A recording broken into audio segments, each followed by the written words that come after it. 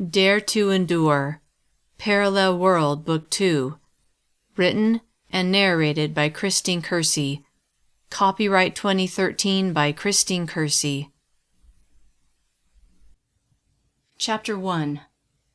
I felt bruises forming on my upper arms as the enforcers squeezed my flesh and dragged me into the building. Maybe they were irritated that I had tried to escape and had nearly gotten away. Hansen, the one I'd kneed in the groin, squeezed particularly hard. Complaining wouldn't do any good. Plus, I didn't want them to get the satisfaction of knowing I was in pain, so I kept quiet. But that wasn't the only reason. My lip was swollen from when I'd been body slammed to the ground, and I knew my words would be unintelligible, which would make me the object of ridicule. My face ached where it had skidded across the ground. Even though I'd been on grass at the time, it had felt like crashing into concrete when Dimples had taken me down. I didn't know his real name and hoped I wouldn't be around long enough to find out. My plan had been, and still was, to get back to the tunnel that had brought me to this awful world. Picturing the hut where I'd spent the night when I'd run away, I desperately wished that when I turned around to go home, I'd kept going despite the darkness. Even though I'd been lost in the woods by then, it would have been far better for me to wander around in the snowstorm looking for my house than to end up in this insane world where it was illegal to be overweight. I still couldn't believe that I was a prisoner at a federally assisted thinning center, also known as a F.A.T center. The name made it sound like they were just interested in helping me, but I'd never asked for their help, and I didn't want it. No, I'd been tasered into submission before being hauled out of my house. My crime? Being a few pounds overweight. Oh yeah, and I'd distributed cookies to my friends at school. You'd think the cookies were laced with drugs for how seriously this crime was being taken. And it was mostly thanks to Lori, my recent nemesis. It's true that I'd never been great at making friends, but in less than 2 weeks I'd met Lori and she had become my enemy, all over a boy I was certain I would never see again. But it was more than that. I had defied her and her attempts to bully me into submission. That's what she really hated.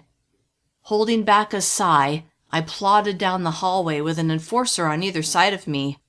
I felt sorry for myself, but more than that, I was scared. I didn't know what was going to happen next, and I didn't know how I was going to get out of there in time to make my way back to the tunnel that I fervently hoped would take me home. To my real home. The one where people could eat what they wanted, and if they were overweight, they could choose to stay that way or choose to lose weight. No one was dragged out of their home, locked up like a criminal, and forced to lose weight. We entered a small room where a woman sat behind a desk. "Can we leave her with you, Tammy?" Dimples asked. Tammy smiled at him. "Sure." She glanced at me, then back at Dimples. "What's with her face?" "She's a runner." She shook her head at me, then focused her attention back on Dimples. "You know what to do then." The pair of enforcers led me to a chair near Tammy's desk and sat me down. Knowing it would be futile, I didn't resist. Hansen knelt and chained my right ankle to the chair, which was bolted to the floor. Then his eyes met mine, and he glared at me. I had a feeling that if the two of us had been alone, he would have enjoyed hitting me, hard. I hoped I wouldn't see him again after this. He stood. "Thanks, Tammy." She smiled at him. "See ya, hun." The enforcers left, and I looked at Tammy. Maybe she would be nice to me. That pathetic hope was immediately dashed when she frowned at me. "Name?" "Morgan." Overwhelmed by what was happening, not to mention my swollen mouth, I barely managed to utter the word. "Speak up." I cleared my throat and repeated my name. The woman typed on her keyboard. "Last name?" "Campbell." "Date of birth?" I told her and watched as she typed it in. She asked for my address and the name of my parents. Did that mean someone would notify Mom that I'd been taken? She stopped asking questions but kept typing, ignoring me. After a few minutes, I gathered the courage to speak. "What's going to happen to me?" She stopped typing and looked at me. Her forehead creased in annoyance that I had disturbed her. "Right now you need to sit there and be quiet. Someone will be here in a while to finish processing you." I felt so helpless and alone. "Can I call my mom?" She frowned. "No phone calls allowed." "I thought when someone was arrested they got to make one phone call." "Since when?" She seemed sincere in her question. Obviously, the rules in this world were different. "Never mind," I muttered. "I have work to do, so I'd appreciate it if you wouldn't interrupt me." Without waiting for me to respond, she focused back on her computer screen. Thoughts tumbled around in my head as I imagined what would happen next. Fear coursed through me at the unknown, and I began to shiver. With my hands bound behind my back and my ankles shackled to the chair, there was nothing I could do but endure. I slowed my breathing, not wanting to hyperventilate like I had in the back of the enforcer's car, and forced myself to calm down. Trying to distract myself from my situation, my gaze wandered around the room. A large poster was tacked to the wall, and when I read the boldly written words, "A healthy me is a healthy world," I squeezed my eyes closed, trying to shut out the reality of where I was and what had happened. 10 minutes later, the door to the room opened. By then I had settled down, but when I saw a new enforcer walk in, adrenaline surged through me. He glanced at the chain around my ankle, then smirked at Tammy. "A runner, huh?" "So I hear." She sounded bored as she stood and handed him a plastic card. "Thanks."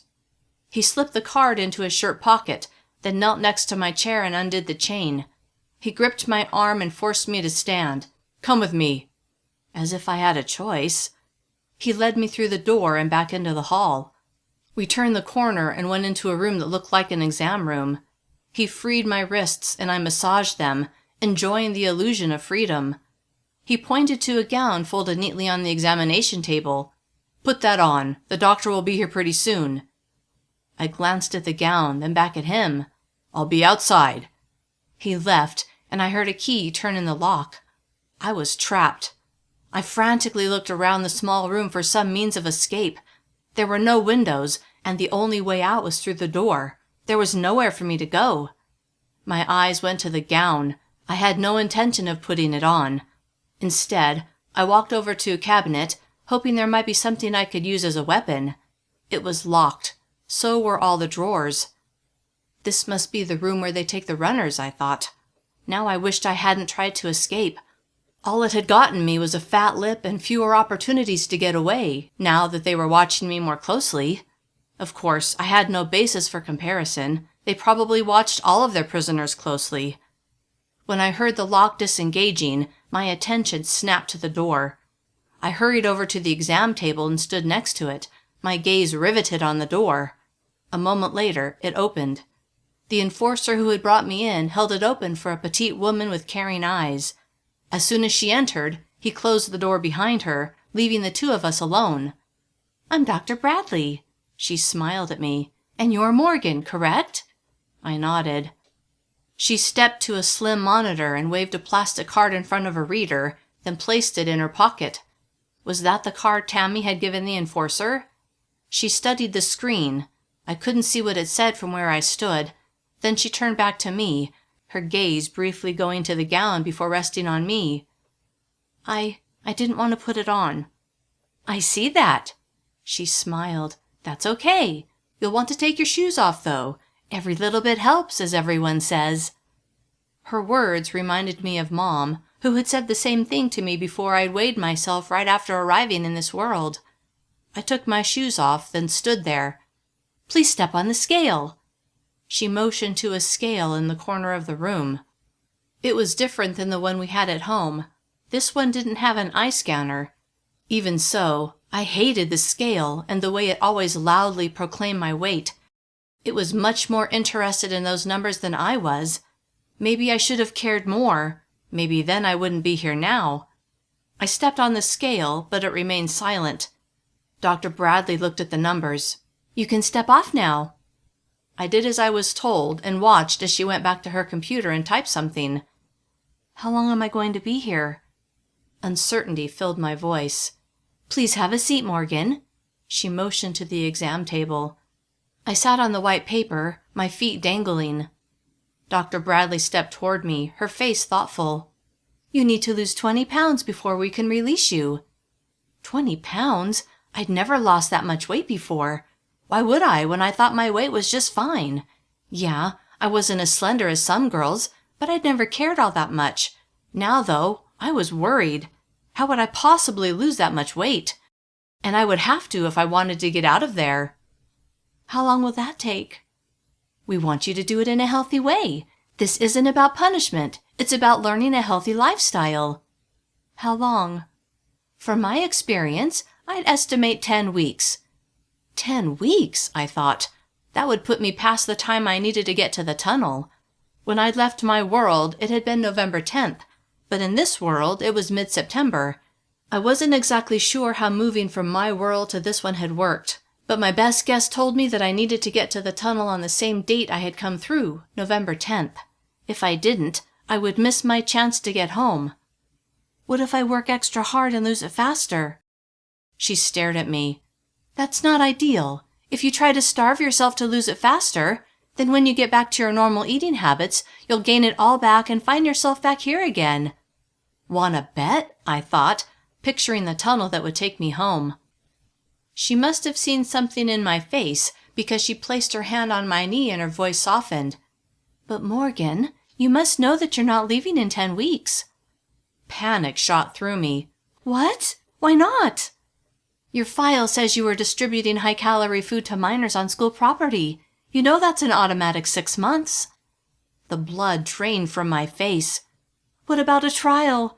What about being innocent until proven guilty? She smiled with indulgence. Wouldn't that be nice?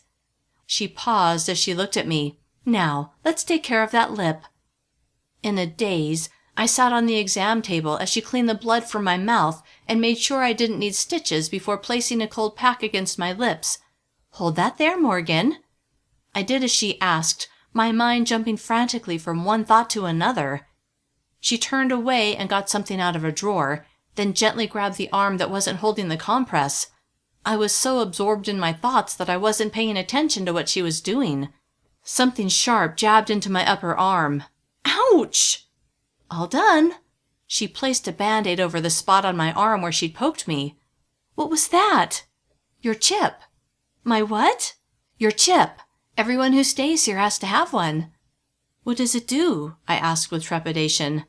Tracks your heart rate, measures your body fat, keeps track of your location. The first two didn't sound so bad, but the idea that they would be tracking me sent a ripple of alarm coursing through my body.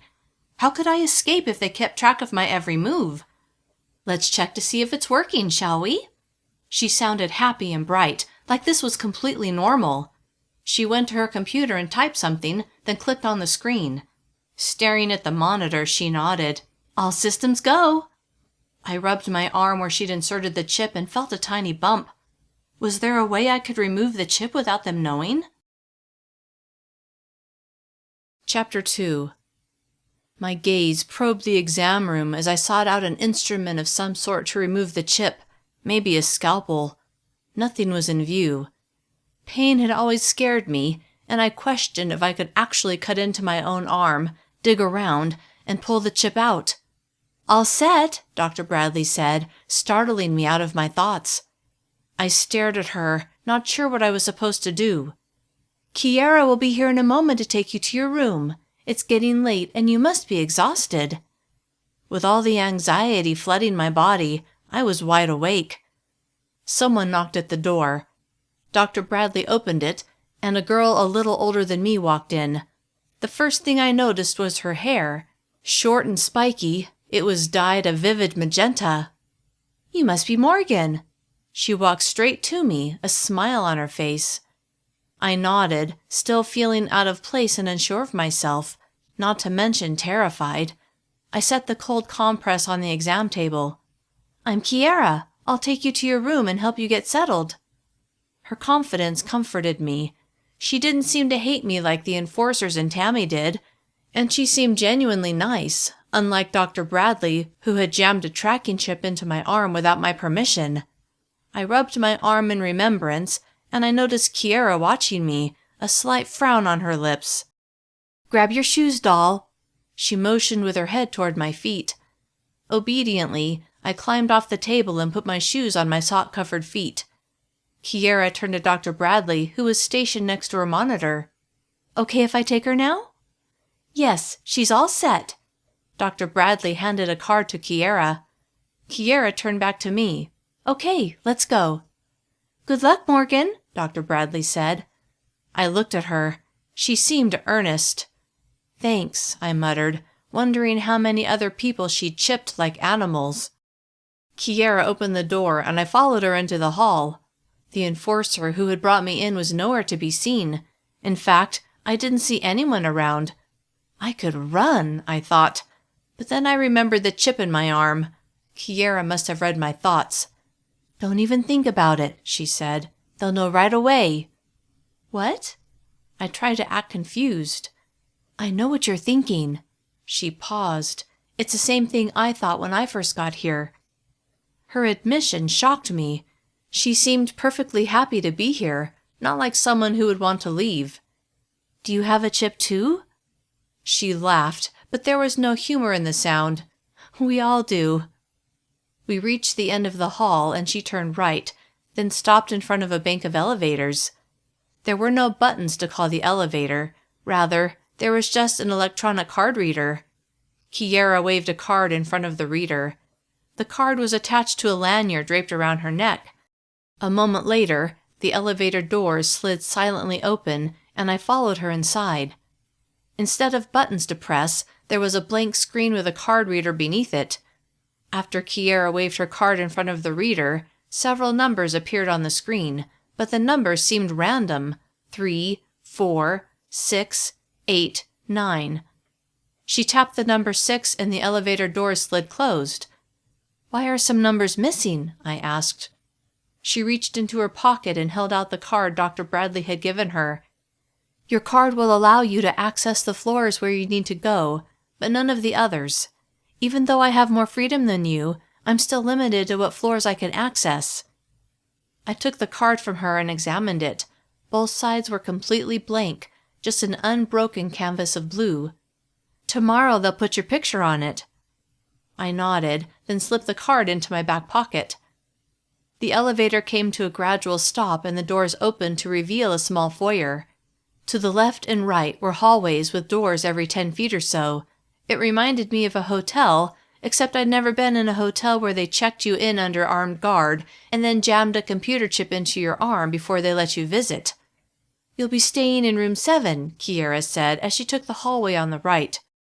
She stopped in front of a door with the number 7 painted on it and knocked 3 times before opening the door. Why is she knocking? I thought. Is someone already inside? "Alex, are you in there?" She paused, then walked into the darkened room. No one answered. She flipped on a light. The room looked very similar to the pictures my mom had shown me of a college dorm room. She'd been trying to motivate me to take some college prep classes, and I guess she'd thought if she showed me the fun times I could have at college, I would agree to take the classes. It had looked kind of fun in the pictures, but now that I stood in this room, all I wanted was to go home to my own room. I didn't even mind sharing with Amy. "That will be your bed." Kiera pointed to a neatly made bed with a thin blanket and lumpy pillow. "And you'll use that desk and that closet." She paused. "Your roommate is Alexandra. She'll probably be back soon." I stared at the empty closet. "I don't have any clothes with me." "Your caseworker will ask your family to bring some things for you." My heart lifted at the thought of seeing my mom, and I spun around, smiling. "When can I see my mom?" Kiera frowned. "You won't be able to see your family." Keen disappointment shot through me. "Why not?" "Those are the rules." Frustration pushed my thoughts out of my mouth. "This whole thing is ridiculous, you know. I haven't done anything wrong. I can't believe I'm even here." Kiera's face softened. "I know exactly how you feel, Morgan, but you have to accept what's happened." "Why? Why should I accept it? Why do you accept it?" Kiera glanced over her shoulder as if she expected someone to be listening. For all I knew, people were listening to every word we spoke. "Look, I'd rather be at home too, okay? But I'm serving my time just like you're going to be. It's better to just make the best of it." I looked at her more closely. She was very slender. Had she committed some crime, too? She certainly didn't look like she needed to lose any weight. "Why are you here?" I asked her. Pressing her lips together, she shook her head. "This isn't about me. What you need to focus on is following your regimen, following the rules, and doing your time." "My regimen? What regimen? What are the rules?" "Your orientation is tomorrow. You'll meet with your caseworker, and he'll go over all of that with you. Now, let me show you where the bathroom is, and then I'll let you get settled." She led me out of the room and down the hall to a community bathroom. "The boys are on a different floor, so it's just girls that use this bathroom. There are 3 other bathrooms like this on this floor, but this is the one you'll use." She opened a drawer and took out a small toiletry bag. She opened it to reveal a new toothbrush, toothpaste, deodorant, soap, comb, and shampoo. "This is complimentary, but if you need more, it will come out of your budget." "My budget?" She sighed. "Your caseworker will explain, but the short version is that you'll be assigned a work assignment, and some of the money you earn will cover the cost of supplies. In other words, these first supplies are free, but when you need more, you'll have to pay for them, so don't waste anything." "Okay," I murmured, feeling uncomfortable with all the rules I didn't yet know. I like to know what to expect, and right now I felt very much in the dark. "You can keep your personal items in here if you want," Kiera added, "but most people like to keep them in their room." She closed the toiletry bag and handed it to me. Then she opened a cupboard, which had 2 stacks of neatly folded thin white towels. She took one from the top of a stack and handed it to me. "After you shower, make sure to hang on to your towel. You only get a fresh one on Mondays." She paused. "Any questions?" I actually had a lot of questions, but I knew she wouldn't be able to answer them, so I shook my head. "Okay, let's go back to your room and see if Alex is there yet." This time when Kiera knocked, a voice called from inside, "Just a minute!" Then the door opened, and a girl about my age stood in the doorway. "Hi, Kiera." Her gaze flicked to me before settling back on Kiera. "Alex, this is your new roommate. Her name's Morgan." A smile briefly lifted the corners of her mouth. "Hi." She wore sweats and a tank top, and her face was flushed as if she just finished working out. "Hey," I replied. Kiera turned to me. "Stick with Alex, and someone will come and get you after breakfast so you can meet with your caseworker." She turned to Alex. "See ya." Then she walked down the hall toward the elevators. As I watched her go, panic swelled within me. I was just starting to get used to Kiera and her funky hair and confident manner. Now she was leaving me with a complete stranger who would be sharing my living space. Chapter 3. "Are you coming in or what?" Alex stood in the doorway watching me watch Kiera disappear down the hall. I turned toward her. "Yeah." She held the door open and I walked in, my toiletry bag and towel in my hands. I set them on a shelf in my closet and frowned at the pathetic emptiness of the space. I hoped Mom would be able to bring some of my things soon. I wondered if there was any way for me to see her. "Let's get one thing straight right away," Alex said.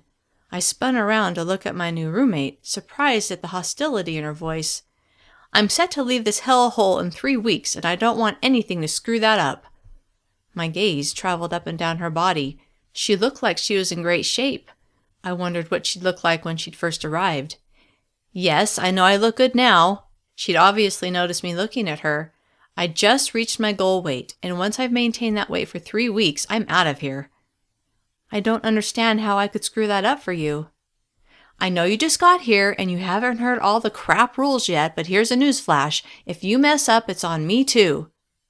"What do you mean?" "What does it sound like? They treat roommates like they're the same person. If you're late for work, our room gets docked, not just you. If you skip a workout, it goes against me too. Get it?" "But why?" "Why do you think? So that we'll make sure no one slacks. No one wants to be held accountable for someone else's mistakes. They figure one roommate will push the other to do what they're supposed to so that the innocent roommate doesn't get punished for the slacker being stupid." "Oh," I said, "I guess that makes sense." "Yeah, except it sucks for people like me. They always put the newbies with someone who's going to be leaving soon so that the short-timer will make sure the newbie follows the rules." Even though I felt bad for her, I really didn't give a rat's behind if she had to stay there for the rest of her life. The only thing I cared about was getting out of there and getting back to the tunnel, and then if all went as hoped, back to my real life. "You're not going to cause me any trouble, are you?" she asked. "Why do you ask that?" Was she able to read my mind somehow? She gestured to my face. "You tried to run, didn't you?" I touched my swollen lip and flinched. It was still very tender. "There's no point in trying to run now that they've chipped you." My hand moved from my mouth to the tiny lump in my arm, and I frowned. She nodded. "It sucks. I know." The hostility in her voice had lessened. "How long have you been here?" 4 months, 1 week, and 3 days. She grinned. "Not that I'm counting." Glad she was being more friendly, I smiled back. I didn't know if I could take having a roommate who hated me. Even though I planned to escape in time to reach the tunnel, I was realistic enough to know it might take a little time, and it would be useful to have someone on my side who knew the ropes. Maybe she could help me speed up the learning curve so that I could find a way to escape before it was too late. "I'm beat," she said. "Breakfast is at 7, so if you want to shower beforehand, you should plan to get up early." I glanced at the clothes I wore. "I don't have any pajamas or clean clothes." Her eyebrows went up. "That sucks." I stared at her. I didn't know what I'd expected her to say, but that wasn't it. "Look, I can go find Kiera and see if she can find you loners." Loners weren't my first choice, but I didn't know what else I could do. "Thanks." Alex sighed. "I'll be right back." 5 minutes later, she came back. Kiera was right behind her and had some clothes in her hands. "Sorry, Morgan," Kiera said. "I should have told you I was getting you something to wear until your family brings you clothes from home." She handed me the clothes. "Thanks." "See you in the morning." She smiled and left. "I'm going to get ready for bed," Alex said. "I suggest you do the same." A short time later, Alex and I were in our beds. After changing into a clean pair of pajamas and freshening up, I felt a little better. "What time do you get up?" I asked. 5:30. I like to beat the rush to the showers." Oh, I hated getting up early. She told me good night, clearly not interested in any conversation. I closed my eyes but had trouble falling asleep as I replayed the events of the evening. The phone call from Anne warning me about the enforcers coming, the knock on the door. My terror when Dimples and Hanson had barged right into my house, then tasered me and dragged me away. And of course my attempt to escape when we'd arrived here, when I'd shoved my knee into Hanson's groin and run but had been body slammed by Dimples. It all seemed like a terrible nightmare. But as I reached up and touched my tender face and then the lump in my arm, it was all too real. What was my family doing? Were they worried about me? What about Dad? Was he sleeping in a room like this? Was it possible he was in this fat center? Maybe I would be able to see him. The thought brightened me, and I was finally able to drift off to sleep. The next morning, I woke to the sound of Alex blow-drying her hair. "What time is it?" I asked over the sound of the hairdryer. 6:20. You should get up soon. We don't want to be late for breakfast." I lay in bed a few more minutes, calculating how long it would take me to get ready, then decided I didn't want to cut it too close on my first day. The last thing I needed was to anger Alex by making us late for breakfast. Sighing, I threw back the blankets and forced myself to get up. I trudged over to the closet and dug through the clothes Kiera had given me. I found a package of new underwear and pulled out a pair, glad at least those weren't loners. I shook my head at the ridiculousness of this whole situation as I grabbed a clean shirt, a pair of sweats, and my toiletry bag and towel. As soon as I opened the door to the hallway, I saw several girls hurrying toward the bathroom. I followed them down the hall and into the large space and stopped at the back of the line. There were 2 girls ahead of me, waiting to use the row of 4 shower stalls. As I waited, I wondered how many girls were on our floor. 5 minutes later, I was at the front of the line and no one was behind me. A few minutes after that, one of the shower stalls opened and a girl walked out. Glad it was my turn, I took 1 step toward it but stopped when a hand grabbed my shoulder. I turned to see who was holding me back and saw 2 girls glaring at me. "New girl goes last," the girl gripping my shoulder said. My gaze went from her face to the face of the girl next to her. Both looked mean, and both were bigger than me. "Fine," I muttered as I got in line behind them. Furious that I would have to wait longer, I glanced at the clock nailed to the wall. I had half an hour before breakfast, and Alex had made it clear that we shouldn't be late. I watched as shower stalls opened, and both girls in front of me were able to take their turn. 5 minutes later, I was able to take my turn. My face ached as I gently washed it, and as I ran my tongue over my lip, I felt the swelling there. A short time later, I dried off with a towel, which was rough and scratchy, then dressed and hurried back to my room. "About time," Alex said, frowning. There was a line. I wasn't about to tell her that a couple of girls had bullied me, pushing me behind schedule. I wondered how long I'd be thought of as the new girl. "Let's get going," Alex said. "But I haven't done my hair." I hung the towel on a hook in the closet, then set my pajamas and toiletry bag on the shelf. "What exactly were you planning on doing with it?" Drying it?" Anger at being bossed around filled my voice. "Using?" Alex asked. My anger deflated as I realized I had nothing but a comb, compliments of my toiletry bag. "Could I use your hairdryer?" Alex sighed. "I'd let you if there was more time, but we need to get going." I turned my back to her and rolled my eyes, then pulled the comb out of my bag. "Can I at least comb my hair?" "If you hurry." The comb caught on the tangles, but I worked it through. I turned to face her. "What's the big deal about being late for breakfast anyway?" "I just don't like to be late, okay?" I finished untangling my hair and set the comb aside. "I'm ready as I'll ever be." "Good," she said. "Let's go." She paused at the door, a folded sheet of paper in her hand. "Don't forget your card." I grabbed the card, which I had left on the closet shelf, and slid it into the pocket of the sweats I was borrowing, then followed her out of our room and toward the elevator.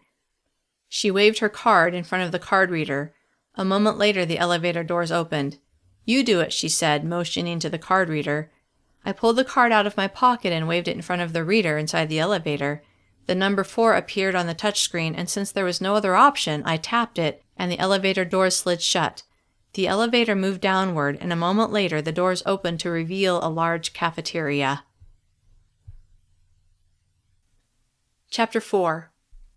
This cafeteria reminded me of the one at school, except for the machine where everyone seemed to be stopping and waving their cards, as well as depositing sheets of paper before picking up a tray and sliding it along the rail in front of the counter. Workers behind the counter consulted a computer monitor before handing food-filled plates or bowls to each person, pushing their trays along. Another thing that was different from school was the variety of sizes of the people. This was the first time since I'd been in this world that I'd seen people who were a size other than skinny. Somehow it made me feel more at home. One thing that was the same as school was the age of the people in line. They all looked like they were high school age. I wondered if they had different facilities for different age groups. If that was the case, then Dad wouldn't be here. Disappointment washed over me as any hope that I might see him was swept away. Alex gently pushed me out of the elevator and toward the line of people who were waving their cards in front of the machine. As we approached, I turned to her. "What does that machine do?" "Everyone has a list of foods they're allowed to eat," she said. "Your card will tell the workers what you can have." "Oh." I glanced at the workers. "How can they keep track of who is who?" "Your picture will be on their monitor." "But they haven't taken my picture yet." She sighed as we stepped closer to the machine. "Then you'll be the one without a picture." I didn't answer. Alex pointed to the machine. "Go ahead." I waved my card in front of the reader and the machine beeped. She did the same, then slid her folded sheet of paper into a slot. "What's that?" I asked. "My food journal. You have to turn it in each morning." "Oh." I shuffled along, and when I got to the stack of green trays, I grabbed one, along with a package containing a napkin and some sort of plastic utensil, and glided the tray along the rails like everyone else was doing. A woman pushed a bowl of oatmeal toward me, and I set it on my tray. I hated oatmeal, and this looked especially unappetizing. A big lump of tan mush with no brown sugar mixed in, and I highly doubted they had brown sugar available. Another woman pushed a bowl of fruit toward me. I wasn't sure if it was fresh or canned, but at least it would be edible. She also handed me one power bar. I set the bowl of fruit and the power bar next to the oatmeal on my tray and trudged down the line. I would have preferred a plate of bacon and eggs and a large mug of hot cocoa with a large dollop of whipped cream on top. The thought made my mouth water. As we reached the end of the counter, I saw bottles of skim milk and sugar-free juices nestled in a tray of ice. Frowning, I took some sugar-free orange juice and set it on my tray. "Follow me," Alex said as she stepped away from the counter and wound her way through the tables. At least it wasn't like my first day at a new school where I didn't know anyone. I had Alex to keep me company. We approached a round table with 6 chairs. Half of them were filled with teenagers who looked to be my age. The other 3 were empty. Alex slid into a chair next to a boy with short black hair and piercing gray-green eyes. I noticed his eyes because they were locked on me as I set my tray down and sat in the chair next to Alex. "Who are you?" he asked. The abruptness of his question startled me, and for a moment I couldn't find my voice. "She's my new roomie," Alex supplied, much to my relief. "Morgan." He grinned at me. "Tried running, huh?" My face flamed red as I realized that thanks to my swollen lip and bruised face, every single person in this room would know I tried to run. And failed, obviously, since I was here. I concentrated on opening the plastic packaging that held my napkin and utensil, but I could feel the eyes of everyone at the table lasered in on me. "Don't be embarrassed, Morgan," the boy said. "It's not like you're the only one who's tried to escape this place." I looked up suddenly. "Did you?" He laughed and looked at Alex. "She speaks." Then he turned back to me, all traces of humor gone. "All the time." "Stop it, Billy," Alex said. "You're going to give her the wrong idea." Alex glanced at me, then took a bite of her poached egg. I dug the utensil out of the package and frowned. A spork. I guess it didn't matter what universe you were in, the spork was a staple. Ignoring the oatmeal, I stabbed a piece of sliced peach, but the spork didn't pierce it very far, and I wasn't able to pick it up. "You might have to use your hands," Billy said with a grin. I ignored him and instead opened the juice and took a sip. It wasn't too bad. My stomach rumbled, and I decided to try the oatmeal. Scooping up a small bite, I placed it in my mouth. It didn't taste bad, but that was because it had no flavor at all. I had a few more bites, but the texture was like glue. "Next time you should get the milk," Billy said.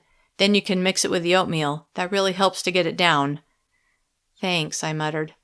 I glanced at the food on the plates of the other kids at my table and saw that no one else had such drab food as me. I looked at one of the girls.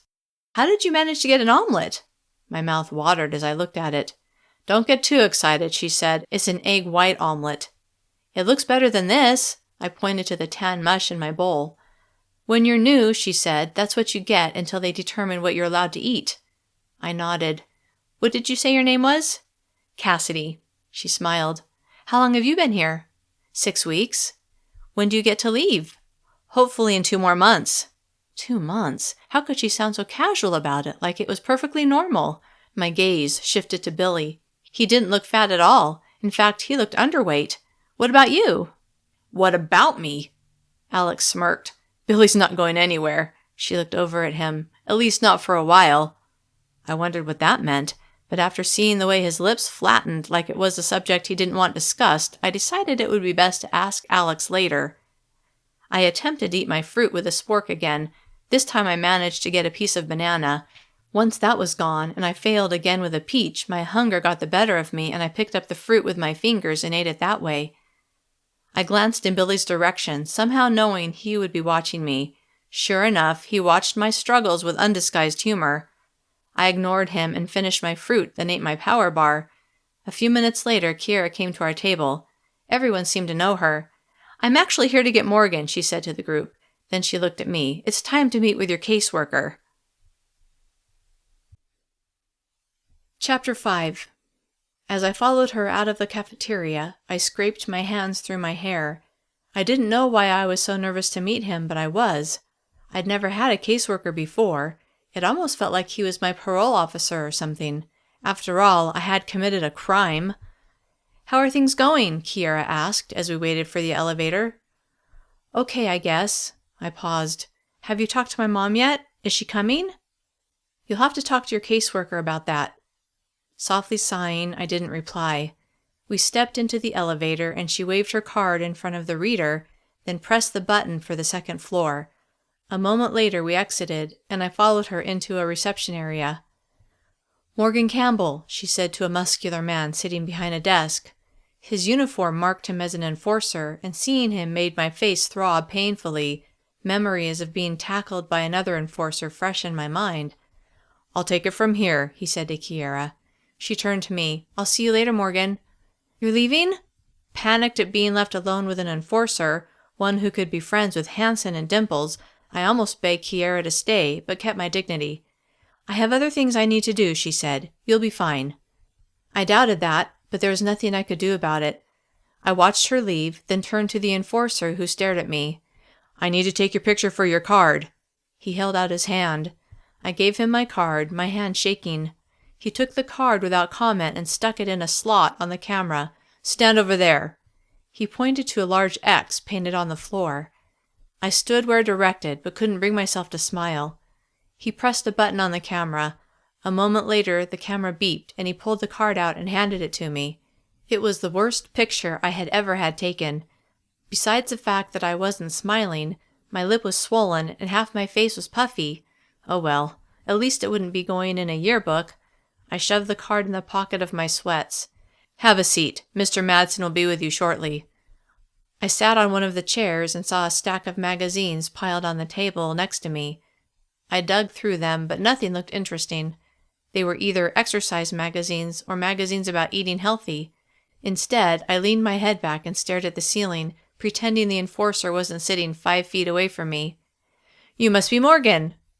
Jerking my head up, I saw a thin man with a balding head approaching. He didn't look like he was much taller than me. "I'm Mr. Madsen." He stopped next to my chair. "Welcome to Camp Willowmoss." Camp Willowmoss? He said it like it was a summer camp of some kind, like people came here by choice. "Let's go talk in my office." He turned and walked down the hallway. I followed him into his office and sat in the chair he offered me. He pulled up a chair across from mine so that our knees were only about a foot apart. "How are things going for you, Morgan? Are you getting settled in okay?" His niceness sort of creeped me out. Did he realize that his employers had jammed a tracking chip in my arm? Was he okay with that? I decided to play along.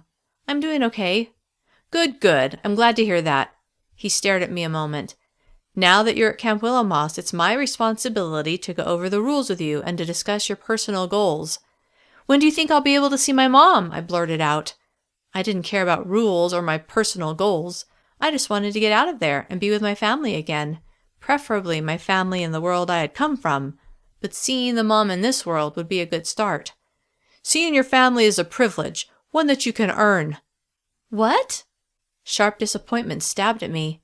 He ignored my outburst. "Let's talk about your personal goals. What would you like to accomplish while you're here, Morgan?" He smiled in a fake sort of way. "I'd like to wipe that smug grin off your face for starters," I thought, "and then get as far away from this place as I can." I plastered a fake smile of my own onto my mouth, at least as best as I could with a fat lip. "I'd like to develop healthier eating habits and get into a better workout routine so that I can reach my goal weight and then maintain it. You know, a healthy me is a healthy world." His creepy fake smile got bigger. "Very good, Morgan." He grabbed a notepad and pen off of his desk and wrote something down, presumably my lofty goals, although I couldn't tell for sure as he had crossed his legs and set the notepad on his knee, which tilted the notepad out of my view. "What do you think you should do today to help you reach those goals?" He poised the pen over the notepad, awaiting my response. "I had a healthy breakfast already, so I guess I need to spend some time working out." I smiled a less phony smile, pleased with myself for coming up with answers I was sure he wanted to hear. "That's right." He wrote something down. "How much time do you plan to spend on exercising each day?" "I don't know, I guess about an hour?" He nodded. "Close. We require 2 hours per day." 2 hours? Was he serious? I could see by his face that he was. "How much weight am I supposed to lose anyway?" "How much weight do you think you should lose, Morgan?" I didn't like the way he kept saying my name, like he actually knew me. Pushing aside the irritation, I thought about how much weight Dr. Bradley had said I needed to lose. Her number seemed high to me, so I made up my own. "I guess about 10 pounds?" His eyebrows went up, but he didn't say anything, so I figured he knew what Dr. Bradley had said. 20 pounds? I corrected. A smile slowly curved the corners of his mouth. "Yes, at least." At least? I'd never been one to diet and exercise. This was going to be hard, unless I could escape sooner rather than later. He sat silently, apparently waiting for me to say something. "Okay, right," I said. 20 pounds. He nodded and wrote on his notepad, then looked back at me. "Now, let's discuss the rules." Here we go. He grabbed a sheet of paper from the top of his desk. "I'll give this to you when you leave so you can remember them, but let's go over the rules together." "Okay." How bad could they be? "First, You're allowed to write letters to your family, but there are no phone calls and no visitors. But you said I could earn a visit. We'll get to that. Second, you are required to keep a journal of all the food you eat. It will be checked daily against the database the cafeteria keeps. If a friend gives you any of their food, be sure to write it down.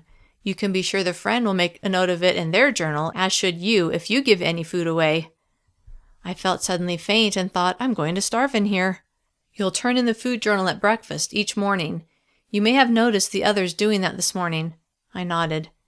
When you get back to your room, you'll find a stack of journal pages that you can fill out each day. He paused.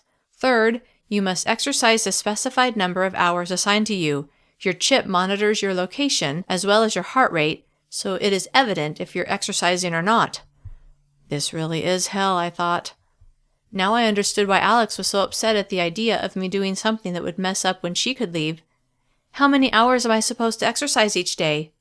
2 hours, just like we talked about, but you can break it up over 2 sessions or do it all in one. We leave that up to you. Oh, how very thoughtful, I wanted to say, but bit my inner lip to keep my sarcasm at bay. He looked back at the paper. Next, you must weigh yourself once each day. He looked at me. We leave it up to you when you want to do your weigh-in. Most people like to do it first thing in the morning. You may have noticed the scale in the bathroom. Actually, I hadn't, but whatever. You will be assigned a job, and you must spend 6 hours per day working. This is to help defray the cost of housing you. Why don't you just let me leave? I wanted to ask. That would save even more money. What's my job going to be? I asked instead. For now, you'll be assigned cleaning duties. Once you've proven yourself there, you can apply for one of the more desirable jobs. Isn't that just perfect? Not only will I be starving and forced to exercise, I'll also have to clean up after everyone. Nice. Since you're a minor, you're required to attend 2 hours of classes each day, as well as get all of your class assignments done. On top of everything else, I had to go to school? How am I supposed to fit everything in? He looked up in surprise. I'm sure you'll manage. My facade of cooperation was beginning to slip. Anything else? His creepy fake smile was back. We're nearly done. He looked at the paper in his hands. Absolutely no romantic relationships allowed. Like I'd have time for that, I thought with a frown. He lifted his gaze from the paper and looked at me, his fake smile gone. Since you've also been charged with a crime, you're required to attend nightly group counseling sessions so that you can be re-educated. Re-educated? What did that even mean? And finally, Morgan, your whereabouts will be monitored at all times, so make sure you're always where you're supposed to be. He held out the paper, and I reluctantly took it. Glancing at the long list of rules, I scowled, then folded the sheet of paper and put it in my pocket. You said we'd talk about how I could get to see my family? I didn't have to fake the pitiful expression on my face. I really was desperate to see my mom. He smiled slightly. Yes, well, after 2 weeks, if you've followed all the rules, we'll make an appointment for you to see your family. 2 weeks? I hadn't meant that to sound like I was whining, but I knew that's how it came out. I mean, is there any way I can arrange to see them sooner? Can I just see my mom? His lips pressed together and he shook his head. That is the rule. Do you think you'll be able to earn the privilege of seeing your family? To think I'd been so anxious to run away from them that I'd ended up here. Now I was desperate to see them. How was that for irony? I sighed and nodded. Yes. Good.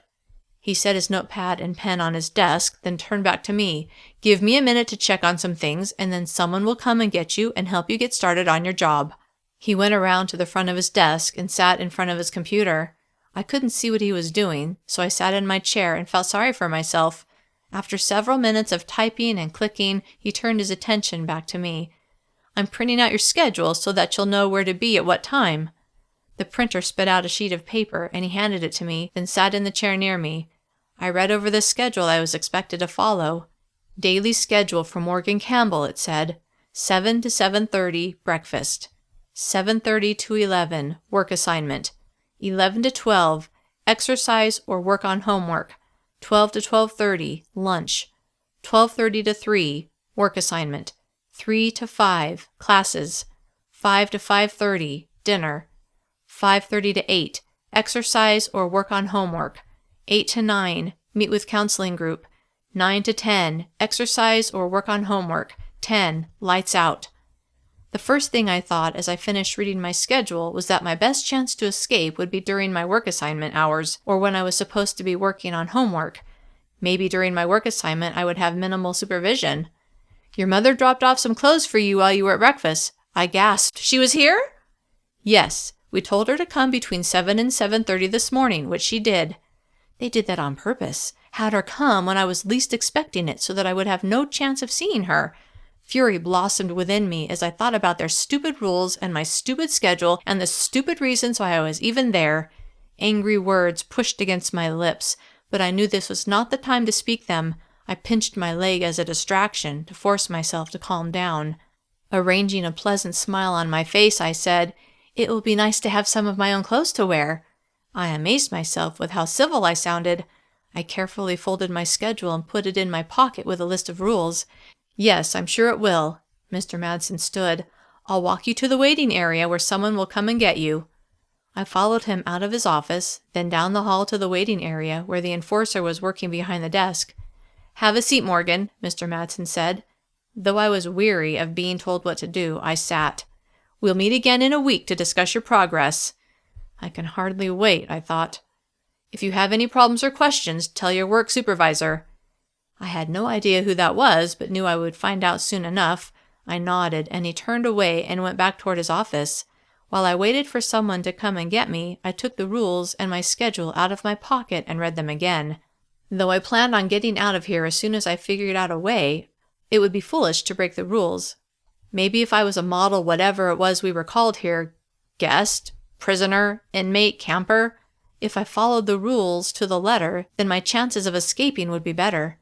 The door to the waiting area opened and Kiera walked in. Seeing her familiar spiky magenta hair and friendly face made me feel better. How long would it take to get a job like hers? One where I could go all over the place, by myself. Probably a lot longer than I planned on being around. "Hi, Morgan." "Hey." I tucked the papers back in my pocket and stood. "Ready to get started on your work assignment?" I dreaded this job. 6 hours a day cleaning. It was hard enough for me to spend an hour every couple of weeks cleaning my bedroom. This would be pure torture. "Ready as I'll ever be." "Great, come with me." Chapter 6. We took the elevator to the 6th floor, my floor. "At first your cleaning assignment will be on your own floor," Kiera said as she led me down the hall. "In a week or so, if your supervisor feels you're ready, you'll be assigned to clean other floors." "Who is my supervisor?" "We're on our way to meet him now." No one seemed to be around. "Is everyone else doing their work assignments right now too?"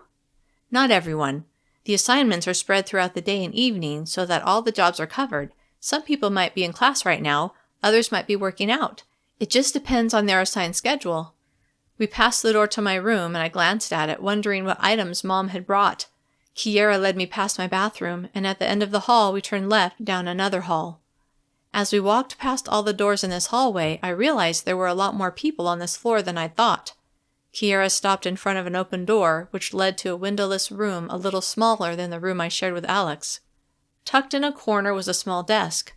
One of the walls was taken up by shelves filled with toilet paper, soap, toothpaste, and other toiletries. Another wall had shelves filled with neatly folded white towels. A dark-haired man sat at the desk, hunched over a tablet computer, tapping on the screen. "Kyle," Kiera said, "I've got a new worker for you." Kyle looked up from his tablet. "Hey, Kiera." Then he looked me over. I regretted that I didn't look better because he was really cute. I figured he was in his late 20s, which I knew was a little old for me, but did I mention he was really cute? Suddenly, I was looking forward to my work assignment. He walked over to us and looked at Kiera. "Thanks for bringing her. We can use the help." "No problem. I'll see you around." "See ya," he said. Kiera left, but this time I was okay with it. "So Morgan, welcome to our little cleaning crew. I'm sure you'll do great." Duh, I thought. Cleaning wasn't hard, just boring. "As you may know, there are 4 bathrooms on this floor." I vaguely remembered Kiera mentioning that the night before, but in any case, I had a feeling I'd get familiar with them soon. "Each one has 4 showers, 4 toilet stalls, and 4 sinks. You'll be responsible to clean all of them." "That's 16 toilets, showers, and sinks." "She can do math," he said to the ceiling. I was beginning to revise my earlier assessment that I might like this job. I'm the only one who works on this floor? For now, yes. We had another girl, but she was promoted to kitchen duty. Kitchen duty was a promotion? This was really going to suck. Don't worry. Chances are that we'll have someone new come in this week. Then you'll have help. Of course someone new would be coming. They probably hauled in new campers all the time. I'm responsible for all 4 floors of residence, Kyle continued, so you'll be on your own more or less. I will be checking up on you, though. What if I have a question and I can't find you? Look, he said, this job isn't rocket science. If you have a question, save it for when you see me and ask it then. In the meantime, scrub. It's not that hard. His condescending attitude rubbed me the wrong way. He was treating me like I was a lowlife, like I didn't deserve to be treated with respect. Then I remembered that even though they tried to pretty up the name of this place by calling it Camp Willowmoss, in reality I was a prisoner here, a criminal, at least in their eyes. I had no rights and apparently no expectation of being treated with respect. He must have taken my silence to be agreement because he turned away from me and picked up a sheet of paper from the desk. Here are the items you are expected to complete. I took the paper he held out but didn't read it. I would have plenty of time to get acquainted with it. All the supplies you need are in this room. Follow the instructions on the paper and you'll do fine. Okay, I managed to say, although what I really wanted to do was wad up the paper and throw it at him. I understand you'll be working from 7:30 to 11 each morning and then from 12:30 to 3 each afternoon. If you say so. That's what your schedule says, Morgan. You might want to get familiar with it. The schedule doesn't say which days I have off. He laughed. Why would you think you get a day off? The work needs to be done every day. You're only working 6 hours a day. I was growing to hate Kyle more and more as each second passed. Then I realized he didn't make the rules, but he didn't have to enjoy them so much. You're already behind for today, so you'd better get started. If I'm not here in the supply room, your card will allow you to come in to get what you need. I looked at the sheet of paper he'd given me to see what I should do first. Collect all used towels and place them in the large bin by the elevator, I read. Do this first, so that the laundry crew can get started. Replenish the supply of towels in each bathroom. I looked at Kyle. I thought we only got fresh towels on Mondays. It's a rotating schedule, so you might be Mondays, but the other bathrooms are other days of the week. He paused. Since you weren't here yet, I already collected the towels for today. I nodded and continued reading. Clean all mirrors. Wipe down the countertops. Disinfect the sinks. Clean the toilets inside and out. Scrub down the showers. Fill toilet paper holders. Fill soap dispensers. Mop bathroom floors. Vacuum hallways and foyer. There's a cart you can take with you, he said, to hold the supplies you need. He pointed to a wheeled cart parked next to the supply shelf. I suggest you complete an entire bathroom before moving on to the next one. As I considered all the work I had to get done, I felt a bit panicky, like I wouldn't be able to get it done to his satisfaction, which would mean I would be stuck cleaning the bathrooms forever. What if I run out of time and can't get everything done? I asked. His expression softened slightly. Do the best you can. We'll see how it goes today, but I do expect you to get most of it done. Normally each floor has 2 people assigned to it, so I'll cut you a little slack, but don't take advantage of it. How many girls are on this floor? We have room for 40, but right now there are 36. Oh. I'll be here for a bit while you get started. I'll check on you before I go to another floor. I nodded, then walked over to the cart. It seemed to be fully stocked, so I wheeled it out and headed down the hall to the nearest bathroom. As I worked, I wondered if there was any way I could take advantage of the fact that I would be on my own most of the time. Once Kyle left, I'd have to check out the supply room and see if there was something I could use to help me escape. I had nearly finished the first bathroom and was deep in thought as I scrubbed one of the shower stalls when Kyle walked in, startling me. It's looking good in here. Nice job. His praise lifted my spirits, even though what I was doing was difficult to mess up. Make sure to keep an eye on the clock. He motioned with his head toward the clock on the wall. At 11, you're supposed to work on homework or go do a workout. It's up to you. I don't even know where I'm supposed to go to work out. Not that I wanted to. My arm muscles were already sore from cleaning. Wasn't that enough of a workout? The gym's on the 3rd floor. Everything you need is there.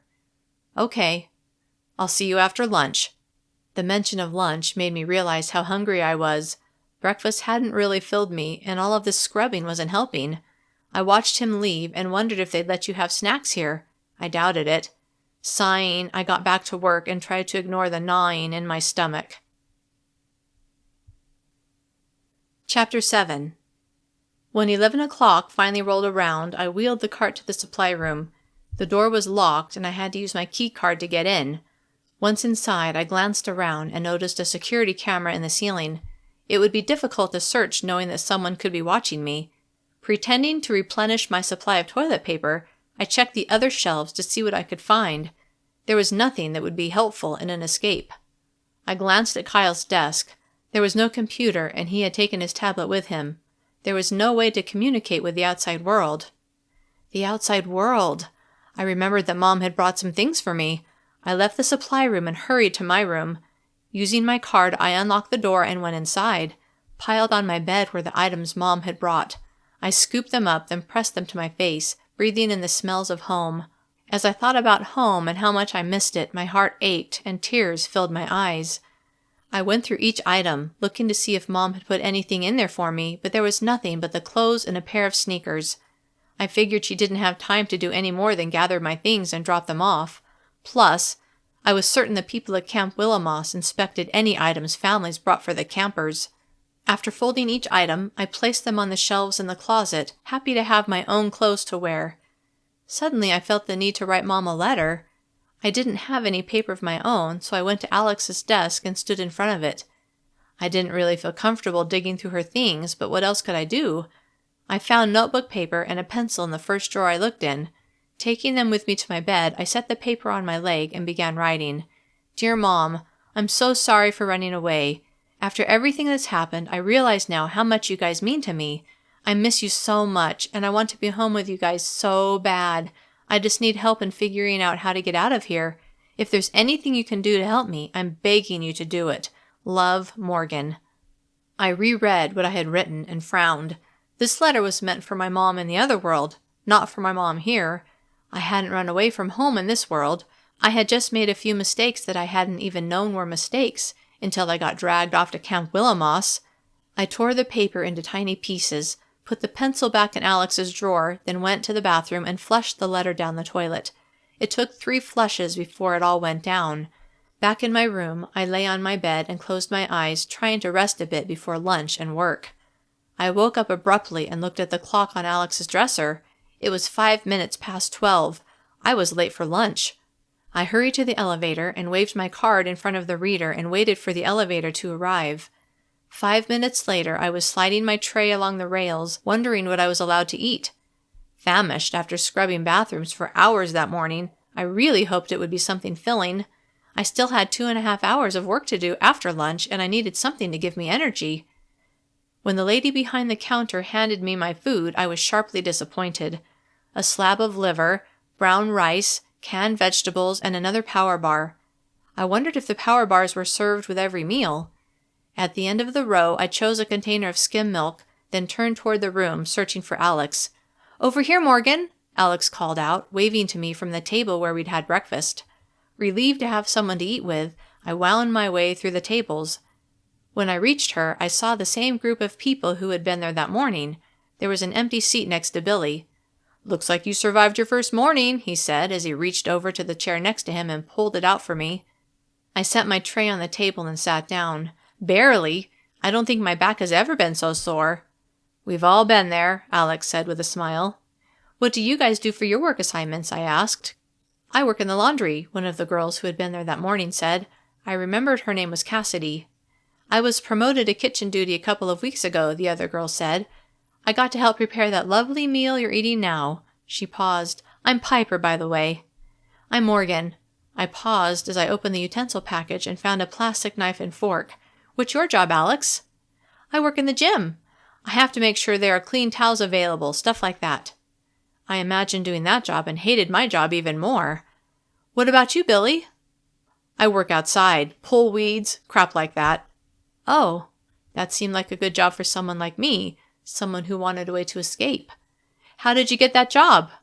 "Why? Do you think it would be better than scrubbing toilets?" "I've always liked working in the yard," I lied. In all reality, I hated pulling weeds. It made my back ache and my hands get dirty. But if it would help me get out of this place, it would be worth it. "Huh. Well, you can request a job, But there's no guarantee you'll get it, especially if someone who's been here longer is already waiting. That figured. How do I request it? You can talk to your supervisor and see if he'll put in the request for you. You have to get a reference from him anyway. No one wants to take on a slacker. Glad I'd worked hard that morning, I decided even though I hated my job, I would work my hardest to impress Kyle. Then he would have to give me a good reference. As I ate my lunch, forcing down the liver, I half listened to the others chatting and fantasized about working outside and slipping away when no one was looking. Then I glanced at the other people in the room, wondering who was there because of weight issues and who was there for punishment like me, and what awful thing had they done to get them sent to Camp Willowmoss. Are you going to eat that? Billy pointed to my half-eaten liver. I glanced at him. I must have been lost in thought. Yes, as a matter of fact, I am. Stabbing my fork into the meat, I carved off a bite and put it in my mouth. Even though I didn't really like it, I was hungry enough to eat it. When I looked back at Billy, he was smirking at me, but I noticed his plate was clean. I felt a bit sorry for him. Do they give you extra food if you have a physically demanding job? He laughed, and everyone at our table looked at us. My face reddened, and I turned back to my meal, ignoring him. Morgan here wants to know if they give us extra food if we have a... He turned toward me. What did you call it? A physically demanding job? He made air quotes as he spoke. The others grinned or laughed. I felt like an idiot. I'll take that as a no. The point is for us fatties to lose weight, Alex said. If we burn more calories, all the better as far as they're concerned. I looked at each person at my table. None of them seemed fat to me. Maybe Piper was a little pudgy, but the rest seemed like they were at a healthy weight. How thin do they expect you guys to get? I asked. What do you mean, you guys? Billy said.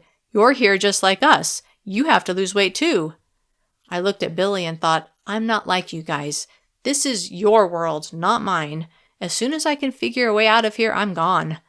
But what I said was, that's what I meant. How thin do they expect us to get? What do you mean? Billy said. Don't you know your own goal weight? I thought about my conversation with Mr. Madsen that morning. He told me I needed to lose at least 20 pounds. Of course. There you go then.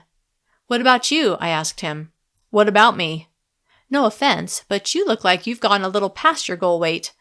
Alex giggled next to me. What's so funny? I asked, turning toward her. Sorry, she said. It's just that Billy never needed to lose weight to begin with. What do you mean? I looked at Billy. Then why are you here? Enough of this. He stood, obviously not interested in sharing his secrets. I have to get back to work. I watched him walk away, then turned back to the others. What's his story? Alex shook her head. It's his to tell. I must have looked disappointed because she leaned close to me and whispered, You wouldn't want everyone to know what you did, would you? But I didn't do anything, I wanted to scream. Instead, I pressed my lips together and shook my head, deciding it wouldn't do any good to argue. I unwrapped the power bar and ate it, remembering the claims I'd read on the packaging at home that it contained an appetite suppressant. I hoped it was true because I knew by dinner I would be starving. You should probably get back to work, Morgan, Alex said. What time is it? She pointed to the clock on the wall across the room. 12:40. I stood. Please tell me that clock is fast. Unfortunately, no. Great. See you at dinner. I said goodbye to my table mates and hurried to the nearest trash can, tossing in my utensils and milk container and setting the plate and tray in its place. Chapter 8. Though I was in a rush to get back to the 6th floor, I had to shuffle along with a herd and wait my turn to get on the elevator. When I finally made it on, I noticed that most of the buttons were lit up. With so many people needing to get on at the same time and everyone waving their cards in front of the card reader, the elevator would need to stop at nearly every floor. Maybe this is a flaw in the system that I could use. Fresh hope filled me at the thought. My gaze ran over the numbers, and I immediately noticed that the 1st and 2nd floors were not among the options. I wondered if they ever were. What about Billy? If his job was outside, wouldn't he have to go to the 1st floor? The idea of working in the garden became even more attractive. I would talk to Kyle after my shift and ask him to recommend me for the job. But first I would have to impress him with my work, and being late certainly wouldn't help. Sighing, I waited as the elevator stopped on the 5th floor and several boys got off. A moment later, it stopped on my floor, and I hurried toward the storage room/office to get my supplies. I hoped Kyle wouldn't be there so my lateness would go unnoticed. He wasn't. I smiled, relieved, then gathered my supplies onto the cart and wheeled it out of the room. "You're late, Morgan. 15 minutes late." I stopped, caught off guard by Kyle's sudden appearance, but quickly collected myself. "I'm really sorry. I didn't realize the time, and then everyone was trying to get on the elevators at the same time." He frowned. "Look, I know it's your first day, so I'll let this slide this one time." He paused. "Next time you'll have to give up some of your evening to make up the missed time." "Okay, it won't happen again, I promise." He nodded. "We'll see." Angry at myself for making such a stupid mistake, I pushed my cart down the hall. I would have to wait to ask for a transfer. How could he recommend me now? Why would he even want to? I worked the second half of my shift, my arms becoming like lead weights as each minute passed. I felt like a wimp, but I just wasn't used to all this scrubbing. Finally, it was time to stop. I'd cleaned all 4 bathrooms and done most of the vacuuming, but I needed to get to class. Taking my cart back to the storage room, I pushed it into a corner. Kyle was nowhere to be found. I went to my room and changed out of my sweats and into a pair of my jeans, then went into the bathroom, which was very clean, and freshened up. As I left the bathroom and walked toward the elevator, I realized I didn't know where the classrooms were. Hoping the elevator would know my schedule and only give me the option of the correct floor, although I wouldn't object if the first floor was an option, I waved my card in front of the reader and waited for the elevator to arrive. A moment later, the doors slid open and I stepped inside. When I waved my card in front of the reader, only the button for the 9th floor lit up. I pressed it and felt the car begin to move upward. A moment later, I stepped into an open area where several teenagers were walking toward rooms with open doors. I had no idea where I was supposed to go, but I noticed an office straight in front of me and headed toward it. The woman sitting behind the desk ignored me. I stood there for a moment, trying to be patient, but finally said, "Excuse me." The woman looked up from her computer screen, which I couldn't see, but since she seemed annoyed at being interrupted, I had to wonder if I'd kept her from shopping or something. She stared at me, an expectant look on her face. "I'm new," I began. "I'm supposed to have class now, but I don't know where I'm supposed to go." "What's your name?" she asked, a fake friendly smile on her face. "Morgan Campbell." Was pretending to be nice a job requirement at Camp Willowmoss? The woman typed something on her keyboard, then walked to a printer and grabbed a newly printed sheet of paper before handing it to me. "This is your class schedule. The numbers are on the classroom doors, so you shouldn't have any trouble finding your way around." I took the paper and glanced at it, then looked back at her. "I think I'm going to be late. Do I need a late pass or something?" She sighed, plainly feeling put out by my request. "Let me get you one." When she turned away from me, I shook my head and frowned, but gave her my own fake smile when she handed me the pass. "Thanks." I walked out of the office and took a closer look at the paper she'd printed, then scowled. Even though I only attended classes 2 hours a day, I still had 4 subjects I'd be studying. The classes were on a rotating schedule where today I had math and English, and tomorrow I had social studies and science. Exhausted from working all day, I trudged down the first hallway I came to and kept walking until I found the right classroom. The door was near the front of the room, so when I walked in, every eye in the room focused on me. I ignored the other students and instead walked to the teacher who was staring at me as well. I didn't know if his look of disapproval was because I had come in late or because my face was still bruised and swollen, marking me as a runner. I held out the late slip and he took it without comment, glancing at it before looking back at me. "Find a seat." I turned toward the room where everyone openly watched me. It was worse than my first day at the new school 2 weeks ago. Was it really only 2 weeks ago that this nightmare had begun?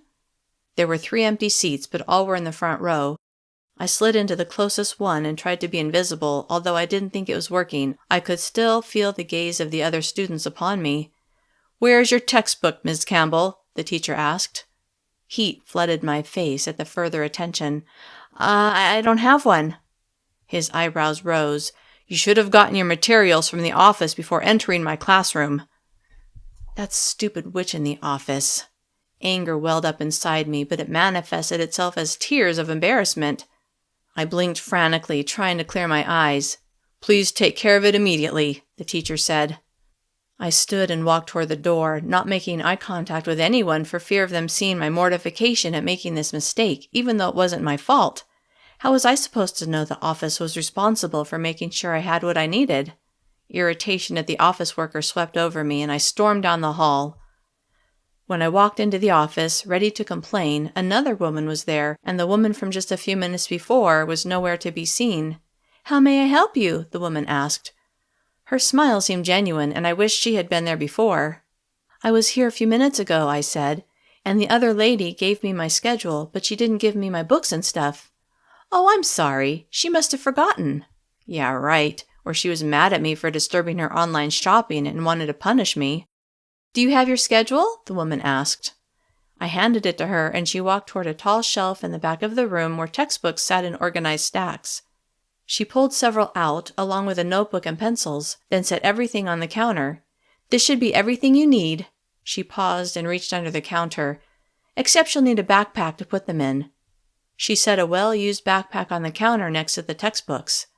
I loaded the backpack with the items she'd set on the counter, wondering how the other woman could possibly have overlooked this little step in the process of helping a brand new student. Then I reminded myself how ridiculous this whole experience was and tried to forget about my annoyance and instead focus on getting through my classes. A few moments later, I walked back into the classroom. Sliding into my seat without speaking, I pulled out the textbook, notepad, and pencil and looked at the teacher. He smiled briefly in approval, then went back to his lecture. Math had never been my favorite subject, and my eyelids began to droop. I had to use all of my self-control to stay awake. I hardly heard what the teacher said, but convinced myself I would be gone soon, so it didn't really matter. Before I knew it, a bell rang, and it was time to go to my English class. Shoving my things into the backpack, I checked my schedule for the room number, then left the math classroom and walked down the hall. There weren't that many classrooms, so it wasn't difficult to find my way around, and after a moment, I found the right room. Not many people were there yet, and I went directly to the back row and slid into a seat, hoping I would be able to doze during class without being noticed. Pulling out my notepad and pencil so it would at least appear I was taking notes, I set them on my desk, then tucked my backpack under my seat. Other students came in, and I watched them, wondering who they were and what their story was. My mind wandered as I thought about home and what Mom and Amy and the boys might be doing. "Hey, Morgan." I turned to see who had spoken and was surprised to see Billy sliding into the seat next to mine. "Hi, I didn't expect to see you here." "Oh yeah? Where did you expect to see me?" I half smiled at his sarcasm. "I just meant I didn't know you were in this class." "There are a lot of things you don't know about me, Morgan Campbell." The way he said my name made me take a closer look at him. Why was he there anyway? Alex had made it sound like he wasn't there because of weight issues, so it must be for some alleged crime. "Like what?" I asked. I hoped he might divulge some secret about himself. He stared at me like he was deciding if he could trust me. I gazed back, trying to look trustworthy. "Okay, class," an older woman with slate gray hair and vivid blue eyes said from the front of the room. "Time to begin." Billy turned away from me and focused on the teacher, leaving me feeling disappointed, like I had just missed my chance to learn something important. Tearing my gaze away from the boy with the short black hair and piercing gray-green eyes, I looked at the teacher. "As always, we begin with a pledge. All arise."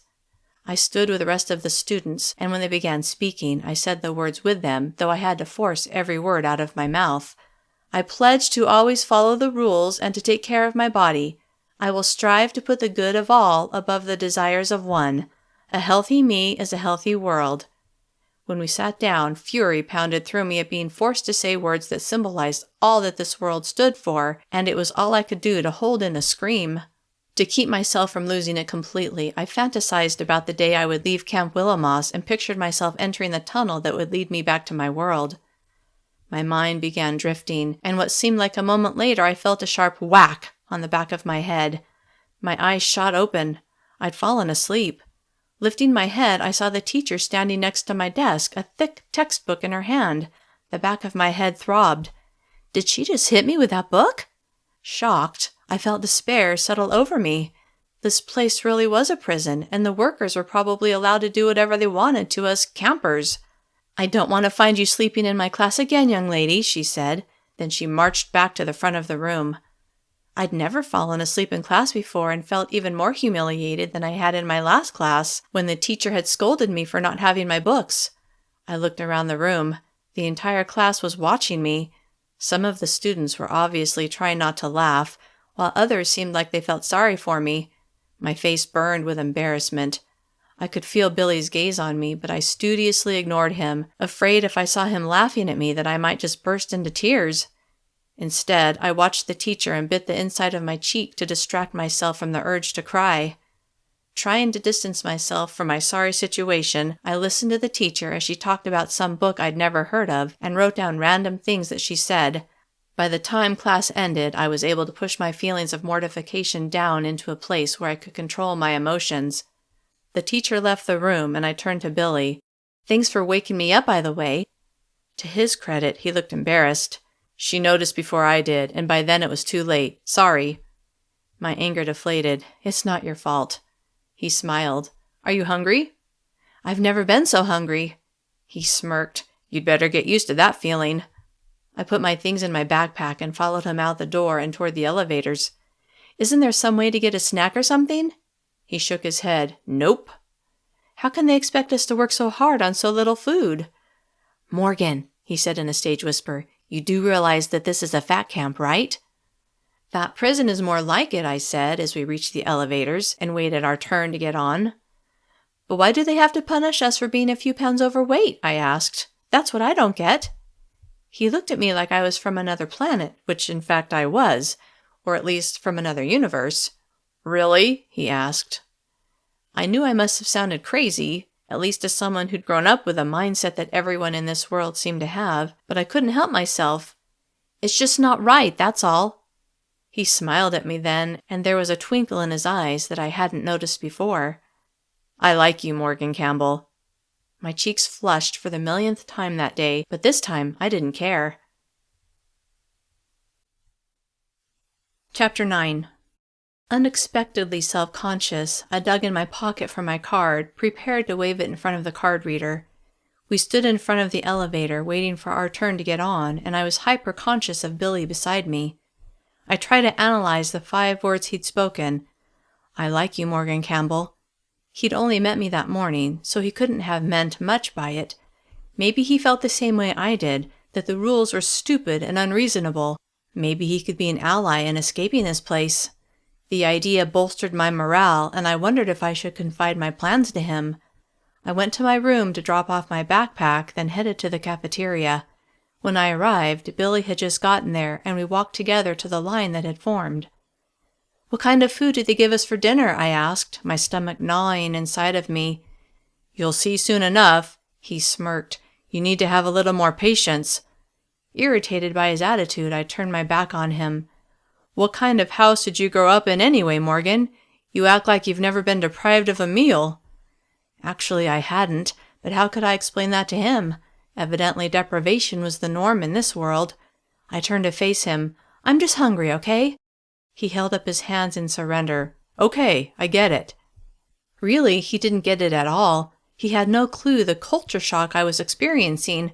2 weeks ago, I had been happily living in my world. Well, maybe not happily, after all I'd run away, but I had been stupid and naive. I hadn't realized how good I had it. Now, though, I was miserable and scared. Terrified, actually. I could hardly allow myself to consider the possibility that I wouldn't be able to get back home. The thought was simply unacceptable. The hope that I would soon be back in my natural world was the only thing keeping me going. I reached the front of the line and eagerly picked up my tray and slid it along the rails. The woman behind the counter glanced at her screen and handed me a small bowl of soup and a roll. My mouth watered as I took the items from her and placed them on my tray. Another woman gave me another bowl, this one with steamed vegetables.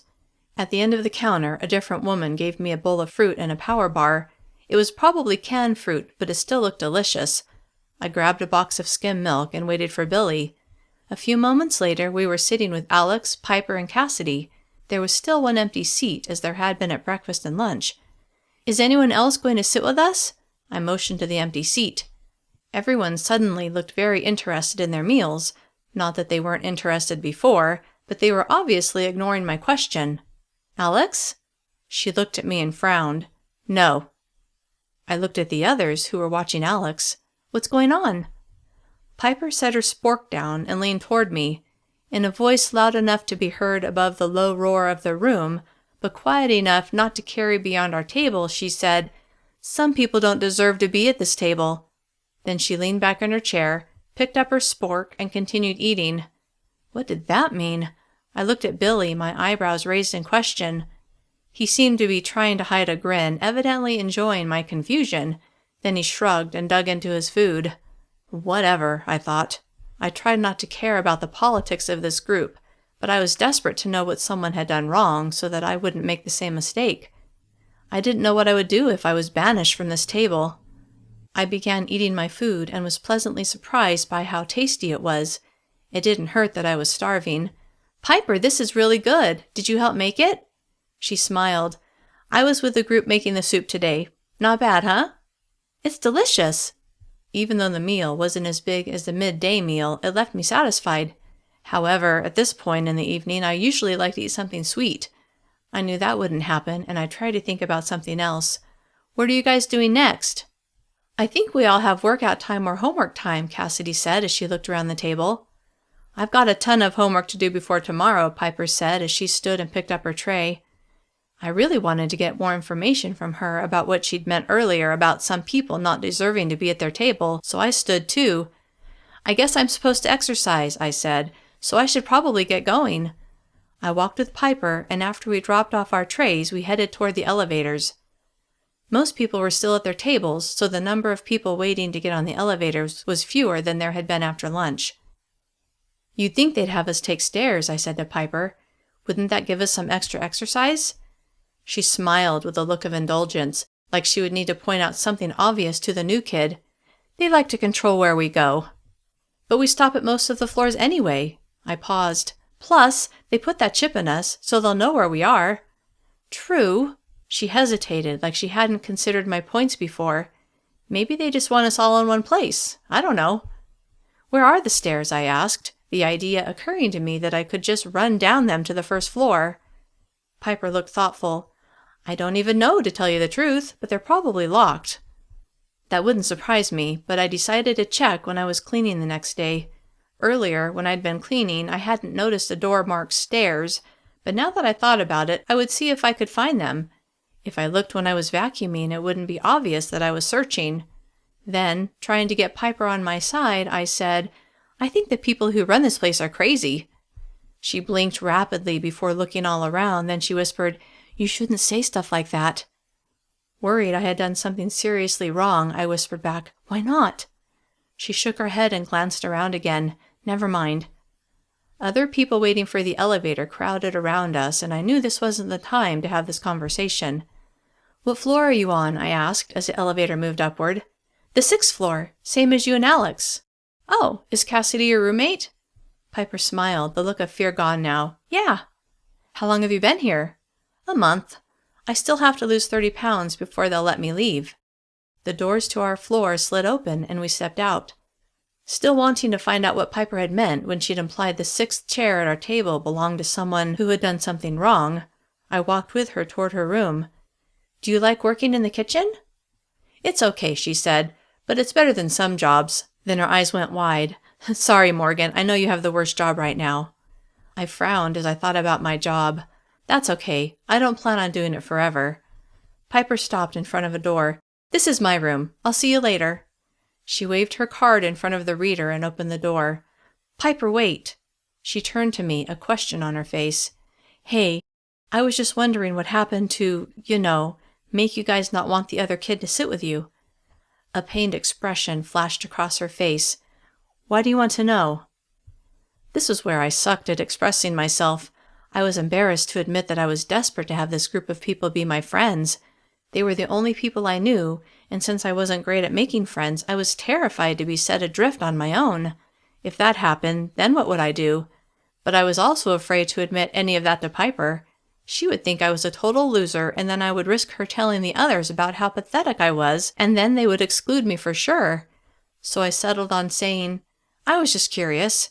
I hoped that would be enough. It wasn't. "If it's all the same to you," she said, "I'd rather leave the past in the past." Okay, sure. What else could I say?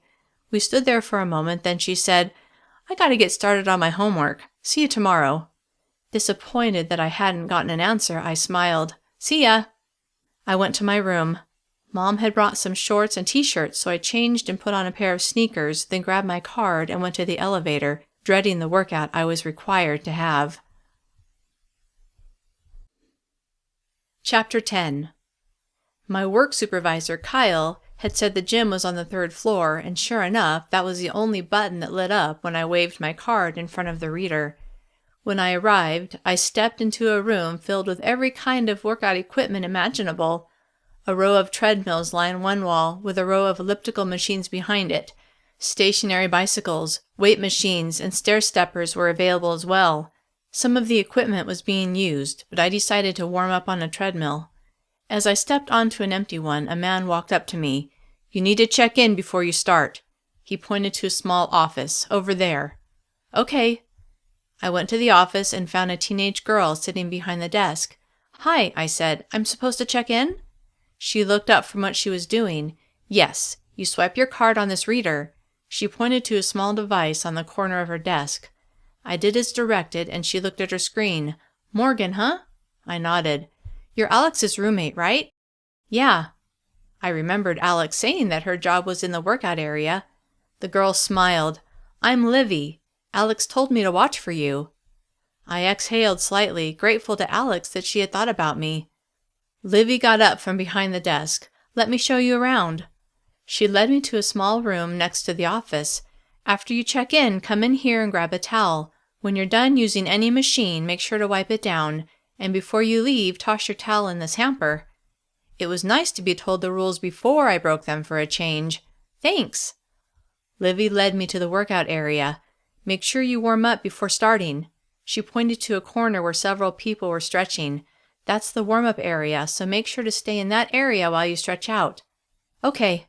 If you get thirsty, there's a drinking fountain in the corner. I looked where she pointed and saw 2 people in line.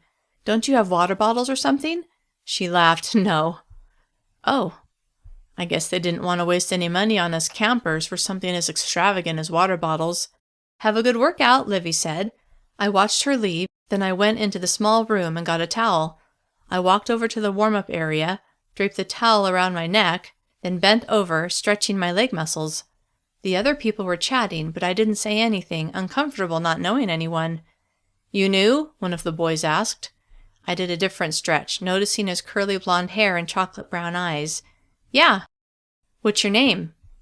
Maybe this wouldn't be too bad, I thought. Morgan, what's yours? I'm Harley. Like the motorcycle? As soon as the words left my mouth, I wished I could pull them back. He laughed like it was a question he had heard before. No, I wasn't named after the motorcycle. Sorry, I muttered, feeling like an idiot. It's okay, I get that sometimes. I sat on the floor and did more stretches. He motioned toward my face with his head. Did you try to run? I kept forgetting that my face was an advertisement for a failed escape attempt and wondered how long it would take for the bruise on my cheek to fade. No, I just ran into a wall. I had no idea why I had just lied to him. Was it better for him to think I was a klutz? Why did I even care what he thought? Come on, Harley, a red-headed girl said to him. Nice meeting you, Morgan. He picked up his stuff and followed the redhead to the weight machine. I finished my stretches, then went to an empty treadmill and began walking. Exhausted from all that I had done that day, it was a chore to put one foot in front of the other, but I kept going. After 20 minutes, the man who had told me to check in came up to me. You need to pick it up. Your heart rate is barely moving. I turned to him, confused how he would know my heart rate. What? You heard me. You're not here to take an evening stroll. You're here to lose weight. Move it. I stared at him a moment, taking in his muscular arms and cold eyes, and had a flashback to the night before when Hanson and Dimples had dragged me out of my house and brought me here. I was about to tell Mr. Muscles to shove it when I also remember being tasered, twice. Then Mr. Muscles pressed a button on the treadmill, increasing the speed of the belt. I had to jog to keep from falling. I reached for the button, but he slapped my hand away. Don't touch that. I want you to run for 20 minutes before you slow down. Afraid of what would happen if I disobeyed, I kept running, hating his guts more and more with every step. This was nothing like doing laps for track. That had been my choice. Now I was being forced to exercise. Even worse, I wasn't able to decide how hard to exercise. Rage at Mr. Muscles pumped adrenaline through my body, helping to keep me going. But after 10 minutes, my side began to ache and I desperately wanted to stop running. How did he even know my heart rate? Then I remembered the chip that the not-so-nice doctor had injected under my skin. She'd mentioned that it could read my heart rate. Loathing this place even more than before, I frowned. Alex was right when she called it a hellhole. How long was I going to have to stay here? I didn't know how much of this place I could take. The readout said 20 minutes had passed since the exercise Nazi had increased the speed. I punched the button, slowing the treadmill, and began walking at a more comfortable pace. After I'd caught my breath, I went to the drinking fountain and gulped down as much water as I could. Then I decided to try the elliptical. I still had over an hour that I had to spend here, and I wanted to get through it alive. A lot more people had arrived to work out while I'd been in the middle of Torture Morgan time, and there weren't many pieces of equipment available. Then I saw one elliptical that wasn't being used and hurried over to it. Another girl reached it a moment after I did. I recognized her from the bathroom that morning. She was the one who'd made me move to the back of the line for the shower. "I was here first," she said, which she and I both knew was a lie. Sweaty, hot, and tired, I was in no mood to let a bully push me around. "No, you weren't." Her eyebrows went up. Evidently she wasn't used to being challenged. "What did you say, new girl?" "My name's Morgan, and I said I was here first, not you." She looked at the people who were nearby. We had an audience. Great. Then she leaned toward me so only I could hear. "I'll let you have it this time, Morgan, but you'd better watch yourself." I watched her walk away, but rather than feeling victorious, I felt alarmed. The last time I'd stood up for myself, it was to Lori, and I had ended up here. What had I done now? Chapter 11. That took some courage. I looked at Harley, who was lifting weights next to my elliptical machine. "What do you mean?" "That Beth is a bad seed," he said. "I wouldn't cross her if I were you." Exhausted, dripping with sweat, and hating life, I scowled at him. "What am I supposed to do, let her bully me?" He shrugged. "You can do what you want." Then he turned back to doing bicep curls. I was already worried about what Beth was going to do to me. I didn't need someone else reminding me of the danger I could be in. I'd been here less than 24 hours, and already I'd made an enemy. That was even faster than with Lori. I was breaking all kinds of personal records. I continued my workout, then looked at the clock. It had been nearly 2 hours since I checked in.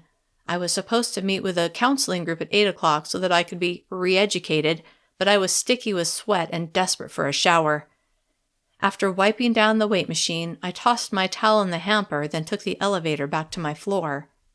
When I went into my room, Alex was sitting at her desk working on homework. She turned to me when I walked in. "How was it?" "Awful, if you want to know the truth." "Which part?"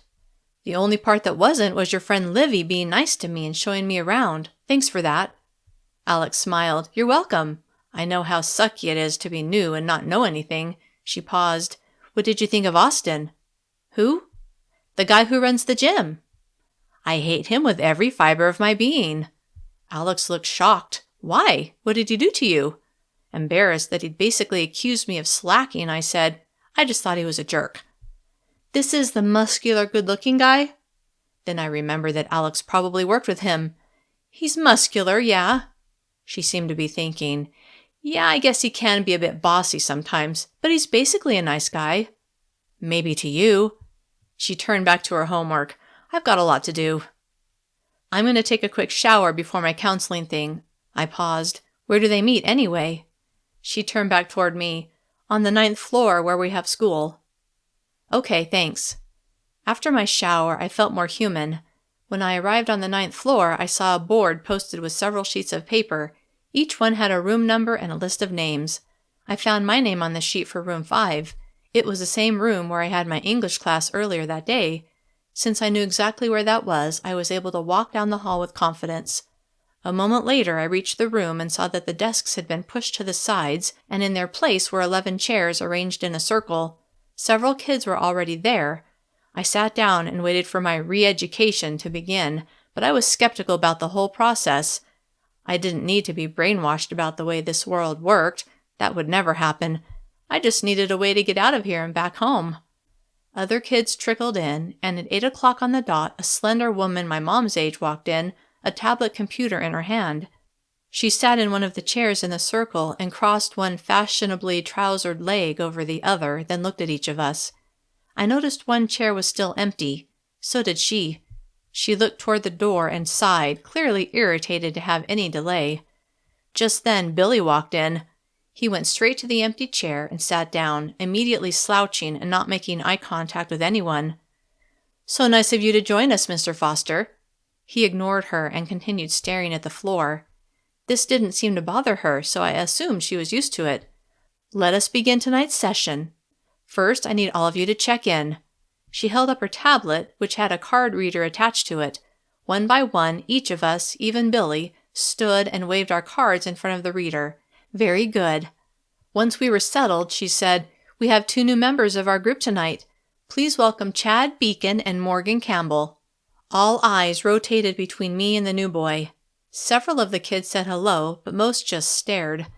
I remembered the large bruise on my face and almost reached up to touch it, but was able to keep my hands in my lap. Deciding not to let myself be intimidated by these kids, after all, they must have done something wrong to be assigned to the counseling group too, I kept my chin up. My gaze flitted from one kid to another, stopping on Billy, who was staring at me, a small smirk curling his lips. What did he do anyway, I wondered. "My name is Mrs. Reynolds." She paused. "As always, we begin with a pledge. All arise." As I stood, I noticed most of the others didn't seem in a hurry to stand and felt a sudden kinship with this group. These kids were like me. They hated the way things were too. Mrs. Reynolds began saying the pledge, and most of the kids half-heartedly followed along. When we finished, she spoke. "Don't sit yet. You know that was unacceptable. How many times do I have to tell you? We'll continue to repeat the pledge until I'm satisfied with your recitation." She looked at each one of us. "Let's try that again." We all spoke as one, this time with a little more enthusiasm. "I pledge to always follow the rules and to take care of my body. I will strive to put the good of all above the desires of one. A healthy me is a healthy world." Mrs. Reynolds smiled. "That was better. You may sit." We all did as instructed. Mrs. Reynolds spoke again.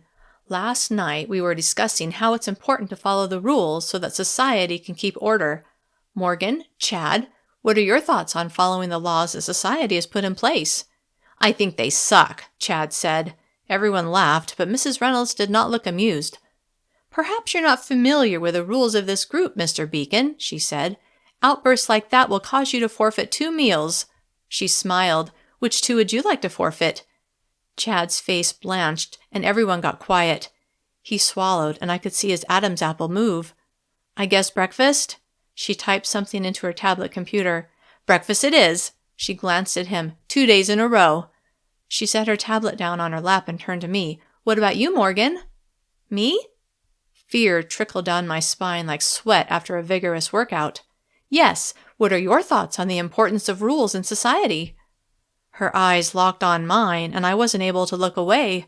Afraid I would say the wrong thing and be punished, I hesitated. "Speak up," she said. I reminded myself that this whole thing was a farce, a fake world that I would soon be leaving. I just had to pretend until I could find a way to escape. "I guess it's important to have rules so that you know what to expect." She smiled, evidently pleased with my answer. "Very good, Morgan, very good." Her praise, though it was for an answer I had made up and didn't mean, helped me to look away from her. I felt the others taking the measure of me, but I ignored them, especially Billy, whose smirk I could see in my mind's eye. For the rest of the session, I was able to come up with answers I knew Mrs. Reynolds wanted to hear, and I got through it without any punishment. No one else got in trouble either. When we were done, she told us we could go, but asked me to stay behind. As I watched everyone file out, worry coursed through me. What had I done wrong? Finally, the last person left the room, and Mrs. Reynolds came and sat beside me. "How are you settling in, Morgan?" "Okay, I guess." I hoped she would get this over with quickly. My imagination churned with all kinds of horrible punishments for what I may have done. "Good. I'm glad to hear it." She paused. "Here at Camp Willowmoss, we want our campers to develop good habits, not just to lose weight, but to cultivate a healthy lifestyle, a lifelong way of caring for their bodies. Now, as you know, there are those who are here for other reasons. That's what our counseling group is all about. Some people make poor choices, and they need to be reminded why we have the rules that we have. Take you, for example. I'm sure what you did wasn't done maliciously. Nevertheless, you broke an important rule. As I sat in silence, I wondered where she was going with her lecture. Here at Camp Willomoss, we believe in second chances. Most people leave here with a new attitude and are ready to become productive members of society. There are some, however, who have no intention of changing their ways. Not only that, they want to bring down as many other people as they can. Alarm bells rang in my mind. Did she somehow know of my desire to escape? Could she tell I hadn't been sincere in my answers during the counseling session? Morgan, I have a good feeling about you. The alarm bells quieted. Plainly, she had no clue what was going on in my mind. As much as we want to, we can't be everywhere, so we rely on other campers to help us out. She watched me for a moment. How would you like to shave some time off of your stay? Really? She smiled, but it didn't reach her eyes. Yes, I would like that. I thought you would. She paused. You can earn points, which can go towards shortening your stay at Camp Willomoss. That's great, I thought. Maybe I'll need to work extra hours in my job or something. What do I need to do? I couldn't help it. My voice betrayed how eager I was to earn those points. You just need to share information with me. I felt my early release slipping away. What kind of information? Anything that you think we would be interested in. I think you'll know it when you hear it. This time when she smiled, it seemed evil. Okay. Can I count on you, Morgan? What was I supposed to say? I guess so. Good. I'll see you tomorrow night. She stood and left the room. Trying to process what I'd just been told, I stayed in my seat. If I ratted people out, they'd let me go early. I had no idea how early, but any time I could take off my stay, as Mrs. Reynolds called it, would be good. But could I do it? Could I be a snitch? I left the classroom and went to the elevator, my mind going 100 miles an hour. Did I care enough about the people I'd met to keep their secrets? Not that they told me any, but what if they did? Would I be willing to risk losing their friendship to benefit myself? Chapter 12. When I got back to my room, Alex wasn't there. I wondered if she was working out. The night before, when I'd arrived, she just finished a workout. Though I still had an hour until lights out, I was completely wiped out and decided to go to bed early. After getting ready for bed, I noticed a stack of blank food journal pages on my desk. Groaning with exhaustion, I decided to fill one out in the morning, and instead crawled under my covers and was asleep the moment my head touched the pillow. The next morning, when I woke, my body ached. Between scrubbing all those bathrooms and the 2-hour workout, my muscles screamed at me for using them when they weren't used to it. I crawled out of bed, gathered my things, and made my way to the bathroom. Since I had showered the night before, I wouldn't take the time to shower this morning. The bathroom was a beehive of activity, 7 girls vying for mirrors, sinks, and showers. My gaze swept the room, and I noticed all the ways the girls were making a mess. After working so hard to clean yesterday, I couldn't help myself and spoke without thinking. Would you guys mind not making such a mess? One of the girls laughed, and my eyes met Beth's. Oh, crap, I thought, recalling our confrontation in the gym the previous evening. Then I watched as she squirted some toothpaste onto the counter, took a tissue and scooped it up, then smeared it on the mirror. That's for you, new girl. I want to make sure you have plenty to do when you clean up after us today. Fury spiked in my brain. How dare she treat me like her personal maid? But wasn't that what I was? For all of the girls on this floor? I had to use all of my self-control to keep from responding. Instead, I purposely ignored her challenge, then turned away and went about my business, hurrying through my tasks so I could get away from her. When I got back to my room, I saw the food journal sheets on my desk and remembered that I needed to fill them out. Still upset about what had happened with Beth, plus feeling achy and tired after working so hard the day before, I struggled to remember everything I'd eaten. I did the best I could and hoped it would be good enough, then folded the sheet of paper and put it in my pocket. After Alex and I turned in our food journals, we got our trays. Today's food was a little better: fruit, eggs, a power bar, and no oatmeal. As I sat with my group, I tried not to think about what Mrs. Reynolds had offered me. Then it occurred to me that everyone here was probably told the same thing. But then I wondered if everyone had been. After all, Mrs. Reynolds didn't talk to Chad after the counseling session, just me. Did they only make the offer to those who they thought would be likely to tattle? I hated the idea that I came across that way, but at least it would make the people running this place less likely to suspect my true plans. "You seem deep in thought," Billy said. He sat across from me. "What? Oh, I'm just tired." "What did Mrs. Reynolds want to talk to you about?" he asked as he took a bite of his cold cereal, some sort of brown flakes swimming in skim milk. All eyes turned my way. Did he really not know? Or was this a test? "Mrs. Reynolds pulled you aside?" Piper asked. "What for?" My heart pounded as my mind raced. Obviously, I couldn't tell them the truth. What if one of them told me something juicy enough that it could get me released immediately? If they knew what she had said to me, they would never trust me. As much as I liked them, as soon as I got out of here, I would never see them again. She just wanted to know how I was doing, if I was having any problems. "Really?" Cassidy asked. "She cares?" I laughed, maybe a little too hard. "I doubt it, but I guess that's her job, to pretend to care." I looked at the others, and no one accused me of lying, so I went on. "Have you guys noticed how fake their smiles are? It's like they get paid extra if they can pretend to like us." "I know," Cassidy said. "It creeps me out." "Some of them don't even try to pretend they like us," Alex said. "The Gray Witch hit Morgan with a book yesterday," Billy said. "She did?" Piper said, her eyes wide. "What did you do?" I looked at Billy. "You call her the Gray Witch?" He nodded, his ever-present smirk on his face. I looked at the others. I was so tired, and her class was so boring, I fell asleep, and I guess she didn't like it. "I've seen her do that before," Cassidy said. "I think she enjoys it." "Well," Alex said, "I'd better get to work." "Yeah," Piper said, a knowing look on her face. "You don't want to keep Austin waiting." Alex blushed. I pictured Mr. Muscles and wondered what she saw in him. I had to admit he wasn't ugly, but when I thought about how he had forced me to run on the treadmill for 20 minutes, all I saw was a horrible person who didn't care about us campers. "I'd better get going too," I said, not wanting to be late. When I got to the supply closet/office, Kyle was just leaving. "Glad to see you made it on time today. There's quite a mess in bathroom 2. You might want to start there." Bathroom 2? That was my bathroom. I pictured Beth purposely smearing toothpaste on the mirror and wondered what else she had done. Kyle walked down the hall.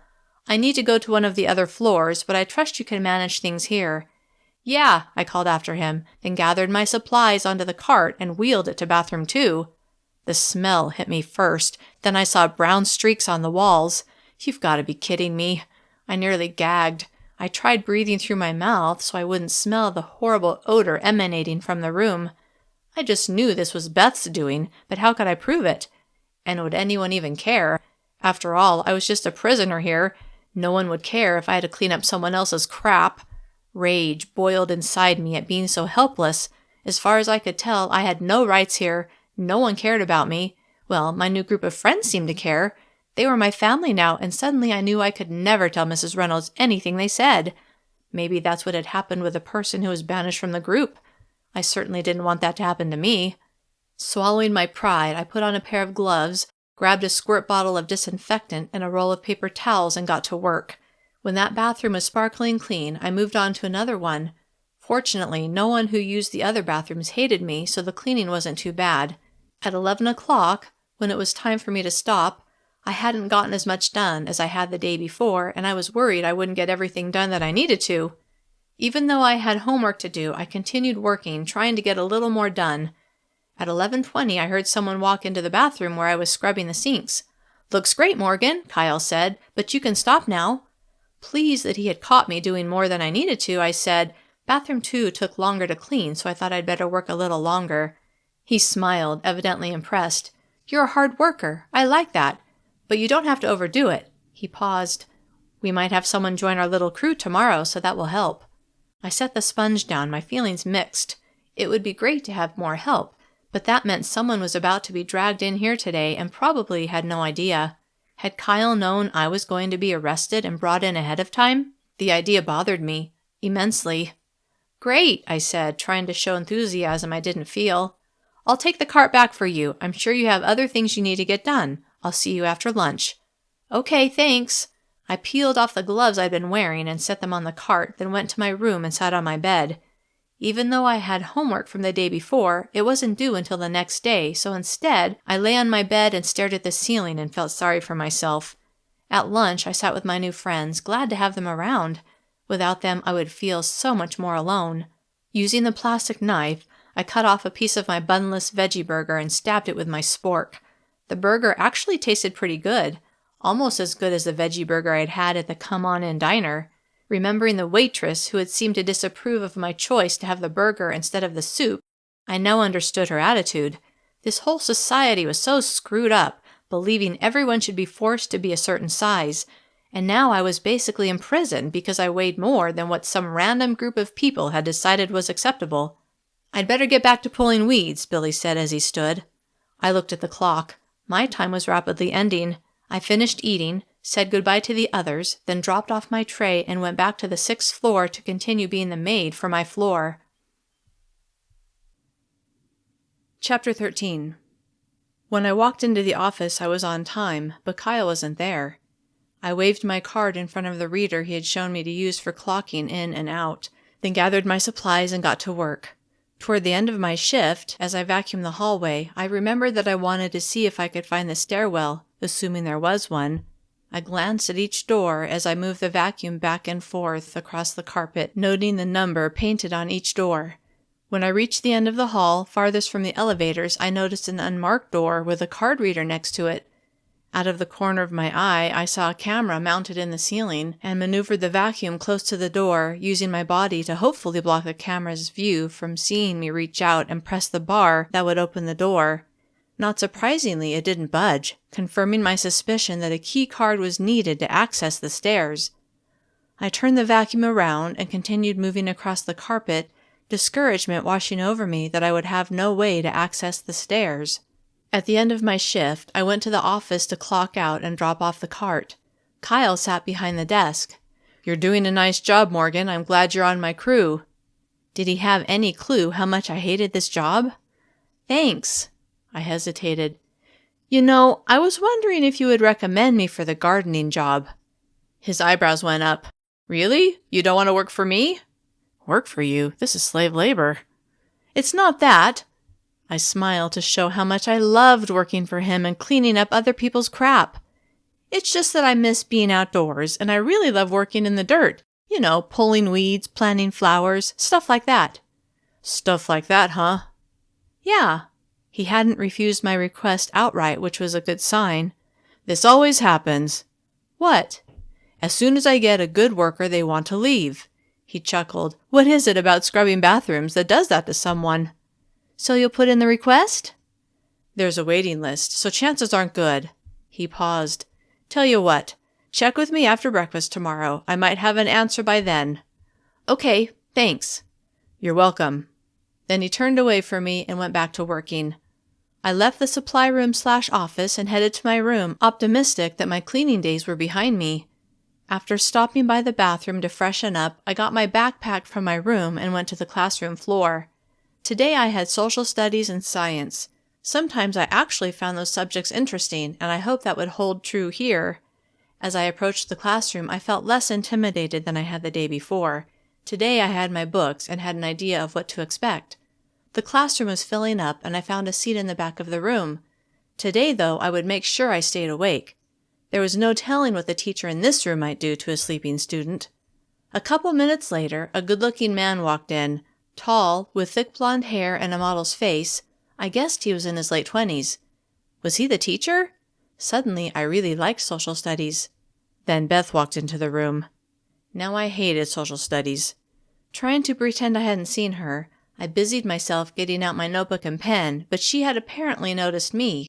"Well," she said as she stood next to my desk and stared down at me, "who do we have here?"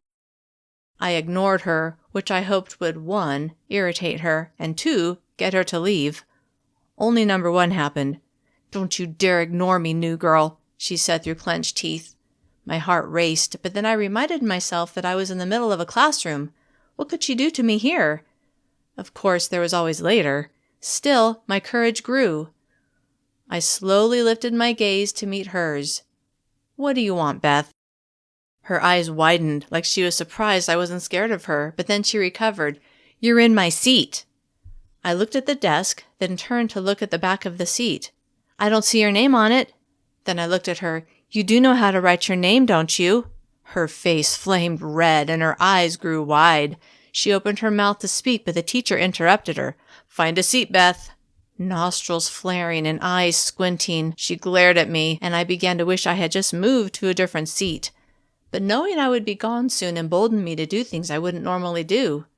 I hoped I wouldn't regret it, but had a sinking feeling I might. Beth sat in an empty seat, and the teacher, whose name was Mr. Hughes, began. First, we all stood and said the pledge. Like the day before, I said the words, even though it felt wrong. As a teacher lectured, I had a hard time paying attention. For one, his handsome face kept distracting me, but in the back of my mind, I worried about Beth and what she was going to do to me for defying her. As soon as we were dismissed, I hurried and gathered my things and went to my next class, trying to avoid interacting with her. When I walked into science, which looked a lot like the science classes I'd been in before, long tables with Bunsen burners and microscopes lined up in rows, I looked for a familiar face. I saw one face I recognized and went over to him. "Hi, Harley." It was easy to remember his unusual name. "Oh, hey, Mary, right?" I smiled. "No, Morgan." "Oh, right, sorry." "That's okay." "How's it going?" "Okay. Between my job and yesterday's workout, I am pretty sore, though." He smiled. "You'll get used to it." He took his textbook out of his backpack, then looked at me. "So, has Beth given you any more trouble?" "As a matter of fact, yes." "What happened?" I decided not to mention the mess she left in the bathroom since I wasn't certain it had been her doing, though I suspected it was. Instead, I told him about the confrontation I'd had with her in my last class. He laughed softly and nodded. I wish I could have seen that. "What do you think she'll do to me?" He chewed on his lower lip. "I don't know, but let me put it this way. It won't be pleasant." What had I done? I had thought Lori was bad, but it sounded like Beth was 10 times worse. Even worse than Shelby, whose bullying had gotten me suspended when I'd stood up to her. What should I do? "Not much you can do. I guess just try not to be alone with her." He glanced around, then looked back at me. "It's always good to have a few witnesses." Fear shot up my spine, and my face paled. "Good afternoon, class," a woman, who was obviously the teacher, said from the front of the room. "Today we're going to talk about the periodic table, but first, all arise for the pledge." During the lecture, I found my thoughts going to Beth as I worried about what she was going to do to me. Chapter 14. At dinner, I decided to consult with my new friends. "Do any of you guys know a girl named Beth that's on our floor?" Piper glanced at Cassidy, then looked at me. "You mean that bully with stringy brown hair?" I hadn't really noticed her hair, but now that she mentioned it, it was kind of stringy. "Yeah." "Why? Has she been picking on you?" Piper asked. Then she took a bite of her wheat roll. "You could say that." "You should just stay out of her way," Cassidy said. "It's a little late for that now, unfortunately," I said. Piper grimaced. "What happened?" I described the incident in the gym the night before, my suspicion that she had left the mess in the bathroom, and then the confrontation in class. "Dang, Morgan," Alex said. "What were you thinking?" I had to admit that they were right. It was stupid of me to respond to her like I had. Now I had made things worse, but what was I supposed to do? Let her bully me? "I don't know," I said, "but I can't change it now." I noticed Billy hadn't contributed anything to the conversation. "What do you think I should do, Billy?" "How should I know?" He took a large spoonful of soup. "My motto is, stay out of everyone's way and they'll stay out of mine." Wow, this place was a bad mix of high school and prison. My desperation to get out of there went up several notches, and I began to feel panicky, like if I didn't get out of there immediately, I might not make it out alive. "Look," Alex said, "I think you'll be fine. Just make sure you're never alone with her." "That's the same advice Harley gave me," I said as I looked at my food. Miraculously, my appetite had diminished, but I suspected that was due more to stress than anything else. "Who?" Cassidy asked, her nostrils flaring. "Harley?" Everyone at my table stared at me. "When did you talk to him?" Alex asked. "I met him in the gym last night, and today I sat with him in science. Why?" Alex regarded the others before turning to me. "He's a troublemaker. You should stay away from him." He had seemed perfectly nice when I had talked to him. "What did he do?" "I don't want to get into it. Just," she hesitated, "be careful what you tell him." "Okay." Everyone ate in silence after that, and my curiosity grew. Piper finished first. "I've got tons of homework, like usual." She stood and gathered her things. "Me too," I said, standing. "Plus, I'm still supposed to do my workout." "'Kay, see you guys," Cassidy said as Piper and I walked away together. "What homework do you have?" Piper asked me as we dropped off our trays and headed to the elevator to join the small crowd. "Math and English. What about you?" "I have homework in all my classes," she said. "Technically, so do I, but they're not all due tomorrow." We stood at the edge of the throng. "So, what's the deal with Harley?" Piper glanced around, then in a whisper said, "You know that empty seat at our table?" "Yeah." "Harley used to sit in it." "Oh." I let this sink in. "Come on," Piper said as she moved toward the open elevator. Though I was dying to know more, I had a feeling she wasn't going to satisfy my curiosity. Maybe I could find out from Harley. As we rode the elevator to our floor, I actually looked forward to going to the gym. "See you later," Piper said as we each went to our rooms. I quickly changed into my workout clothes and headed to the gym. First, I went to the office to check in. A different girl was sitting behind the desk as I swiped my card. She ignored me, and I went to the small room where the towels were kept. Even though it was only my second day, I felt more confident since I'd gone through the routine once already. No one was in the warm-up area yet. Had I gotten there too fast to talk to Harley? Or did he not normally come at this time?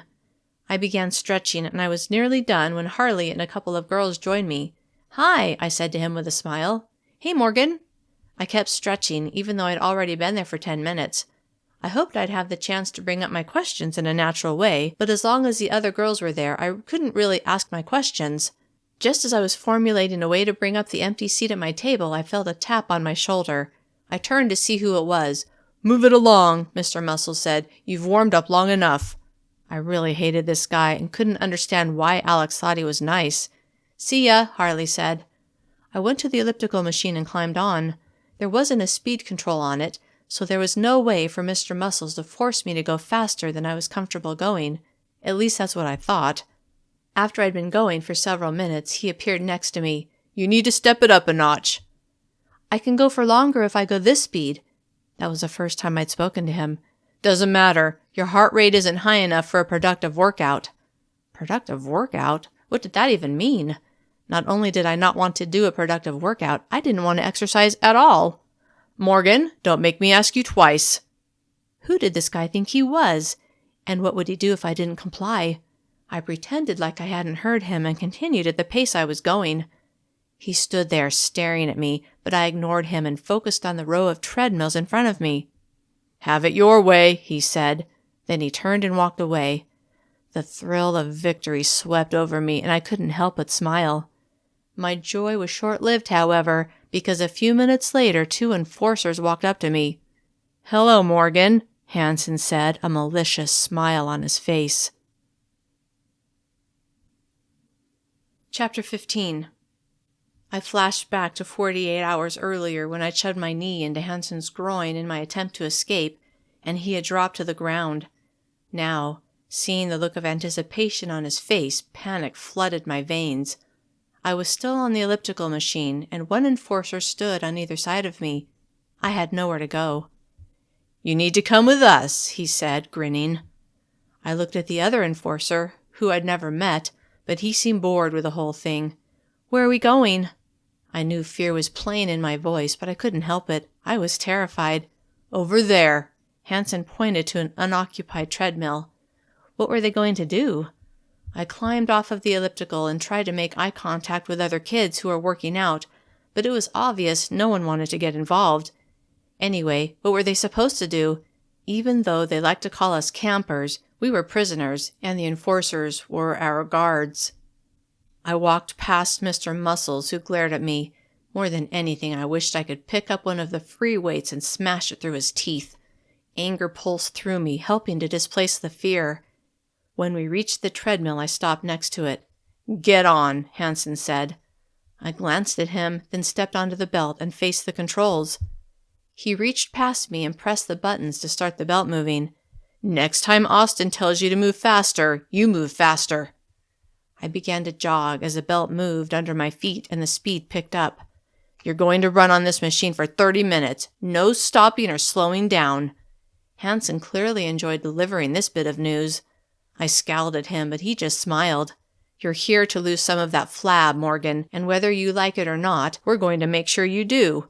I knew I could lose a few pounds, but in my home world, I was perfectly fine. Here, however, no one had a problem when people called me names, locked me up, and then forced me to run on a freaking treadmill for 30 minutes. What a nightmare. "Are you going to watch me the whole time?" I panted, hating the idea of them standing there enjoying my suffering. "Yes, we're going to stand here for 30 minutes to make sure you complete this disciplinary action." Was that what they called this bizarre form of torture? Discipline? Then Hansen laughed. "What's so funny?" I asked. He sneered. "There's just a lot of jiggling going on." My face was already red from exertion, but the blood stampeded to my cheeks at his words. Evidently this discipline included humiliation. Well, I'd show them.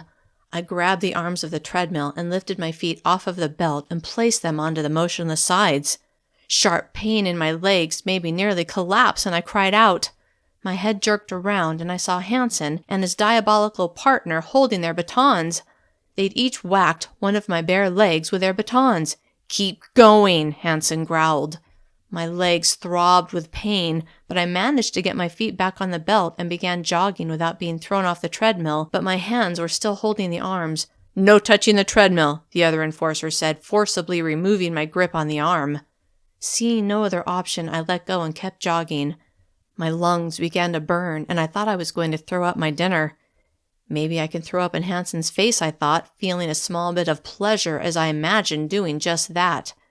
I looked at the timer on the treadmill and saw it had only been 5 minutes. 25 minutes to go. There was no way I could make it that long, not at this pace. Another 10 minutes passed, and I knew I was in danger of dying. "Please," I begged, my pride gone, "can we slow it down a little?" Hansen pulled a small device out of his pocket and read the display. "Nope. Your heart rate is right where it needs to be." His attitude infuriated me, and I worked up enough oxygen to say, "What are you, a freaking doctor?" He just laughed and continued watching me suffer. When there were 10 minutes left, my strength had nearly drained away. If it were up to me, I would have stopped long ago. As it was, I had no control, and the only thing that kept me going was the fear of falling. The belt would throw me backward, and I was certain I would smash my face into the concrete floor. When there were 6 minutes left, it happened. I slipped, but the enforcers must have been ready for it because they grabbed my arms before I fell. "Come on, Morgan," Hansen said, his voice bored. "You're almost done." Hansen and his partner held onto my arms to keep me from falling, but my feet were having trouble keeping up with a moving belt. The men lifted me higher, helping me get my feet under me, and I succeeded in regaining my balance. They released my arms, and I kept going, hating them and everyone here with every fiber of my being. At 3 minutes to go, Hansen gradually slowed the treadmill, allowing me to begin catching my breath. Finally, mercifully, the 30 minutes were over. Placing my hands on my hips, I stood on the motionless treadmill and worked to drag oxygen into my lungs. The enforcers were still there, and I wondered what fresh hell awaited me next, but then Austin showed up. "Next time, Morgan, you'll do what I tell you," he said. "Yeah?" Knowing I had lost this round, I nodded. "Yeah." "Gentlemen," he said to Hansen and his partner, "you may go." "See you around, buddy," Hansen said. Then they fist-bumped like they had just heard good news or won a game or something equally thrilling. Incandescent with rage, I felt my blood boiling, but there was absolutely nothing I could do about it. "Work on free weights," Austin said to me. Since I had no choice in the matter, I did as I was told, using my anger as energy to get through the rest of my workout.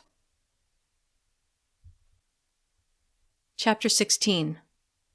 When I got back to my room, I looked at my legs where Hansen and his friend had hit me with their batons. Bruises were forming on both legs, reminders of my discipline. Now that I was alone, I collapsed on my bed, dropped my head into my hands, and sobbed as I relived the horrendous experience in the gym.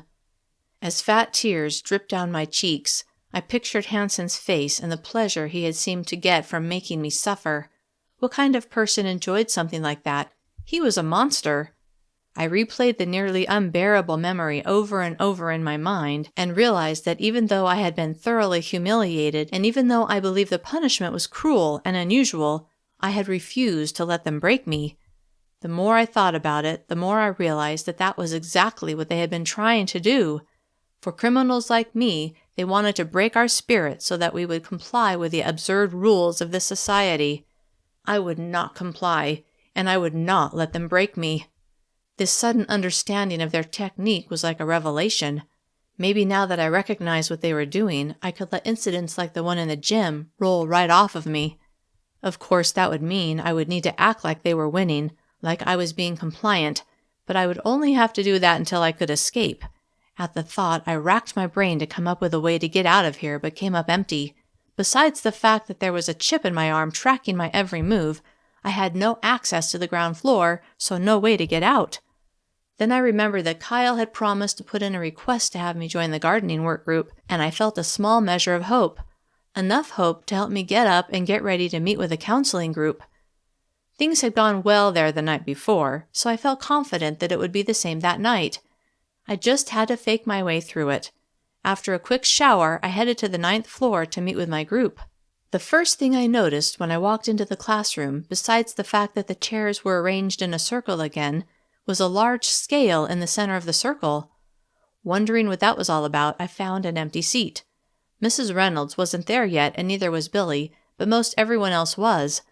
I noticed Chad, the other new kid, in his seat, and I remembered how he'd been singled out the night before and then punished. Fresh worry coursed through me, and I knew I had to stay on my guard. Even though I was confident of their methods now, I still had to live through whatever they doled out, and I didn't relish the idea of being the object of scorn or humiliation. Billy waltzed in and sat across from me. My gaze met his, and he smiled at me, which warmed me. After what I'd been through in the gym, it felt good to know I had at least one friend in this group. He never seemed intimidated. Had he clued in to the techniques they used here too?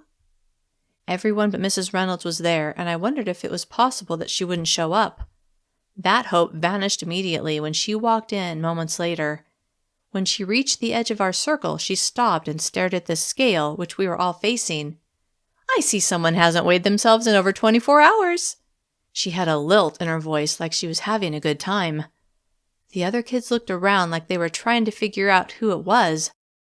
Then it dawned on me that I hadn't weighed myself since getting on Dr. Bradley's scale 2 nights before. Could it be me Mrs. Reynolds was talking about? What would happen if it was? She walked into the circle and sat on her chair, then held up her tablet. "Please check in." We lined up and scanned our cards through her reader, then took our seats. "All arise for the pledge," she said. I chanted the words along with everyone else, and as I said them, I understood that saying them in conjunction with the treatment we received here was all part of the indoctrination. We didn't just say the pledge once a day, like in the schools, but in every class and in every re-education session. I had to make sure the words didn't get into my subconscious. After we sat, Mrs. Reynolds looked at each of us in turn. Then she looked at Chad. I felt a gush of relief that he was the one who was going to be picked on instead of me. "Mr. Beacon," she said, "please remind us what our subject was about last night." He shifted in his chair, obviously uncomfortable to have Mrs. Reynolds focus her attention on him. That it's important to follow the rules?" She smiled at him, and he noticeably relaxed. "Very good." Then she looked at each of us again. "We had a good discussion last night, and everyone seemed to understand this concept. However, some of you," she stared pointedly at Billy, "may say the right things." Then she looked directly at me. "But your behavior makes a different statement." My hands began to sweat and my heart pounded. It was me all along. Though I talked a good game about not letting their treatment affect me, in reality it affected me completely. "Morgan Campbell," she said with a look of disapproval. "Yes?" I croaked, my throat suddenly dry. "When did you last weigh yourself?" I knew exactly when, but I was afraid to say it. "I'm not sure." She looked at her tablet. "Well, I am. It was during processing." She looked at the rest of the group. "That was 2 days ago." She paused, then looked at Billy. "Mr. Foster, how often are campers supposed to weigh themselves while staying at Camp Willowmoss?" He glanced at me, clearly not wanting to be drawn into her game. "Daily."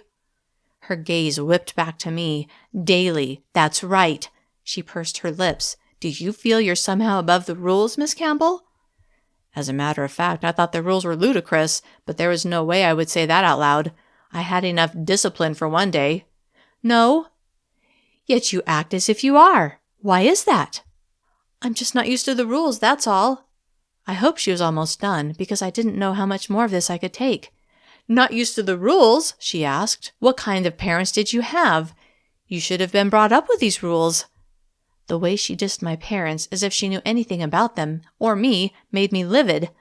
It wasn't their fault that everything was so screwed up in this world. Angry words pushed up my throat, but miraculously I held them in as I mentally chanted, "I won't let them break me. I won't let them break me." "Well," she asked, "what do you have to say for yourself?" Remembering that I wanted to get through this as painlessly as possible, I pushed my pride down deep, then said, "I'm really sorry. I was just trying to get used to everything here, and I forgot." Which was true, except for the part where I was sorry. She nodded. I could understand that. Relief that this was coming to an end began to fill me, and I started to relax. "Morgan, please get on the scale." "What?" Dread replaced the relief. She stood and went to the scale, then motioned for me to come forward. "Come on now, we don't have all night." I felt the eyes of the others on me as I walked to the scale and stepped on. Mrs. Reynolds looked at the numbers on the digital readout and stated them out loud so that everyone could hear. Though I felt embarrassed to have my weight advertised, I was pleased to know I had lost 2 pounds since arriving. Of course, with all the physical activity I'd been doing, coupled with a lower caloric intake, I would have been shocked if I hadn't lost any weight. "You may sit down," Mrs. Reynolds said. Once I was seated, she sat as well. "You still need to lose 18 pounds, Morgan." Why did she have to announce that? "I know." She took a 5-by-7-inch card out of her pocket and wrote something on it with a thick red marker. Then she put it in a plastic sleeve, which was attached to a lanyard. "Here you go, Morgan." She passed the card to me. I looked at the card. She had written my weight on it. "You're to wear that for the next 24 hours so everyone can see that you failed to weigh yourself." What? It was bad enough that she told everyone in my counseling group what I weighed. Now everyone at Campbell would know. "Go ahead, put it on." Clenching my jaw in mortification, I put the lanyard over my head and let the plastic sleeve hang where it was clearly visible. Good. Now let's talk about why the good of society takes precedence over the needs of the individual. Hyper-aware of the sign hanging around my neck, I tried to focus on the discussion so that when she called on me, I would have an answer. I managed to get through the rest of the session unscathed, but by the time I got back to my room, I was mentally and physically exhausted, and I still had homework to do. I succeeded in finishing my math homework, but then it was time for lights out, so I had no choice but to go to bed. The next morning, I awoke to Alex roughly shaking me. "You stupid idiot," she yelled in my face. "Why did I have to get you as my roommate?" I opened my eyes, disoriented and confused. "What's going on? What's wrong?" "This." She held up a card identical to the one Mrs. Reynolds had given me the night before, but it had a different number on it. I sat up. "I don't understand." "Thanks to your stupidity, I have to wear this all day today." Her eyes blazed with anger. "But I'm the one who forgot to weigh myself, not you." "No kidding." She began pacing our small room. "Did you already forget what I told you?" She stopped pacing and stood in front of me. "When you do something wrong, it's on me too." "I'm so sorry, Alex." Then I thought about it and wondered why this was such a big deal. But then I made the mistake of voicing my thoughts. "Why is this such a bad thing?" I asked. "So we have to walk around one day advertising our weight. So what?" She stormed over to me and grabbed my pajama top in her fists. "So what? So what? This little forgetfulness of yours cost me 2 points. That may not mean much to you, but to me it means I have to stay here an extra week." She let go of my top. "Are you starting to get the picture?" If it cost her 2 points, what had it cost me? Mr. Madsen had said I could earn the privilege of seeing my family. Would this keep that from happening? I stared at Alex as the seriousness of this infraction swept over me. "Is there anything I can do to fix it?" She glared at me. "No, and right now I don't even want to be around you." She turned her back to me and worked on getting ready.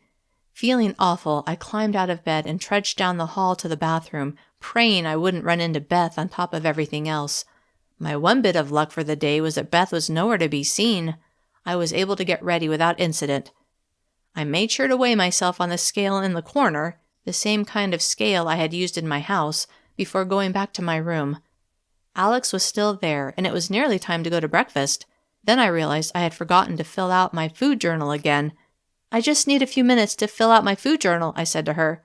"Whatever," she said. "I'm not waiting for you." I looked at her in surprise. "And by the way," she added, "you're not welcome at my table." Then she turned and left the room. Chapter 17. Panic slammed down on me as I realized I'd been banished from the only group that I knew. Who would I sit with? Would they accept me? "They're not going to break me," I said through clenched teeth, my voice hitching as I tried to control my emotions. Not wanting things to get any worse, I made sure to fill out my food journal before folding it and putting it in my pocket.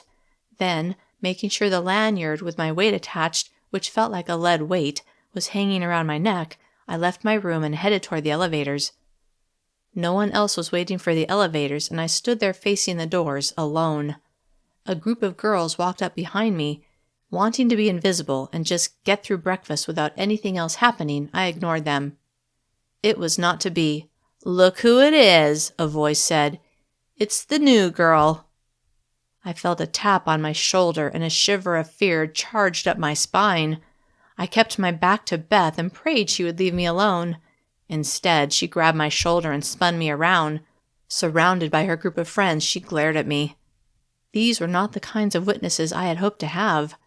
She pointed at the card with my weight on it and laughed, then turned to her friends. "What a loser."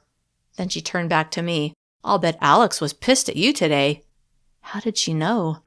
Then I realized everyone but me had probably seen this type of thing happen before and knew what the consequences would be. "Well," she said, "what do you have to say for yourself, loser?" I didn't take the bait, but just stood there. I glanced at her group, but immediately saw I would get no help from them. "What?" she said. "You suddenly can't talk? You had plenty to say yesterday when I told you to get out of my seat." She stepped toward me, and I moved back a step, my back against the elevator doors. She got right in my face. It smelled like she hadn't brushed her teeth that morning. Ding! The elevator arrived. She smiled at me. "You got lucky this time." The doors to the elevator opened, filled with people. I backed into the car, glad to be among other people who didn't know who I was and didn't care, and they didn't hate me. When we arrived at the cafeteria floor, I got off last, wanting to keep my distance from Beth and her gang. As I waited in line, I considered what I could do to fix what had happened to Alex. It was so unfair that she should be punished for my stupidity.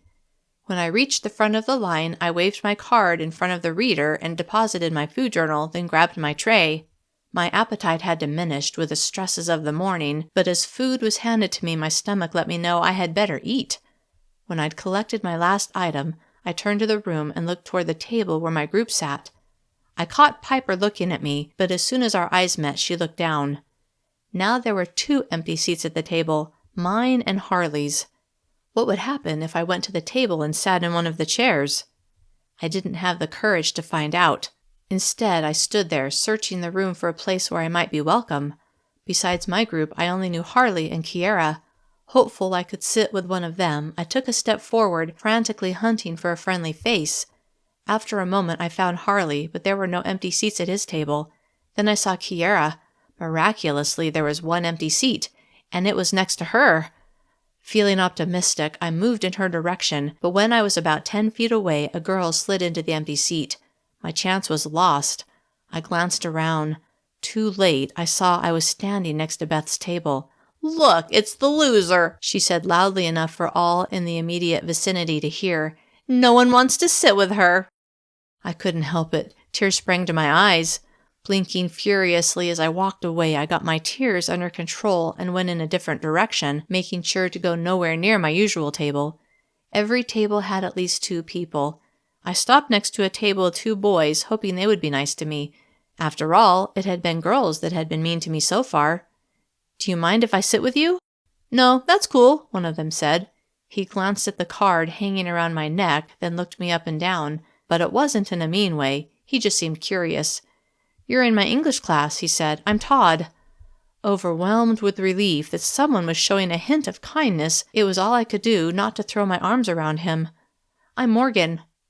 "Darren," the other boy at the table said. As usual, I wondered what their story was. They were both built like linebackers. Was that a bad thing in this world? "How long have you guys been here?" "Just a couple of weeks," Todd said. "What about you?" "This is my 3rd day." He nodded. "Why aren't you sitting with your group?"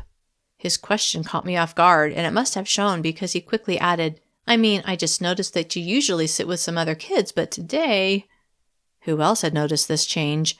A According to Kyle, there was room for 40 people on my floor, and there were 4 floors of kids, so potentially there could be 160 kids here. But if someone had been here a while, they would notice a change, like the new girl wandering around looking for a place to sit when she'd been sitting with a certain group up to this point. I'd rather not talk about it, I said. What happened to your face? Darren asked. The swelling in my lip was pretty much gone, but I still had a nice-sized bruise on my face, one which I usually forgot about until someone mentioned it. I don't want to talk about that either. You're not very talkative, are you? Todd asked with a grin. I smiled back. It's been a rough morning. I started eating my breakfast, anxious to get out of the cafeteria as quickly as I could, confident that Kyle would have good news for me. As I worked my way through breakfast, no one talked to me, and I felt more alone than ever. When the 2 boys left, I was completely alone. I unwrapped my power bar, which did seem to suppress my appetite, and finished my breakfast. Anxious to talk to Kyle and see if he'd arranged for me to work outside, I pushed back from the table and stood, then looked in the direction of my old table and saw Billy and Piper looking my way. Alex and Cassidy seemed to be deep in conversation, their backs to me. Were they all mad at me? I had no way to tell. Sighing, I took my tray and dropped it off, then headed to the elevator, my mind on getting on the crew that worked outside and the opportunity that would give me to escape this place. Chapter 18. The moment I reached my floor, I hurried to the supply closet/office to talk to Kyle. He wasn't there. Disappointment shot through me. I gathered my supplies and headed to one of the bathrooms. I had to keep doing my best if I had any hope of Kyle recommending me for another job. I'd been cleaning for an hour when Kyle came into the bathroom. Next to him stood a heavy-set girl who looked shell-shocked. Had I looked as scared as she did when I'd arrived? It was weird how I felt like a veteran after such a short period of time. "Morgan," Kyle said, "this is Nicole. She's joining our little crew." I wanted to say, "What about my transfer?" but decided I should talk to him privately. "Hi, Nicole," I said instead. "Hi." Her voice was just above a whisper. "I'll leave her to you," Kyle said, then he turned and walked away. "You can put on a pair of these gloves." I handed her the box of disposable gloves. I already finished the mirrors and sinks, but the toilet stalls need to be cleaned. She held the box as if it contained poisonous snakes, but then she reached in and pulled out a pair and handed the box back to me. I set the box on the cart, then went back to scrubbing the shower stalls. I turned to see how she was doing and saw her just standing there. "Are you just going to watch me work, or are you going to do your share?" Irritation at her lack of help made my voice sharper than I'd meant it to be. She burst into tears. I felt like a monster for being so mean. After all, I knew how she must be feeling. Still, on my first day, I'd kept it together and done what needed to be done. Then again, I had plans to get out of this world. She was stuck here. Sighing, I grabbed some toilet tissue and handed it to her.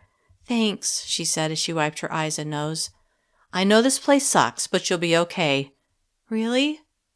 I knew no such thing, but if it would get her to stop crying so we could get our job done, then I could pretend. "Yeah." "I've just heard so many horror stories about places like this." After what I'd experienced the last 2 days, I was sure they were all true. Though curious about what she'd heard, I decided it would be best if I didn't know what other horrific things could happen to me. I was scared enough as it was. I couldn't bring myself to tell her the lie that what she'd heard couldn't be true, so instead I said, "We have a lot of work to do still. We'd better get busy." "Okay." She threw her tissue away and took out the toilet cleaning supplies. Relieved that she was going to be a help and not a hindrance, I went back to my scrubbing. When we finished that bathroom, we wheeled the cart to the next one. I got her started, then told her I had to talk to Kyle for a minute. Hurrying to the supply closet/office, I hoped he would be there. He was. "Morgan, how's Nicole working out?" "Fine." "Great. I'll bet you're glad to have the help." "Yeah." Had he forgotten about my request? "Yesterday you said you'd put in a request for a job change." "I remember." "I was just wondering if you'd heard anything." "Even though I would prefer to keep you on my crew," he said, "I did as you asked." He paused, then smiled. "I was able to get you on kitchen duty." The look on his face made it clear he thought this was a great win, but my heart sank. Kitchen duty wouldn't get me outside. I smiled back, pretending to be happy. "That's great. Thanks." "You'll start tomorrow morning at 6. 6 in the morning?" This was just getting better and better. "That's right," he said as irritation crossed his face. "Is that a problem?" Forcing away my unhappiness, I smiled.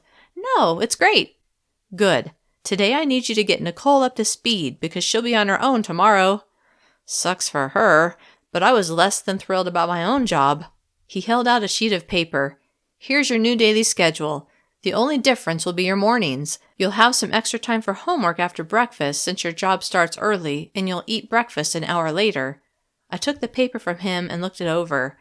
Daily schedule for Morgan Campbell: 6 to 8, kitchen duty; 8 to 8:30, breakfast; 8:30 to 10, exercise or homework; 10 to 12, kitchen duty; 12 to 12:30, lunch; 12:30 to 2:30, kitchen duty; 2:30 to 3, homework; 3 to 5, classes; 5 to 5:30, dinner; 5:30 to 8, exercise or work on homework; 8 to 9, meet with counseling group; 9 to 10, exercise or work on homework; 10 o'clock, lights out.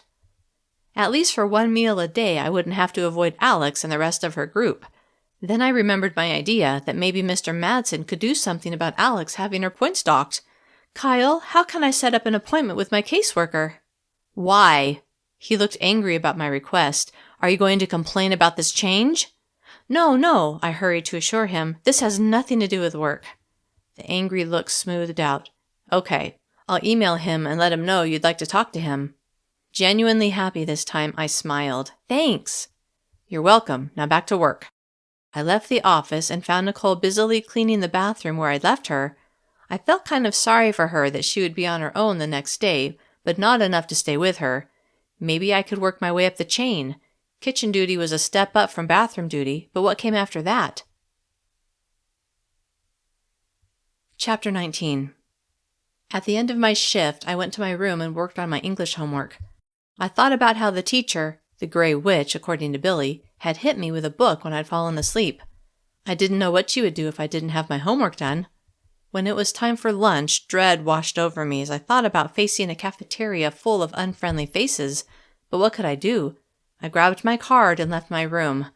Once I'd picked up my meal, tofu mixed with vegetables, I turned to the room and saw Billy, Alex, Piper, and Cassidy at their usual table.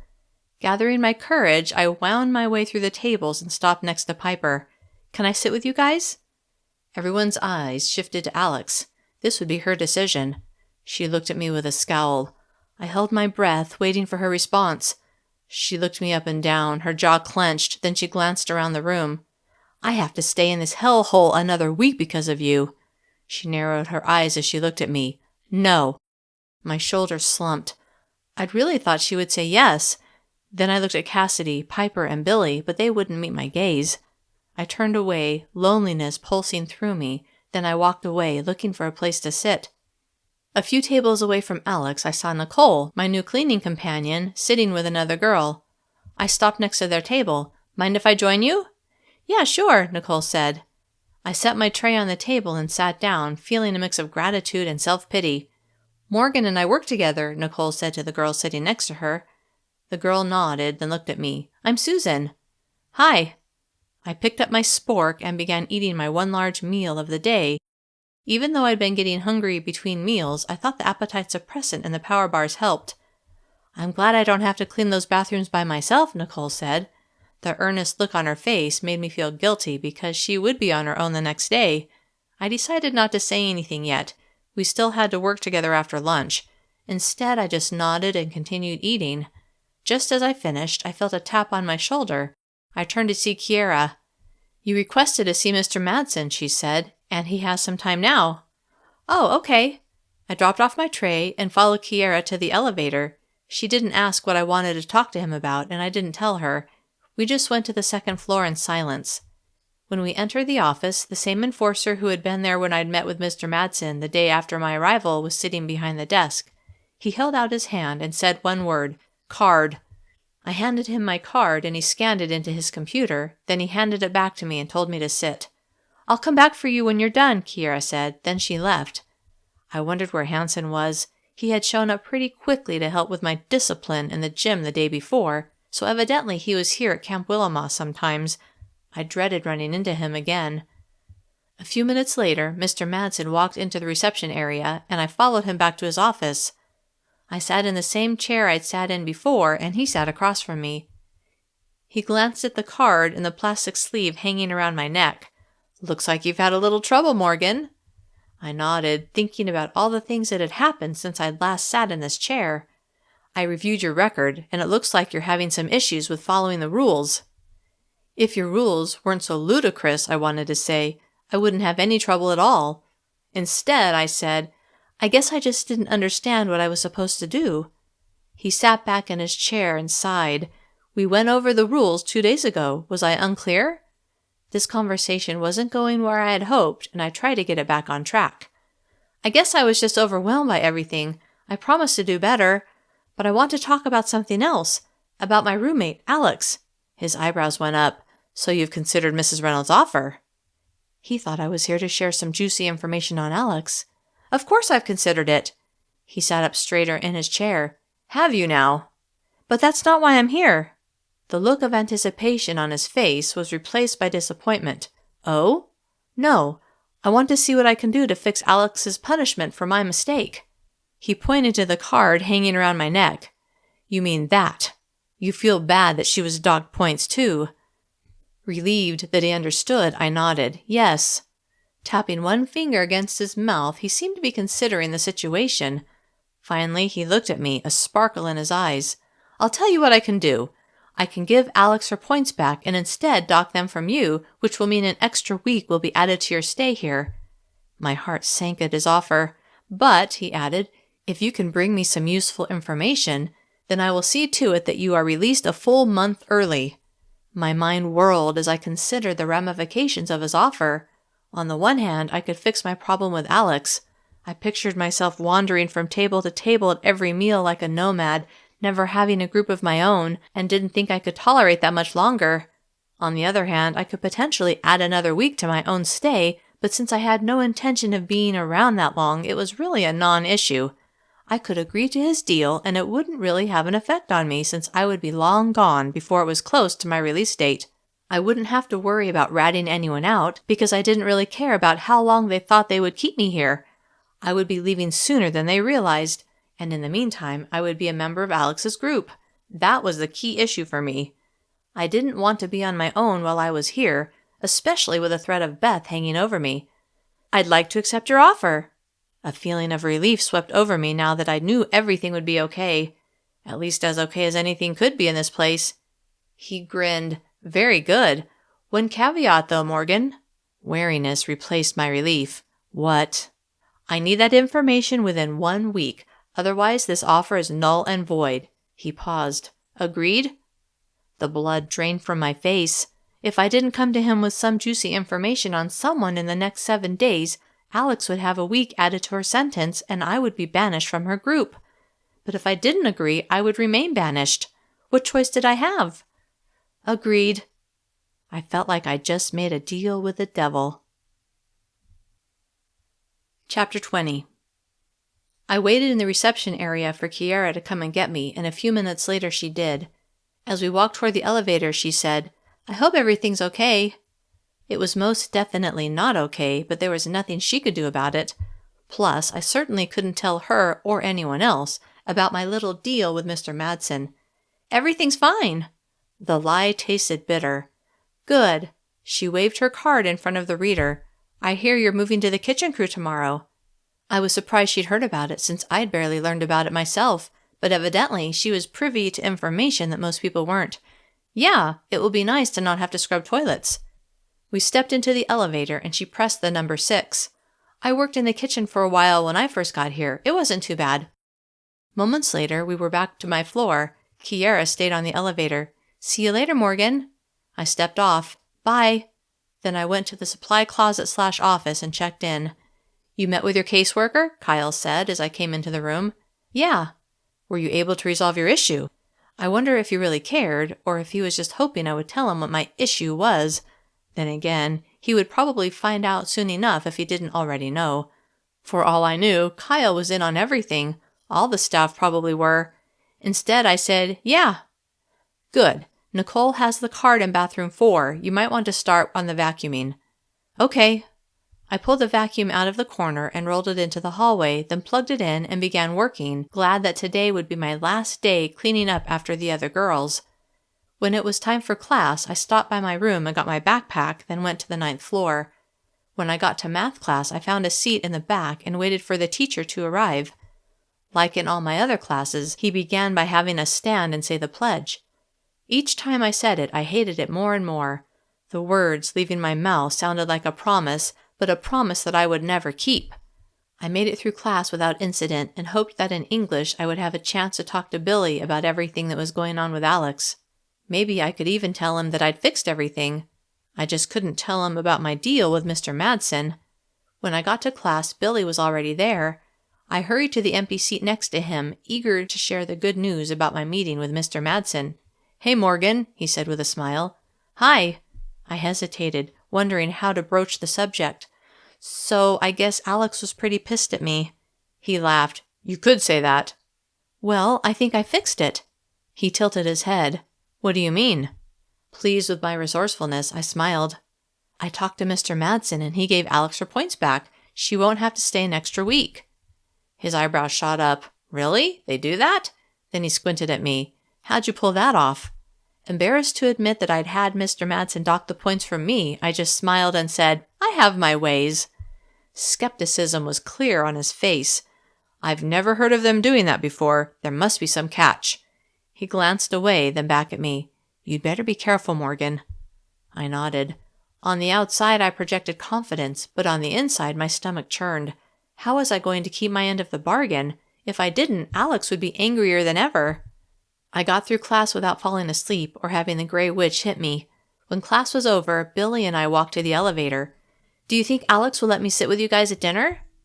"I don't know." He paused. "Tell you what, come a few minutes late. I'll talk to Alex and see what she says. After you get your food, I'll give you a signal whether it's yay or nay." "Okay." I lingered in my room for a few minutes, trying to give Billy time to talk Alex into letting me rejoin their group. Finally, with trepidation, I headed to the cafeteria. As I waited in line, I glanced Billy's way, but he was still talking to Alex. My nervousness about what Alex would say was so great I hardly noticed what food they gave me. When I reached the end of the line, I turned to the room and sought out Billy. He gave me a smile and waved me over.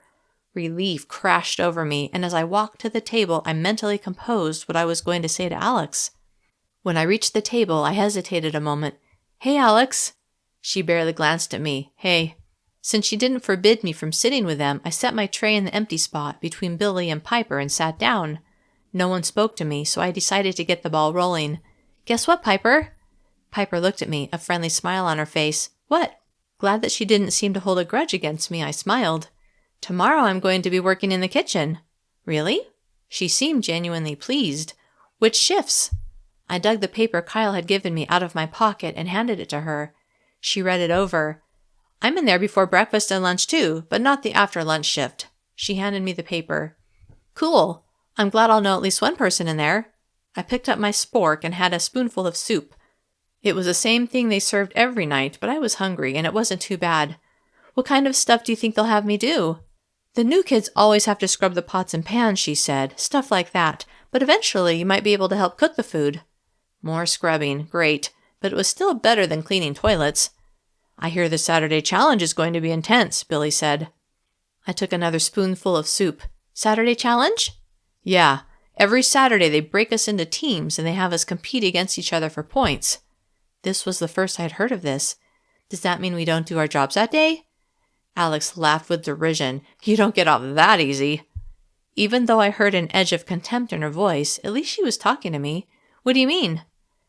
"The Saturday challenge is in the afternoon," she said, "so you'll participate during the time you would normally have classes." "At least it gets us out of class for a day." "I guess," she said, "but sometimes you might wish you were in class instead." After my experience in the gym with Hanson and his enforcer buddy making me run on the treadmill, I could only imagine what they would have us do in this challenge. "What kinds of things do they have us do?" "Depends on what they think will be the most entertaining." Alex paused. "Entertaining to them, that is." "One time," Piper said, "they broke us into teams of 6 and had us do tug-of-war." That didn't sound so bad. "But they always like to have a little twist," she continued. "You know, to make it more interesting." She did air quotes as she said it. What do you mean? I asked. Well, there are always points involved, like the winner gets more points and everyone else is docked points. But for the tug of war, they had a trench between us, and in the trench they put dozens of snakes. She had to be yanking my chain. What? I don't think they were poisonous, but still. She seemed dead serious. What she described horrified me. What kind of place was this? Were all fat centers like this one? Come to think of it, Piper said, we haven't had a good game of tug of war in a while. Then something occurred to me. Where is the Saturday challenge held? They have an area outside just for the competition. Outside? That could be my chance. My thoughts must have been written all over my face because Billy said in a low voice, Don't go there, Morgan. I looked at him but didn't say anything.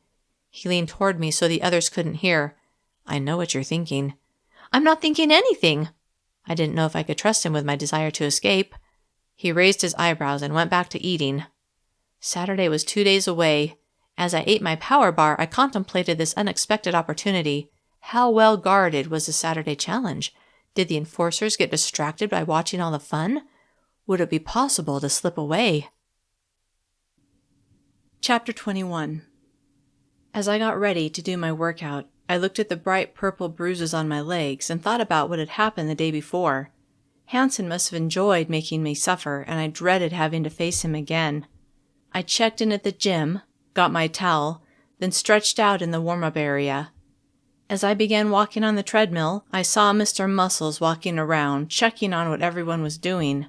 Scared that he would harass me again, I picked up my pace. When he walked toward me, my heart rate escalated, but not from exertion. He stopped next to me and looked at his device, which I assumed told him my heart rate, compliments of the chip in my arm. Then he smiled. That's what I like to see, Morgan. It didn't matter that my heart rate had increased merely due to his presence, as long as it had increased. I gave him a partial smile, then focused on running, hoping he would go away and leave me alone. He stood there longer than necessary. At least I thought it was too long. Then he finally walked away. As I went through my workout, which I was able to get through without being hassled, all I could think about was Saturday and a possible chance to get out of this place and back to the tunnel. This was only my 3rd full day at Camp Williamos, but already I was so done with this place. After my workout, I showered, then headed to the 9th floor to meet with Mrs. Reynolds and the other delinquents who had to be re-educated. Today there was no scale in the middle of the room, just the circle of chairs filled with the other criminals in my group. Billy was there before me this time, and I sat in the empty seat next to his. Hey, Morgan, he said. How was your workout? It was okay, I guess. I paused. When do you work out? Before breakfast. My eyebrows went up in surprise. Aren't you the overachiever? He laughed. No, I just prefer to get it done first thing. He glanced around, then whispered, Plus, Austin's not there that early. I can't stand that guy. Mr. Muscles? Who? I laughed at the confusion on his face. That's how I think of him. He grinned. Good call. I was surprised to know that Billy didn't like him either. I wondered what had happened to him, and I realized I still didn't know why he was at Camp Williamos. Obviously, he'd committed a crime of some sort. Why else would he be in the counseling session? But I wondered what it was. Mrs. Reynolds walked in wearing a bright smile. I didn't know why she always looked so happy to be here. Of course, she wasn't a camper, so that would help. Good evening, group, she said. It looks like everyone is here, so let us stand and begin with a pledge. We all shuffled to our feet and said the words along with Mrs. Reynolds. Very good. You may be seated. After we sat, Mrs. Reynolds looked at me and my heart kicked in my chest. Morgan, you may give that back to me now. She pointed to the card still hanging around my neck. I took it off and handed it to her. I hope you'll remember now to weigh yourself daily.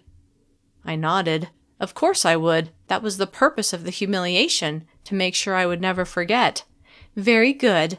Then she turned to Chad Beacon, the other new kid, and I sighed in relief. Mr. Beacon, tomorrow you may eat breakfast again. A tentative smile lifted his lips. She looked away from Chad, and I saw the relief on his face. I knew exactly how he felt. Today, she said, I want to talk about the value of putting the needs of others above those of your own. She looked directly at Billy, and he stared back. Billy, do you think there's value in that? I was impressed that he didn't seem intimidated. "Sometimes," he said, "but sometimes not." "Explain, please." When he hesitated, she said, "You know we value all opinions." That was news to me. When Chad had expressed his opinion, he'd been punished, and I was terrified to express mine. Maybe what she meant was all opinions were valued as long as they were the right opinion. "If someone you care about desperately needs something," Billy said, "but you know if you get it for them, then you could get in trouble, but you do it anyway, in that case, there is value in putting the needs of someone else above your own." Mrs. Reynolds pursed her lips. "That's an interesting idea, Billy, but what about the importance of keeping the rules of society?" "Some rules have to be broken for the greater good." He stared at her, and I wondered if he wanted her to argue with him or punish him. The room was completely silent as we watched the exchange. I agreed with what Billy said and wished we could change the pledge to reflect his ideas. They made much more sense. The rules of this world were absurd, and it would be better for everyone if they were changed. Mrs. Reynolds stared right back at Billy. I guess she wanted to prove she was in charge, and eventually he looked away. I was glad when he did. As they'd engaged in their battle of wills, I was afraid of what punishment Mrs. Reynolds would come up with. Would anyone like to share their thoughts on Billy's comments? Mrs. Reynolds looked at each of us, but no one dared speak. Finally, she locked gazes with a chubby girl with beautiful auburn hair. "Tracy, I haven't heard much from you." Tracy's eyes widened at the sudden attention. "I'd like to hear your point of view on the value of putting the needs of others before your own." "Oh, well, I guess we need to think about what is best for everyone and not just for one person." "And why is that?" Mrs. Reynolds asked. Well, because it's selfish to always do what you want? To not think about everyone else?" Mrs. Reynolds frowned at Tracy. "Are you asking me or telling me?" "Telling you." Sighing, Mrs. Reynolds turned to her next victim. It wasn't me, and I hoped she would leave me alone. Finally, it was time to go back to our rooms. As we stood to leave, I glanced at Billy, wanting to talk to him about what he'd said. Was he talking from personal experience? Is that why he was here? Had he done something to help a loved one and gotten in trouble? Intrigued by the possibility, I followed him out of the room, but with the other kids around, I couldn't easily talk to him. We got on the elevator with several other kids, and Billy got off on his floor. "See you tomorrow, Morgan." "Bye." Disappointed that I hadn't gotten to talk to him, I headed to my room to get my homework done for the next day's classes. When I got there, Alex was absent. I sat at my desk and worked on my assignments until I was too tired to think. I got ready for bed, set my alarm for 5:30, then tried to use the last little bit of time before lights out to complete my food journal. If I waited until morning, I was sure to run out of time since I needed to get up extra early to begin my kitchen duties. Just as I finished, Alex arrived. Even though she wore shorts and a tank top, she didn't look like I did after my workouts, red-faced and coated with sweat. Maybe Austin was nicer to her since they worked together. As I pictured his face, I ground my teeth, angry at the thought of him. Alex closed the door and turned to me, a puzzled look on her face. "Why'd you do it, Morgan? Why'd you have Madsen put my points back and dock yours instead? Are you crazy?" So, she'd heard the details of what I'd done. Who had told her? Not that it mattered. The truth was, if I didn't get some information to tell Madsen within a week, it would be reversed. "I guess I just felt bad that you were being punished for my stupidity, that's all." She shook her head. "You'd better hope you earn some points in the challenge on Saturday to make up for it.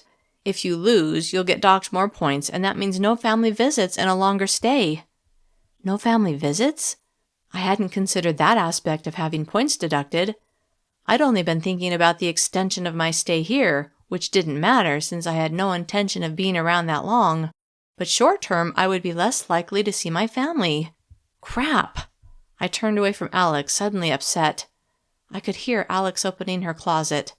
I pictured the faces of my little brothers who so recently had gotten on my nerves. I would give anything now to see them and listen to their racket.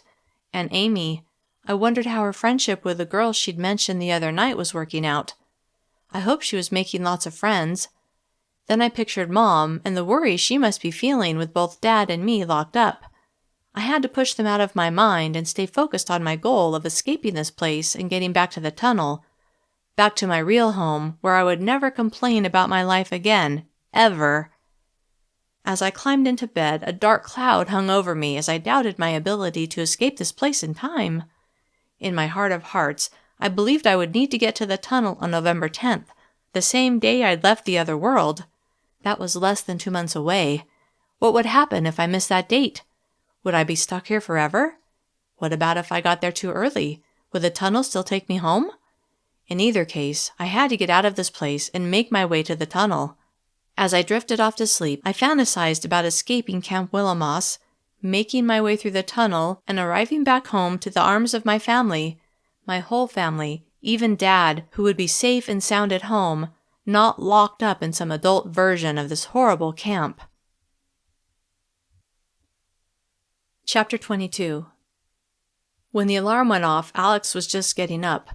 I groaned as I stretched, wishing I could stay in bed longer, but knowing I didn't have a choice. Today I was starting my new job in the kitchen, and I didn't want my new supervisor, whoever that was, to hate me for being late. Throwing back the covers, I forced myself to get up. "Oh, new job today," Alex said as she gathered her things. "I forgot." Yeah, I wasn't much of a conversationalist when I first rolled out of bed. "Good luck. See you at lunch." "'Kay." I watched her leave the room, and then I got ready, making sure to weigh myself in the bathroom. Then I headed to the elevator. Piper was there too, and I smiled, glad not to have to go on my own. We made our way to the cafeteria on the 4th floor, and I followed her through a door marked Staff Only. She took me to an older woman who was wearing an apron. "Mrs. Coleman," Piper said, "this is Morgan." The woman smiled at me, and surprisingly it didn't seem fake. "Good morning, Morgan. Welcome to my kitchen." "Hi." "As you can see," she waved her hand toward the large open space, "we're quite busy getting ready for breakfast. Today I'd like you to wash the dishes in the sink over there." I looked where she pointed and saw a number of large pots and pans stacked next to an industrial-sized sink. "Okay." Someone called to her and she hurried off. I looked at Piper, who shrugged, "Have fun." Then she went to her workstation. As I walked to the sink, I reminded myself that this was better than scrubbing toilets. I had a feeling I'd be spending my whole shift washing dishes. Elbow deep in soap suds, I decided it really wasn't too bad, even though the dishes seemed to multiply. I was so focused on my task, I almost missed all the excitement. Evidently, a new shipment of power bars had come early that morning, and news spread that these ones had a more powerful appetite suppressant. Even more exciting to those of us on a reduced caloric intake, we were going to be given 2 at each meal instead of 1.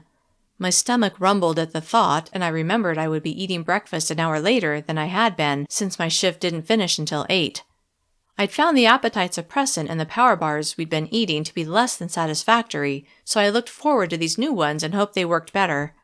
When my shift ended, Piper found me, and together we picked up our breakfast and went into the cafeteria seating area.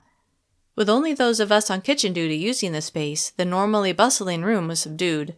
Piper and I sat at a table with 2 other girls, and we enthusiastically ate our meals. "I'm surprised they're giving us an extra power bar," one of the girls said. "I know, right?" Piper said. "Usually they take food away from us, not give us more." The other girl's eyes widened. "You don't think they're going to take away any of our other food, do you?" "I hope not," Piper said as she unwrapped her first power bar. "That would really suck." I nodded but didn't speak, too busy eating a surprisingly tasty power bar. I swallowed, then said, "These taste better than the old ones." Piper nodded. "Yeah." We finished our meal, then dropped off our trays. "What do you have now?" Piper asked as we waited for the elevator. "I can work out or do homework until 10, then I have to come back here." "Me too," she said. When I got to my room, I decided to get part of my workout out of the way and changed into shorts, then headed to the gym. Dreading what might happen today, I walked into the office to check in and found a familiar face. "Hi, Alex." I'd forgotten she might be here. "Hey, Morgan, how was kitchen duty?" "It was okay. Lots of dishes to wash." She smiled. "I'll bet." "Well," I said, "I'd better get started. I have to be back in the kitchen at 10. "'Kay, have a good workout." Yeah, I thought, like that ever happens. I nodded, then went to get a towel. When I was halfway through my time on the treadmill, Mr. Muscles materialized next to the machine and stood there watching me. Not only was he a bully, but the way he stared at me really creeped me out. His gaze slid up and down my body. "Looking good, Morgan." I suppressed a shudder as I glanced at him. "Go away," I chanted in my mind. "Go away, go away." But he just stood there, eyeing me. A few more weeks in my gym and you'll look really good." Was he coming on to me? Little did he know that I would be long gone from this place very soon. Finally, he walked away and I was able to finish my workout in peace. When I went back to the office to check out, Alex immediately asked, "What was Austin saying to you?" I remembered the way she defended him before and wondered if she had a crush on him, though how she could was beyond me. "You know," I said, "just telling me to go faster." She squinted like she didn't believe me, and I wondered if he came on to a lot of the girls. "I've got to get back to the kitchen," I said. "I'll see you at lunch." She smiled, but it didn't reach her eyes. "Bye." Great, that's all I need. Now she's going to be mad at me because the creepy Mr. Muscles is a pervert. When I got to the kitchen, boxes of food were stacked on the floor and one boy was putting them in a large walk-in refrigerator. Deciding it would be a nice break from doing dishes, I picked up a box and followed him into the cold space. I set the box on top of the one he'd carried in, then turned to go. "Whoa, who do we have here?" Beth stood in the doorway, blocking my exit. Beth works this shift, I thought? Great. The boy had already left, and I anxiously glanced around, but no one was near. Beth followed my gaze. "Who are you looking for?" Hoping the boy would be back with another load, I faced Beth and pretended to be unafraid. "If you'll excuse me, I need to get back to work." "If you'll excuse me," Beth parroted, "I need to get back to work. You're such a loser, Morgan." The cold of the refrigerator, combined with my fear, made me shiver. Beth noticed. "What's wrong, Morgan? Are you cold?" I pictured her closing the door and locking me in, and a wave of claustrophobia swept over me. Suddenly desperate to get out of the refrigerator, I stepped toward her. The move must have been unexpected because she took a step back, but not enough for me to get past her. "Where do you think you're going?" she asked, a malicious look on her face. Just then, the boy I'd followed earlier arrived, another box in his hands.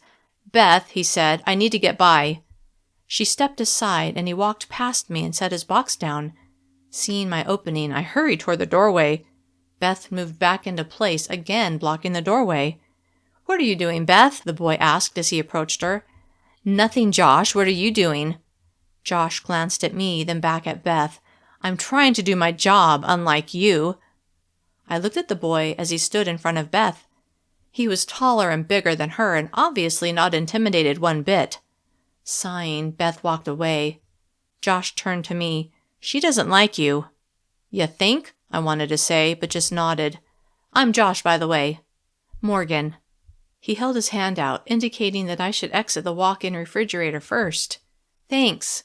I went past him and headed to the sink, deciding that even though doing dishes was boring, at least it would be safe. Halfway through my shift, someone bumped into me, hard. My stomach jammed against the edge of the sink, and I dropped the pot I'd been scrubbing. It landed with a splash, soaking the front of my shirt. Someone laughed behind me, and I turned to see Beth, a grin on her face. "Oops!" Anger boiled inside me, making me bold. "What's your problem, Beth?" "You are."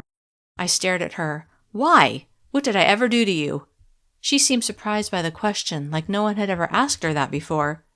"Nothing. I guess I just don't like you." The unreasonableness of her answer was so ridiculous that I stared at her. Deciding not to escalate things, I turned my back to her and picked up the pot I'd dropped. "Tell you what, Morgan," she said. "What?" I didn't turn around. "I'll make you a deal." I turned to face her. "If you give me your power bars each day and don't report it, I'll leave you alone." Those power bars were what kept me from feeling famished each day. Without them, I wasn't sure I would have the energy to do everything that was expected of me. But if Beth kept her end of the bargain, maybe it would be worth it. "I'll give you half of mine." She shook her head. "Nope, I want it all." "I'll bet you do," I thought. "I need to keep a few," I said, "or I'll be too hungry." She laughed. "Why would you think I care?" I felt stupid for even suggesting it. She must have taken my silence for refusal. "If you'd rather not," she said, "I understand." Then she jabbed me in the forehead with her finger at the same time that she stomped on one of my feet. "Ow!" I cried out. A few people looked our way, but Mrs. Coleman and the other adult supervisors were busy and hadn't noticed. Okay, I'll give you 4. She scowled. "What are you, an imbecile?" I was surprised her vocabulary included 3-syllable words. "It's all or nothing, Morgan." My foot throbbed, and I felt a small bruise forming on my forehead. I'd gotten nearly 1 bruise per day since I'd been at Camp Willamoss, and I had no desire to get any more. Plus, I was tired. Tired of constantly having to watch over my shoulder. Tired of being bullied. But I was also too tired to fight. Fine. My teeth clenched as I spoke. You can have them all.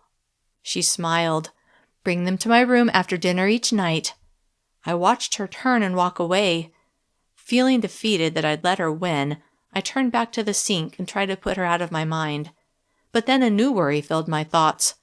What would my punishment be if they caught me giving away my food without reporting it? Chapter 23. At lunch, I sat with my group. As we ate, the 2 power bars on my tray seemed to mock me. I finished my meal, and the others ate their power bars, but mine sat untouched. Are you going to eat those? Billy asked, pointing to the wrapped bars. Of course, I said, but I'm saving them for later. That's kind of frowned upon, Cassidy pointed out. Why? I guess they don't want anyone to stockpile food. They want us to eat it when they give it to us. I picked up both power bars and shoved them in my front pocket. They might get a little smashed in there, but I had nowhere else to put them. I think it would be better for me to eat after my workout, I said. Cassidy shrugged. I wanted to stash them in my room before going back for my final shift of kitchen duty, so I excused myself, dropped off my tray, and headed toward the elevator. I hurried to my room and put the bars under the clothes in my closet, then went back to the kitchen and started on the pile of dishes that had materialized since I'd stopped to take my lunch break. I got through the shift without incident and went back to my room, made sure the power bars were where I'd left them, then did a little homework before class. When I got to social studies, I decided to do a little test. I sat in the same seat I'd sat in before, the one Beth had claimed was hers, then waited for her to arrive. A few minutes later, she walked in. She glanced at me, then sat in another seat and ignored me for the rest of the class. Elated that she seemed to be keeping her end of the deal, I decided sacrificing some of my food was worth it. At the end of class, I gathered my things and went to science. Harley was already there, and the seat next to him was empty, so I hurried over and sat down. Ever since I'd found out that he used to sit at my table, I'd been wondering what had happened. Hi, Morgan. How's it going? Good. Any more trouble with Beth? I remembered Piper's warning to be careful what I told Harley. Not really. That's good. Now that I had the opportunity to talk to him, I didn't know how to broach the question of why he'd been banished from our table. How long have you been at Camp Willamos? He looked thoughtful. About 3 months. Oh, how much longer until you can leave?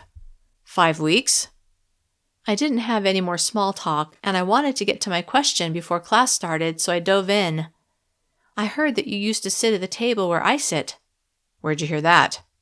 Obviously, he wasn't eager to talk about this. From Piper? Piper, huh? Yeah, is it true? Is what true?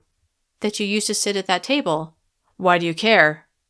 Never mind, I muttered, embarrassed now for prying when he clearly had no intention of spilling his secrets. He ignored me and began reading his textbook. I didn't want him to be mad at me. I had few enough friends as it was. I'm sorry I asked. It's none of my business.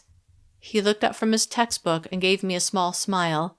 Then the teacher arrived and class began. At dinner, I put my 2 power bars in my pocket as soon as I sat down, so that it wouldn't be so obvious that I wasn't eating them. Tomorrow's the big day, Billy said. Challenge day.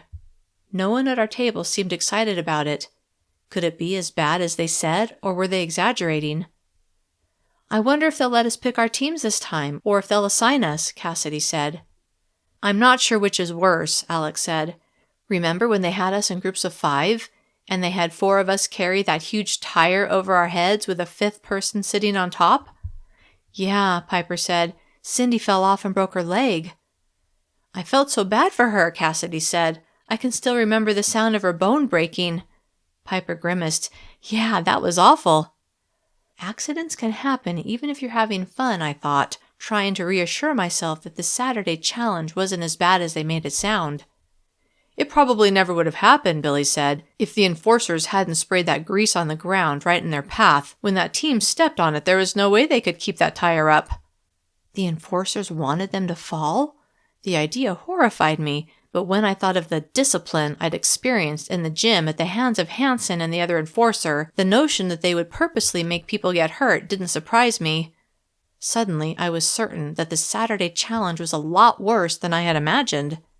Anxiety surged through my veins, and I frantically tried to think of a way I could escape. I needed a way to get outside, and I needed to cut the chip out of my arm. Both things seemed nearly insurmountable. As horrible as it sounded, the idea of slicing open my arm, digging around until I found the tiny chip, then pulling it out and stopping the bleeding seemed easier than getting to the ground floor undetected and making my way away from this place. But both things had to be done if I had any hope of getting back to my home world. Trying to shove down the fear of what this Saturday challenge might be like, I focused instead on the opportunity it might give me to get away, or at a minimum, to scout out a possible way to escape. "What do you think, Morgan?" Piper asked. "What?" I'd been so absorbed in my thoughts I hadn't heard the question.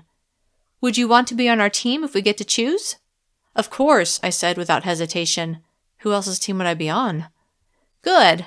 Piper smiled, and the feeling that this small group of kids was now my family grew. When I got to my room, I grabbed the 2 power bars I'd stashed after lunch and hurried to Beth's room. Afraid for anyone to see me there, I knocked softly. A moment later, the door opened. "You got 'em?" she asked. "I only have the ones from lunch and dinner today." I held out the 4 power bars and she grabbed them from my hand, then shut the door in my face.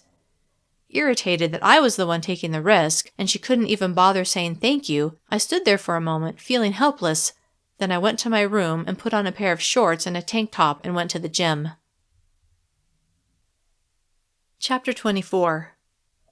Since I'd worked out for an hour earlier, I would only have to spend an hour at the gym. When I arrived, I didn't see Mr. Muscles. Maybe I would have a reprieve from his presence. I checked in, got my towel, then went to the warm-up area and stretched out. I got on the elliptical machine and began my workout, going the pace that I preferred. It was hard to focus on the workout since I found myself constantly checking to see if Mr. Muscles had shown up. After a while, I got into the rhythm of the workout and let down my guard. A few minutes later, I felt, rather than saw, someone standing next to me. Dreading the sight of Mr. Muscles, I slowly turned my head. My worry about seeing Mr. Muscles turned to alarm when instead I saw Hanson standing there, grinning. He wasn't wearing his normal enforcer uniform, but instead was wearing sweats and a t-shirt. For a split second, I thought he looked less terrifying, until I looked into his cold, cold eyes. "You're not Mr. Austin?" I blurted. "No, I'm not. Unlike you, he gets to have a life, so I volunteered to cover his shift." My heart jackhammered against my ribs, and I looked away, hoping he would leave me alone. But like most things I hoped for in Camp Willowmoss, it didn't happen. "You need to pick up the pace, Morgan," he sneered. "You've got a lot of fat to burn off." Fury and fear mixed together, making me lose focus, but my hands tightened on the grips and I made myself go faster, terrified what would happen if I tried to defy him. He checked the small device in his hands, then looked at me. He stood there for several minutes, his eyes going back and forth between me and the device. Finally he said, "Good. Now keep that pace going for 20 minutes. He paused. "I'll be watching." Then he turned and sauntered away. To keep myself going, I replayed the scene when I'd first arrived here, and I'd driven my knee into his groin and he'd collapsed to the ground. A small smile lifted my lips as I pictured the surprised expression on his face when it had turned out I'd been conscious the whole time and I'd bested him. I began my frequent fantasy about escaping this place and finding the tunnel that would lead me home. But I must have gotten too caught up in my musings and slowed down because I felt a sharp pain in the back of my right leg. Whipping my head to the side, I saw Hanson standing there, his baton in his hand. "Didn't I tell you to keep that pace going?" His eyes were like chips of ice. "When I tell you to do something, Morgan, I expect you to do it." Petrified to say or do anything that would anger him, I stared back. He held up his baton in a threatening manner. "Agreed?" "Yes," I whispered as I moved my feet faster. He slammed the baton into his other hand with a whack. Then he smiled. "Tomorrow will be your first challenge day." A look of anticipation lit his face. "That's my favorite day of the week." When he walked away, I couldn't stop tears from filling my eyes. Blinking rapidly to clear my vision, I glanced at the kids nearby who seemed absorbed in their own workouts. Whether they really were, or whether they were just trying to stay out of my altercation with Hanson, I didn't know.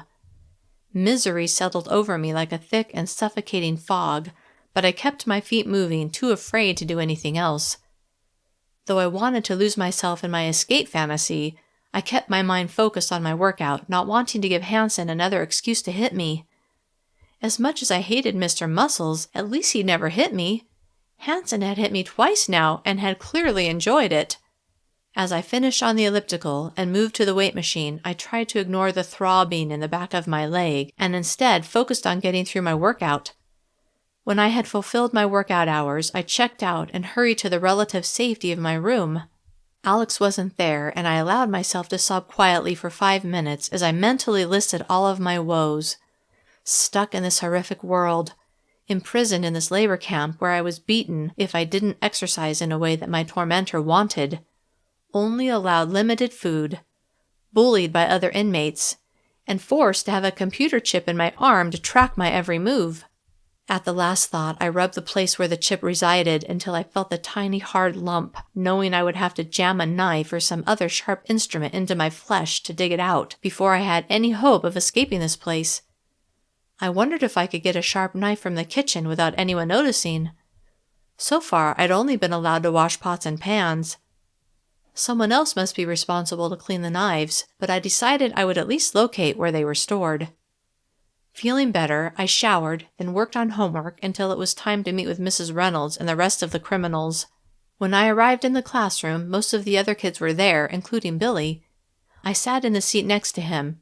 "Hey," he said as he smiled at me. "Hey." I remembered what he'd said the night before about breaking the rules to help someone you cared about, and again wondered what his story was. I didn't know how to go about asking him, so I just sat there and said nothing. "Good evening," Mrs. Reynolds said as she strolled into the room in her typical happy mood. After we recited the pledge, she looked at each one of us in her X-ray vision way, which always made me uncomfortable. Her gaze seemed to linger on me and Chad Beacon. "As most of you know," she began, "tomorrow is Saturday Challenge. We have 2 new campers this week who have not yet had the opportunity to participate in our challenge day." All eyes swiveled between Chad and me, and my face heated. "As those of you who have participated know, Saturday Challenge is all about teamwork." Not from what I'd heard. I kept my thoughts to myself, hopeful that the other kids had just been trying to scare me. "Now, Tyler," Mrs. Reynolds said to a dark-haired boy, "why do you think it's important to work as a team?" I half listened to his answer as I imagined what the next day would bring. Hansen had seemed excited about Saturday Challenge, which didn't bode well for us campers. Any time he was having fun, we were bound to be suffering. Chapter 25. During my first kitchen shift the next morning, I kept an eye on the knives, who used them, where they were kept, and plotted how to take a small one. The adults in charge seemed to keep careful track of who was using the knives, and when they were done being used, they were hand-washed. Not by me, obviously, since I only got to handle pots and pans, then put in a locked drawer. I knew it was locked because my supervisor, Mrs. Coleman, had a key in her pocket that she took out and used each time she opened the knife drawer. As I surreptitiously watched Mrs. Coleman, I knew I would have to distract her to either get the key or to take a knife. Maybe I would even have to get someone else to help. The only person I trusted was Piper, but I didn't know if she would help me. At breakfast, I put my power bars in my pocket and tried not to think about the competitions that would be taking place later that day. When I got to the gym after breakfast, I was almost afraid to go in, worried Hansen would be covering for Mr. Muscles again. Forcing myself to walk in, I glanced around but didn't see Hansen anywhere. But Mr. Muscles was there. I went about my business, hoping I could get through my workout without being harassed. After my warm-up, I started on the treadmill and tried to do what I knew was expected, but after a few minutes he came over. He seemed more cheerful than I'd seen him before. "You excited about the Saturday Challenge?" he asked. "This is your first time, right?" So that's why he was in such a good mood. My anxiety over what happened in this competition went up a notch.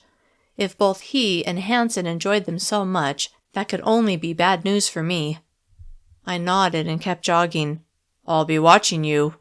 "Great." He finally walked away to bug someone else, and I finished my workout without him bothering me. During my pre-lunch shift, I was asked to help put together boxed lunches. Unfortunately, I wasn't given any sharp utensils to use, but rather just boxed up the food that others had put together. I stood next to Piper at a long counter. "What's with the boxed lunches?"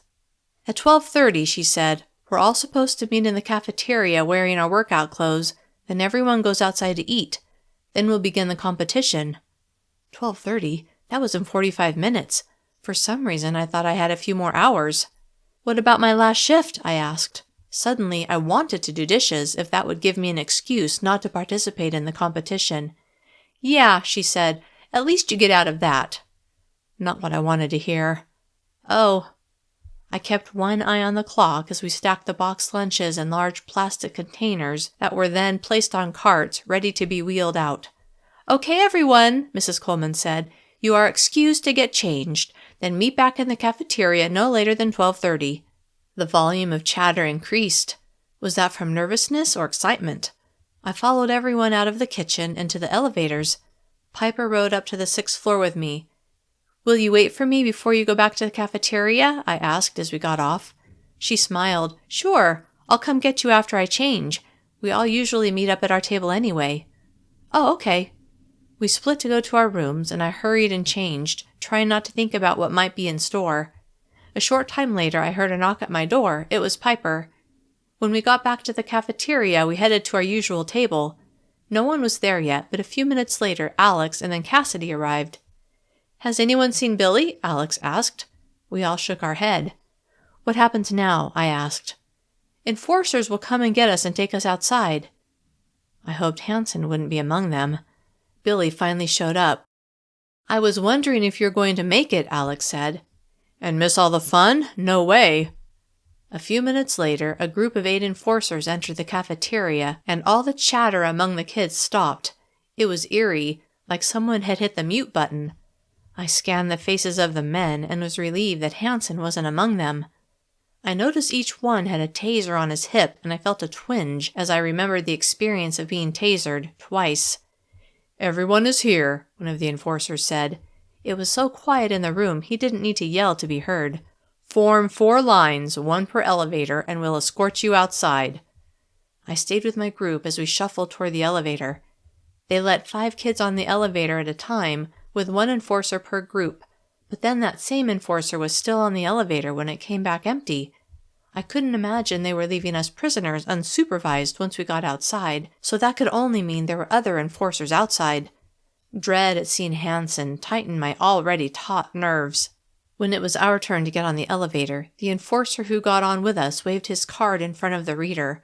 All the buttons lit up, even the one for the 1st floor. Then I saw one labeled B. That was the one he pressed. I assumed it meant basement. A moment later, the elevator doors slid open. A short hallway led to a pair of double doors that stood open, and beyond those doors I saw a large expanse of grass and sunlight. "This way," an enforcer who had evidently been waiting said as we walked out of the elevator. As he led our group toward the doors, I felt an odd mixture of elation at the opportunity to be outside and heavy trepidation at what was about to happen. When we stepped through the doors and into the sunshine, I closed my eyes, enjoying the heat from the sun. This was my 5th full day here, but the first time I'd been allowed to go outside. I'd missed the warmth of the sun. "Keep moving," an enforcer who had been behind me said as he shoved me in the back.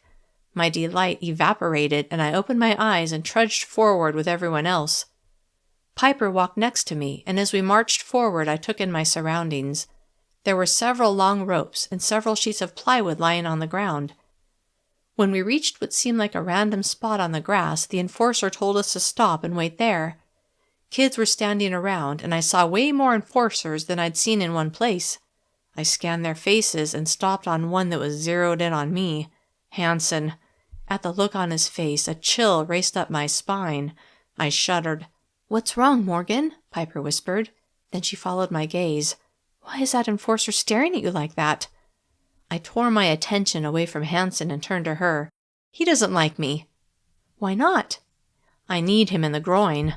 Her eyes went wide, then she laughed and glanced at him again. I looked at him.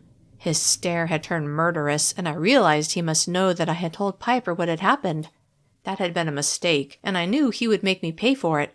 "Stop laughing," I whispered urgently as a new level of terror slipped into place. "Sorry." She got herself under control. "What's so funny?" Cassidy asked. When Piper opened her mouth to speak, I shook my head. "I'll tell you later," she said. "I hope they're going to give us some of those new power bars," Billy said. "I'm craving one right about now." "Me too," Cassidy said.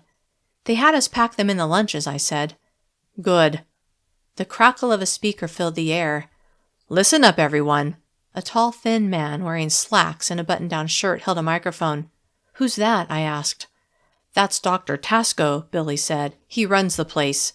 I stared at his bespectacled face and wondered if he knew that his enforcers hit campers with batons when they weren't going fast enough on the exercise equipment. "The group you're with now," he said, "will be your team." There were murmurs from the crowd, including our group. Some groups seemed happy, and some seemed worried. I was glad I was with my friends. "Quiet down now." He frowned as he waited for everyone to settle down. "Before we begin, we will recite the pledge." We all stood and faced him. Then as one, we spoke, although I had trouble pushing the words past my lips. "I pledge to always follow the rules and to take care of my body. I will strive to put the good of all above the desires of one. A healthy me is a healthy world." "Very good," Tasco said. 2 people from each group will come to the table and gather lunch for their group." On his next words, the volume of his voice increased. "You will do this in an orderly manner." Billy turned to us. "I'll go. Morgan, do you want to come?" Yeah, sure." Kids peeled away from their groups and headed toward the table, which was stacked with boxed lunches and water bottles. "You get 5 water bottles," he said, "and I'll get the lunches." "Okay."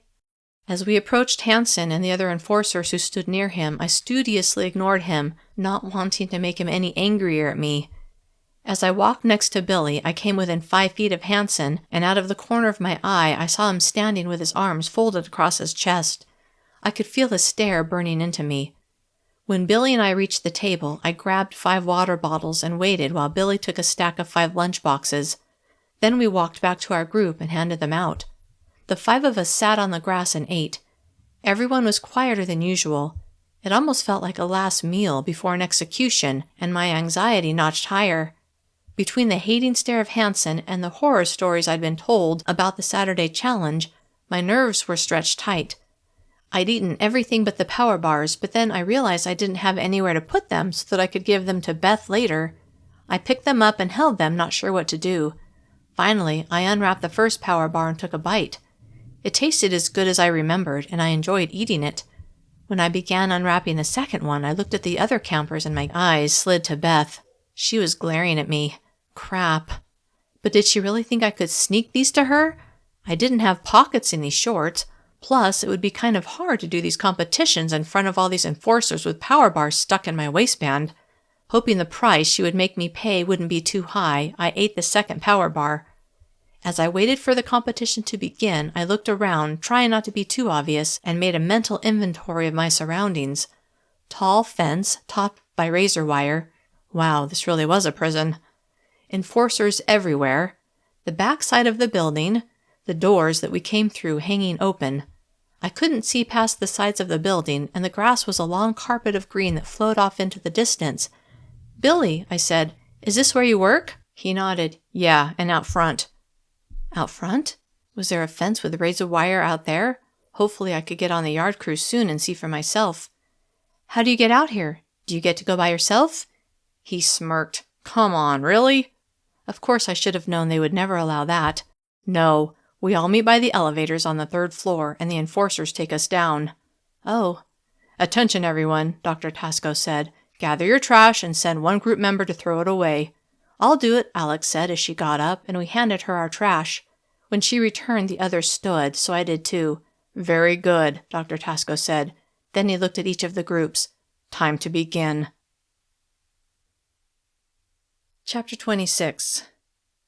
"In today's competition," Tasco said, "we will begin with everyone's favorite, dodgeball." I smiled. That didn't sound so awful. In my world, fewer and fewer schools allowed dodgeball, and it had been a long time since I'd played, but I didn't think it was too bad. There are 30 teams of 5 each, Dr. Tasco said. We will assign your team a number, and when we call your team forward, you will line up where directed. Someone came around and counted off the teams. Our group was Team 20. I glanced at my team members, but no one said anything. The first 10 teams were called forward and lined up so that Team 1 was opposite Team 2, Team 3 was opposite Team 4, etc. Then enforcers set 6 red balls on the ground exactly between each team, 6 for each set of teams. They looked like the balls I'd always used when playing dodgeball. If you're hit, you're out, Tasco said. The team who eliminates all the players from the opposing team wins, or, at the end of 3 minutes, whichever team has the most players still in wins. The members of the winning team will gain 1 point. The members of the losing team will be deducted 1 point. However, after the first round, the losers will play each other, and the winners will play each other. So in round 2, you will have the opportunity to regain or lose more points. I watched the 5 games that were going on simultaneously. It was 2 wins out of 3, so the first round for some teams lasted nearly 10 minutes, but it didn't take long before the first group had completed its first round. Our team, along with 9 other teams, was called up to play next. Remember, Billy said to us as we walked to our assigned position, we need to move fast to grab the balls when they blow the whistle. Then we need to work together to get the other team out, so Alex and I will work together to get out the people across from us, and the rest of you work together to take out the people across from you, starting on the right and working your way down. That way they won't be able to catch the ball. Hoping I understood his strategy, I nodded. Obviously, they'd played together before, but this was all new to me. We stood where the enforcers told us to, and I looked at the 5 people standing across from us. They didn't look very tough, and I hoped that meant we had a good chance to win this round. I watched as enforcers set 6 red balls on the ground exactly between us. When I looked at the referee, who lifted the whistle to his mouth, my heart lurched. What if I messed up and ruined it for our whole team? Would they hate me? Would I be banished from the group? The whistle blew and I shot forward, along with the 9 others in our match. I reached for one of the balls, but someone on the other team grabbed it first. Rushing backwards, but making sure to stay within bounds, I frantically glanced at my teammates and saw they had managed to grab 4 of the balls. Balls started going back and forth. One flew right toward me. It must have been instinct that made me catch it, because I didn't really consider myself very athletic. "Throw it, Morgan!" Piper shouted next to me. I heaved the ball at the person on the far right of the opposing team at the same time Cassidy threw her ball. Our teamwork paid off because we hit the boy and he was out. Elated, I wanted to yell, "Yes!" My joy was short-lived as a ball struck me unexpectedly and I was out. Crap! I stepped out of bounds and watched as we took out 2 more members of the opposing team. Then Cassidy was hit and she came over next to me. Secretly, I was glad I wasn't the only one on our team who'd been hit. The whistle blew.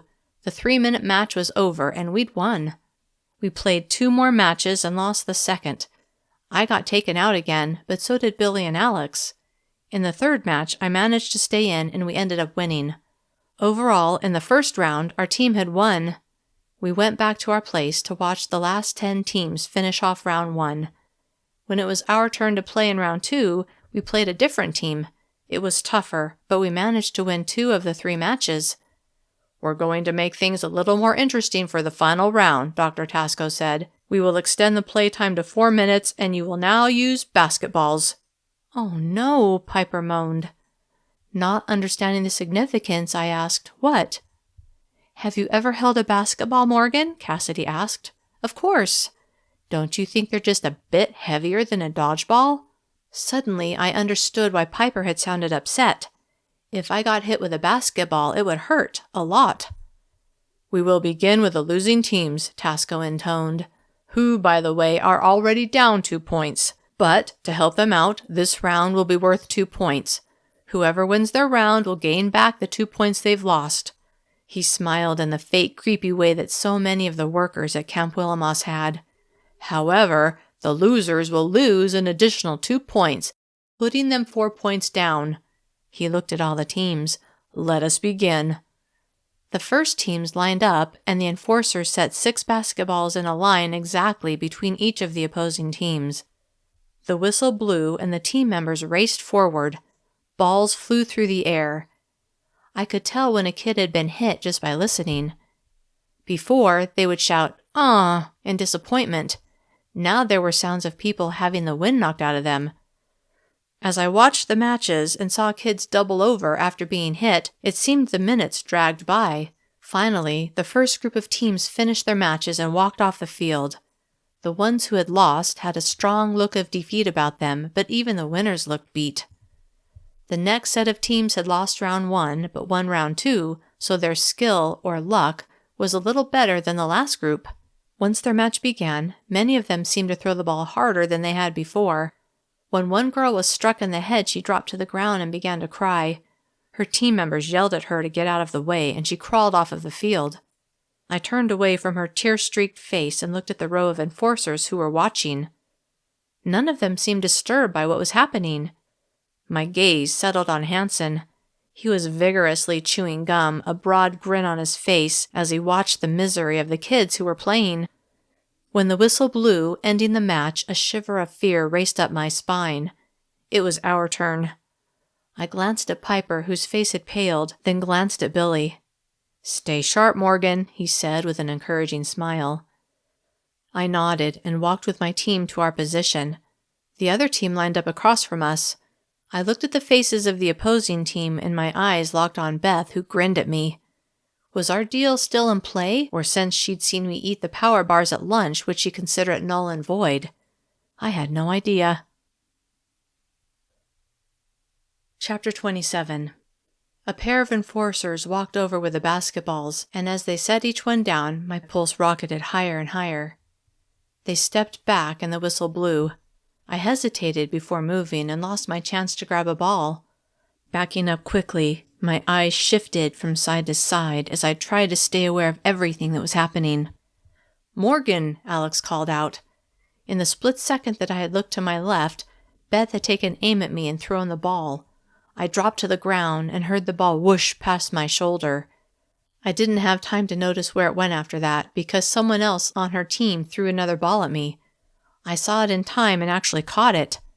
Jumping up, I threw the ball as hard as I could toward the boy across from me. He caught it easily, then threw it back at me. Since I just caught it, I felt confident I could catch this one as well, but he threw it right at my stomach. I did catch it, but only because when it hit me in the gut, my instinct was to wrap my arms around my stomach, which kept the ball in my arms. "Throw it, Morgan! Throw it!" I wasn't sure who was yelling because I was so focused on trying to get my breath back after getting the wind knocked out of me. I looked up and saw Beth laughing at me. Anger welled up inside me, and using all my strength, which admittedly wasn't much, I hurled the ball in Beth's direction. To my utter shock, I actually hit her, and she was out. She scowled at me and left the field, but I knew better than to spend more than a split second savoring my victory. There were still 4 people trying to hit the 5 of us. Having one of their team members eliminated seemed to enrage the rest of Beth's team, and the 2 of them that held balls threw them at me at the same time. As the balls flew toward me, I avoided being hit by one of them, but couldn't avoid the other, and I was out. Panting, I walked off the field and watched the rest of the match. The other team took out Alex just before the whistle blew, and the game was over. We'd lost. We lined up for the next match, and I glanced at Beth, who glared at me. The enforcer set the basketballs between us, and the whistle blew. Determined to grab a ball, I shot forward, but Beth got there a fraction of a second before me. "You're going down," she muttered. I jumped back and prepared for her throw. A second later it came. Ready this time, I caught it, my arms stinging as the rough surface slapped my skin. Focused on my task, I barely registered Cassidy's shout of pain next to me. Instead, I hurled my ball at the boy standing next to Beth. "Watch out, Cam," she yelled, but it was too late and he was out. Feeling good, I watched as Beth picked up the ball that had taken out her teammate, but then a different ball hit me in the arm and I stepped out and went to stand next to Cassidy. She was rubbing her head and had tears in her eyes. We watched the rest of the match, and a few seconds later, Piper was hit in the stomach and she collapsed to the ground, but lumbered over to us. "Are you okay?" Cassidy asked. "I'll be fine," she wheezed. A moment later, it was over. We'd lost, but at least we didn't have to play a third match. Our team huddled together. "Hey," Alex said, "at least we won the first two. We didn't gain points, but we didn't lose any either." "Whatever," Cassidy said, "it still sucks." When Dr. Tasco announced that we were moving on to tug of war, I was relieved. Until Piper said, "Great. I wonder what they have under those boards." I looked at the sheets of plywood that I'd noticed earlier. Before, I thought they were lying around randomly, but now I noticed there were 4 boards laid out in such a way as to accommodate 4 teams at once. "Probably just a puddle of mud," Billy said. He was looking at me, and I wasn't sure if he really believed what he said or if he was trying to reassure me. I glanced at the others, but they didn't look like they believed him. "We want to make this competition as fair as possible," Dr. Tasco said. "So all the boys line up over here." He pointed to one side of the field. "And the girls over there. We will choose a mix of 7 boys and girls for each team." Billy walked away from us and joined the boys. The 4 of us stayed together, hoping they would keep us on the same team. A few minutes later, they had us organized into teams. I was on the same team as Cassidy, but Alex and Piper were assigned to another team. Our team consisted of Cassidy, me, 2 other girls, and 3 boys. Josh from my kitchen crew was one of them. "Hey, Morgan," he said. "Hi." With 7 people per team, there were 22 teams, although 4 teams were short a person. No one seemed to say anything about the unfairness of it, but those teams looked worried, and I was glad I wasn't on one of them. The enforcers laid out 4 long, thick ropes, but they were nowhere near the sheets of plywood. Instead, they were in the same area where we'd had the dodgeball games. They called up 8 teams at a time so that there were 4 games of tug-of-war going on at once. Each pair of teams played to see who could win 2 of the 3 poles. When the first group went, I watched carefully, trying to figure out if there was anything special they needed to do. But it was all brute strength and who could pull the other team over the line first. When it was our turn, our team got in a single file line, boy, girl, girl, boy, girl, girl, boy. I was the third from the front. The opposing team had 4 boys and 3 girls, but I was hopeful we could win. The other team lined up next to the opposite length of rope. "Get ready," an enforcer yelled. We picked up the rope and held it taut. The enforcer blew a whistle, and we began pulling. At first, there was no movement at all, but then we were tugged forward just a little bit. The boys on our team yelled to pull harder, and I pulled as hard as I could. My hands burned on the rope, but I kept pulling. Then we gave a final heave and pulled our opponents over the line. Exhilarated to have won, we jumped up and down and shouted. After a 30-second rest, it was time for the next match. After some back and forth, the other team won. "Come on," Josh said. "We've got to win the next one. 2 out of 3. Come on." A minute later, we were pulling the rope again. It was obvious that the other team wanted to win as much as we did. We tugged and pulled, but in the end, they were a little stronger than us and we lost. Feeling deflated to be in the losers group, we walked to the sidelines to watch the last group of teams have their match. In round 2, we were among the first groups to compete. This time, we were more evenly matched as the other team had 4 girls and 3 boys like we did. We won 2 of the 3 pulls, making us the winner. "Yes," Cassidy said, high-fiving me. At the end of round 2, Dr. Tasco spoke into the microphone. "Wasn't that fun?" I nodded. It actually had been pretty fun. But when I looked at my teammates, they weren't nodding. In fact, they seemed wary. "As you know," Tasco said with a big smile, "we'd like to spice up our Saturday challenge." I thought about them changing the dodgeballs for basketballs and wondered how he would spice up this game. Several enforcers were moving the ropes we'd been using over to where the sheets of plywood were laid out, and I had a strong sense of foreboding. "We have 2 types of motivations to win this next round." Tasco looked over to a large basket that an enforcer set on a table. "First, the winners will receive their mail for the last week." A murmur went through the crowd, and my heart leapt as I imagined being handed a stack of letters from Mom. I'd wondered why she hadn't written to me. I thought maybe she was mad at me for being so stupid about the cookies.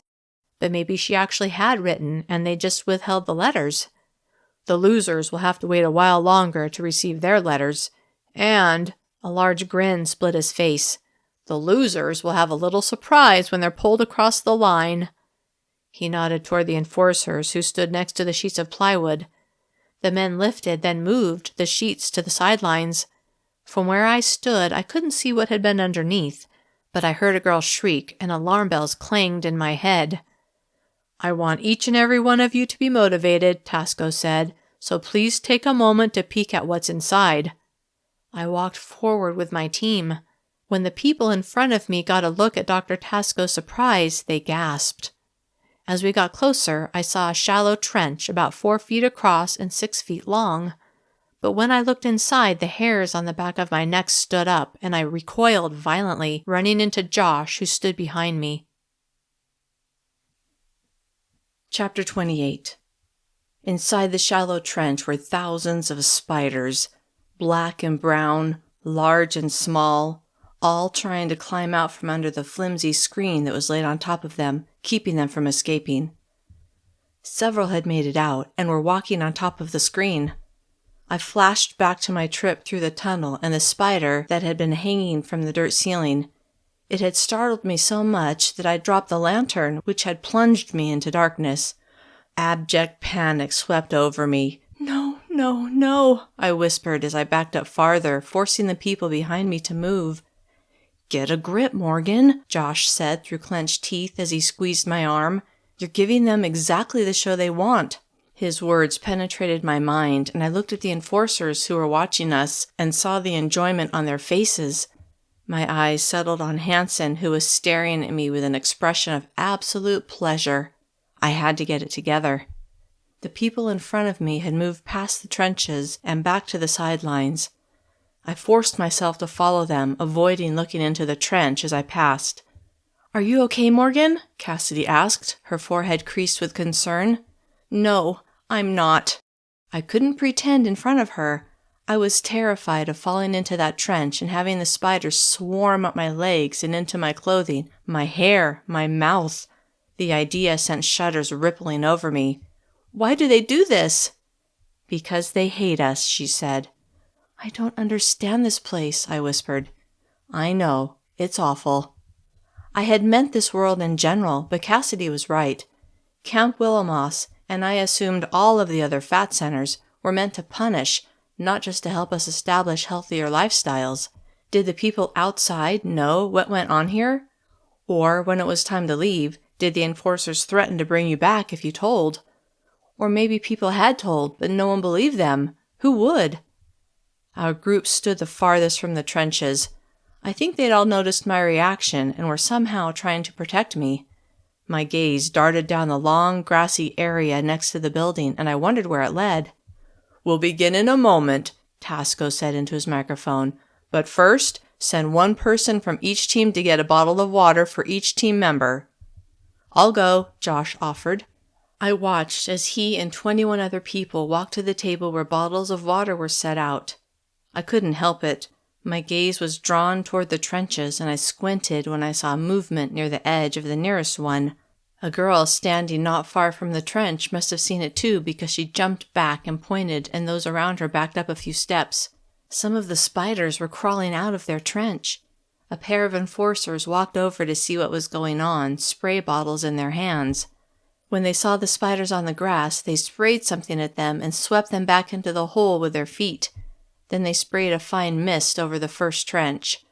I fervently wished it was some sort of lethal spray, but it was probably just something to keep the spiders sluggish until it was time to begin the fun and games. I imagined what it would be like if I was pulled into one of the trenches, spiders crawling up my bare arms and legs, into my hair, down my shirt. How many of them would bite me? What if I wasn't able to get rid of them once I got out of the trench? Would they stay in my clothing? Horrified at the idea, the urge to escape became overwhelming. Looking around wildly, I saw several enforcers managing the spiders in the trenches, while others were watching the kids who were gathering the water bottles. Still others were moving the tug-of-war ropes so that they were lying on top of the open trenches. Taking a deep breath, my heart slamming against my ribs, I darted away from my group and toward the long stretch of grass shaded by the tall building. I didn't hear any voices yelling at me to stop. Had anyone noticed me running away? I kept running, staying in the shadow of the building, and after a moment I reached the end of the building and stopped. I peered around the corner, studying my surroundings. A path led from the large glass front door of the building to a gate. A pair of enforcers patrolled the area near the gate, but next to the gate was a parking lot, and beyond the parking lot, freedom. My heart pounded to be so close to a way out. I forgot about the spiders and focused on how I could escape. I would have to get past the enforcers, but if I managed that, I could get out the gate. "Going somewhere?" a voice said behind me. Startled, I spun around. Hansen stood there, his lips pulled into a huge grin. My gaze darted behind him, but he was alone. He looked back the way he'd come. "Nope, it's just me." Then his grin widened. "Time for a little payback." He balled up his fist and slammed it into my stomach. "Oh!" I gasped as I doubled over, then fell to my knees. This was so much worse than when the basketball had been thrown at my gut. Then I'd been able to catch my breath after a brief moment. Now, not only could I not breathe, I thought I was going to vomit. On my knees, I held one arm across my middle and pressed my other hand into the grass, desperately trying to draw a breath. "You didn't really think we wouldn't notice you running off, did you, Morgan?" Hot tears of defeat sprang to my eyes as I looked at the blades of grass inches from my face. Hansen pinched my upper arm hard. "And with this little beauty tucked into your arm, we always know exactly where you are." The chip. I'd forgotten about the stupid chip in my arm. I'd been so panicked about the spiders that I hadn't thought things through. Stupid, stupid, stupid. Still kneeling on the ground, I stayed in place for another minute until I started to feel marginally better. "Time to go back." Hansen grabbed one of my arms and pulled. I let him lift me up, but I couldn't stand straight because my stomach still throbbed with pain. "You're such a wimp," he said. "Work harder in the gym and maybe you'll toughen up." Was this supposed to be a pep talk? A way to motivate me? The only motivation I had was to get stronger so I could fight back.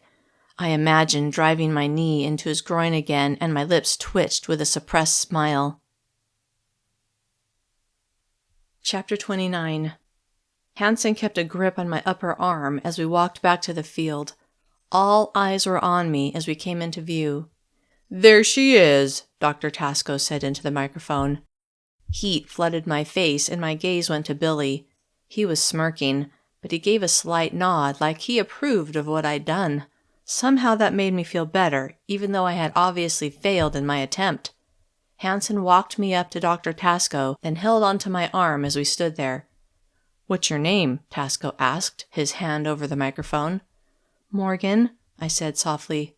Tasco held the mic to his mouth. "Morgan here doesn't seem to like our Saturday challenge." He looked at me. "Why is that?"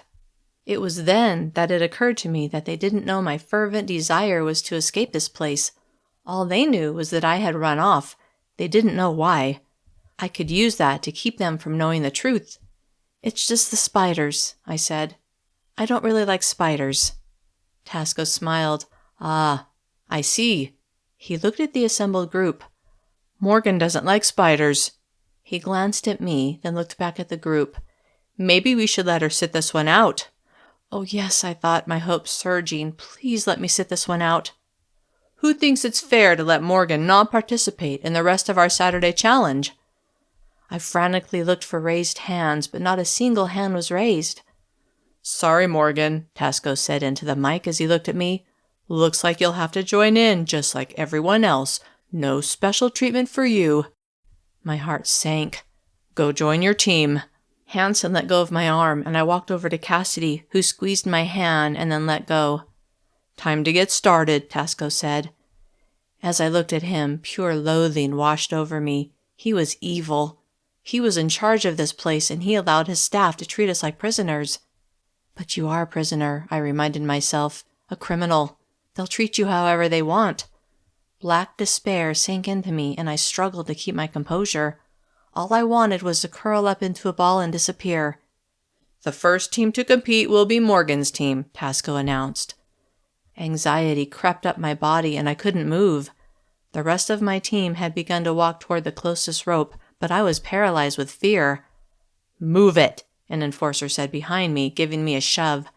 Forcing my feet forward, I caught up with my group and stood next to the rope, but in the position farthest from the trench.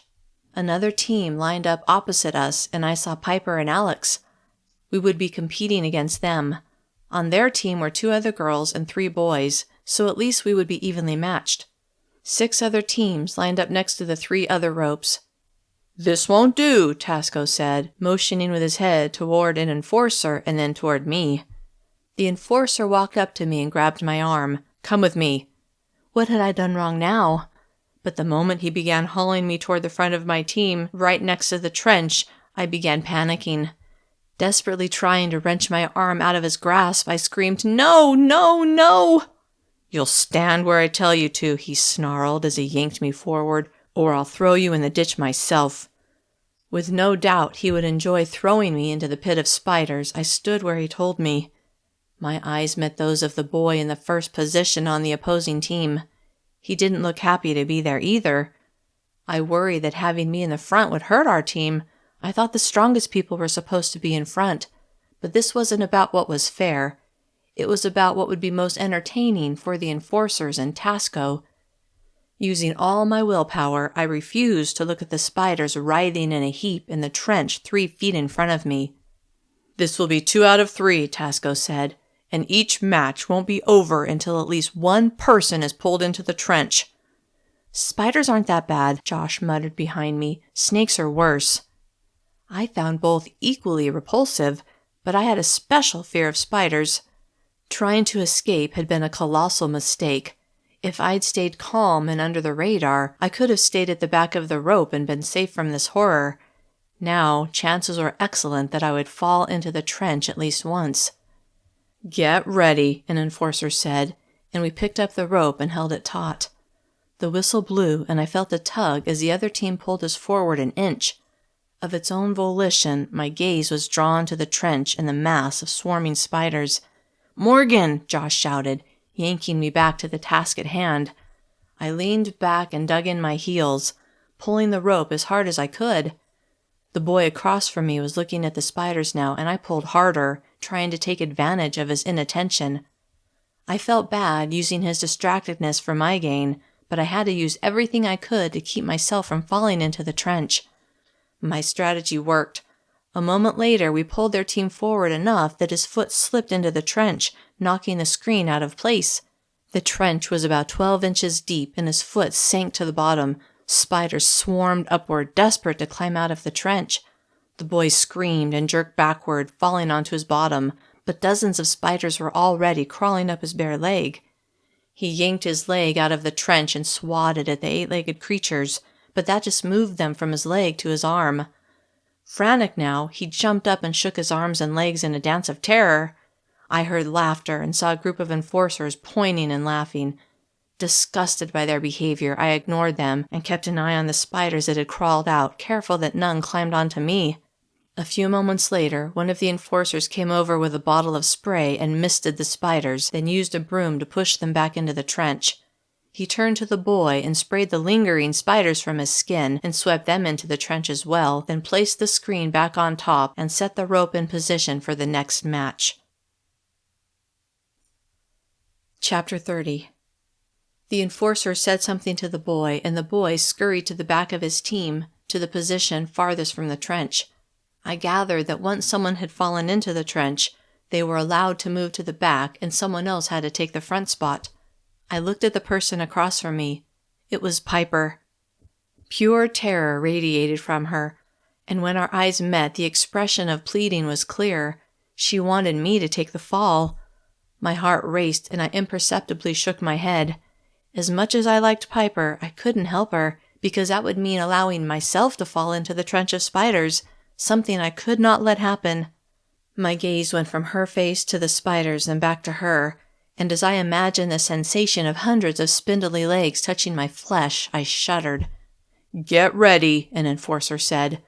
A fine sheen of sweat appeared on my body, making my hands slick. I wiped them on my shorts, then picked up the rope and held it taut. The whistle blew. Desperately trying not to picture the boy who had slipped into the trench and the way the enforcers had laughed at him, I held onto the rope and pulled like my life depended on it. For all I knew, it did depend on it. What if there were poisonous spiders in there? The thought made me pull harder, but my feet were moving closer to the trench. The other team was tugging us, inch by inch, closer to their side. "Come on," I said through clenched teeth.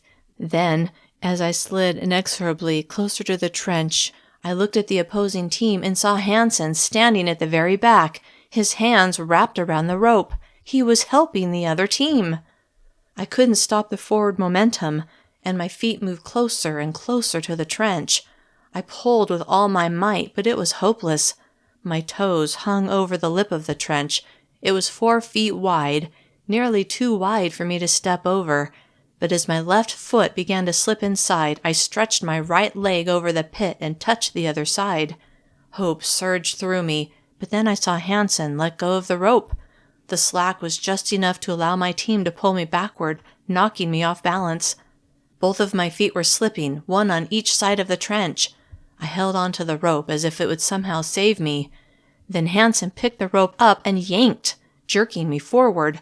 I let go of the rope, my arms pinwheeling in the air as I desperately tried to catch my balance. The earth gave way under both of my feet as I slid into the pit of spiders. The screen bent downward. Dozens of spiders swarmed up my legs. I could feel every spider crawling on my bare skin. Screaming in horror, I leapt out of the trench and swiped at the hideous creatures. At that moment, I didn't care if Hansen and the rest of the enforcers were laughing at my expense. All I cared about was getting the horrid creatures off of my body. Frantically brushing the spiders off of my legs, I stomped on any that I could, crushing them. After what seemed like an eternity, the enforcer with a spray bottle came over and removed the remaining spiders off of my legs. He told me I could go to the back of my team. I fled from the trench, my heart kicking against my ribs and my body trembling. I stopped behind the last person on my team. Desperately trying to gain control over my racing heart, I bent over, placed my hands on my knees, and dragged in breath after breath. This was the most horrific experience I had ever had. Trying to tear my attention away from how nauseous I felt, I looked at the other 3 matches that were still in progress. 2 people were trying to dislodge the spiders from their legs. Then I looked at my teammates. Cassidy mouthed, "It's okay." I nodded, then realized tears were streaming down my cheeks. I wiped them away and saw that Josh was now at the front of our line. Piper was still at the front of hers. I didn't wish for either one of them to have to suffer what I just suffered, but with me as the anchor of our team, it seemed likely that we would lose. A moment later, the enforcer said, "Get ready." I was nowhere near ready, but I had no choice but to force down my anxiety and get in the game. Everyone on our team picked up the rope and held it taut. The whistle blew, and I pulled as hard as I could. I couldn't let my team down, even if that meant Piper had to step into the trench. At first, neither side moved, but after a moment, our team pulled the rope in our direction. From where I stood, I couldn't get a clear look at Piper's face, but I could only imagine the horror she was feeling as she edged closer to the trench of spiders. We continued to tug and pull, and after a short while, our team moved backward. Suddenly, Piper's head dropped from view, and she let out a blood-curdling scream. We had won. Heartfelt regret that I had helped make my friends suffer, mixed with elation that I would receive letters from my family. I dropped the rope and saw Piper struggling to get the spiders off of her legs. Without Hansen's help, their team would have lost the second match, and I never would have fallen in the pit. White-hot hatred for Hansen burned within me. Including the times at the gym, he'd hit me 3 times now, the worst today when he'd punched me right in the stomach. Then he'd guaranteed that I would fall into the trench with a mass of writhing spiders, knowing that I had a fear of them. The man hated me, that much was clear, but how far would he go? It seemed he was becoming more brazen about hurting me. There hadn't been a consequence for what he'd done so far, so what would stop him from doing worse? My eyes went to Hansen, who stood on the sidelines. He was looking at Piper, a grin on his face. I had to find a way out of this place before it broke me. Chapter 31. Visualizing the layout by the gate, I wondered if I could cause some sort of distraction for the enforcers guarding the entrance and get past them. Of course, I would have to be outside to make that happen, and I would need to dig the chip out of my arm first. As I considered all the obstacles, I frowned. How could I possibly make this happen? There had to be a way. "Let's go, Morgan," Cassidy said to me as our team walked to the sidelines to watch the rest of the matches. We stood on the edge of the field and watched the rest of the teams go through their matches. I noticed some kids who fell in their respective trenches didn't seem to be bothered by it, which kept the enforcers from laughing. If only I'd had that much self-control, but my reaction had been visceral, instinctual, and there was nothing I could have done to stop it. Finally, all the teams had gone through their matches. "Thank you for participating in our Saturday challenge," Tasco said, as if we had done it willingly. "You will be escorted back inside. If you find yourself with free time this afternoon, use the time to catch up on homework or to get in an extra workout. I'm sure you could all use it." When he smiled, anger bloomed inside me. The way he treated us, like we were worthless just because we were a few pounds overweight, made me livid. "He's such a jerk," I said to Cassidy. "Shh," she said as she shook her head. Several enforcers were coming our way to escort us back inside. "Why?" I asked. "It's true. Are we not allowed to speak the truth?" "You just need to keep it down," she said. Before long, we were back on the 6th floor. Piper and Cassidy came to our room, and the 4 of us sat on the beds. I wished Billy could be there with us, but no boys were allowed on our floor. "What did you think?" Alex asked me. "You guys weren't exaggerating when you said the Saturday challenge was only for the entertainment of the enforcers." "I know, right?" Piper said. "And those spiders." She shuddered. Trying to forget the whole experience, I nodded. "What was up with that enforcer who helped our team, Piper?" Alex asked. Piper glanced at me. "I think he doesn't like Morgan." Everyone looked at me, obviously expecting an explanation. "Yeah," I said. "I shoved my knee into his privates on the night he brought me here." They all laughed. "The guy holds a grudge," Alex said. You have no idea, I wanted to say, but decided it was best to keep it to myself. There was nothing they could do about it, and if word got out that Hanson had punched me, and then he somehow got in trouble, I had no doubt he would come after me even worse. We were all quiet for a moment, lost in our own thoughts. "So, Morgan," Piper said, "what did you do? To be sent here, I mean. I know you have to go to counseling, so I know you're here for more than weight loss." I hesitated. What would they think of my crime? After another moment, I decided I would tell them. "Let me see if I can remember how they put it when they picked me up." I paused as I recalled that night less than a week before. "They said I was distributing high-calorie items to minors." I did air quotes as I said it. "Oh," Cassidy said, "that's pretty serious. Was it on school grounds?" That was serious? I almost laughed at the absurdity. Instead, I nodded. "Yes." I looked at all of their faces. "Don't you guys think the rules are ridiculous? I mean, come on." "I guess I hadn't really thought about it," Cassidy said. "It's just the way it's always been." Of course it had, for people who'd always lived in this world. For me, it was craziness, but since they had no basis for comparison, they seemed to have a harder time seeing that. "I agree," Alex said. "Some of the rules go a little far, but that's what everyone seems to want, and there's not much we can do about it." "Do you think people outside know what goes on here?" I asked, "like in the Saturday challenge?" "I doubt it," Cassidy said, "but to be honest, I don't know if they would care if they did know. Besides our families, that is. I mean, most people hate people who are overweight, so they probably think we get what we deserve." Alex and Piper nodded. I wished I could bring my new friends back to my world where people could choose what to eat and not be punished if they were overweight. Then it occurred to me that maybe these friends existed in the other world. What a crazy thought. "It looks like you got the 2 points back, Morgan," Alex said. "What 2 points?" Cassidy asked. Alex told them what I'd done to make up for my mistake. "I can't believe you did that," Piper said. "Now that you've gone through a Saturday challenge, would you take that chance again, to extend your stay?" I glanced at Alex. "I don't know." Though I wanted to escape, I hadn't figured out how I would do it. There was a real danger that I would actually have to stay here for my entire sentence. I don't think I could do that, Cassidy said. Piper shifted in place. I can't wait to get out of here, she said, urgency in her voice.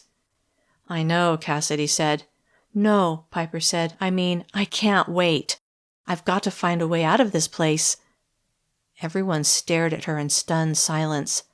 She looked at us. After today, I can't take it anymore. I can't stay here for another 3 months. I have to find a way out. Alex glanced toward the door, then back at Piper. Be careful what you say. I'll help you, I blurted without even thinking. Chapter 32.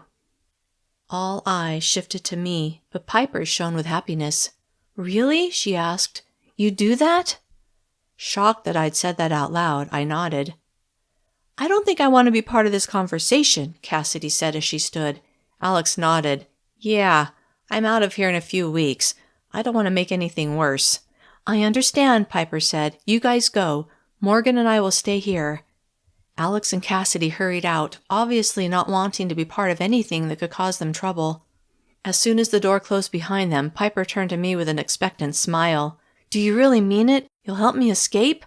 Now that I'd said it out loud, I couldn't take the words back, so I decided to tell her what I really wanted. I don't just want to help. I want to escape too.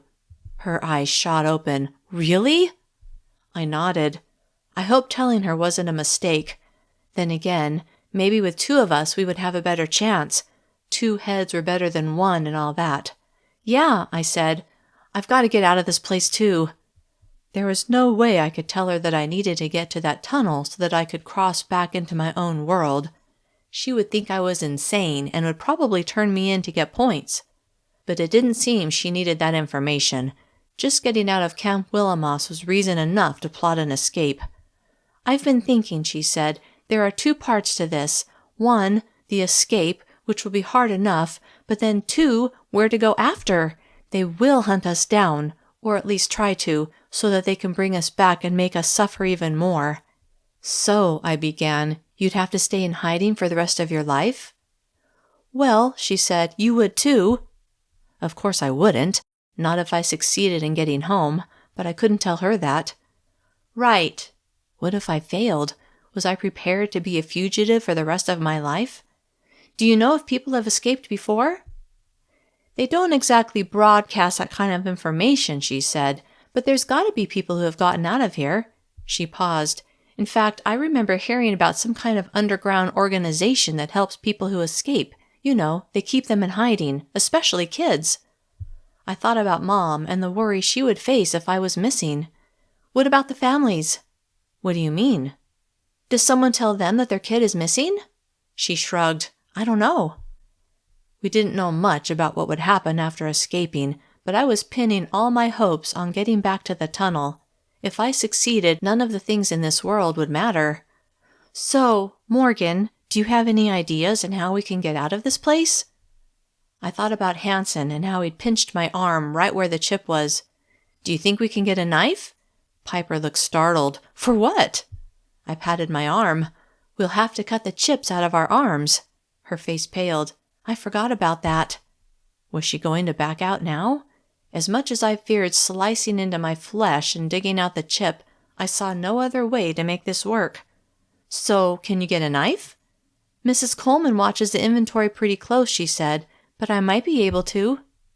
A small one would be better. I paused, but it needs to be very sharp.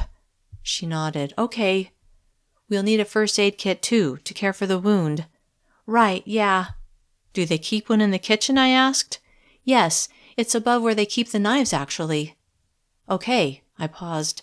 Do you think we should try to get the knife and first aid kit right away, or right before we leave? I mean, if those things disappear and we're still around, they might find out we took them. I'd rather be long gone before they notice. Yeah, she said, but when are we leaving? We haven't even figured out how we can get out of this building. We can't even get to the first floor, or the second floor for that matter. The second floor was where I'd met with my caseworker. I remembered the enforcer who'd been sitting behind the desk. How many other enforcers worked on that floor? The gym's on the 3rd floor, I said. What if we could get some rope and somehow climb out the window? She shook her head. The windows on that floor don't open. They're also shatterproof. Is that even legal? I asked. What if there was a fire? Then I smiled, an idea forming. Wait, what if there was a fire? They'd have to evacuate us, right? Piper's eyes lit up. I like it! In all the confusion, we could slip away. I nodded. Why hadn't I thought of this before? How could we start a fire, I asked, and where is the best place? What if we started several fires at once, she asked, maybe in the supply closets? There are cameras in there. I remembered seeing them. The bathrooms don't have cameras, she said. I nodded. What could we burn, though? What about our school books, Piper said. Great idea. We could rip out the pages and burn them, but if we do it in the bathroom, would that set off the fire alarm?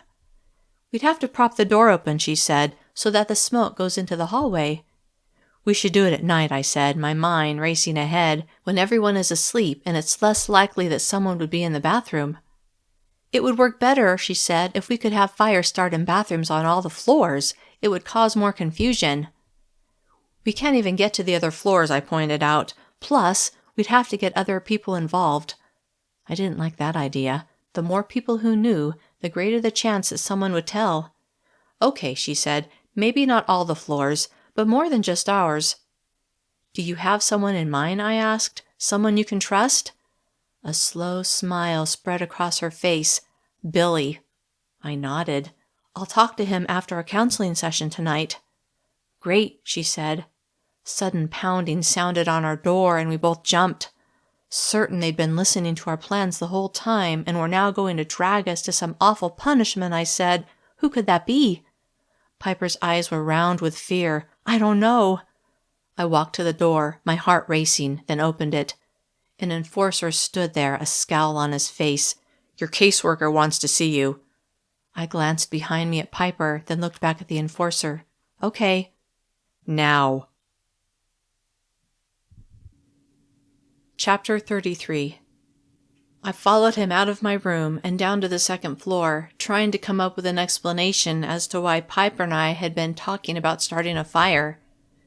The enforcer left me sitting in the same chair I'd sat in before, but a different enforcer sat behind the desk this time. A moment later, Mr. Madsen led me back to his office. Have a seat, Morgan. I did, my heart throbbing painfully. I understand you had a bit of difficulty in the Saturday challenge. What was that about? My mind went back to the horrific experience I'd had an hour before, slipping and sliding closer to the pit of spiders and finally falling in, spiders swarming up my bare legs. I shuddered in memory. Morgan? As I looked at his face, I wanted to slap it. Why did he think I had difficulty? Because the people who worked here, including him, were insane. I decided to play dumb. What do you mean? He sighed, like he expected me to know what he was talking about. You ran off the field, and Officer Hansen had to retrieve you. Is that what you call it? I wanted to shout, when an enforcer who outweighs me by 100 pounds, most of it muscle, punches me in the stomach, then drags me back to a bizarre game of tug-of-war. That's retrieving? My hands fisted, my nails digging into the tender flesh of my palms as I tried to keep control of myself. I just don't like spiders, I managed to say through nearly clenched teeth. Ah, he said, we all have our fears. What was he afraid of? I pictured him falling into the trench, spiders crawling all over his body, then him dancing around in terror. The image made me relax just a bit. I spoke to your mother today, he said, his face serene. The shift in conversation caught me off guard, and I gasped. He talked to Mom? What did she say? I blurted the question and knew I'd exposed a weakness. She said she can't afford to pay for you to be here, so you'll have to stay longer to make up for it. My mind galloped at the implications. What would they do to Mom if I ran away? Would they punish her? Would they even tell her that I'd escaped? What if Piper and I failed and I had to stay here longer than my 6-month sentence? Could I survive that? What are you thinking about, Morgan? My gaze went to Madsen's face and I stuttered a response. Is it possible for me to help on the grounds?" He seemed surprised by my response. "I didn't know you were interested in working outside." He squinted. "There are spiders out there, you know." Not piled in trenches I would have to step in, I thought. Maybe that would help me overcome my fear. "I'll have to think about it." He made a note on his notepad, then looked at me. "When we met 2 days ago, we talked about you bringing me some information. How is that coming along?" "I'm still working on it." He nodded. "I see." He reached behind him and picked up an envelope from his desk. "As promised, as a member of a winning team, here is a letter from home." Eager to read Mom's words, I took it from him. "We will meet again in 3 days, on Tuesday. At that time, I expect you to have made significant progress on your information gathering." He smiled his fake creepy smile. "In fact, if you have information by then, I will guarantee you a place on the grounds crew." My thoughts churned. If Piper and I weren't able to put our plan in motion by then, this could be my plan B, which meant I would have to come up with something to tell him. I nodded. "Okay." He stood, a wide smile on his face. "Good." Relief swept through me. Obviously, he had no idea about the plans Piper and I had been making. I followed him out of his office into the waiting area. A short time later, I was escorted to my room. No one was there. I ripped open the letter from Mom and read her words hungrily. "Morgan, I hope you're doing well. I miss you. Your brothers and sister miss you too, but we know you'll get the help you need there." I stared at her words. I couldn't believe what she was saying. Get the help I need? I didn't need any help. Upset that she thought I had problems that needed government intervention at a federally assisted thinning center, help she couldn't afford, which meant I would have to stay imprisoned longer, I read on, my elation at getting a letter dampened. "You know I love you and support you," it went on, "and want you to be healthy. Please follow the rules so that you can come home. I love you, Mom." I turned the sheet of paper over, but that's all there was. Disappointment shot through me, and I folded the paper and put it in the desk drawer. Pushing thoughts of my family, who obviously thought I deserved to be here, out of my mind, I stared at the blank wall and wondered what I should do next. I had over an hour until dinner. Normally, I would have classes right now, but they weren't held on the weekend, so I decided to go to the gym and get some of my workout done. I'd never gone at this time of day and wondered if Mr. Muscles would be there. When I arrived, the gym had more kids than normal. Evidently, everyone's schedule was a little different on the weekend. I checked in, got my towel, then went to the warm-up area. It was crowded, but I found a small spot where I could stretch out. After I warmed up, I walked into the main area to find an unoccupied piece of equipment. Someone was just getting off a treadmill, and I quickly took the girl's place. I started at a fast walk, then moved into a jog. I was hating jogging less, although I would never admit that to anyone here. Halfway through my workout, I saw Mr. Muscles harassing a girl who he seemed to think wasn't working hard enough. When he sped up the treadmill and she tripped, then began crying, I felt awful for her, but there was nothing I could do. I'd been there myself, and I knew how she felt, but I was helpless to stop her pain. After a moment, he hauled her up and made her keep running as tears rolled down her face. I thought about the plans Piper and I had made. Could we pull it off? I frowned. We had to. We had to make it work. I had promised Piper I would talk to Billy that night and see if he would help us, but as I pictured myself telling him, I got nervous. What if he turned us in to help himself? Would he do that? What would happen to us if he did? Chapter 34. I finished my workout, then went to dinner. Everyone seemed more subdued than normal, and I understood why. After the Saturday challenge, there was no doubt who was in charge, and it wasn't us. We were at the mercy of the enforcers and Tasco. "Hey," Billy said as I sat next to him. I smiled. "Hi." No one else had arrived at our table yet. "You survived your first Saturday challenge." "Barely." I glanced around, wondering if I should broach the subject of helping Piper and me escape. My worry over telling too many people kept me from coming right out and asking, but I decided some well-placed questions could give me an idea of what he thought. How did your team do? We lost. He sighed. That's 2 more points down for me. That sucks. I stabbed a cooked carrot with my spork. Does that mean you'll have to stay longer? Potentially, but what are you going to do, right? I swallowed the carrot. If there was some way to get out earlier, would you do it? He leaned close to me, his eyes narrowed, and whispered, What are you saying, Morgan? Our eyes met, and I stared at him as I gauged his trustworthiness. I decided to take a chance. Piper and I are making plans. I had spoken softly, and when he didn't react, I wondered if he'd heard me. Then a slow grin lifted his lips. Is that so? I nodded. Hey, guys, Alex said as she, Cassidy, and Piper joined us. Startled, I jerked away from Billy, but he was as cool as ever. Hey, he said as he picked up his spork and ate. I glanced at Piper, and she gave me a knowing look. I had to admit it felt good to be working with Piper. Even though I couldn't tell her the truth about where I was from, we had the same goal, get out of this place as soon as possible. If Billy signed on with us, all the better. I ate my food and enjoyed the company of my friends. I definitely like these new power bars more than the old ones, Cassidy said as she opened her second one. I know, right? Piper said. I can't believe you're not eating yours, Cassidy said to me. I'm saving them for later. I set them on my lap so it wouldn't be so obvious that I wasn't eating them. When dinner was over, Piper and I walked together to drop off our trays. So, she asked, what did Billy say? I didn't get that far yet. She looked disappointed. I'll see if I can talk to him tonight. We took the elevator to our floor and separated. I decided to go to the gym to complete my required 2-hour workout, but first I had to bring Beth my power bars.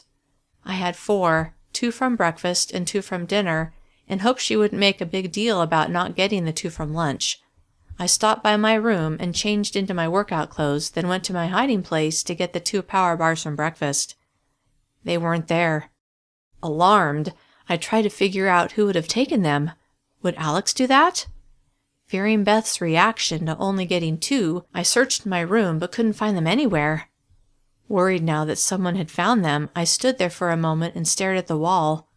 Then, not knowing what else to do, I took the 2 from dinner and walked to Beth's room. I knocked on her door, and a moment later she opened it. About time! She held out her hand, and I set the 2 power bars in it. She scowled at me. Where are the rest? That's all I have. You're a fat slob and a liar. Even though I knew what she said wasn't true, her words still stung. I had 2 more in my room, but I can't find them. You don't want to keep our deal? Fine. She began closing her door. Wait. She opened it back up. What? What if I can get extra tomorrow? She seemed to consider this. How would you do that? That's my problem. She grinned. Yes, it is. If I can, then will you still keep your side of the deal? She paused. Yeah, sure. Then she shut the door. Angry that I was allowing myself to be bullied, I went to the elevator and waved my card in front of the reader. How was I going to manage to get extra power bars? And what if I couldn't? Would I be able to handle Beth's bullying? Feeling overwhelmed, I clung to the hope that soon Piper and I, and hopefully Billy, would be able to escape this place and I would be able to get back to my world. The elevator doors slid open and soon I was walking into the gym. After my warm-up, I found an empty elliptical machine and got started on my workout. 5 minutes later, Mr. Muscles appeared next to me. Inwardly groaning, I ignored him but picked up my pace. He stood there and stared at me, making me feel extremely uncomfortable. You always use the same equipment, Morgan. I felt his eyes roving over my body and wished I could do or say something to make him stop, but I would only be punished for defending myself. Why is that? He asked, loathing him with every fiber of my being. Although I hated Hanson more, I glanced at him but didn't speak. I asked you a question. Knowing I was helpless here, I glared at him. I choose the equipment I like.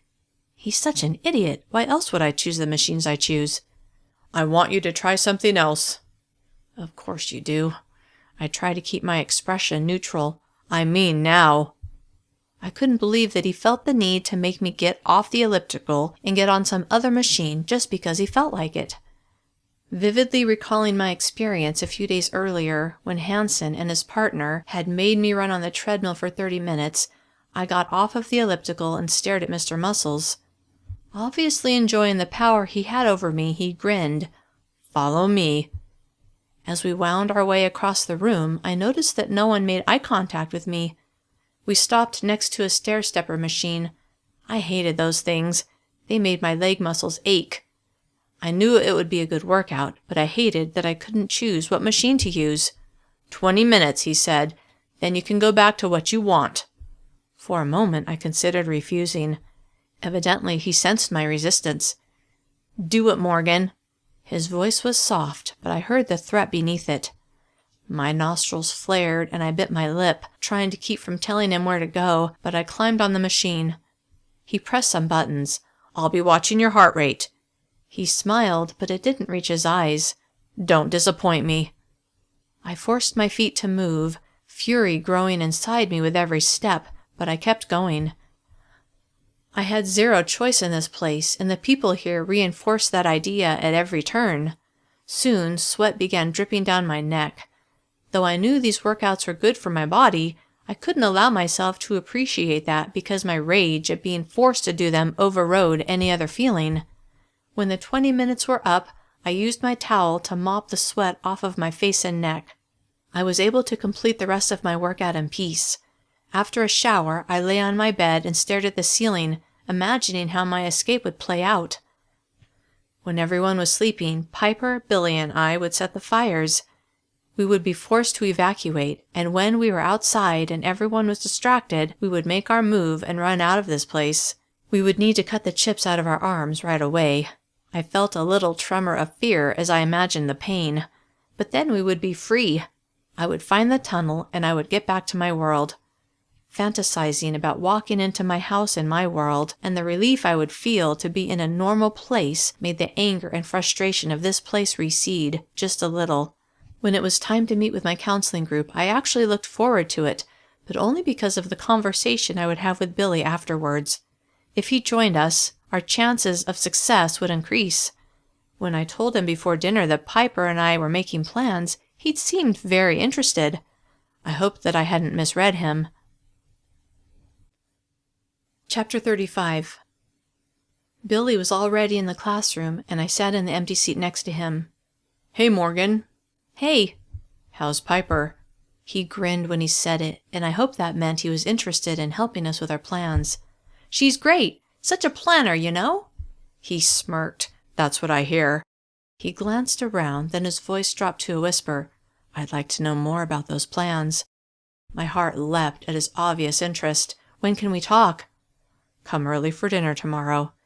"Good evening, everyone," Mrs. Reynolds said as she walked into the room. I nodded at Billy, then faced our counselor, my mind racing ahead to our meeting the next day and what his reaction might be.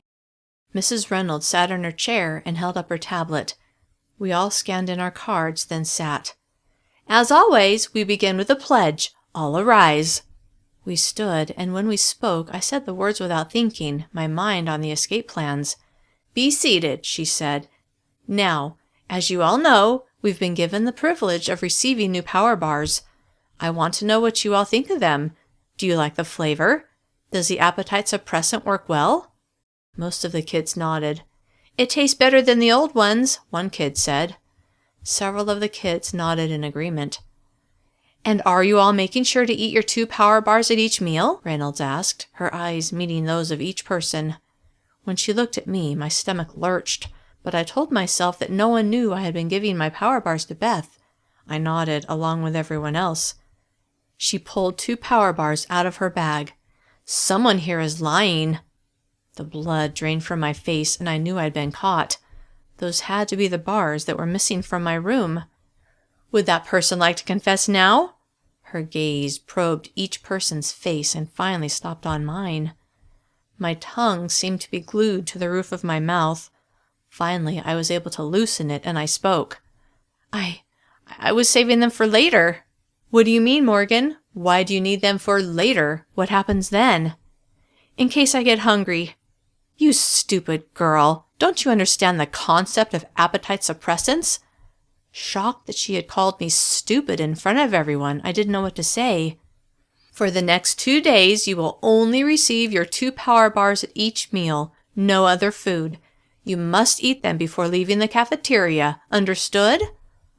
Alarmed that I would have 0 bars to give Beth, I nodded. I knew she wouldn't care that I'd been caught, and I feared what her reaction would be. I was certain that she would say the deal was off. When the counseling session was over, and for me these sessions were more like punishment meetings than any kind of counseling, I went to my room and got ready for bed. Alex wasn't there, and I wondered where she was and if she would receive the same meal restrictions as me. If so, she would be pissed at me again. As I lay under my covers, waiting for sleep to overtake me, all I could think was that I was glad this horrible day had finally ended. I woke early the next morning and went down to the kitchen. Even though it was Sunday, the meals still needed to be prepared and the dishes still needed to be washed. As I stood in front of the sink, elbow deep in hot soapy water, I felt a sense of calm to be doing something that wouldn't get me in trouble or cause someone to hurt me. Between Hansen punching me, falling into the pit of spiders, and being punished for hiding the power bars, the day before had been the worst day yet. Things would only look up from here. They had to. At the end of the first shift, I was starving, but as promised, all I got were 2 power bars, although they did allow me to wash them down with skim milk. Piper and I sat together at a table away from the other kitchen workers. "So," she began as soon as we sat down, "did you talk to Billy? We're going to meet before dinner."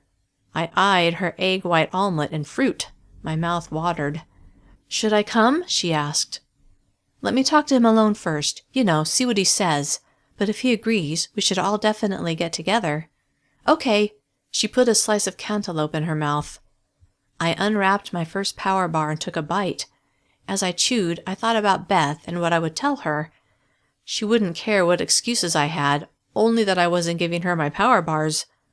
As I ate the second one, I hoped that the appetite suppressant was all that it was advertised to be. Otherwise, by lunch, I would be famished. "How come you only have power bars?" Piper asked. "I don't really want to talk about it." She shrugged. "Okay." After we'd eaten, we rode the elevator to our floor. "Hey," Piper said, "I'm going to work out. Do you want to come too?" I had always been on my own before, but I liked the idea of working out with a friend. "Sure." "'Kay, get changed, then come to my room." When I got to her room, she was ready, and we headed to the gym. Before walking in, I stopped and looked around. "Who are you looking for?" Piper asked. "Mr. Muscles." "Who?" "Oh, yeah, Austin." She laughed. "He's probably off with Alex somewhere." My head jerked toward her. "What do you mean? Like getting clean towels or something?" She grinned. "Or something." I remembered how Alex had defended him when I'd said he was a bully, and I had wondered if she had a crush on him. Then I thought about her reaction when he'd come on to me the other night. She had seemed jealous. "Why would she do that?" I asked. "Isn't she afraid she'll get caught?" "I guess she's blind when it comes to Austin," Piper said. When I thought of the 2 of them together, I had to stop myself from gagging. Pushing the image away, I focused on the positive. If he was with Alex, he wouldn't be here to harass me. But then I saw Hansen walking around in a pair of sweats and remembered that he had covered for Austin before. 2 peas in a pod. They were so much alike they must be best friends. "Great," I muttered. "What?" Piper asked. I motioned with my head toward Hansen, who hadn't seen me yet. "Oh." "Maybe I should come back later," I said. But then Austin would be there. I didn't know which of them was worse. Then I realized I did. Hansen. Definitely Hansen. Piper grabbed my arm as I began to turn away. "No, please stay." She paused. "You can't let him stop you from doing what you need to do." I hesitated. If I didn't give him a reason to bother me, maybe he would leave me alone. "Okay." Piper smiled. "Good. Now let's warm up." After we stretched out, we got on adjacent treadmills. As I jogged, I glanced in Hansen's direction, but he hadn't noticed me yet. There were a lot of kids working out, and I hoped he would be too busy bothering them to see me, but my hope was in vain. "Look who we have here," he said a few minutes later as he stopped beside me. I glanced at Piper, who had a look on her face like she was sorry she'd made me stay. I was sorry too. Hanson followed my gaze, then looked at me. "Nope, your friend can't help you." White-hot hatred pulsed through me, the intensity of it taking me by surprise and making me bold. "Why do you hate me so much?" He looked as surprised by my question as I felt. "Because you're a fat slob who took advantage of 1 second of my inattention, that's why." "I'm really sorry that I hurt you," I lied, knowing I would do it again in a heartbeat. "I was just scared." "Uh-huh," he stared at me. "How'd you like the spiders?" A ripple of revulsion rolled through me at the memory. He laughed, then walked away. I watched him retreat, glad he hadn't done anything worse than taunt me. I hated that he had the power to do even that, but at least he hadn't hit me or worse. I turned the treadmill down to a slower pace and looked at Piper. "I'm done. I'll come back later." She nodded. "Okay." When I got back to my room, I still had an hour until I had to be in the kitchen, so I used the time to finish homework that was due the next day. As I worked, I wondered why I was even bothering. With any luck, I would be gone soon. But the way things had been going, chances were that I would get in trouble for not having my homework done long before I could escape this place. Chapter 36. When I got to the kitchen for my second shift, Beth cornered me right away. "Remember your promise." Hopeful I could steal a few power bars to give her, I nodded. Halfway through my shift, Piper stopped by the sink. "Hey," she whispered, "I think I might be able to get a knife today. Can you cause a distraction? Maybe drop a bunch of pans on the floor or something?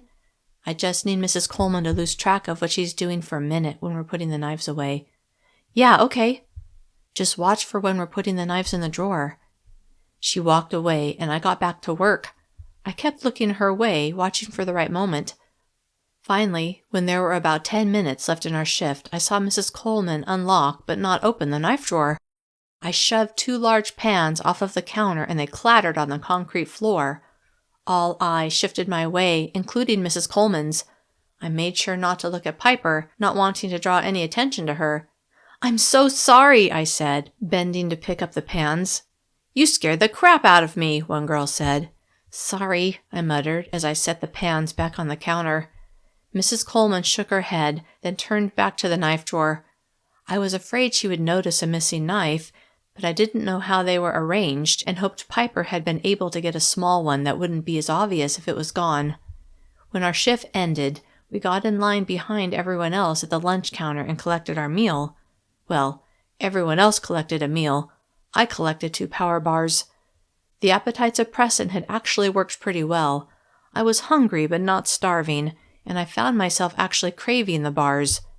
Piper stood in line behind me, and we went to our usual table. The rest of our group wasn't there yet. Eager to know if my distraction had worked, I asked, "Did you get it?" A smile slowly blossomed on her face. "Yes." I smiled back. "Awesome." I paused. "Where are you going to put it?" "Can you keep it in your room?" she asked. "I would, but they searched my room yesterday, and I'm afraid they might do it again." "Why'd they search your room?" she asked. "I have no idea." "How do you even know they searched it then?" "You know how I'm only getting power bars to eat?" "Yes." "It's my punishment for saving them," I said. "Last night at the counseling thing, Mrs. Reynolds called me out on it. They found 2 power bars in my room that I'd stashed there." I paused. "That's how I know they searched my room." "Oh," she said. "Well, I guess I'll keep the you-know-what in my room then." "Probably a good idea," I said. A few minutes later, the rest of our group was there. I looked at Alex, thinking about her and Mr. Muscles, unable to believe she would take a risk like that over him. He was so not worth it. Then I noticed that she had her regular meal. Surprised that she wasn't being punished too, like when I'd forgotten to weigh myself, I unwrapped my first power bar. "Where's the rest of your food?" Cassidy asked. I glanced at Billy, who had been a witness to Mrs. Reynolds announcing my punishment, but he ignored me. "I just love them so much," I said. "It's all I wanted to eat." "Oh." Cassidy looked confused, but she let the question drop and went back to her meal. I looked at Alex, wondering what she was thinking, but she seemed to be in her own world. Probably thinking about her nasty boyfriend, I thought with disgust. It didn't take me long to finish my lunch, and I watched my friends eat their tofu and vegetables.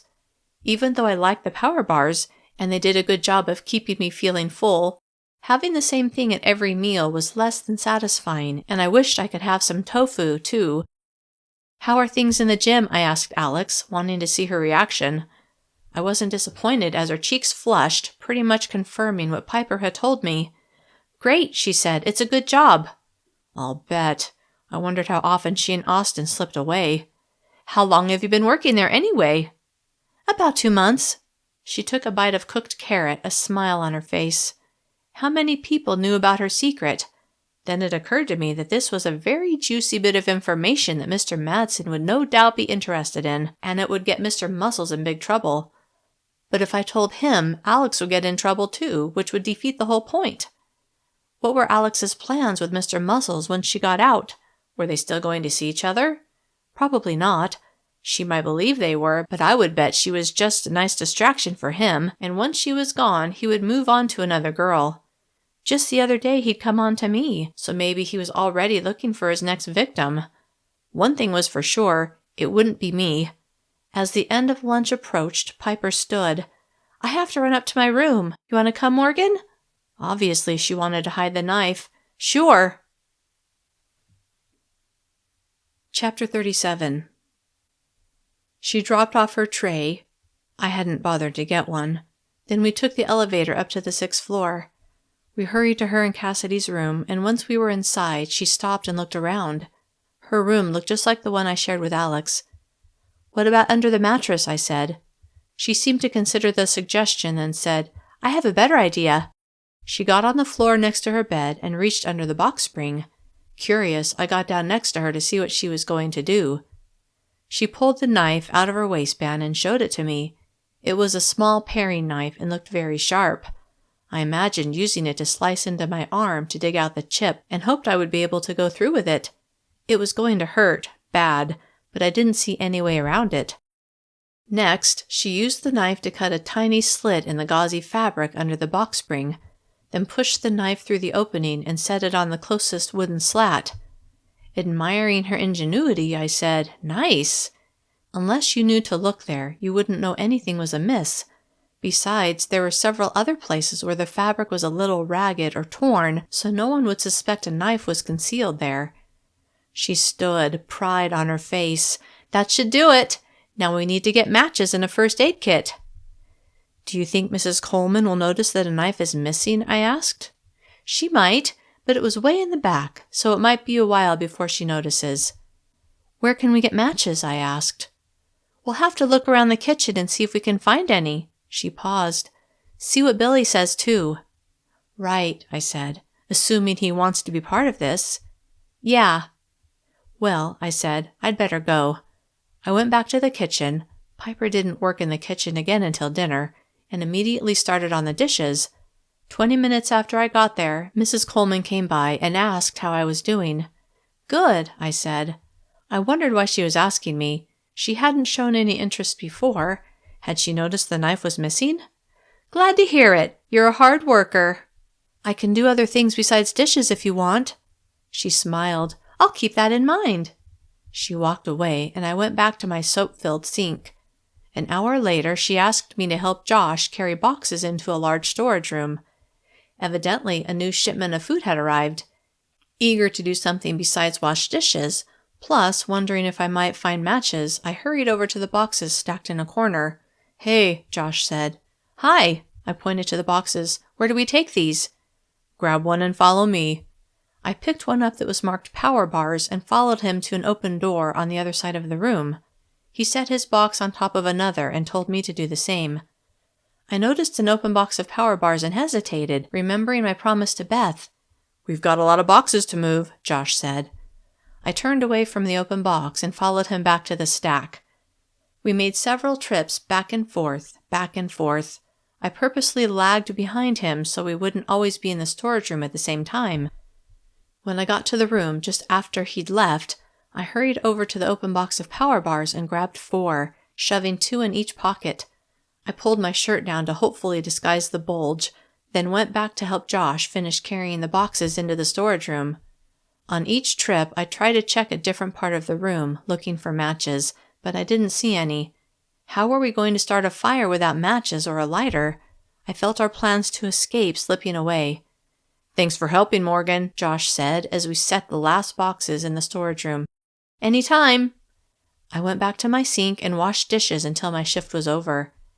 Not wanting to get caught stashing power bars again, I went to Beth's room to bring her the bars, but no one answered. I brought them back to my room and used Piper's idea to hide them inside the box springs. I lay on the floor next to my bed and looked underneath, but it was hard to see, so I reached up and felt around until I found a place where the fabric was torn. I set the 4 power bars on a wooden slat, feeling confident they would stay safely hidden until I could bring them to Beth after dinner. Since it was Sunday, there were no classes, leaving me over 2 hours of free time. Well, it wasn't really free. I had to get in my 2 hours of exercise. But at least I didn't have to go to school. I decided to take the chance that Mr. Muscles would be in the gym instead of Hanson, and changed into my shorts and t-shirt, then went to the gym. When I went to check in, Alex was sitting behind the desk. "Hi," I said, happy to see a friendly face in this place. "Hey, Morgan, how's it going?" "Living the dream, right?" She gave me a half smile. "Right." I stretched out in the warm-up area and saw Alex's boyfriend wandering among the kids who were working out. Ever the optimist, I hoped he would leave me alone. I did 30 minutes on the elliptical in peace, but 10 minutes after I began jogging on the treadmill, he stopped next to me. "Hi there, Morgan." His eyes roamed over my body, and I forced myself to suppress a shudder. "Every time you come in here, you're looking better and better." I knew what he was doing, grooming me to take Alex's place. The idea repulsed me more than stepping into the pit of spiders. Ignoring him, I continued jogging. "I can help you, Morgan. I can make your time at Camp Willimas more pleasant." My eyes shifted in his direction, but then I stared forward again. "Or I can make it hell on earth. It's up to you." I couldn't believe he was so blatantly threatening me, until I remembered the order of things. I was the prisoner, and he was not. My gaze cut to him, and I said, "I know about you and Alex." Chapter 38. The look of stunned surprise on his face almost made me laugh, until his hand shot out and gripped my upper arm, making me lose my balance and almost fall. He squeezed until I cried out, "Stop! You're hurting me!" I used my free hand to press the button to slow the treadmill so I wouldn't fall. He leaned in close enough that I smelled the onion he must have had at lunch. "You listen to me, you fat loser." He spoke in a soft but deadly voice. "If you know what's good for you, you'll keep that to yourself. Got it?" My heart pounded in terror, as I had no doubt he wouldn't hesitate to follow through on his threat. "Yes," I managed to say through my suddenly dry mouth. He let go of my arm. "Speed up that treadmill, or I'll get your favorite enforcer to make you speed up." I immediately pressed the button to make the belt go faster. Obviously, he was aware of the hate-hate relationship I had with Hanson. He grinned, making it clear he knew that I knew he was in charge. "When you're done on the treadmill, spend 15 minutes on the stair-stepper." When I didn't answer, he reached toward my arm. "Okay," I said in a loud voice. He withdrew his hand. "Good." When he walked away, a mix of relief and fear remained. Relief that he was not standing next to me, but fear that he would do something to me because he knew I knew about him and Alex. I should never have said anything. I had hoped that if I told him I knew a secret that he would leave me alone. That had backfired, spectacularly. I finished on the treadmill, then, like an obedient child, went to the stair-stepper. I knew better than to defy him, but the anger at being forced to do something I didn't want to do filled my veins with a cold fury that I hoped I could draw on when it was time to face the difficulties of escaping this place. 10 minutes into my stair-stepper workout, Alex came over to me. Her eyes narrowed as she glared at me, and with a venom I'd never heard before, she said, "I hate you!" Then she walked away. My feet kept moving on the stairs, but my mind had trouble grasping what had just happened. What had brought that on? What had I done? I finished my workout, only half of my mind on what I was doing, then went to my room, hoping to speak to Alex. She wasn't there. I showered, then went to the cafeteria to meet with Billy before dinner. It was 20 minutes before dinner and Billy wasn't there yet. Hoping no one would make me leave, I watched the elevators. The only other people there were the pre-dinner kitchen crew who were getting things set up. I waved to a couple of kids who worked the after-lunch shift with me, but no one bothered me. A few minutes later, one of the elevators opened and Billy waltzed out, looking unhurried. Anxious to hear his response to the plans Piper and I had made, I willed him to walk faster, but it did no good. Finally, he reached my table. "About time!" He grinned and sat in the seat next to me. "What's the rush? Do you have somewhere you need to be?" I couldn't help but laugh. "Just waiting on you." "I see. You don't like me to keep you waiting." "You know we don't have much time until the others arrive." He nodded and leaned closer. "So what's going on? What are these big plans you and Piper are making?" I glanced around, though no one was anywhere close, then spoke in a whisper. "We're getting out of this place." He looked skeptical. "Is that so? And how, may I ask, are you going to do that?" I hesitated at his obvious doubt. If he didn't think we could do it, he wouldn't want to join in. And if he wasn't going to join us, I certainly wasn't going to give him any of the details. "Maybe you're the wrong person for me to talk to," I said. "Oh yeah? Who should you be talking to? Cassidy, who's afraid of her own shadow? Or maybe Alex, who's set to leave in a couple of weeks?" He was right, of course. There was no one else I trusted who had any motivation to attempt an escape. "Look," I said, "I don't want to tell you everything unless you're going to join us." He sat back a little. "What makes you think I'd be interested in joining your little adventure?" "How much longer until you get out of this place?" I asked. "Just under a year." "A year? I had no idea it was that long." "What did you do anyway?" "That's not relevant to this conversation." "Okay, fine. But wouldn't you like to get out now?" "Of course I would. That's a stupid question." "Then will you join us?" He was quiet for a minute. "Before I decide, I'd like to hear how you plan on getting out of here." Fair enough, I thought. "We're going to set fires." He laughed out loud. "What?" My face reddened, and I wondered if it was a dumb idea. "Wait," he said. "You're serious?" "Well, duh. You asked, and I told you." He nodded. "Okay, interesting idea. Tell me more." "After everyone's asleep, Piper and I will start a fire in 2 of the bathrooms on our floor using our textbooks as fuel. There aren't any cameras in there, so they won't see it happening. We'll leave the doors to the hallway open so the smoke will set off the alarm. In the confusion of the evacuation, we'll slip away." He tilted his head. "Not bad, Morgan. Not bad at all." Pride flared inside me. "What about the chips?" He patted his arm as he asked. "We've already gotten a knife that we can use to cut them out. We still need matches to start the fires and some first aid supplies to take care of the wound." He nodded. "I like it." "So will you join us?" A grin lit his face. "Absolutely." "Yes." My smile matched his. "Will you start a fire on your floor?" "Makes sense. More floors with fires will cause more confusion." "Exactly." He was thoughtful. "I think I can get my hands on some matches." "Really? Where?" "They keep all kinds of crap in the sheds outside. I'll dig around and see what I can come up with." "Great. I'll work on getting the first aid supplies." He leaned close, and I could feel his enthusiasm. "Sounds like we have ourselves a plan." "As soon as we have all of our supplies," I said, "we can set the date." "Right." He paused. "Have you guys decided where you're going to go once you get out of here?" "Not really," I hedged. Of course I knew exactly where I was going, to Fox Run and then to the tunnel that would lead me home. Piper talked about some groups that help people like us who have escaped from FAT centers. "Oh yeah?" Elated that he was in, I nodded. The noise in the cafeteria was beginning to increase, and I saw kids getting in line. "Looks like it's time to eat." He frowned. "Sucks that you only get those power bars." "Just one more day," I said, "and they aren't too bad." "I know, but still." He glanced at the kids getting their food. "Why'd you really hide those power bars? Is it to take when we escape?" Still embarrassed that it was due to Bess bullying, I nodded, not seeing a good reason to tell him the truth. "Yeah." "Well, don't worry about it. I'm sure we can find food once we get out, especially if we hook up with one of those groups you mentioned." I smiled. "Let's get in line."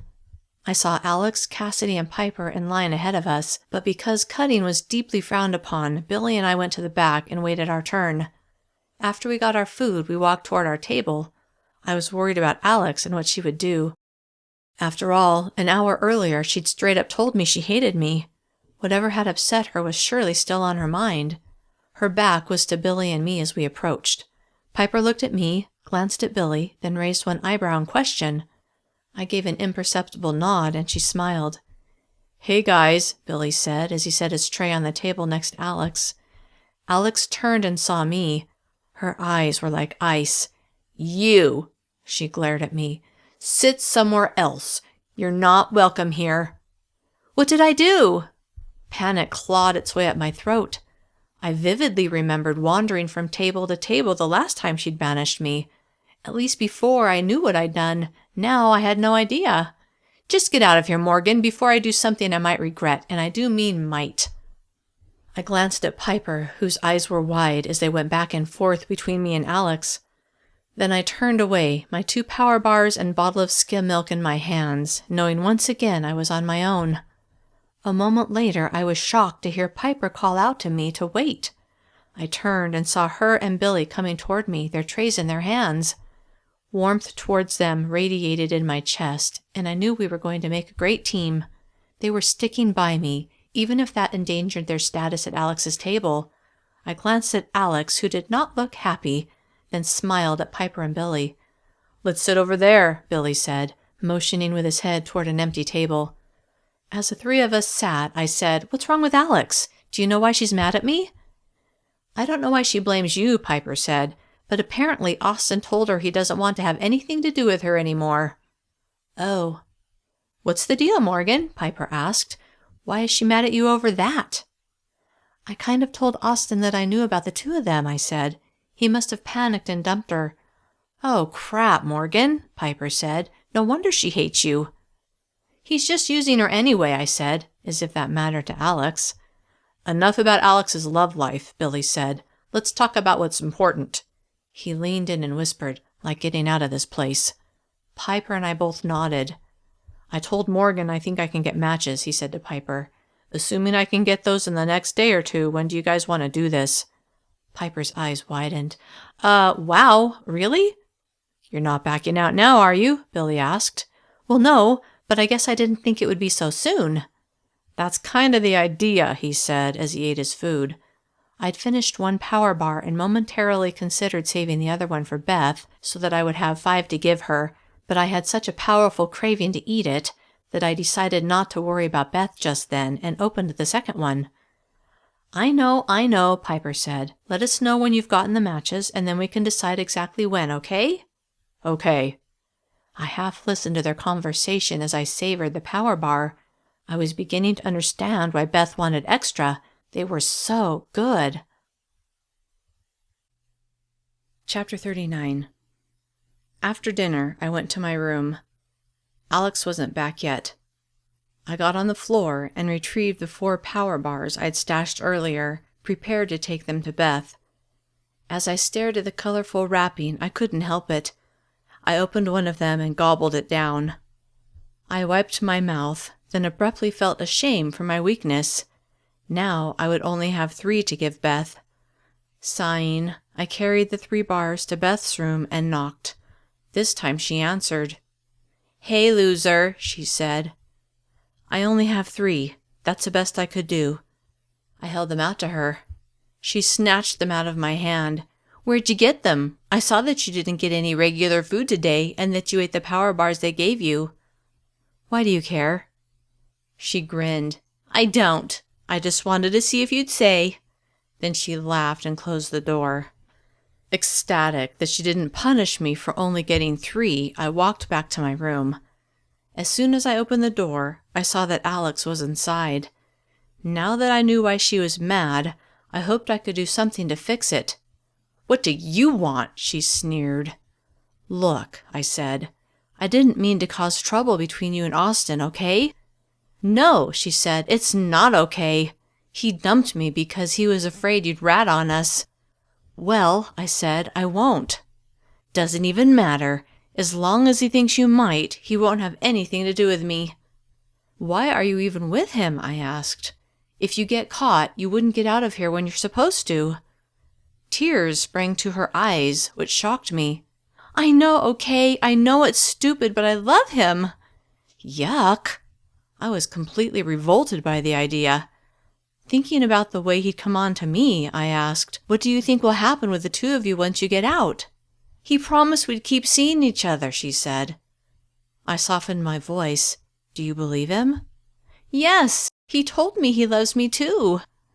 Though I knew he had to be flat out lying to her, it was also obvious that she believed it, and that was all that mattered. What if I talk to him? I said. I'll let him know I won't tell anyone about you guys. Would you really, Morgan? The idea of having to talk to him face to face on purpose made me nauseous, but I nodded nevertheless. She walked over to me and threw her arms around me. Thank you, thank you, thank you. Despite the task I had just promised, I smiled. You're welcome. She let go of me. Will you do it now? Now? I asked. Like, right now? Yes, please. I sighed. Fine. Then I paused, wondering if there was something she could do for me in return.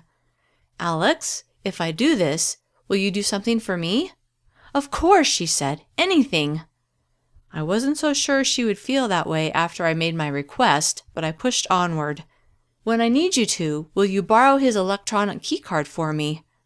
Her head jerked back. This is for you and Piper, isn't it? The less you know, I said, the better. She stared at the wall behind me, then her eyes met mine. I don't know, Morgan. You can tell him you need to borrow it, that you need to get outside for some fresh air, and you'll give it back. Better yet, just take it and don't say anything. He could get in a lot of trouble if he doesn't have it. Like I cared. If you want me to do this favor for you, I said, I need you to do this for me. When do you want me to get it? She asked. I'll let you know. She hesitated, then smiled. Okay. I hoped she would follow through and wasn't just telling me what I wanted to hear, but what could I do? Thank you. You're welcome, she said. Now, will you go talk to him? I'd better act like I'm going to work out, I said. Good idea. I changed into my workout clothes, then headed to the gym. I wasn't sure that Billy, Piper, and I would need Austin's key card, but it seemed like a good idea to have on our escape night, just in case. When I got to the gym, I went past the office where I usually checked in and stood in the entrance to the workout area. I saw Austin. He was talking to a girl on a treadmill and she was smiling at him like she was flirting. I almost turned around and left, knowing in the long run I'd be doing Alex a favor if they stayed apart, but Austin turned his head and saw me looking at him. He squinted in my direction. I guess he was trying to figure out why I was there. Then he said something to the girl and headed my way. My heart jackhammered as he approached. I didn't relish being anywhere near him, but being Alex's messenger girl made me even more uncomfortable. Morgan, he said as he stopped in front of me. I forced a smile on my lips. Back for another workout? No, I'm actually here to talk to you. His eyebrows rose. Really? I nodded. Let's go into my office where we can have some privacy.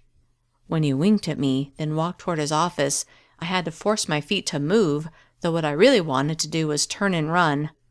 He held the door to his office open for me, and I went inside. My eyes were immediately drawn to the yellow vinyl couch along one wall. He must have noticed me looking at it because he said, Sometimes I need to take a nap.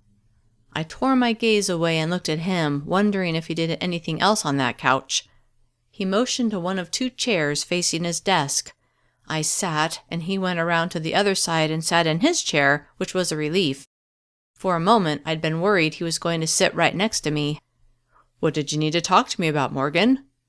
I hated the way he said my name, like he knew me, like we were friends, which we most definitely were not. About Alex. He frowned. What about her? She's really devastated that you broke up with her. What do you mean, broke up with her? You make it sound like she was my girlfriend.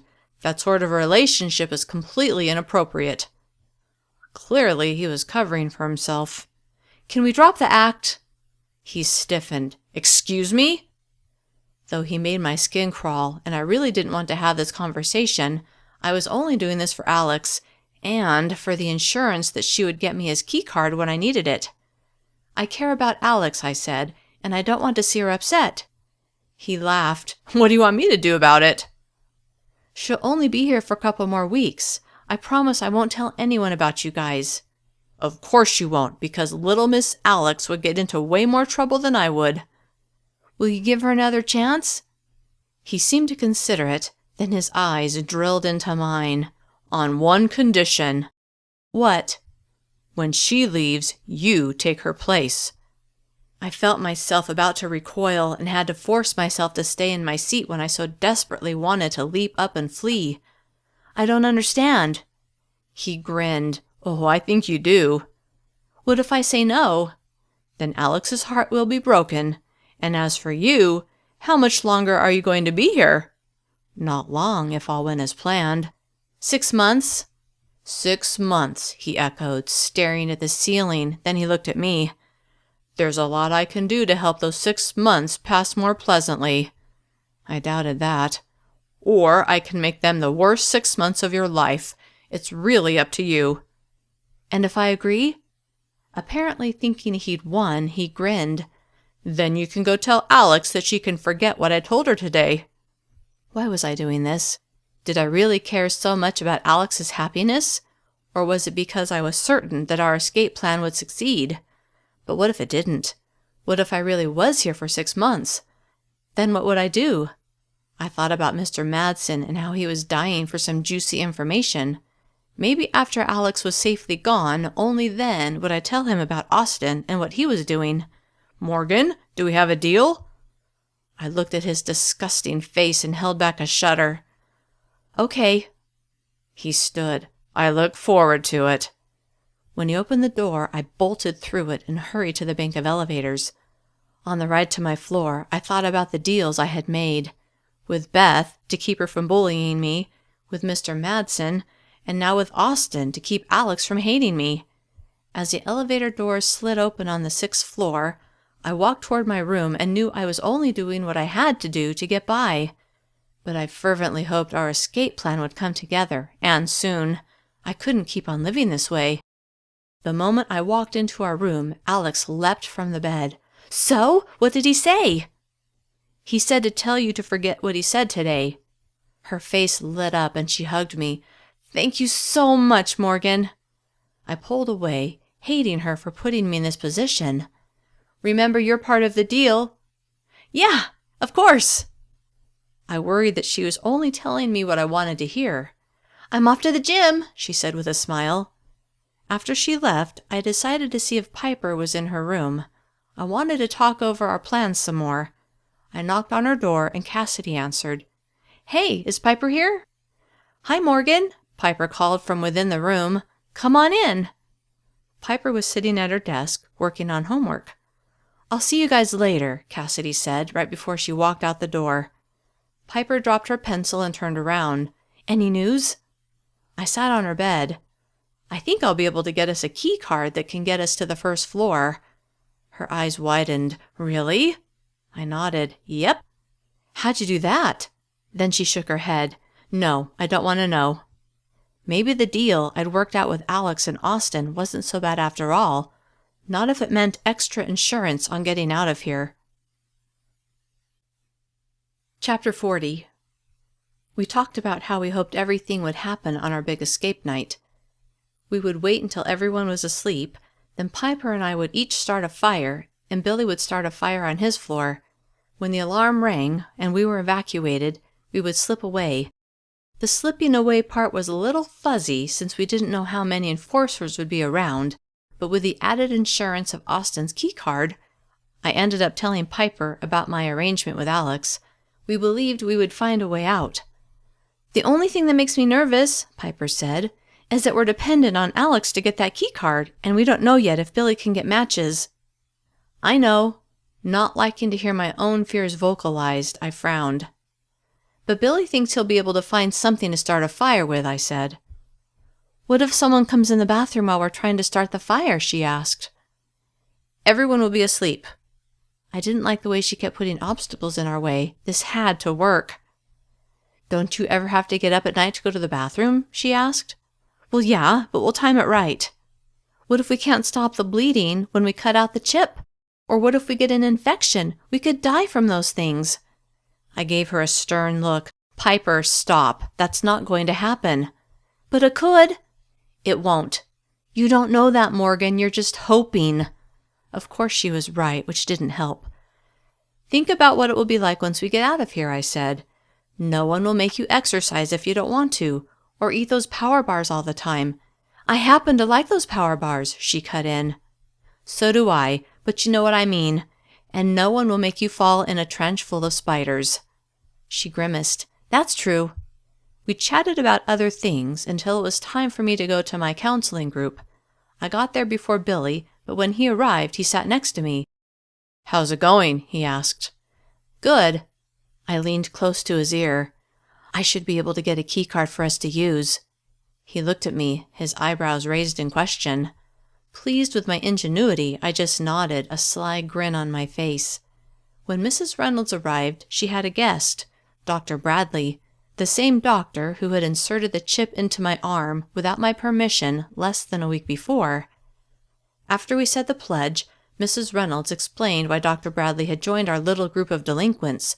Dr. Bradley will be drawing blood from each of you this evening. We looked at each other, alarm on everyone's faces.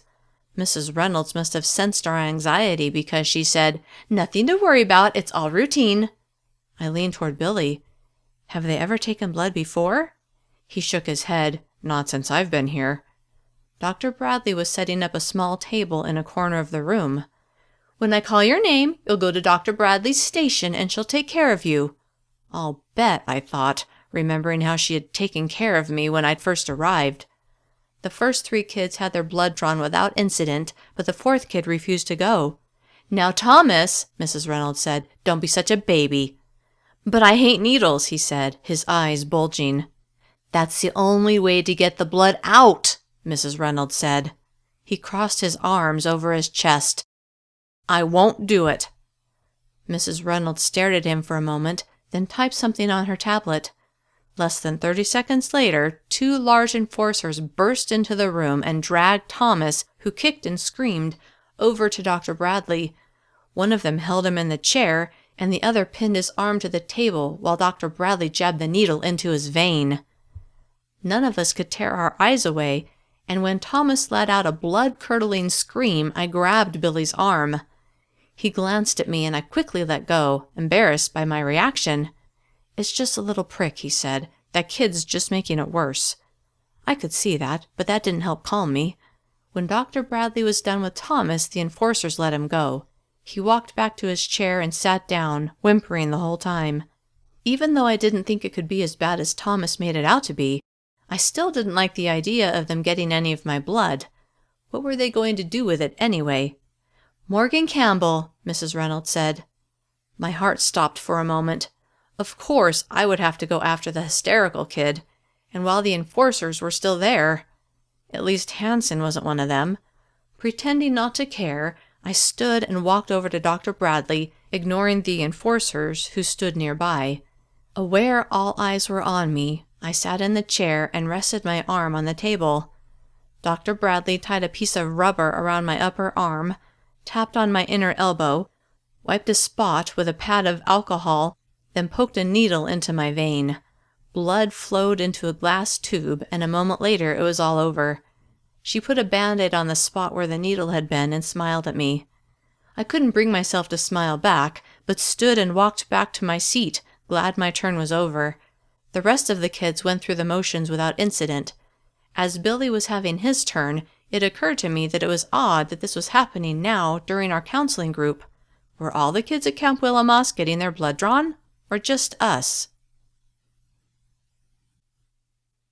Chapter 41.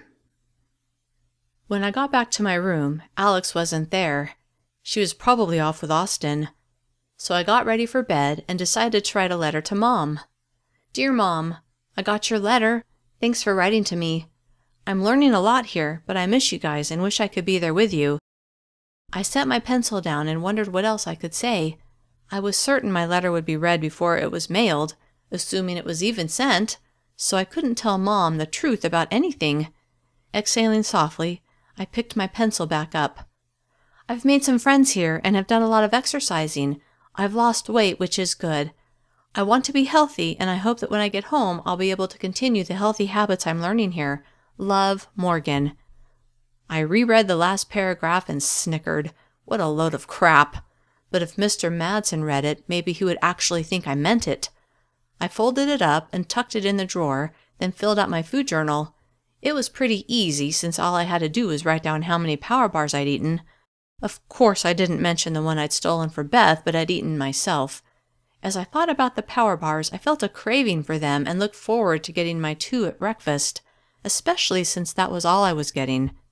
A few minutes later, Alex came through the door, a big smile on her face. I could only imagine what put it there, but didn't want to think about her and Austin. She gave me no choice.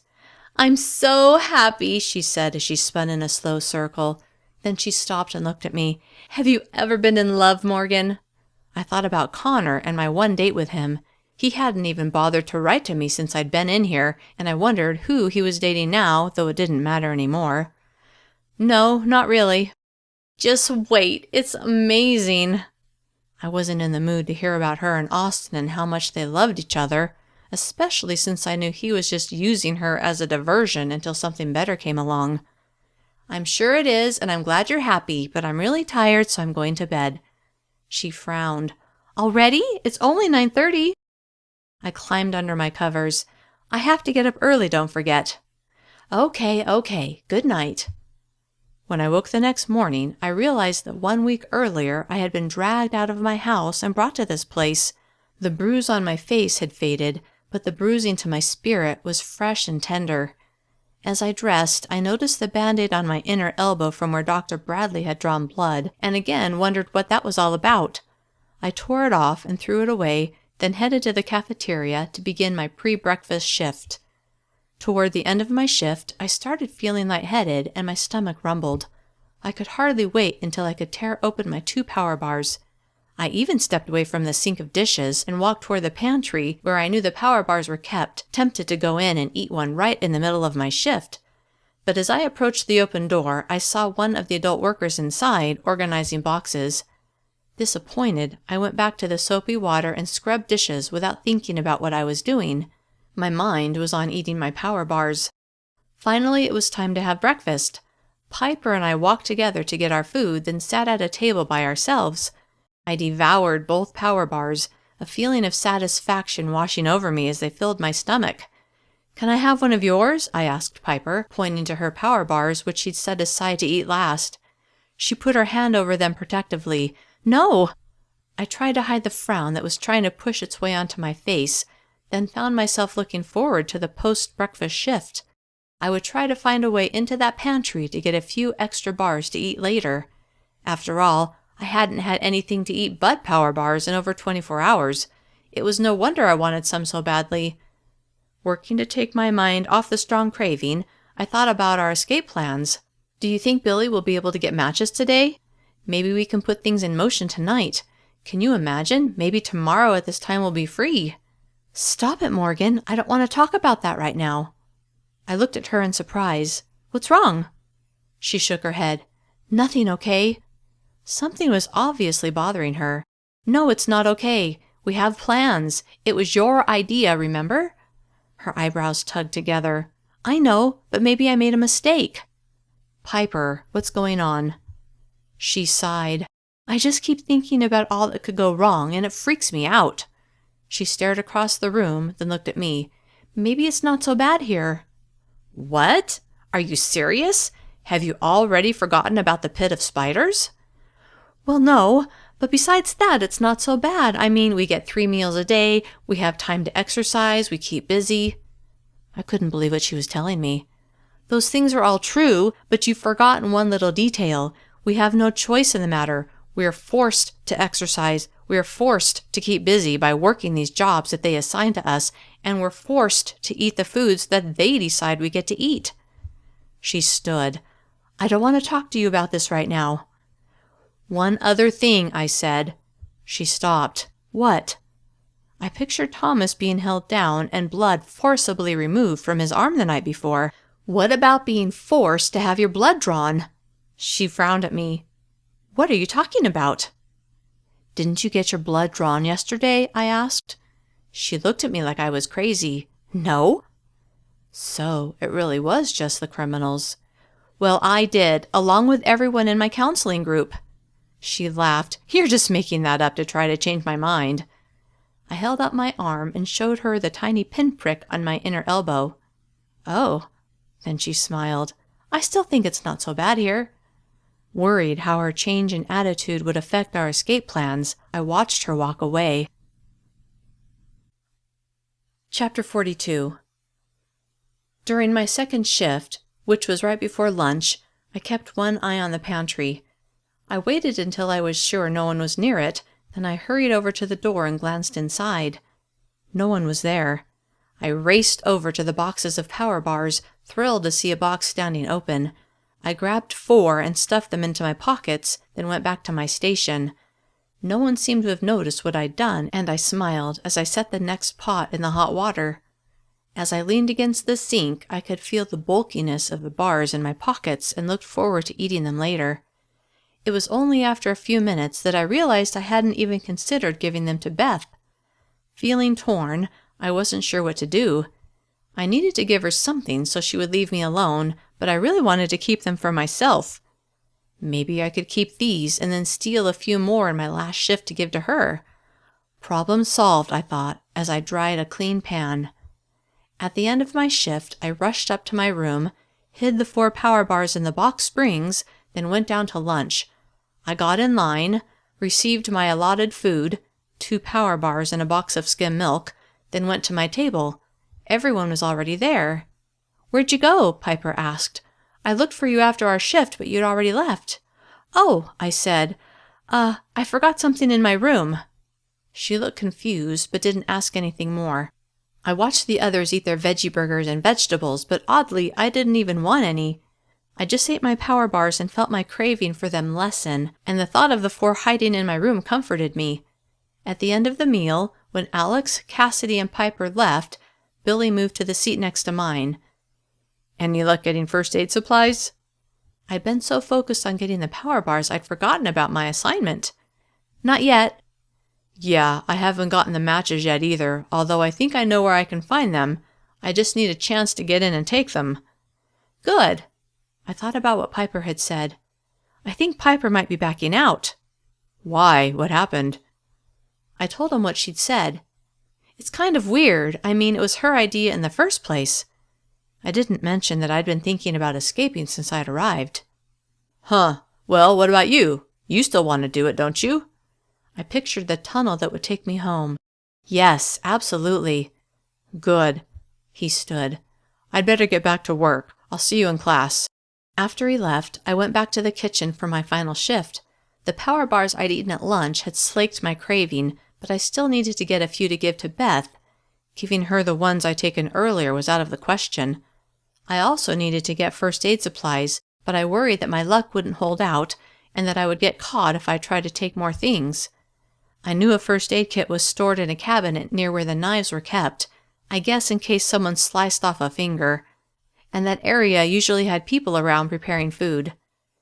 Maybe if I needed to use the first aid kit, I could take some of the supplies. I would wait until the next day, when things were really busy, before purposely hurting myself. I would also need something sharp to cut myself on. I considered using the knife Piper had taken, but I would probably need to show Mrs. Coleman what had cut me, so that wouldn't work. Then I remembered that there was one pot that had a small piece of metal sticking out. I'd almost cut myself on it the day before. The next day, I would set that pot aside and wait for the right moment. Caught up in my plans, I'd forgotten to try to take some power bars for Beth, and when I looked in the pantry, several people were in there organizing the shelves. My shift was ending, and I had failed to get the bars. I had 2 choices. 1, I could give her the 4 bars hidden in my box spring, or 2, I could not give her anything and see what happened. Not sure what to do, I decided to wait until later to make a decision. When my shift ended, I went to my room. I had half an hour until class started. As soon as I made sure I was alone, I reached into my box spring and pulled out one of the power bars, then held it to my nose and took a long moment to relish the lovely scent. I unwrapped it slowly, Forcing myself to enjoy the anticipation, then I took a small bite. Even though I wasn't even hungry, the appetite suppressant worked remarkably well, I still craved the stupid things all the time. It was almost like I was addicted to them. Ignoring the warning bell that rang in my head, I took small bites, savoring each one until the power bar was gone. As I stuffed the wrapper in my backpack, I didn't want anyone to find it in the trash, I realized that now I had fewer bars to give Beth, assuming I decided to give her any, which was doubtful. When I got to math class, I felt really sleepy and had a hard time staying awake.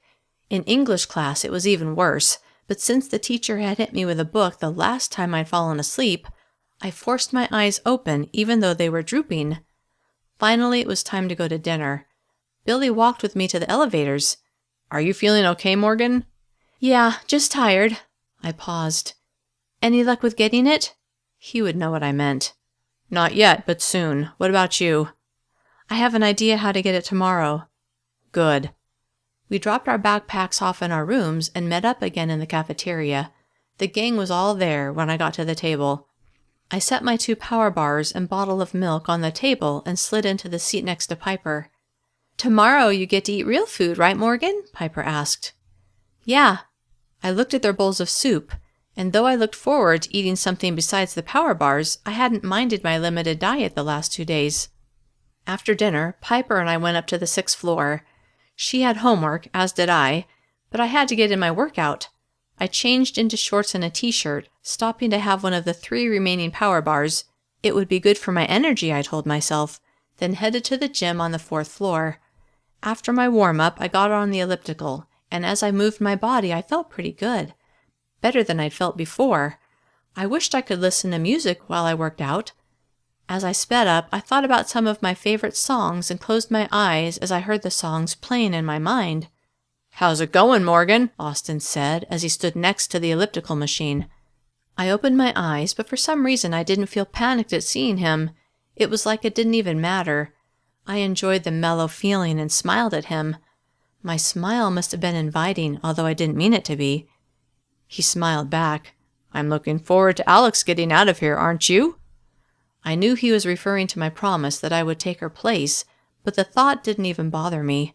I shrugged, and his smile grew. I knew something was wrong with me, but I couldn't seem to control my mood.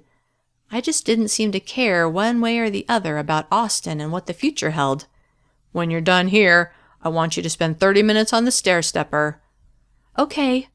I had no fight in me. I was surprised at how fast I'd agreed, but I couldn't seem to work up any concern at my change of heart. What's wrong with me? Then, as a vague idea of the cause of my indifference slowly came to mind, it drifted away before I could grab hold of it. Almost immediately, I'd forgotten what I'd been worried about and changed my focus to the music inside my head. After my workout, I took a quick shower, then headed to the counseling session. My mind seemed a little clearer than it had been in the gym, but I still felt much mellower than I usually did at these meetings. I sat next to Billy, but before we had a chance to talk, Mrs. Reynolds arrived. After we said the pledge and sat down, she smiled at us. "Everyone's blood work came back with the expected results, so all is well." I wondered what that meant. What was expected? No one asked, and I didn't want to call attention to myself, so I kept quiet. Then she looked at me, which sent my heart slamming against my ribs despite my previously calm mood. "You've been eating your power bars, haven't you, Morgan?" "Yes." I nodded vigorously, but didn't mention that I'd had more than what they'd given me, courtesy of the kitchen pantry. "Very good. Tomorrow you can go back to your regular meals, and you'll only get 1 power bar per meal." "Only 1?" My eyes widened at my outburst. I hadn't meant to be argumentative. I'd seen often enough that that was a bad idea when it came to Mrs. Reynolds. "Is that a problem?" "Well, no, I guess not." She smiled, but something about it bothered me, like she knew it would be difficult for me to cut my intake in half, but was happy about it. As we went through the rest of the meeting, I only half listened, obsessed with how to get more power bars to make up for the forced cutback. I knew I would have to steal more from the pantry, but I worried that I would eventually get caught. What would they do if that happened? Not let me have any? That wasn't acceptable either. Chapter 43. After the counseling session, I went back to my room, and as I worked on homework, someone knocked on my door. I opened it and found Beth standing there. "You have something of mine." Her arms were folded across her chest, and her voice was laced with anger. "I wasn't able to get any extra today," I lied, thinking about the 2 power bars stashed only feet away.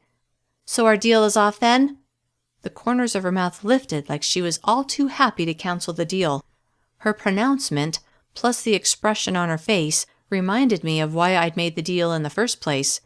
"No," I shook my head. "I just have to get some. I promise I'll bring you some tomorrow." "This is your last chance. Don't disappoint me." "I won't." I watched her walk away, then closed the door and sat on my bed, inches from the 2 power bars I'd hidden. Why not just give her the 2 I have, I thought. "Because I want them," I argued. As I considered my change of heart, a few days ago I'd made this deal and didn't care about not having any power bars, but now I was desperate to get more. I wondered what it was about them that had made me change my mind so drastically. Exhaustion washed over me as I thought about all the bad things happening to me. I would think about the power bar situation in the morning. When I got to the kitchen the next morning, I reminded myself that I needed to try to get first aid supplies. Even so, I kept thinking about stealing more power bars for both Beth and myself. At one point, nobody was near the pantry, so I walked over there, but when I glanced inside, I saw 2 of the adult workers in there. I was about to walk away when I overheard one of them. "Why don't we ever have any of these power bars?" the younger of the 2 women asked. "That would be a bad idea." Intrigued, I knelt like I was tying my shoe. "Why? The kids really seem to like them." The older woman laughed. "Of course they do. They made the bars that way on purpose." "What do you mean?" "This new kind has something a little extra. Well, 2 extra things to be precise." "I don't understand," the younger woman said. "I probably shouldn't be telling you this." "Now you have to. You've got my curiosity piqued." "Okay, but you have to keep it to yourself." "Of course." "The government added something to these new ones that makes the kids crave them, and something to make them more compliant." I finished retying both shoes, but I was so stunned by what the woman had said that I couldn't drag myself away. The bars were addictive? Now it all made sense. The women continued talking, and I listened. "How can they tell if it's working?" the younger woman asked. "It's a little early. They only introduced these new ones last Friday, but I heard they're doing blood work on some of the more troublesome kids, to see how much of the chemicals are in their system." "Oh, well that's good. That should make the kids easier to deal with." I stood and walked to the sink, my thoughts tumbling around in my head. I'd eaten nothing but those drug-laced power bars for the past 2 days. Not only that, I'd eaten more than I was supposed to. I thought about the evening before when I'd been in the gym and had felt so mellow and even kind of foggy-minded. Now it all made sense. I was under the influence of some government-sanctioned drug. What kind of effect was the drug having on everyone else? And why were they cutting back my power bars? Was it to see if I went through withdrawals? My blood work must have shown a really high level of the drug since I'd eaten nothing but the power bars on the day of the blood draw. Anger at the inhumane treatment we were getting washed over me. Then I thought about what the woman had said. Only the more troublesome kids had had blood drawn. Obviously, I fell into that category. Was that why Alex wasn't punished like me? Because she wasn't a criminal and they just wanted to use us for testing? Even though Alex hadn't been forced to only eat the power bars, I was still worried about the effect the drugs had on her and my other friends, especially Piper and Billy. What would the drugs do to them? I needed to convince them to stop eating their power bars before they became addicted. But would they believe me? I felt even more urgency to escape this place. Between drugging me, making me participate in bizarre games, hitting me when I didn't exercise right, and treating me like a criminal, this place was no camp for overweight kids. It was just a government-run prison. I reminded myself that F.A.T stood for Federally Assisted Thinning, but the only thing they assisted in was cruel and unusual punishment. Chapter 44. Wanting to do everything I could to accelerate my escape, I scrubbed the pots and pans, waiting for the pot that had a jagged edge. When it finally arrived, I set it aside. 10 minutes before the breakfast crowd arrived, our busiest time, I sliced my hand on the jagged edge of the pot. Sharp pain made me cry out, and I dropped the pan back into the sink. Blood dripped onto the floor as I called to Mrs. Coleman. "I cut my hand!" She glanced my way. "Oh, dear." She looked at the chaos around her as everyone scurried around, getting the food finished and set out. Then she did something I had only dreamed of. She said, "You know where the first aid kit is. Get your cut cleaned up." Relief blossomed within me. Finally, something was going my way. I hurried over to where the first aid kit was stored and pulled it out, then took it over to a corner well away from all the activity. I ripped open a package of gauze and pressed it against my hand, then grabbed antiseptic, alcohol wipes, more gauze, and several large bandages and stuffed them in my pockets, making sure my shirt covered the bulkiness. Only then did I clean my cut and put a Band-Aid across it. After throwing away the trash, I closed the first aid kit and put it away. "Are you okay?" Mrs. Coleman asked. "Yes." "Good. I'll have Sadie do the dishes the rest of today, and you can take her place." "Okay." Sadie was only one step up from me. Her job involved getting things for the people who were cooking, cleaning up after them, stuff like that. Still, it was better than washing dishes, and most importantly, I'd gotten the first aid supplies. After my first shift, Piper and I picked up our food. In addition to my 1 power bar, I got a bowl of oatmeal and some fruit, and sat at a table by ourselves. "Guess what?" I asked her. "What?" "I got the first aid supplies." Her eyes grew wide. "Really?" "You didn't actually think I accidentally cut myself, did you?" "I don't know. I guess I thought you did." "No, it was on purpose." "That was smart." "It also hurt. It's going to be hard to cut out the chip." She frowned. "Are you still planning on doing that?" "Of course, aren't you?" "I told you," she said. "I'm not so sure now. I might have been a little hasty in saying I had to get out now. It's really not so bad here." I thought about what I'd overheard about the power bars and wondered if they were affecting Piper, making her more compliant, making her not want to leave now. I watched as she picked up one of her power bars and began unwrapping it. I reached out and put my hand on hers, stopping her. "What are you doing, Morgan?" "Don't eat that." She laughed. "Why not? It's good." My mouth watered as I thought about eating one myself, but I willed the thought away. "There's something wrong with them." She pushed my hand away and continued unwrapping it. "What are you talking about? They're delicious, and they keep me from feeling hungry. Plus, I really want to eat it." So do I thought, and found my hand reaching toward my 1 power bar, but then picked up my spork instead and stabbed a piece of cantaloupe. "Piper, listen to me." She took a bite of the bar. "What?" I leaned close so I could lower my voice. "I overheard 2 of the women talking, and they said there's something addictive in those bars, and something that makes us obedient." She shook her head. "Why would they do that? That doesn't even make sense." It made perfect sense to me. Create something that we crave, which will guarantee we eat it, add a pinch of behavior control, and voila, zombie kids who will do whatever they're told. Especially the troublesome kids like me. Yeah, I could totally see why the workers would like the idea. "Piper, I'm not making this up. I heard them." She finished the first power bar and began opening the second. She looked at me and shook her head. "Even if I believed you, which I don't, what am I supposed to do with the food I don't eat? Throw it away? And what would I put in my food journal? You know there are consequences for not eating the food they give us. They've selected the exact foods that we need to be healthy." Then she smiled at me. "A healthy me is a healthy world." The hairs on the back of my neck stood up. She really seemed to believe what she was saying. "I've got homework to do," I said. "I'd better get going." "Aren't you going to eat your power bar?" I picked it up and put it in my pocket, which didn't have much room with the first aid supplies stuffed in there.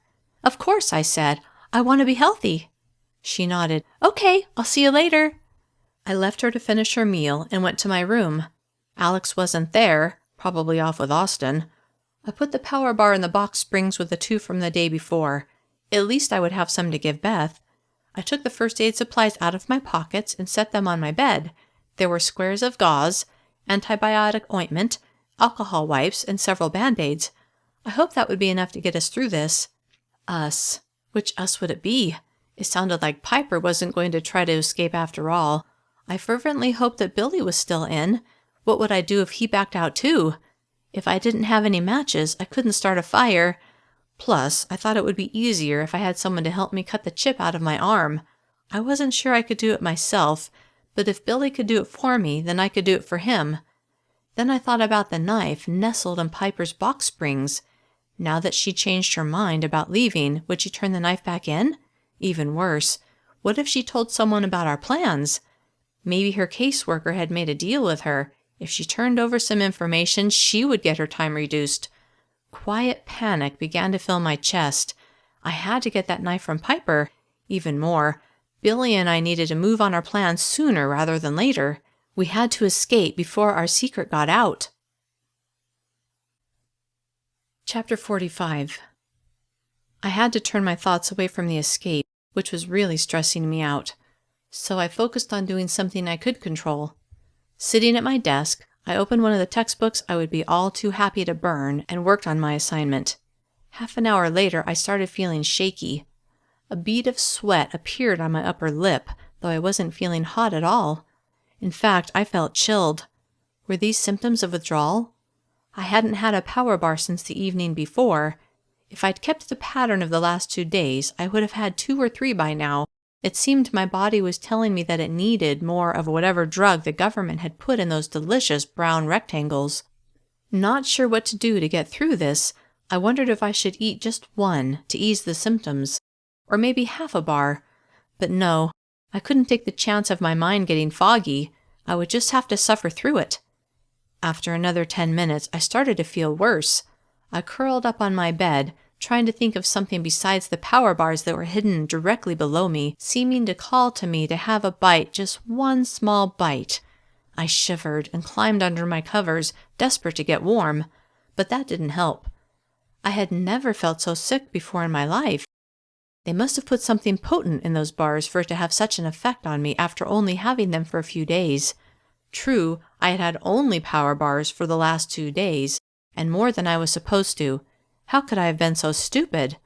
But that was what they wanted, for us to become addicted to these things. These people were evil, plain and simple. The insanity of this world continued to shock me, and I feared what else they might do. I wondered if the other kids were feeling the effects as much as I was. Of course, they had other foods with their power bars, so the strength of the drug had probably been diluted. As I lay there, feeling awful, the desire to eat one of the power bars stored directly beneath me became overwhelming. Without conscious thought, I crawled onto the floor, reached under the bed, and pulled out one bar. I ripped open the packaging and took a large bite of the soft bar, hardly chewing before swallowing. Frantic for the sick feeling to go away, I gobbled down the rest of it and waited for relief. A few minutes later, the terrible sickness I'd been feeling began to ease. Extremely grateful to feel better, but deeply disappointed that I couldn't resist, tears filled my eyes and ran down my face. I hated the people in this world for what they were doing to me. The tears streamed down my cheeks for several minutes until I was able to get myself under control. Then the other drug, the one that controlled our behavior, must have kicked in, because I began to feel calmer. Worried that my mind would become foggy, or that my emotions would be blunted, I decided I had to control myself and not eat another power bar ever. I grabbed the other 2 that were stashed under my bed, shoved them in my pockets, and went to Beth's room. There was no answer when I knocked, but I had to get rid of these bars, or I feared I would give in to temptation and eat them later. I went into the bathroom and pulled open the drawer where Kiera had shown me the supplies were kept. I opened one of the toiletry bags and placed the bars inside, then zipped it closed and put it in the very back of the drawer. Yes, I would know the bars were there, but I would also know that if I wanted to get them, I would have to come into the bathroom, and hopefully that would prevent me from doing it, at least until I could give them to Beth. With no idea what else to do, I tried to forget they were there and went back to my room to work on homework until it was time for my next kitchen shift. I worked my shift, and when lunchtime came, I was anxious to talk to Billy to see if he'd had any luck getting the matches. Even more, I was eager to hear his commitment to our plan. After getting my food, I wanted to refuse when the worker placed the power bar on my tray but was afraid the worker would report me. I went to our table. Everyone was there, and I sat in the empty seat next to Cassidy. Impatient to talk to Billy, I tried to catch his eye to see if he would give me some indication of whether or not he'd gotten the matches, but he ignored me. After several minutes of this, I finally said, "Hey Billy, how's it going?" He looked at me. "Okay." "I'll bet it's nice to work outside, out in the sunshine?" "Yeah, I like it." When he said nothing more, I decided to wait until everyone else had left to ask him. Obviously, he didn't want to give me a hint right now. "What happened to your hand?" Cassidy asked, pointing to the bandage.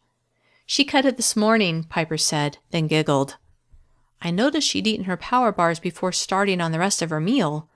Worried that she would give something about my plans away, I changed the subject.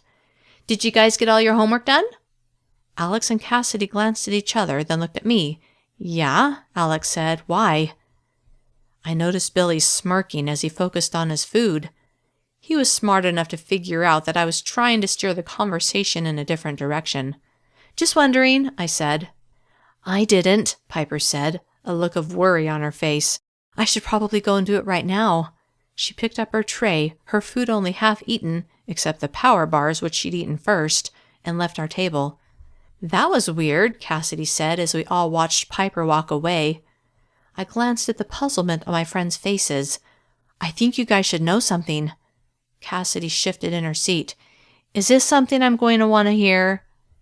Did she think I was going to tell them my escape plans? "This affects all of you," I said, "so yes, you'll want to know." "Okay," Cassidy said, though she seemed uncertain. "This morning," I said, "I found out that the power bars have drugs in them." Alex's eyes widened. "What?" "What are you talking about?" Cassidy asked at the same time. Billy squinted. "Does this have anything to do with them taking our blood the other night?" I nodded. "Take your blood?" Cassidy asked. "When did this happen?" "During our counseling session," Billy said as he pushed his empty plate away, his 2 power bars still on the tray. "Yeah," I added. "They took a blood sample from every one of us."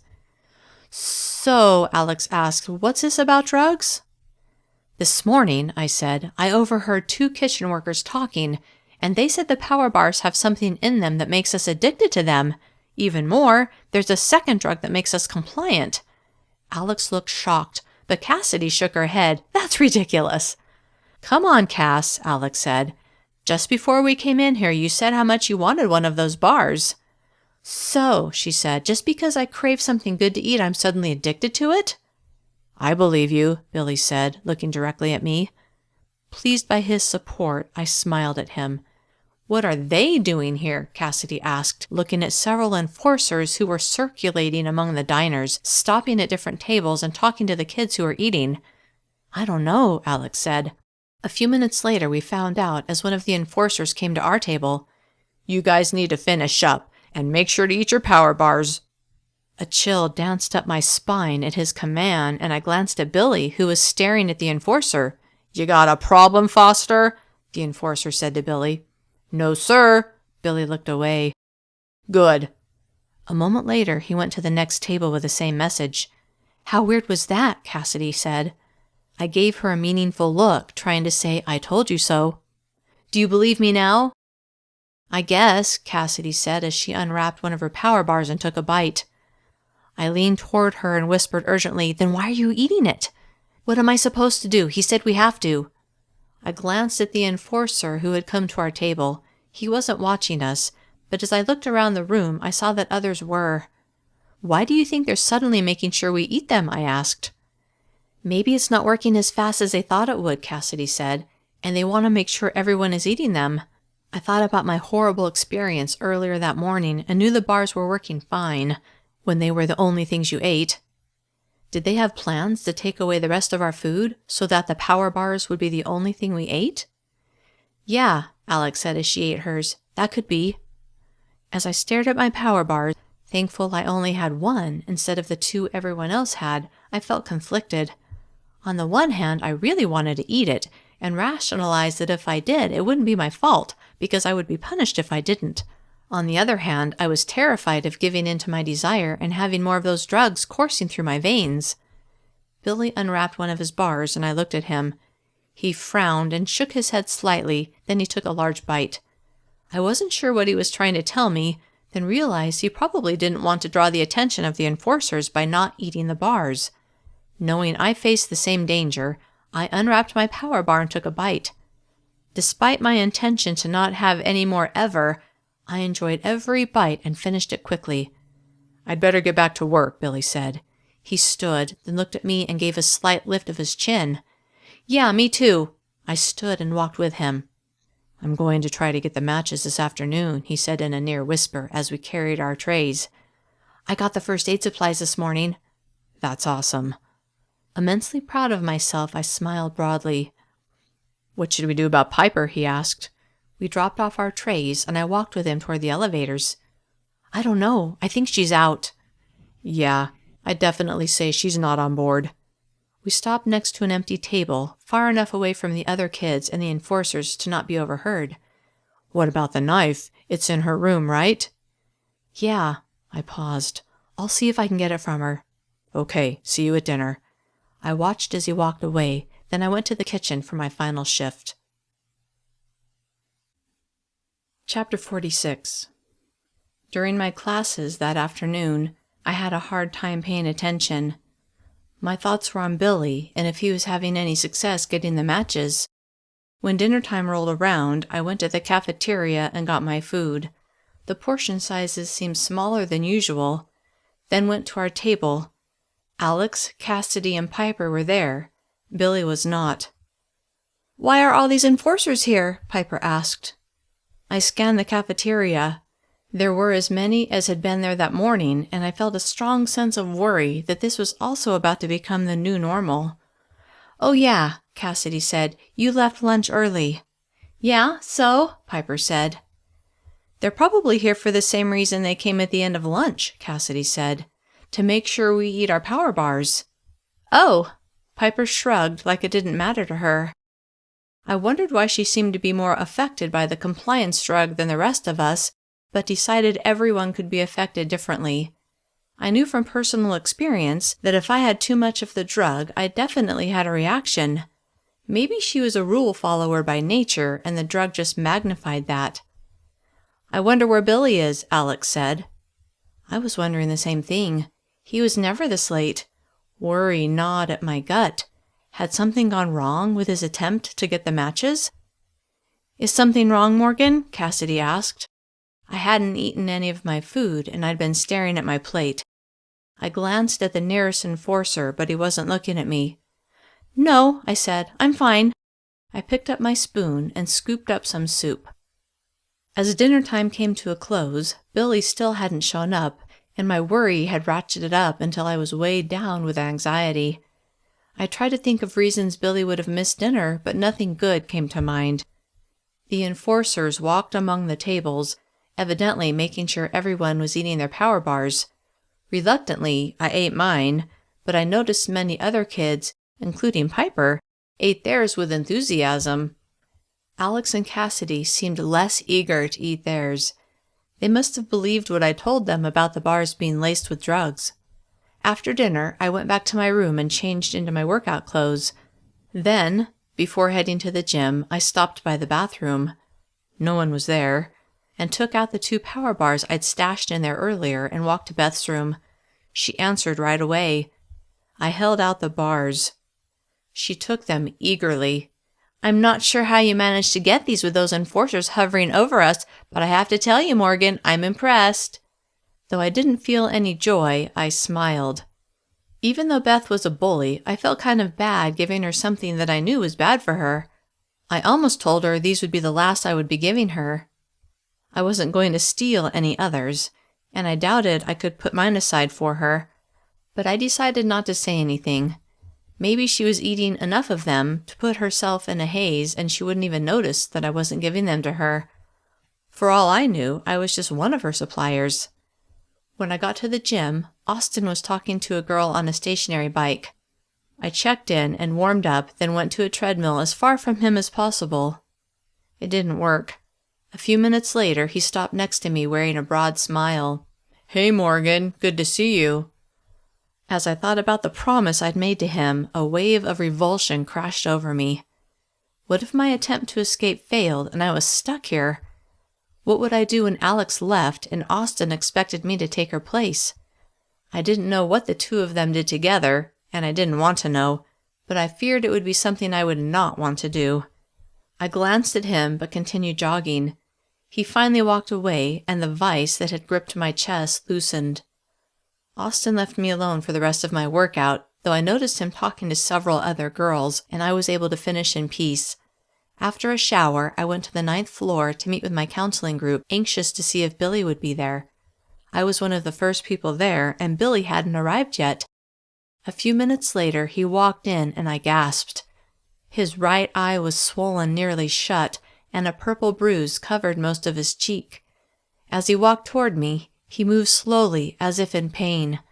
The other kids stared at him, but he ignored them.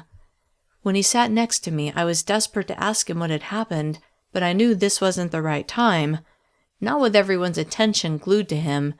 He smiled at me, maybe trying to reassure me, and I managed to give him a small smile in return. Mrs. Reynolds arrived a moment later, and our counseling session began. After saying the pledge, which I hated more and more, she asked, "How are you all feeling today?" What was the subtext of her question? Certain she wanted to know how the drugs and the power bars were affecting us, I answered, "Fine," just like the rest of the kids. "And Morgan?" she said, her laser-like gaze zeroing in on me, making my heart pound. "How are you feeling?" "Good." I didn't know what answer she had been hoping for. Maybe that I'd been in a cold sweat that morning when I'd tried to stop eating my power bars cold turkey, but she seemed slightly disappointed by my one-word response. "You felt quite normal all day?" "No," I thought. "This morning I felt sicker than I've ever felt." "Yes." Her disappointment seemed to deepen, and I knew they were using me like a guinea pig, experimenting on me.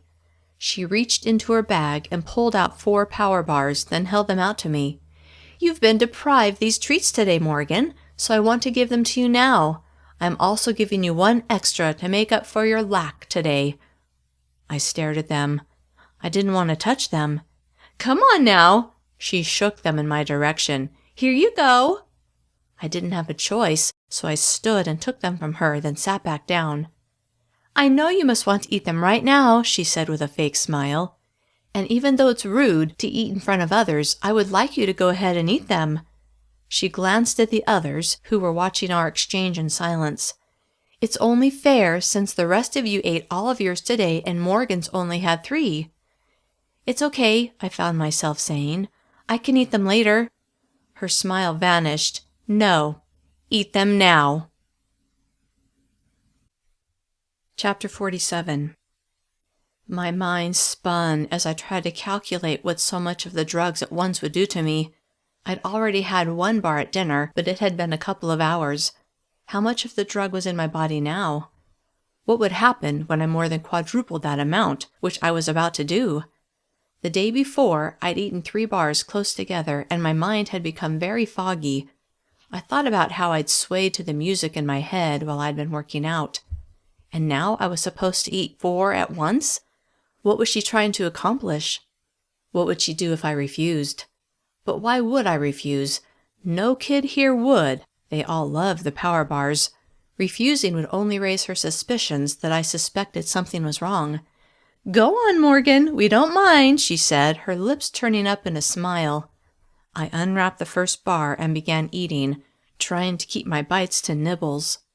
Maybe I could pretend to eat the bars while breaking pieces off and hiding them in my pockets, but she kept one eye on me, making that impossible. By the end of the session, I'd eaten all 4. I started to feel super mellow and had trouble grasping the thoughts that tumbled around my head. When we were dismissed, Billy walked with me.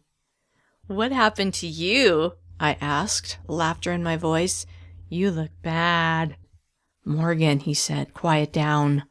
"Why?" I said in a stage whisper. "Is someone listening?" He gripped my arm as we walked toward the elevator. We got on. No other kids got on with us, and he helped me wave my card in front of the reader, then he pressed the button for my floor. When we reached my floor, he gently pushed me out.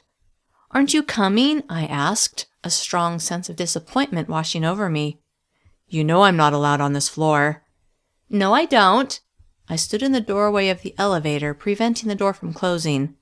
I'll see you tomorrow, okay? He paused. You'll be better then. I'm fine right now. He looked sad as he watched me, but I didn't understand why. Go to your room, okay? I shrugged. Okay. I watched the door slide closed, then I turned and walked down the hall. For the life of me, I couldn't remember which door was mine, so I knocked on the first door I came to. A girl I didn't know opened it. What do you want? She asked, not unkindly. Is this my room? She frowned. No. Where is it? I don't know. Okay. I went to the next door and knocked, but no one answered, so I moved on to the next door. Fortunately, the girl who opened the door knew which room was mine and steered me toward it. I knocked on the door she led me to, and a moment later Alex opened it. Morgan, why are you knocking? Hi, I said, a goofy smile on my face. What is wrong with you? She pulled me inside and closed the door. I'm so glad you're my friend, Alex. I threw my arms around her, but after a moment she peeled my arms off of her shoulders. I'm glad you're my friend too, she said as she led me to my bed. Why don't you sit down? Okay. I plopped onto my bed and smiled up at her. Did you have fun with Austin today? Her face reddened. Why? He wants me to be his girlfriend when you leave. The embarrassed smile vanished, replaced by anger. What are you talking about? She was furious, but I couldn't understand what was upsetting her. I was only telling the truth. A warning bell rang somewhere in the recesses of my mind, but I was too far gone to capture the importance of it.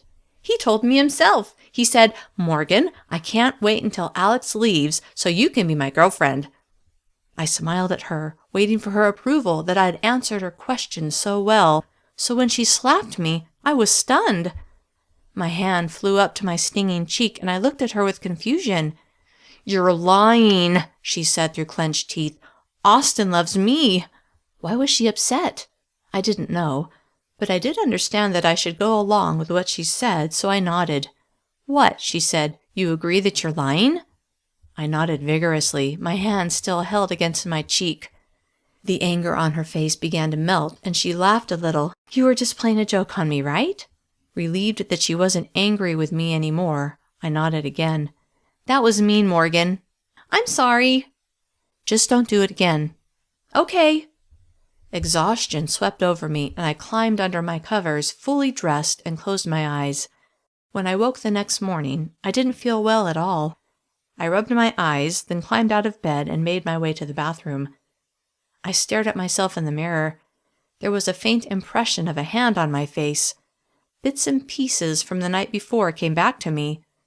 I clearly remembered Mrs. Reynolds making me eat 4 power bars during the counseling session, but after that things were hazy.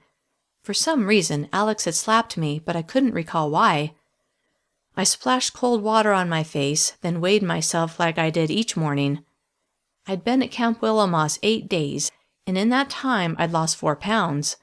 Not surprising considering the drastic changes that had taken place, but I wasn't happy about it. If I'd wanted to lose weight, and I hadn't felt I needed to, this was not the way I would have done it. Being forced to exercise and being forced to eat drugged power bars was not the way to help someone improve their health. I went back to the room I shared with Alex, but she'd left long before I'd gotten up. I looked at the clock. I'd overslept, and I'd completely missed my first shift in the kitchen. Panicked, I threw on some clean clothes, then rushed to the elevator and went to the cafeteria. Chapter 48. As I stepped out of the elevator, the usual noise of the full cafeteria hit me as I saw everyone eating breakfast. I hurried into the kitchen, but Sadie was already at the sink. Was I supposed to do her job again so the cut on my hand could continue to heal? There you are, Morgan, Mrs. Coleman said. I'm so sorry I'm late. It's okay, she said. I narrowed my eyes at the unexpected answer. Your caseworker told me you would be late today and that your tardiness was to be excused. How did Mr. Madsen know I would be late? You'll do Sadie's job again today. Okay. As I worked, my mind was in a whirl. Had Mrs. Reynolds told Mr. Madsen that she was going to give me all those power bars, and he had figured it would be like getting me drunk? Or had it been Madsen's idea in the first place? And why did they tell Mrs. Coleman I should be excused for being late? Did they expect I would oversleep because of the drugs and didn't want to make a big deal about it? At the end of my brief shift, Mrs. Coleman told me that Mr. Madsen wanted to talk to me and that someone would come and get me. Worried about why he wanted to see me, my thoughts flew in several directions. Was I in trouble for oversleeping after all? Or was he going to make me eat more power bars to see how many it would take to make me sick?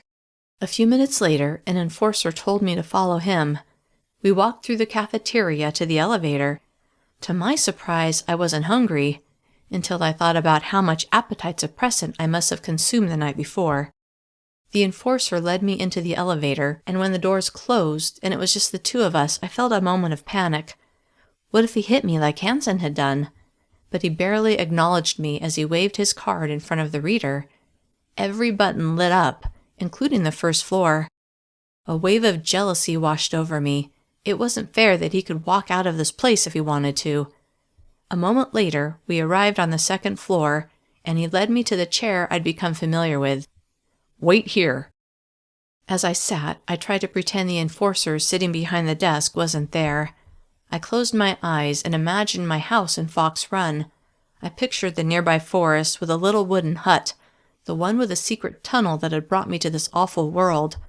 I imagined exiting the hut and running back to my house and finding my family inside, all so happy to see me.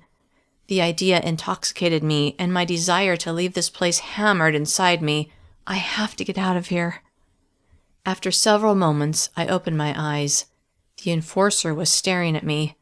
A blush rose on my cheeks under his attention, and I looked past him to the wall. A cheerful poster showed an image of the globe, with children circling it, their hands clasped. In bold letters it said, "A healthy me is a healthy world." When I thought of the rest of the pledge, I felt sick. How could anyone pledge to follow the rules in this world? They were terrible, not in the best interests of the citizens. Of course it made sense to take care of our bodies, but why should we have to make a promise about it? And if putting the good of all above my own desires involved drugging unsuspecting people to make them easier to control, I could not get behind that idea either.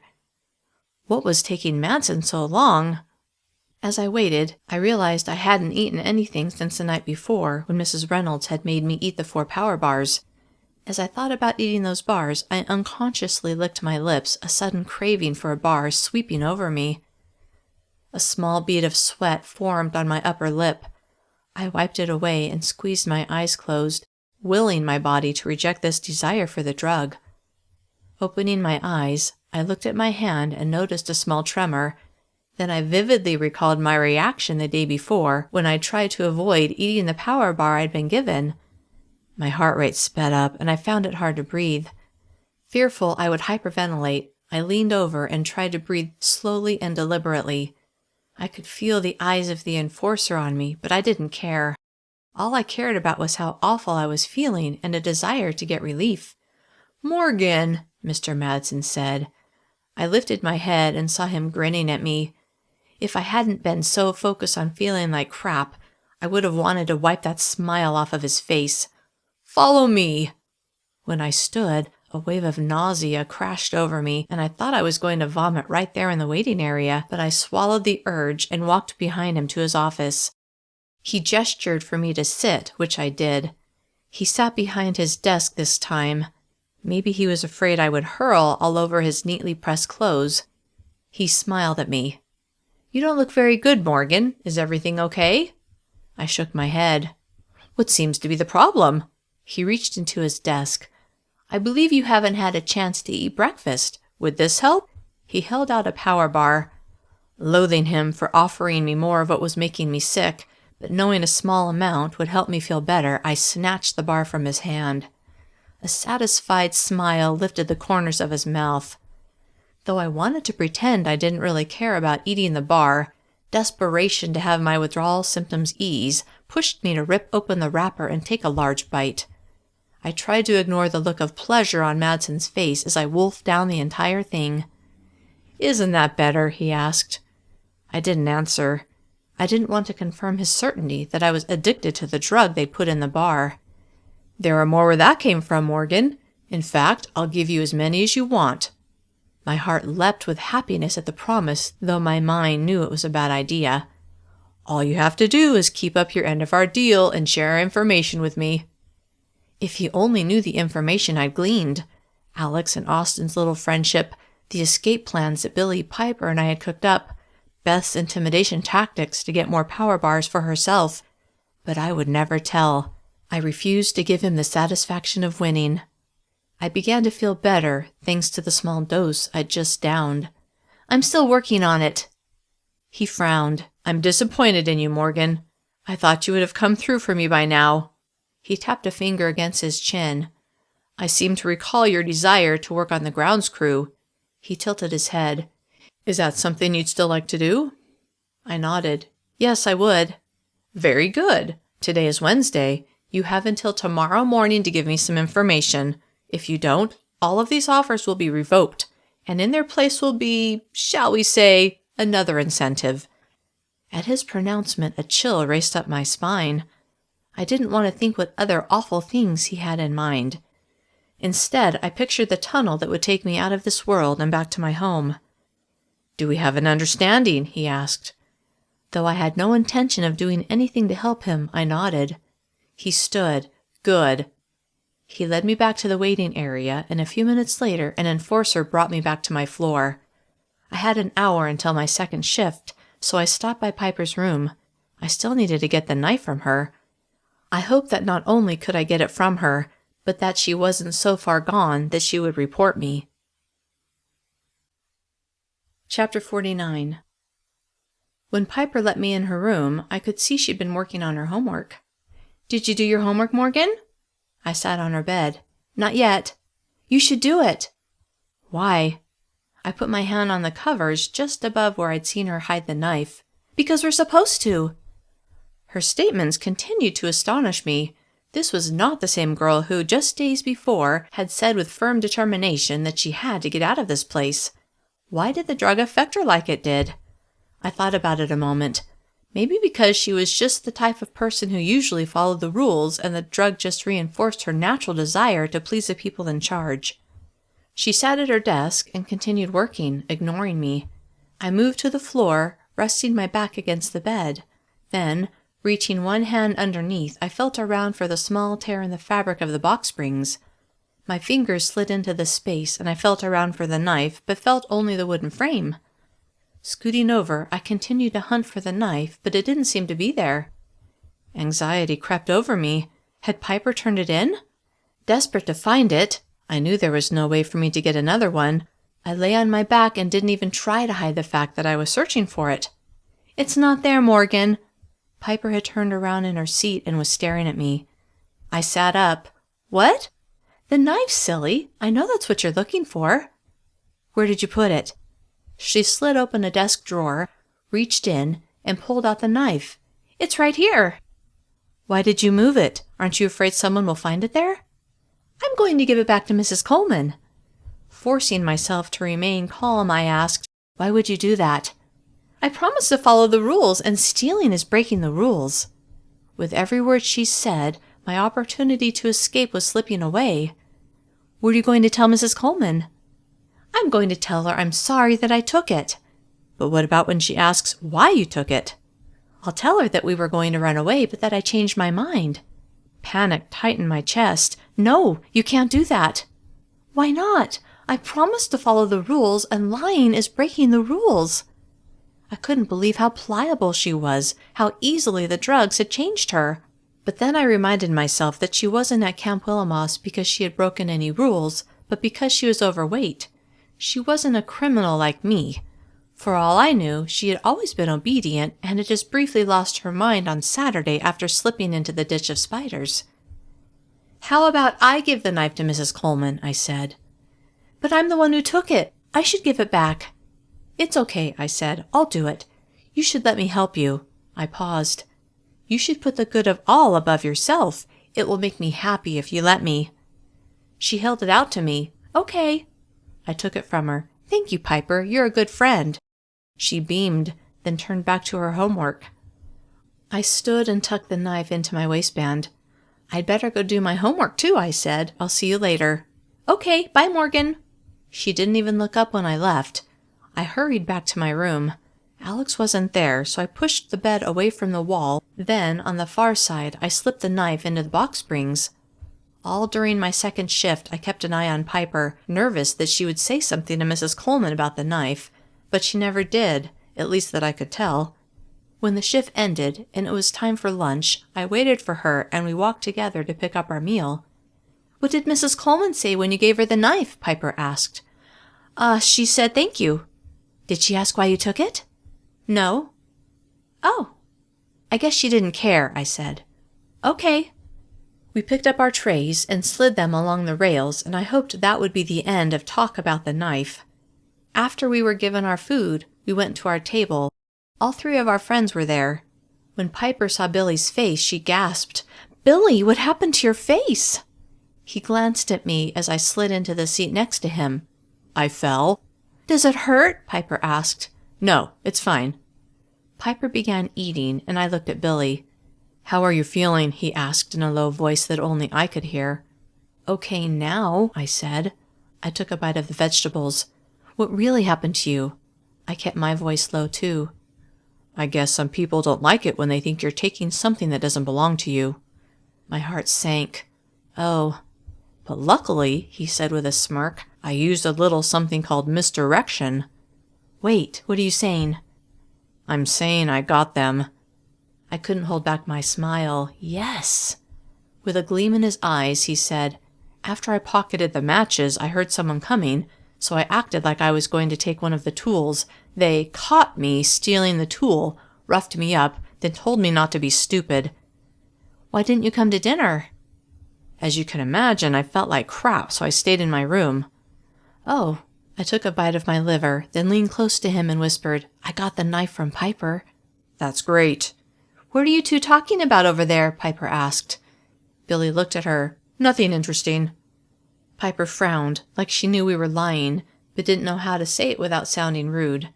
Turning back to me, Billy said, "We have everything we need. When are we going to do it?" This was actually going to happen. I was actually going to get out of here. A tingle of anticipation radiated through me. "The sooner the better," I said. "Let's meet before classes and talk some more. I have some time then, do you?" I thought about my schedule. "Yeah, I have half an hour between my final kitchen shift and class." "Okay." We finished our meal without talking about our plans. I noticed Alex glancing at me throughout lunch and wondered what had happened the night before. I must have said something to upset her. I remembered her slapping me, but I had no idea what I'd said. The enforcers wandered among us, making sure we were eating our power bars. I'd been given 2, which I hoped meant they were done playing with me and how my body was reacting to their drug. I feared my mind wouldn't be as sharp as it needed to be, and it needed to be very sharp if Billy and I were going to pull off this escape. But I didn't know how I could get away with not eating the drug-laced bars. I just had to hope that since I was also eating regular food, the effects of the drug would be diluted. After lunch, I went to the kitchen to work my final shift, but all I could think about was our imminent escape. Eager to talk to Billy, the moment my shift ended, I hurried to my room and got my school things, then went to the classroom floor. As promised, Billy was there. We found a quiet spot in a corner to talk about our plans. "I think we should do it tonight," he said. The idea both thrilled and terrified me. "Me too. I'm worried about Piper. She knows our plans, but that compliance drug has really gotten to her. She was talking about how important it is to keep the rules. She even wanted to get the knife back to Mrs. Coleman and tell her why she'd taken it." "Oh, that's just great." "I know. I convinced her to let me turn it in. I just hope she believes my lie that I did and doesn't ask Mrs. Coleman if she got it." "Yeah, and since I got caught trying to steal something, some of the enforcers are keeping a closer eye on me." I nodded. "I'm scared, Billy, but the longer we wait, the harder it will be." "So, what's the plan?" "I think everyone's sound asleep by midnight, so what if we start the fires then?" "Okay. Where do you want to meet after we're evacuated? And when should we cut out the chips?" "I don't know. What do you think?"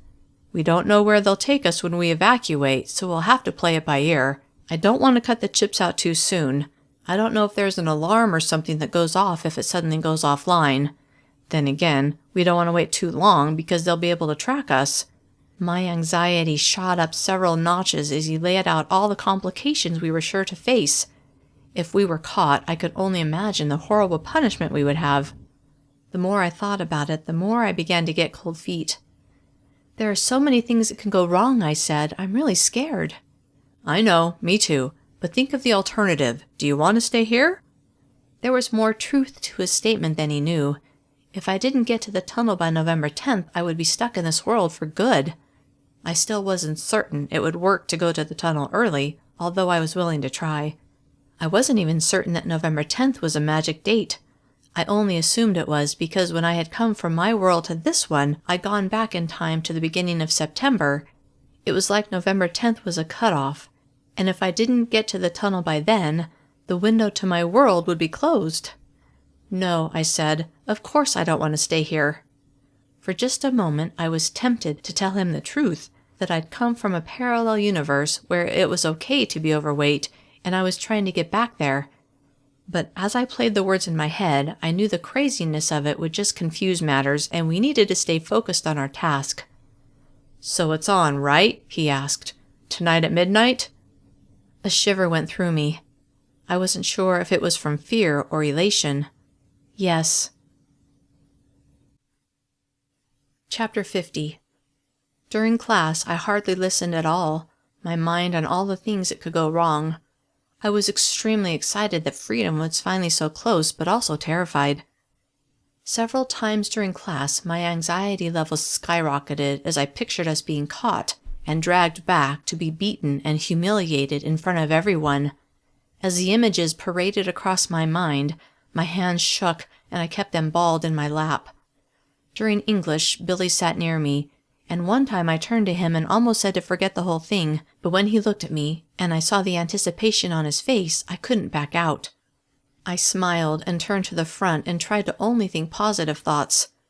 At the end of class, Billy walked with me to the elevator. You okay? He asked. Just nervous. Me too. He smiled and nodded. Hang in there. Let's meet again before counseling. Okay. At dinner, I kept thinking about how the next day at that time I could be back in my home world, eating dinner with my family. The thought kept me going. When I stood to leave, Alex touched my arm. I need to talk to you. Meet me in our room in a few minutes? Okay. I dropped off my tray and went to our room.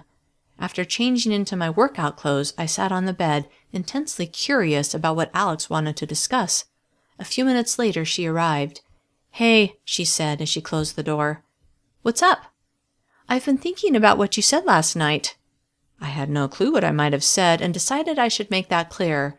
Yeah, so I wasn't exactly myself last night.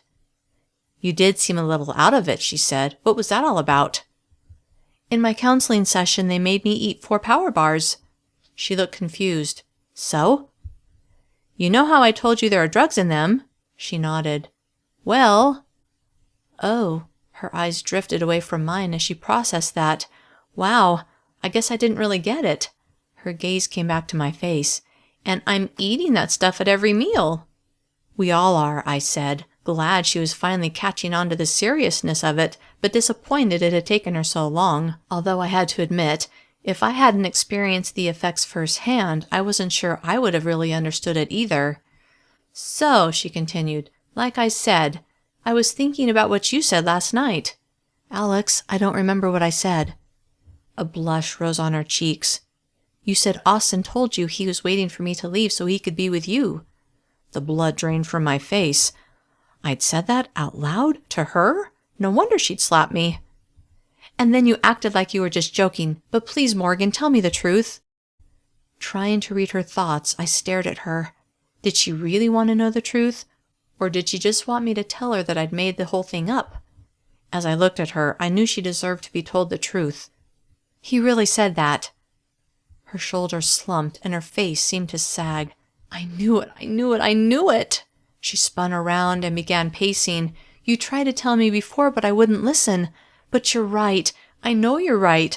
I see him flirting with girls in the gym all the time. She stopped pacing and stood in front of me. I was blind before, But now that I know the truth, I'm not going to let him use me anymore. Thrilled that she didn't blame me and glad she had faced the truth, I asked, "What are you going to do?" She pursed her lips. Then after a moment of thinking, she grinned. "I'm going to get him back, that's what." "How?"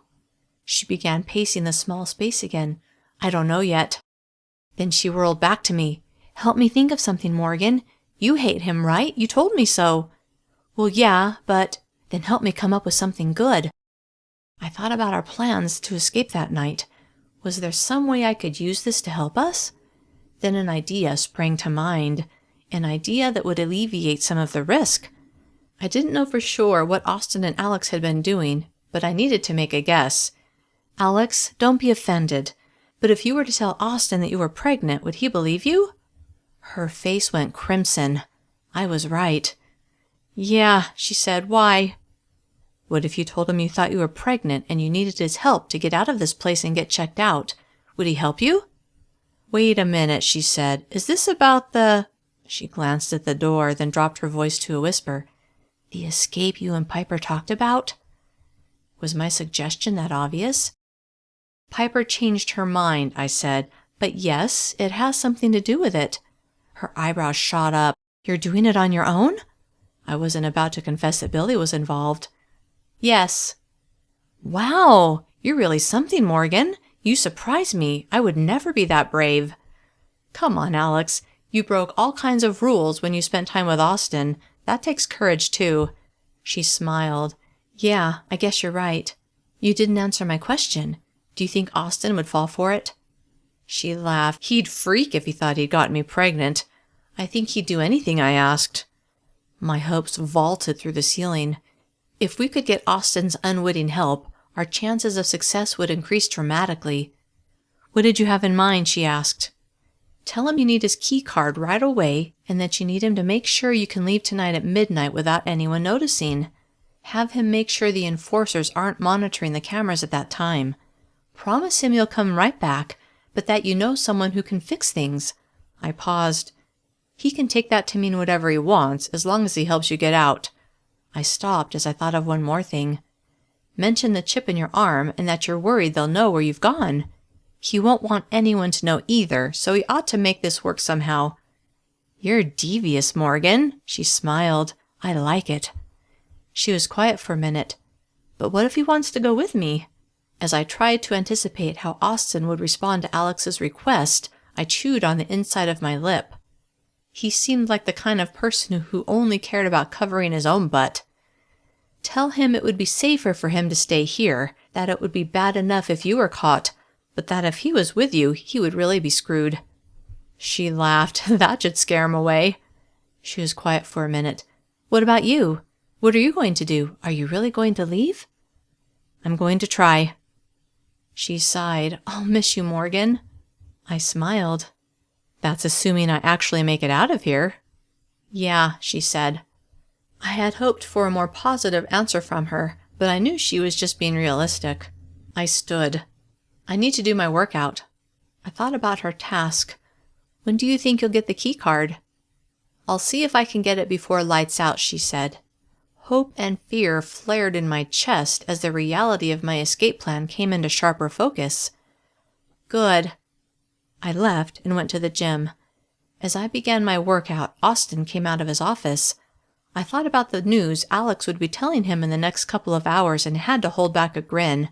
His world would be shattered, but it served him right. Of course she wasn't really pregnant. At least I hope not.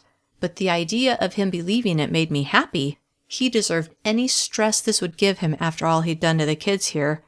Naturally, he came over to talk to me when he saw I'd arrived. "Hey, Morgan." "Hey," I panted as I jogged on the treadmill. "You're getting better at these workouts." "Thanks." "Stop by my office when you're done." A lazy smile lifted his lips. "I need to talk to you." His demand startled me. Besides that one time I'd come by to talk to him, he'd never asked me to come to his office. What was it about? What would happen if I didn't go? Okay." He nodded, then walked away. For the rest of my workout, I fretted over what he wanted to talk to me about and considered not going. but I didn't want to do anything that would put a spotlight on me, not on the day I planned to escape. Chapter 51. After I cooled down, I headed to his office. His door was closed. I listened, but didn't hear any noise coming from inside, so I knocked. When I heard footsteps approach, my heart pounded. The door opened a few inches to reveal Austin's face. "What do you want?" he asked. "You told me to stop by?" He looked confused for a moment. "Oh yeah." He glanced behind him. "This isn't a good time." "Okay." I caught a glimpse of the back of Alex's head as she sat in one of the chairs. He shut the door in my face, and a large smile lifted my lips. It looked like Alex was sharing her news, and Austin was taking it about as well as we'd predicted. Pleased that my plan seemed to be working, I went to my floor and showered, then hurried to the classroom floor so Billy and I could finalize our plans. When I thought about getting back home, I became giddy and could hardly contain my happiness. Billy and I met in the same place we talked earlier. When I saw his bruised and swollen face, I flashed back to the night just over a week before when I'd been dragged out of my house and brought here, then body slammed to the ground by Hanson's enforcer partner. If Billy and I were caught trying to escape, the consequences would be severe. Suddenly, I was terrified to even try it and understood why Piper had backed out. The drugs in her system didn't help, but she didn't have as much motivation as I did to leave this place. Trying to convince myself that the risk of being caught was worth it, I pictured the tunnel that would take me back to my world, and a glimmer of courage displaced the abject fear. "Hey, Morgan." "Hi." "Are you okay?" "When I think about being caught, I get really scared." He smiled. "I know, so do I. But you have to think about what it would be like to be here for another 6 months. He frowned. "Or longer." I'd been there less than 2 weeks, and already I'd had more terrible things happen to me than had happened in my whole life. I nodded. "You're right." He reached into his pocket and pulled something out. "Here." It was a small book of matches. I took it from him and slid it into my pocket. "Do you really think this will work?" He grimaced. "Do you have a better idea?" Glad that I had news to deliver, I smiled, then told him about my conversation with Alex and what she was going to do. "That's brilliant, Morgan." "Thanks." He was quiet for a moment. "Maybe we should skip the fire and just use the key card." "But don't you think it would be helpful to have the confusion a fire would cause?" "Or would that put the enforcers on a higher alert?" "That's true, I guess." "Tell you what," he said. "Let's start our fires at midnight. Then you use the key card to come to my floor and get me. I'll meet you at the elevator and we'll head to the first floor. When the fire alarm goes off, there should be a lot of confusion, so we should be able to slip out without anyone noticing." His plan sounded solid, and I tried not to think of all the things that could go wrong. "Okay, midnight." When I saw his grin, it was the happiest I'd seen him. Maybe he really did want to get out of here as bad, or worse, than I did. We went to our counseling session and sat with the rest of our group. After we said the pledge, I began to worry what Mrs. Reynolds had in mind tonight. It seemed like she had something diabolical planned every night we met. Sure enough, once we'd all sat back down, she made an announcement. "Starting tomorrow, all of you will be given 3 power bars at each meal." There was a murmur that went through the group. They must have decided 2 per meal wasn't enough to bring about the effect they were after. "But because of the extra caloric intake," she added, "the amount of food given at each meal will be reduced proportionally." Of course. After their little experiment on me, they'd realized that diluting the drugs with food made the drugs less powerful. The murmurs turned to grumbling. Now, Mrs. Reynolds said, "this is just temporary. We want to see how effective the appetite suppressants are." "What are we, guinea pigs?" a boy said loud enough for all to hear. "What did you say, Mitchell?" Mrs. Reynolds asked. All eyes shifted to the boy, who now looked stricken to be the center of attention. "Nothing," he said. "I was just joking."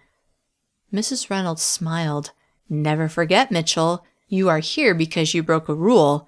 You have no rights, no choices, and you'll do as you're told." His face had paled, and I knew exactly how he felt. I'd been in his position only the night before. I'd been made to eat 4 drug-laced power bars, and the people who made me eat them knew all too well what would happen to me, but they didn't care. In fact, they wanted me to have the reaction I'd had so that they could verify the power of the drugs they were giving us. Now, as Mrs. Reynolds made her pronouncement about our new meal plans, I wondered if my experience had led them to make this new rule. I felt sick, knowing it most likely had. Now everyone would suffer more. I knew it wasn't my fault, but I knew how they would feel, and it made me even angrier at these people. I pictured my friends and wanted them all to leave with Billy and me tonight, but how could I convince them? Chapter 52. When I got back to my room after the counseling session, I was glad to see Alex there. How'd it go? She put her pencil down, then turned around and laughed. You could say he was a little surprised. She paused. Why did you come to his office? During my workout he told me to, I said. He said he had to talk to me. About what? I don't know. When I got there, he told me it wasn't a good time. I smirked. You were in his office then. He's such a jerk, she said. Why didn't I see that before? I shrugged. Tell me how it went. She went to her bed and sat. When I told him I thought I was pregnant, he freaked, just like I thought he would. And when I asked for his key card so I could, she did air quotes, get it taken care of, he was eager to help. I laughed. Wow. I know. So here's the plan. She reached into her pocket and pulled out Austin's key card. Elation swept over me. There it was, the key to my salvation. Home was finally within reach. I'm supposed to use it tonight at midnight, she said. He's friends with most of the enforcers, so he said he would arrange it so they wouldn't sound the alarm if I'm on the elevator at that time, or if my chip shows up on the security monitor in a place where I shouldn't be. That should mostly work, I said. What do you mean? I hesitated. Should I confess the plans Billy and I had made? I decided to tell her some of them. It's not just me who's escaping. Her eyes widened. Piper changed her mind? I wish, I said, but no. Billy's going too. Billy? For real? Yeah. Huh. She stared at the wall. I guess I can see that. There's a little more to it than that, I said. What do you mean? I chewed on my lower lip. How much should I tell? She had taken a big risk for me. She deserved to know all of it. At midnight, I said, he and I are both going to start fires in our bathrooms. Then I'm going to get him and we're going to escape. We're hoping that during the confusion of the evacuation, we can slip away unnoticed. What makes you so sure they'd evacuate us? She asked. No other option had ever entered my mind. Why wouldn't they? I don't know. I'm just saying you never know with them. That reminded me of the announcement Mrs. Reynolds had made. Alex, I found out that starting tomorrow, we're all going to have to eat 3 power bars at every meal, and they're going to reduce the amount of actual food we eat. What? Are you serious? I nodded. Yes, Mrs. Reynolds told us. But why? Don't you get it? I asked. They want the drugs to be more potent. The food dilutes it. When I didn't have anything but power bars for those 2 days, it really affected me. But what happens when I leave here in a couple of weeks? She asked, and I stop eating those. Won't I go through withdrawals? Alex, do you really think they care about that? They just want us to be zombies while we're in here. She stood and began pacing. This is crazy, Morgan. It's not like I did anything wrong. I was just a little overweight. She stopped and looked at me. Are you sure they're doing this to everyone and not just to you guys? By you guys, I said as I frowned. I assume you mean us delinquents. Don't be offended, she said, but isn't that what you are? I didn't do anything wrong, I said. Yes, you did. You passed out cookies at school. There's nothing wrong with that, I wanted to scream. Instead, I closed my eyes and shook my head. Are you denying it? She asked. I stared at her. No, but I disagree that it's a crime. Whatever. She sighed dramatically. We're getting off track here. The issue isn't what you did, but how they're treating us all like criminals. Alex, they look at everyone like criminals. Remember, being overweight in this world is a crime. She looked at me funny. What do you mean in this world? I blanched at my mistake. I stammered. I just mean in this society. She looked confused and said, as opposed to... It wasn't always like this, was it? I asked. She sat on her bed. No, I guess not. But it's always been this way since I can remember." She paused. "Anyway, the point is, I don't understand why they're doing what they're doing." This time I stood, anxiety at what lay ahead making me fidgety. "Because they're evil," I said. "That's why." I walked over to the closet and looked at my things jumbled on the shelves. There was nothing I needed to take with me. I spun around. "Come with us. You need to get out of here too."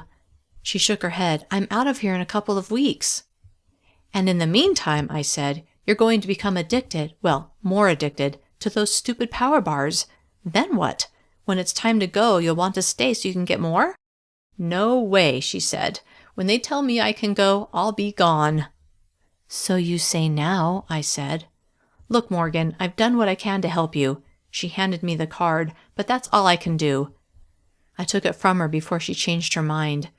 I worried about the security monitor showing Billy and me walking around in the middle of the night, but hoped the evacuation would cover our movements. "I'm going to bed," she said. Then she turned away from me, making it clear our conversation was over. When I went into the bathroom to get ready for bed, several other girls were there, including Beth. "Morgan," she said, "where have you been?" "Not now." My nerves were already stretched tight.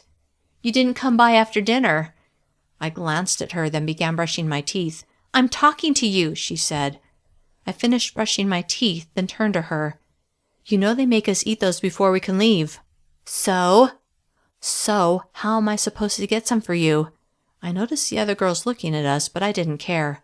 "That's your problem," she said. "Fine. I'll find a way to get you some tomorrow." It was an easy promise to make since I would be gone by then. "Okay, make sure you do." I was able to finish getting ready for bed in peace after that. As I washed and dried my face, I glanced around the bathroom, mentally making a bonfire out of my textbooks. I could add some toilet paper for extra fuel, but nothing else looked flammable. Feeling optimistic, I went back to my room. Alex was in bed and the lights were off.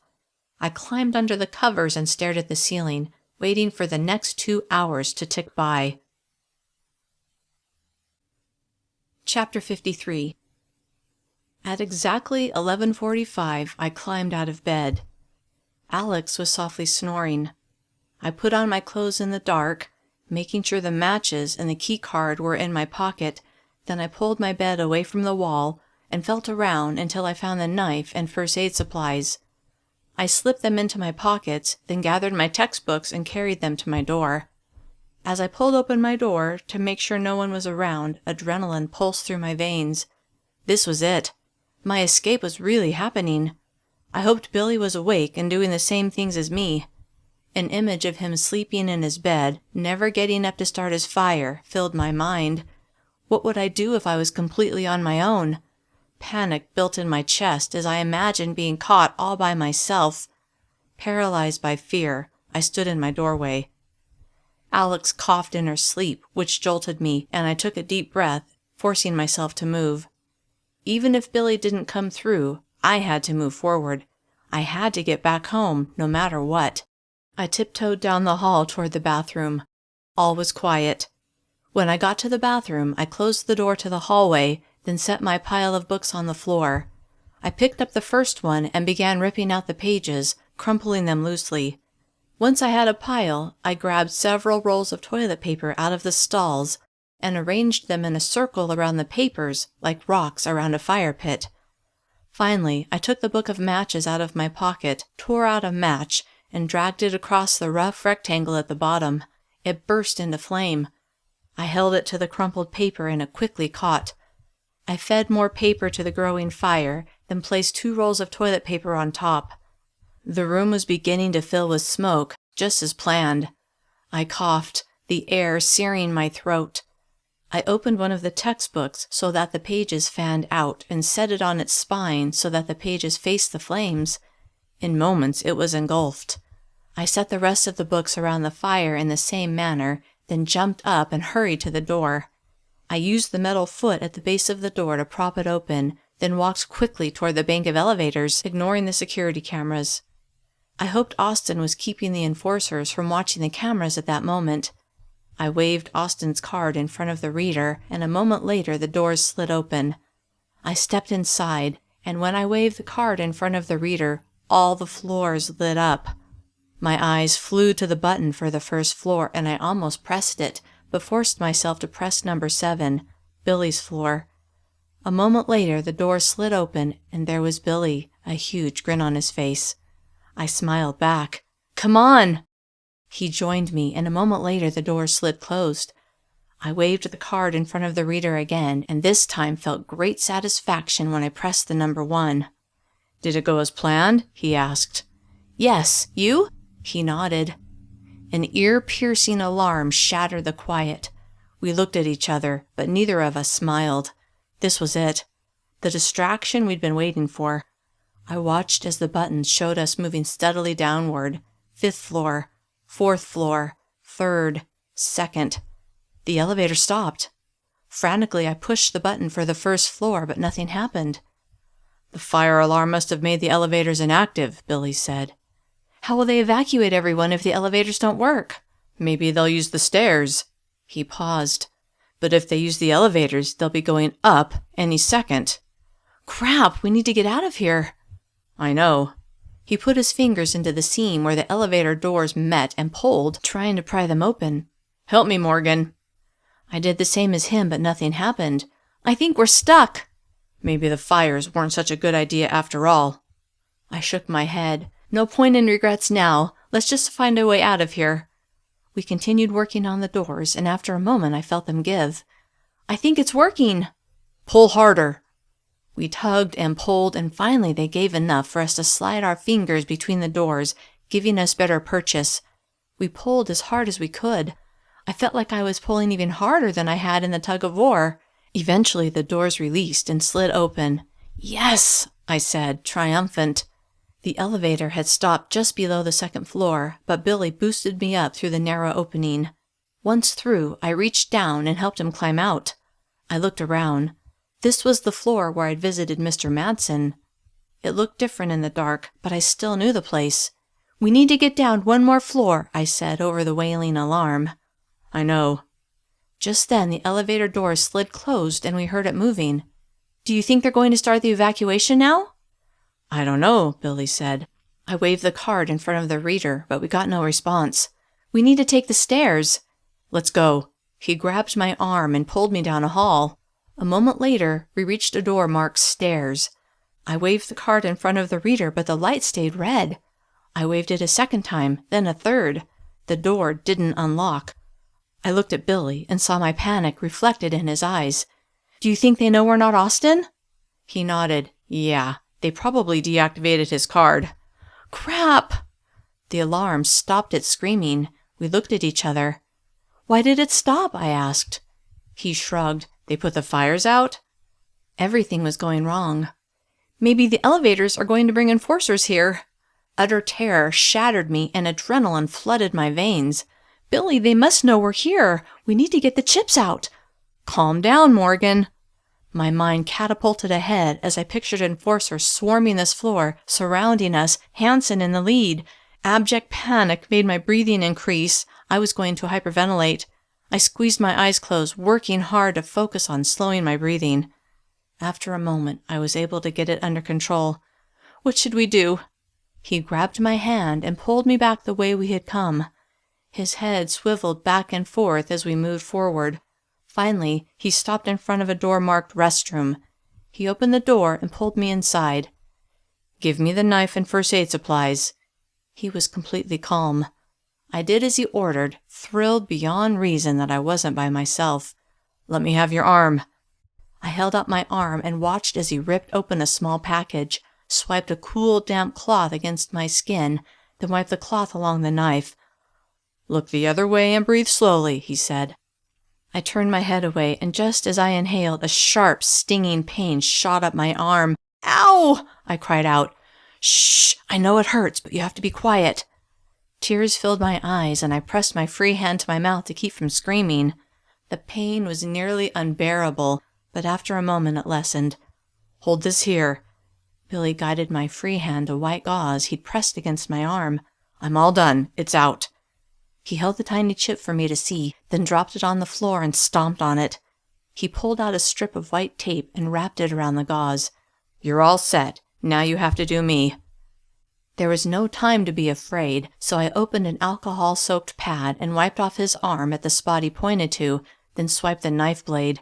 "Ready?" I asked. "No, but do it anyway." I nodded and pressed the tip of the knife against his arm. "Do it, Morgan. It's the only way." Nodding, I sliced open his arm and almost stopped when he flinched, but then I saw the small chip, which had been just under the skin, and used the tip of the knife to pop it out. I set the knife on the counter, then pressed a clean strip of gauze against the wound and wrapped the tape around it, holding it in place. That really hurt. His eyes were bright with unshed tears. He blinked them away, then smashed the chip on the tile floor. He turned to the sink and washed the blood from his hands and arm. I did the same, and we threw away the supplies we had used, keeping unused bandages for later. Billy slid the knife into his back pocket. "Now that we're invisible to them, we need to get out of here," he said. "What about the cameras? If we leave, they'll see us. They probably know exactly where we are." A fresh wave of panic began building, and I felt it begin to crest. "Billy, they're going to find us!" My ears began to buzz, and my vision narrowed. I was going to pass out. Between the minor surgery he just performed and my abject terror, it was all too much. He looked around the small space, his gaze stopping at the ceiling. He pointed up. "Through there." "What?" I was taking slow breaths, and the buzzing in my ears was starting to fade as my vision returned to normal. With one foot on the toilet tank and the other on the sink, he punched upward until a vent cover popped open. "After you," he said with a grin. He climbed down, and I took his place.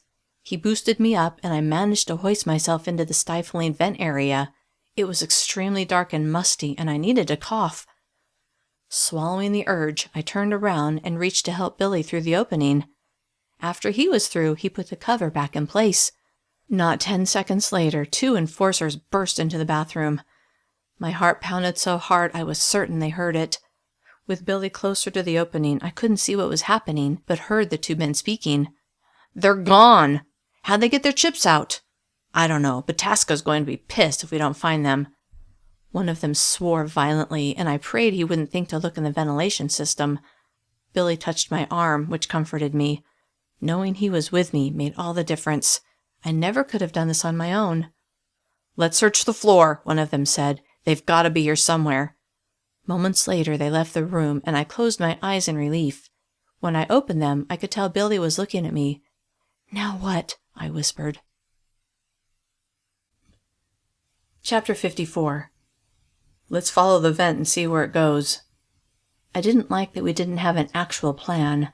Yes, I was thrilled we'd managed to remove the chips, but we were still in the building. Until we made it out, we were vulnerable. I didn't want to consider the horrors of being caught. Billy moved away from me, and I scrambled to follow. There was no way I was going to be left behind. To keep the sound down, we moved slowly. Not only that, the space was tight, forcing us to army crawl, which made the journey awkward.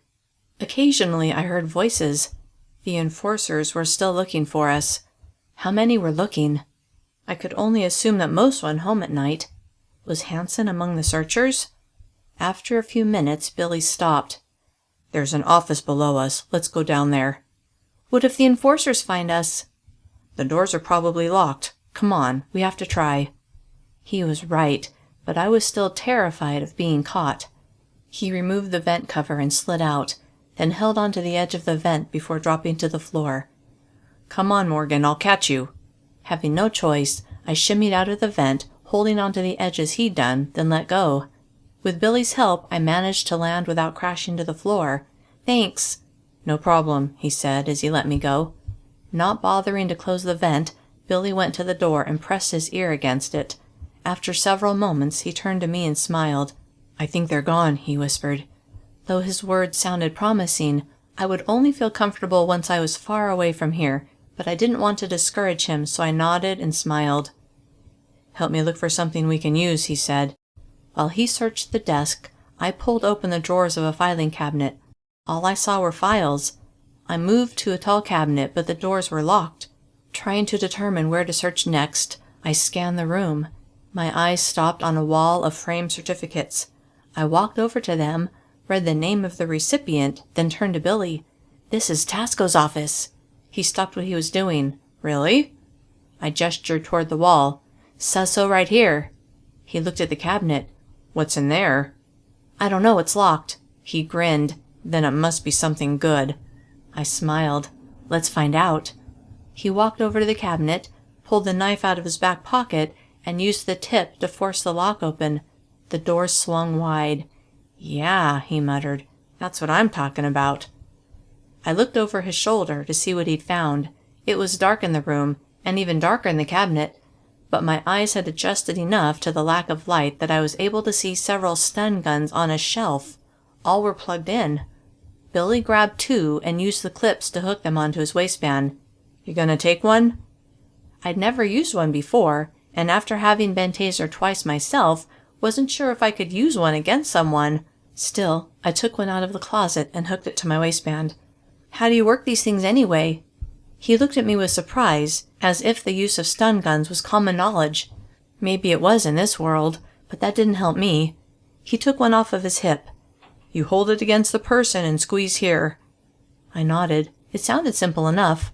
He put it back on his hip and looked in the closet again. "Look at that." He pointed to a box of power bars. Not the new kind that were laced with drugs, but the kind we'd eaten before. The kind the general population ate. He grabbed several and shoved them in his pockets. I did the same. "I guess Tasco likes to work out," I said as I pointed to several tracksuits hanging in the closet. Billy turned toward the window and stared at it, then swiveled back to the tracksuits before dashing to the window. He studied it and pressed his forehead against the glass, looking down. I watched as he raced back to the closet and ripped down the tracksuits. "What are you doing?" "Making a rope so we can climb down." He tied the leg of one tracksuit to the leg of another and yanked, testing the strength.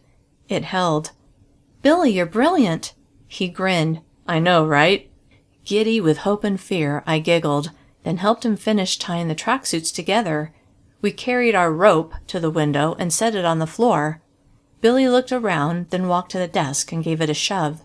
It didn't budge. "This will work." He tied one of the tracksuit legs to the leg of the desk, pulling the knot tight. "I'm going to have to break the glass, and it's going to be loud, so as soon as I'm done we'll have to move fast." "Okay." "You'll go first, and I'll follow right after." I nodded as even more adrenaline surged through my veins. He picked up the desk chair, carried it to the window, and smashed it against the glass.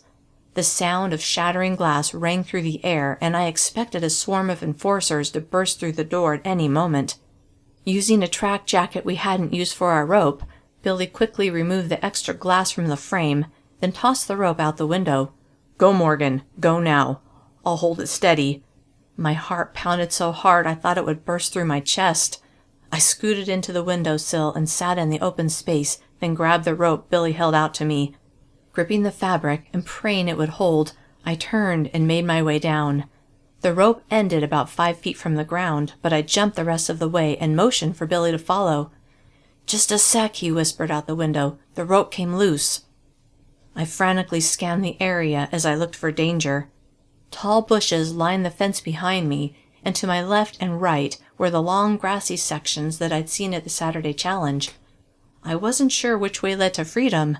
With zero sense of direction, neither way felt more right than the other, but I was certain Billy would know.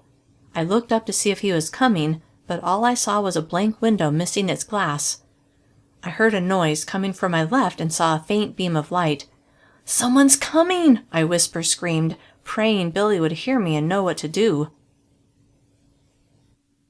Chapter 55.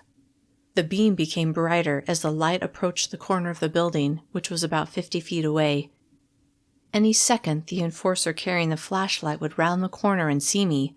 I scrambled backward and pushed myself into the bushes as two things happened simultaneously.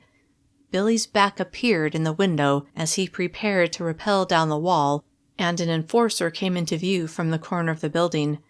The enforcer was alone, which surprised me. They were usually in pairs. I was hidden behind the bush, but I could clearly see the enforcer moving in our direction.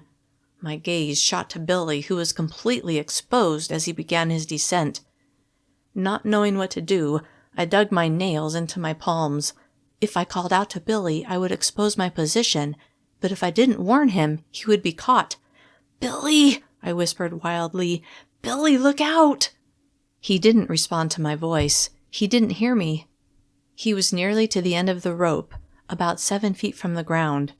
In my mind, I was screaming at him to hurry, but he didn't get the message and seemed to take his time. "Hey!" the enforcer called out as he shone his beam on Billy, who froze for a second, obviously surprised. The enforcer raced forward and Billy went into action, dropping the rest of the way to the ground and landing on his side. Before Billy could get to his feet, the enforcer was on him. My attention was glued to the two of them scuffling on the ground. I desperately wanted to help him, but I couldn't seem to make my feet move. Suddenly, the enforcer's body seemed to seize up, then he collapsed to the ground. Billy had used a stun gun. Relief flooded me, and just as I was about to step out of the bushes, another enforcer, most likely the first one's partner, rushed Billy, pinning him to the ground. In the dim light, something about the enforcer looked familiar, and after a brief moment I realized what it was. I knew this enforcer. It was Hansen. As I thought about all the ways he'd bullied me, fury slammed through me. Then I saw him swing his fist into Billy's face. "Where's your little girlfriend, Foster?" he taunted as he punched him again. He was talking about me. It was up to me to do something. I stepped forward, but something caught on the bushes. I had to jerk to free myself. Moving toward Hansen, I reached for the stun gun at my hip, but came away empty. That must have been what had caught on the bushes. My gaze flew to Billy, but with Hansen on top of him, I could hardly see him, let alone get to a stun gun. I considered going into the bushes to look for my stun gun, but it was so dark I would have to search by feel. There wasn't time. Instead, I rushed toward Hansen, prepared to jump on his back. The glint of metal caught my eye, stopping me. It was the knife we'd used to cut out our chips, the same knife Billy had put in his pocket. It was lying on the ground just behind Hansen. It must have fallen out of Billy's pocket during the scuffle.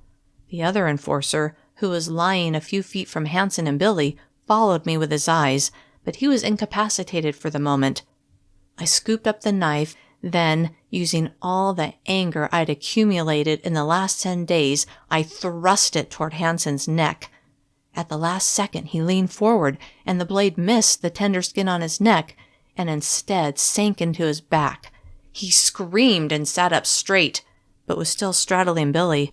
His hands grasped for the blade, but it was just out of his reach. He twisted this way and that, frantically trying to grab the knife that protruded from his back.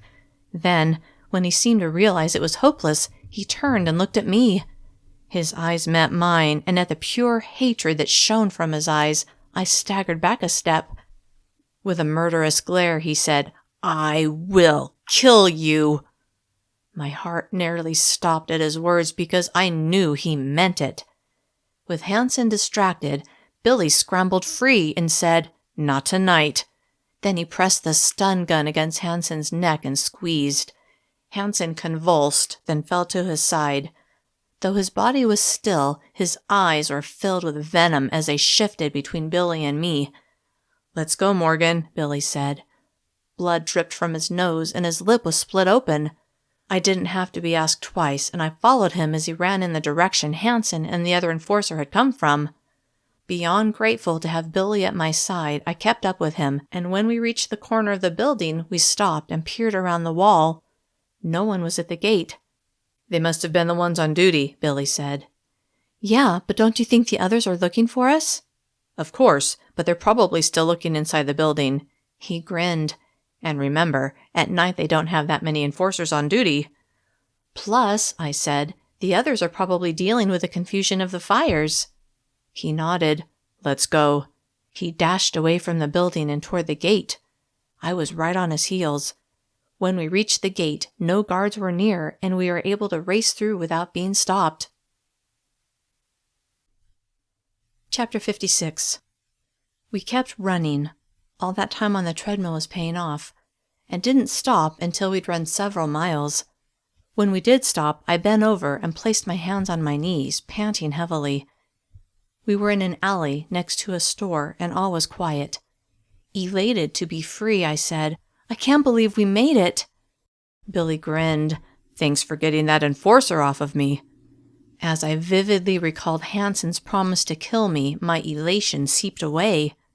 "Morgan, are you okay?" "He really hates me," I murmured. "He was just mad because you bested him."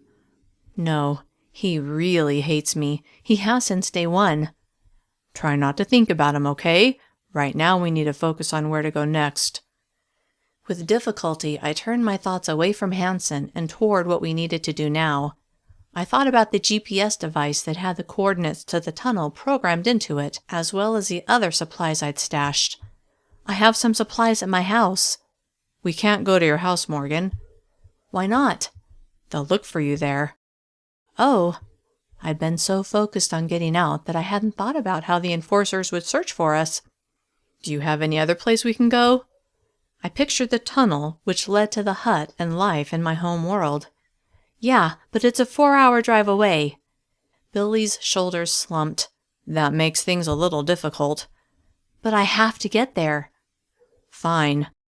I was glad he didn't even question my demand. "What about you? Do you know of any place we can go?" He shook his head. "Nope." I glanced around. "Do you even know where we are?" "That would be a big fat no." He smiled. No pun intended. I half smiled. "Don't you live somewhere around here?" he asked. "I'm not sure." His forehead furrowed. "How can you not be sure?" "I don't even know what town this is." "Didn't you pay attention when they brought you to Camp Willamos last week?" "One," I said, "it was dark, and two, I'd been tasered and was face down on the back seat of the car." "Oh." "Yeah." I stepped out of the alley and scanned the area. This could be the town where Connor and Ann took me to the mall. "To the what?" I'd forgotten. In this world, they didn't call them malls. "The plaza, whatever." "Okay, so you remember being here." I said it could be that town. It could also be a completely different town. "You kind of suck at this, don't you?" I didn't know whether to be offended or to laugh at the truth. I chose the latter. "Yeah, I do. I admit it. I have no sense of direction, okay?" "Clearly." "I don't see you leading us in any particular direction either." "That's because I don't remember ever being here." "What about when you were brought in?" "Yeah, that was a while ago, and I might have been unconscious." "Unconscious?" "Look, we've wasted enough time as it is. We need to keep moving. You can bet those 2 enforcers will call in their buddies to come track us down." He grinned. "As soon as they can get up, that is." The abject terror of Hansen getting his hands on me got me moving, and I began jogging. We had no idea where we should go, but we stayed close to the buildings, and soon we entered a residential area. "We're probably going to have to find someone to give us a ride," I said, trying to catch my breath as we jogged. I glanced at Billy. "But you're going to have to get cleaned up. No one will want to give us a ride with your face looking like that." "I know." The occasional bark of a dog was the only sound to break the silence of the early hour. No one was out, and no cars passed us. "Hey," Billy said, "slow down for a minute." I was more than happy to. My lungs felt like they were on fire. We slowed to a walk. "See that house over there?" he asked, gesturing with his chin. The house had a "For Rent" sign posted in the curtainless window. "Yeah?" "I think it's empty." He headed in that direction. "Let's check it out." We stepped onto the porch. There was a lockbox on the front door. We went to the front window and peered in.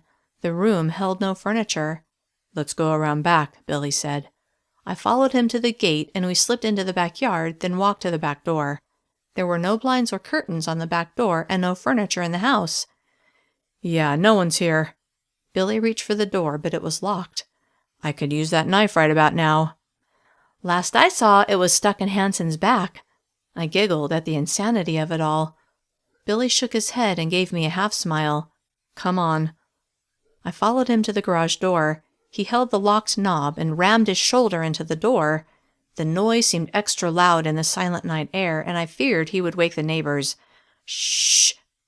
I listened for any sound of a neighbor stirring. He ignored me and rammed it 2 more times. It burst inward. Apparently pleased with himself, he grinned and held the door open for me to go in first. Chapter 57. Nervous about the noise he'd made, I went in and Billy followed. He closed the door behind him, but it didn't shut properly. Even so, it stayed in its frame. Hopefully that would fool anyone who happened to glance that way. Light from the street lamps filtered in through the 4 square windows across the top of the garage door. Billy walked to a door that most likely led to the house and twisted the knob. It was locked. He turned and looked around the garage. There was nothing there, no car, no tools, no junk, nothing. But Billy walked to the wall next to the door and looked at a small faucet. "What's that for?" I asked. "This is where you hook up a washing machine. We can use it to clean up." "Good idea." He turned on the faucet and cleaned the blood off of his hands and face. I figured it was all his blood, since Hansen had been doing all of the punching. Then he took the bandage off of his arm and rinsed the wound before placing his mouth under the running water and taking a big drink. He shut off the faucet and turned to me. "You have more bandages, right, Morgan?" I patted my pockets, making sure I hadn't lost the remaining first aid supplies, then nodded. "Good. You should put a fresh one on your arm, too." "Okay." I drank from the faucet until my thirst was slaked. We both checked our arms where we'd cut out the chips. The gashes we'd made looked like they might take a while to heal. We spread ointment on them before placing large bandages over the wounds. "We only have enough stuff to change it one more time," I said as I put the remaining supplies back in my pocket. "We'll figure something out." "What should we do now?" "We have to keep moving." "How long do you think they'll search for us?" "We assaulted 2 of their enforcers. They're going to be really pissed." Fresh worry coursed through me. I had to get to that tunnel before they found us. Hansen's words kept running through my mind. "I will kill you." There was no doubt he meant it, and I was certain he was capable of it. "We need to find a way to get to Fox Run." "What's in Fox Run? Where is Fox Run?" "It's where I lived before my family moved to Timber Hills." "Okay, and what's so special about Fox Run? How is that a safe place?" His questions were both reasonable and sincere, but as I looked at his face, I imagined how his expression would change if I told him the truth. "Yeah, so, Billy, you see, I'm not from this world. I'm from a parallel universe, a world where it's not illegal to be overweight, and I want to get back there. And you see, there's this tunnel in Fox Run. Yeah, it will take me there, kind of like an express train to Crazyville, but you have to trust me on this." Instead, I said, "I can't really explain right now, but that's where I need to go." Skepticism was written all over his face. If he thought that was sketchy, then he definitely wouldn't want to hear the truth. "Look," I said, "I understand if you have a better idea, but, well, I'm going to Fox Run." He was quiet for a minute, then he nodded. "As a matter of fact, I don't have a better idea, so Fox Run it is." Relief gushed through me, and I realized that I didn't want to make the journey alone. I would deal with telling him the truth when we got to the tunnel, but for now, we would just focus on getting there. I thought about Fred, the man who had given me a ride from Fox Run to Timber Hills, the man who had given me the idea that I was in a parallel world, the man who had given me his phone number. Would he give us a ride? The night the enforcers had taken me away, I'd been looking for the slip of paper with his phone number. It had to be in my room somewhere. I just had to get to my house to look. Plus, if I could convince Billy to go to my house, I could get the backpack I'd prepared. Most importantly, I could get the GPS device that had the tunnel coordinates programmed into it. "Billy, I know of someone we could call to give us a ride to Fox Run." His eyebrows went up. "You do? Who?" "It's this man who gave me a ride once before, but his phone number's at my house." "Oh." His face showed his disappointment. "I don't think it's a good idea to go there." "What if we went now? We could watch the house until morning. If we could make sure none of the enforcers were there, it would be safe." He chewed on his lip and stared at the wall, then his eyes met mine. "Guess it's worth a try." If Billy agrees, I reasoned, it must be safe. "Okay." "How far is your house?" "That depends on where we are." He laughed and shook his head. "Back to that old discussion, are we?" I smiled. "Let's find a gas station that's open all night and see if we can get a map. Okay. Making sure no one was around, we left the garage and walked back the way we had come. We reached what looked like the center of town, which seemed the most likely place to find a gas station. Sure enough, we saw a place with its lights on. "I'll go in by myself," Billy said as we approached the building. "If both of us go in with these bandages on our arms, it might look suspicious." "How are you going to get a map? We don't have any money." "I'll figure something out." Trusting him completely, I nodded, then waited around the back of the building, out of sight. 5 minutes later, Billy came waltzing toward me, a big smile on his face. His enthusiasm was contagious, and I smiled back, though I had no idea if he actually had good news. "It looks like your town is 15 miles east of here." That was going to be a long walk. "Why are you smiling?" He laughed. "Because now we know which direction to go." "That's what you think," I said. "Did you forget I'm directionally challenged? East could be to the left, right, whatever." "Luckily for you, I have a sense of direction." He pointed in the direction we'd been going, "and east is that way." "How do you know?" He tapped his forehead. "My internal compass, Morgan. My internal compass." I smirked. Whatever. Wanting to make good time, we started off at a jog.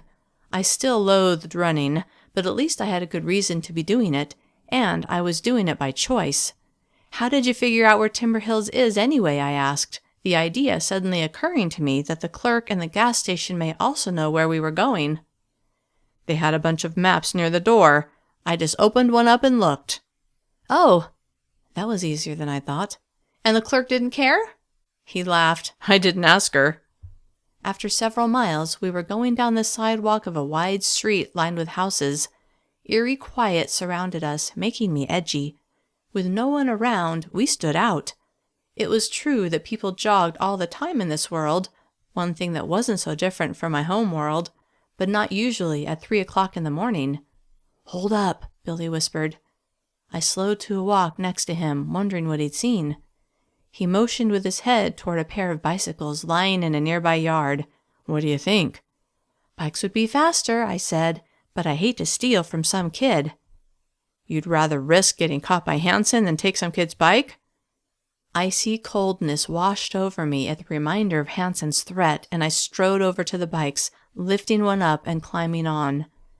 Billy mounted the other, and off we went. We made much better time, and soon we arrived in my neighborhood. We knew the bikes might come in handy later, but didn't want them visible while we stalked my house, so we hid them in some bushes around the corner from my street and walked toward my house. It was still pretty early, nearing 4 o'clock, and all was quiet in my neighborhood. As we approached my house, we didn't see any cars with people in them. I hoped that meant the enforcers wouldn't bother looking for us here. "Now what?" I asked Billy. I didn't think we should just walk up to the door and knock. Besides the fact that everyone is probably sleeping, I didn't think it would be helpful to my family if they saw us in case they were questioned. But I needed to get inside somehow, and I didn't have a key. "Now," he said, "we wait." "For what?" "I don't know yet." That didn't sound promising. Maybe this was a bad idea. He looked at me with incredulity. "It was your idea." I rolled my eyes. "I'm well aware of that." "We're here now," he said. "Let's see what happens." We were several houses away from my house, but I could see it. Trying to figure out a good place where we could hide and observe, I looked around. What if we go into the backyard of the neighbor across the street and watch from there? What if they catch us? "Do you have a better idea?" He studied the area. "I don't really want to have to crouch in a bush for 2 hours, so your idea is worth a try." Our decision made, we hurried over to the gate of the house directly across the street from my house and slipped into the backyard. We closed the gate, then peered through the slats. We had a perfect view of the driveway and front door. Chapter 58. Over the next 2 hours, we took turns watching the house. It was my turn when a car pulled up in front of the house. "Billy," I whispered, tapping him on the shoulder as he sat on the ground dozing. He jumped up, immediately alert, and looked through the fence slats. "Enforcers."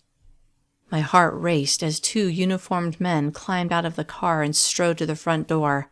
I could hear their knocking from where I stood. No one answered, and they had to knock again. It was still pretty early, and I wondered if anyone was up. A minute later, the porch light came on, and the front door opened. With the men in the way, all I could make out were a pair of small feet, and knew it was one of my brothers. A moment later, Mom came into view. Her hair was disheveled like she'd been sleeping. Her face came in and out of view as she spoke to the men, and they shifted position. But when I saw her face, I could tell she was distressed. What exactly were they telling her? That I had attempted to kill an enforcer before escaping? Or that Billy and I had assaulted 2 enforcers? Either one was a serious crime, and I could only imagine the worry that news would give Mom. She wiped at her face, and I knew she was crying. I had an overwhelming urge to run to her and tell her I was okay, that the men had deserved what they'd gotten, but I knew that wouldn't help the situation. Finally, Mom shook her head and closed the door. The men walked back to their car and got in, but just sat there. "Do you think they're going to leave?" I was frantic to talk to Mom and to get my backpack. "Doesn't look like it." "What should we do?" I pressed my face against the tiny space between the slats, watching. "We can wait if you want, but I kind of doubt they'll be leaving any time soon." The sun was rising, and before long, Timber Hills would be alive with activity. Sighing, I turned away from the fence and looked at Billy. "I guess we should keep moving." The sound of an engine turning over broke the silence. I spun around and peered through the gap in the fence. "They're leaving," I whispered without looking away. "Maybe it's a trick and they're just going around the block." Though he could be right, I couldn't leave now. "Let's wait and see." "Okay." He paused. "Are you hungry?" I glanced at him. Of course. He reached into his pocket, pulled out one of the power bars we'd pilfered from Tasco's office, and held it out to me. I took it from him and stared at it. "Do you think this one has the drugs in it?" "Nah." Billy unwrapped his and took a bite. "These are the old kind. They're fine." My stomach wanted to believe him, so I opened mine and ate it. It didn't taste quite as good as the new ones, but that just reassured me that it was probably safe. We stayed in the neighbor's backyard for 20 more minutes, and the enforcers never came back. "What do you think?" I finally asked, keeping my voice to a whisper. I didn't know who lived in the house that we stood next to, and didn't want to find out. "Should we go over there?" "Now? While your family's home?" "Well, yeah, that's kind of the point." "I thought there was something you needed to get." "There is, but I'd like to see my family too." "That's not a good idea." "Why not?" "What if they have to report that you were there?" "They would never do that." "What about the little kids? If they saw you, they might accidentally tell someone, and if the enforcers found out, your family could get in trouble." Of course he was right. I could totally see Brandon or Zach letting it slip that they had seen me at the house. What would happen to my family if the enforcers found out they hadn't immediately reported me? Would they get sent to Camp Willowmoss? The thought of my little brothers or Amy or even Mom having to go through what I'd experienced made me sick. "Okay, you're right.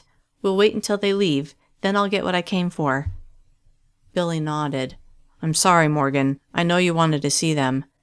"What about you? Don't you have a family you want to see?" The warm expression on his face faded, but he didn't answer. "What time does your family leave?" I let my question drop. "About 7:30. "Okay, we have less than an hour to wait." Chapter 59. When the garage door slid open an hour later, I pressed my face to the fence and watched as Mom herded the boys and Amy out to the car.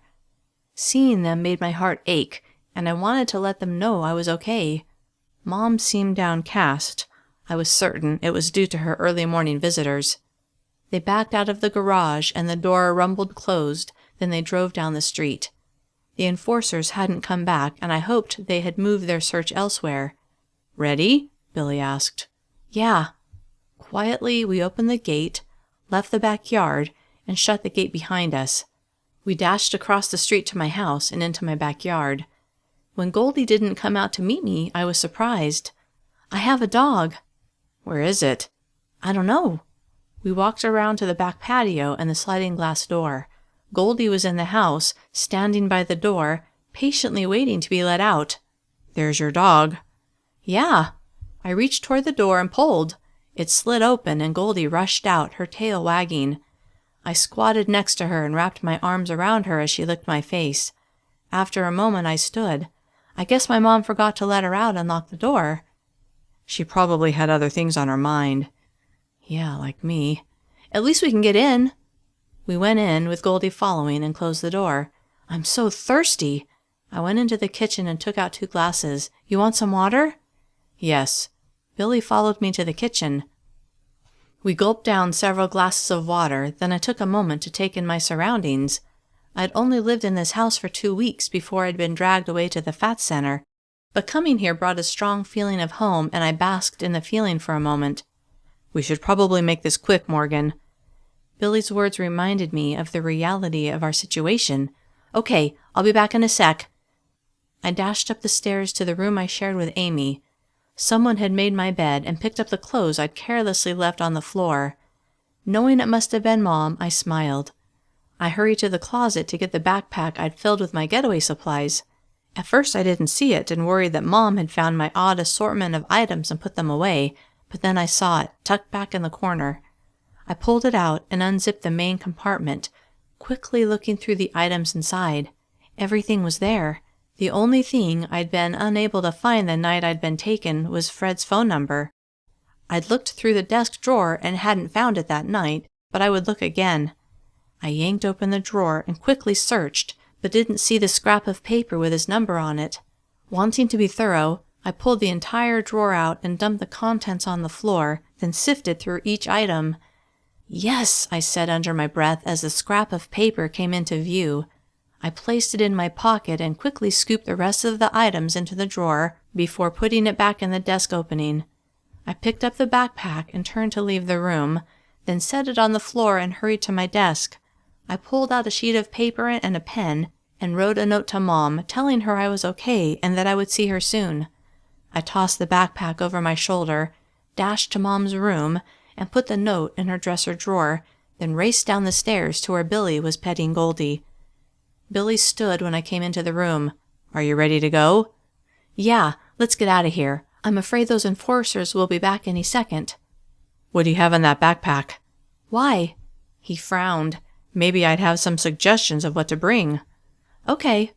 I set the backpack on the floor and unzipped it. Billy reached in and pulled out the axe. Why do you have a hatchet? You mean an axe? Morgan, this is called a hatchet. An axe has a longer handle. Oh. And your reason is? He waited for me to answer, but I was quiet. Are you a hatchet murderer or something? Ha ha, very funny. He tilted his head, clearly waiting for an answer. I have my reasons, but no, I'm not planning on killing anyone. He set the hatchet on the floor and looked through the rest of the items: water bottles, power bars, flashlights, batteries, and the GPS device and charger. Interesting. He packed everything back in, then looked at me. Does your mom have a first aid kit we can take, or any antibiotics? I don't want our arms to get infected.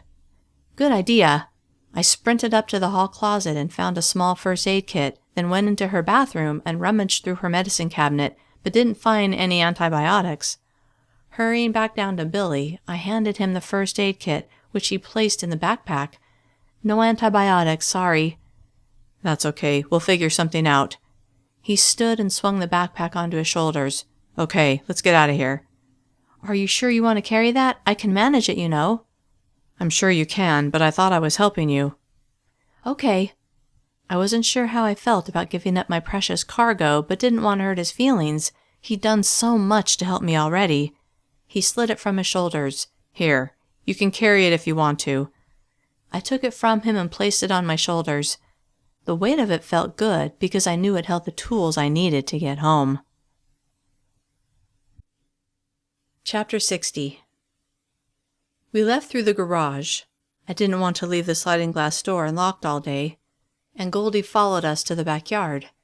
I gave her a final hug, then we opened the gate, made sure no enforcers were around, and hurried down the street to where we'd stashed our bikes.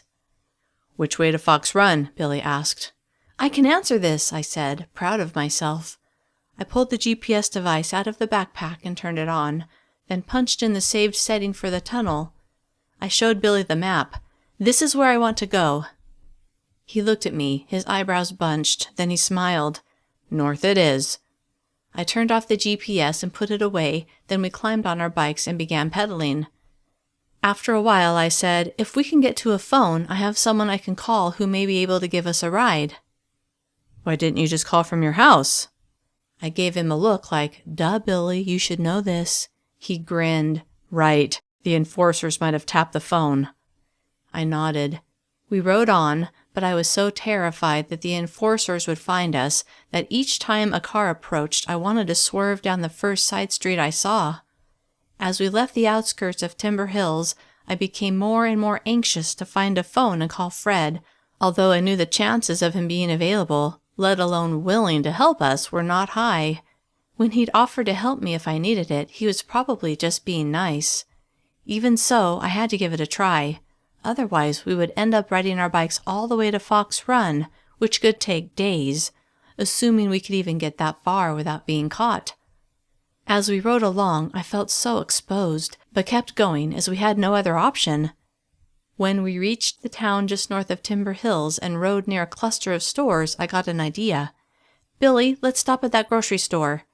We rode up to the side of the store and parked our bikes. "Wait here, okay?" He nodded.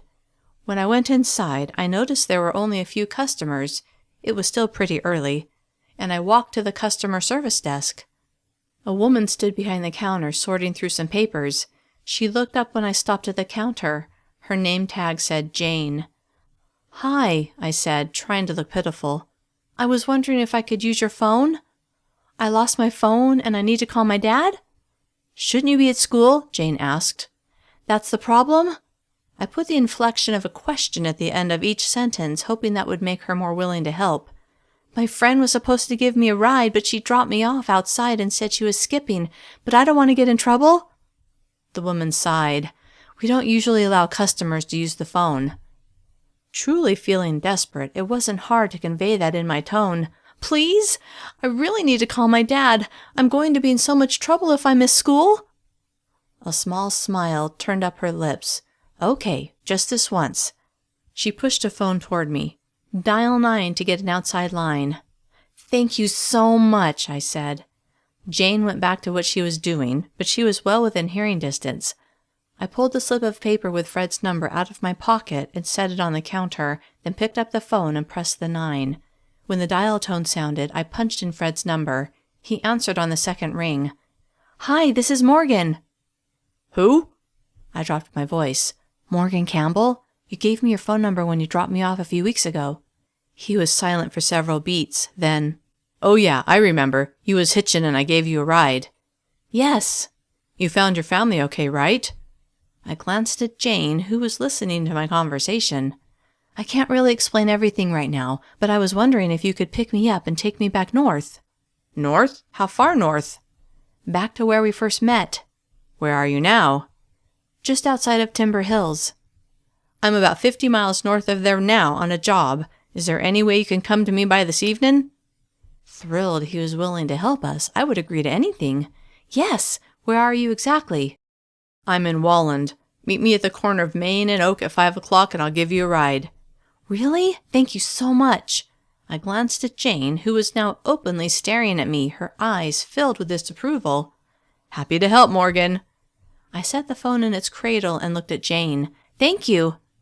"That wasn't your dad, was it?" she asked. "I've got to go." She glared at me, but I ignored her and hurried out of the store and back to Billy. "Let's get out of here." We jumped on our bikes and hurried away. When we'd traveled 2 blocks, I told him what had happened. "That's great," he said, "but I think we need to stay off of the main roads." We rode for another hour, mostly along a lightly traveled 2-lane highway, stopping occasionally to get a drink of water from the water bottles in my backpack. At one stop, Billy offered to carry the backpack for a while. My shoulders were sore, so I agreed. After a while, I began to feel the now familiar symptoms of withdrawal, although they weren't nearly as bad as they'd been the morning before, thanks to only eating 2 power bars at dinner the night before, along with a regular meal. Billy was behind me, and when I pulled to a stop next to a tree, Billy stopped too. I climbed off my bike and sat down, leaning against the tree trunk. "Ready for a break?" He pulled 2 water bottles out of the backpack and handed one to me.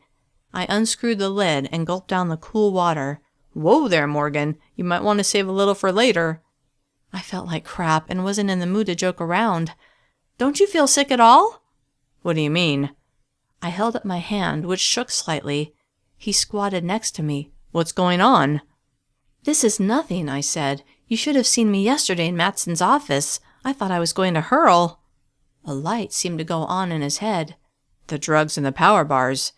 "Yeah, I don't get it though. You seem fine." "You had a lot more than I did in the last few days."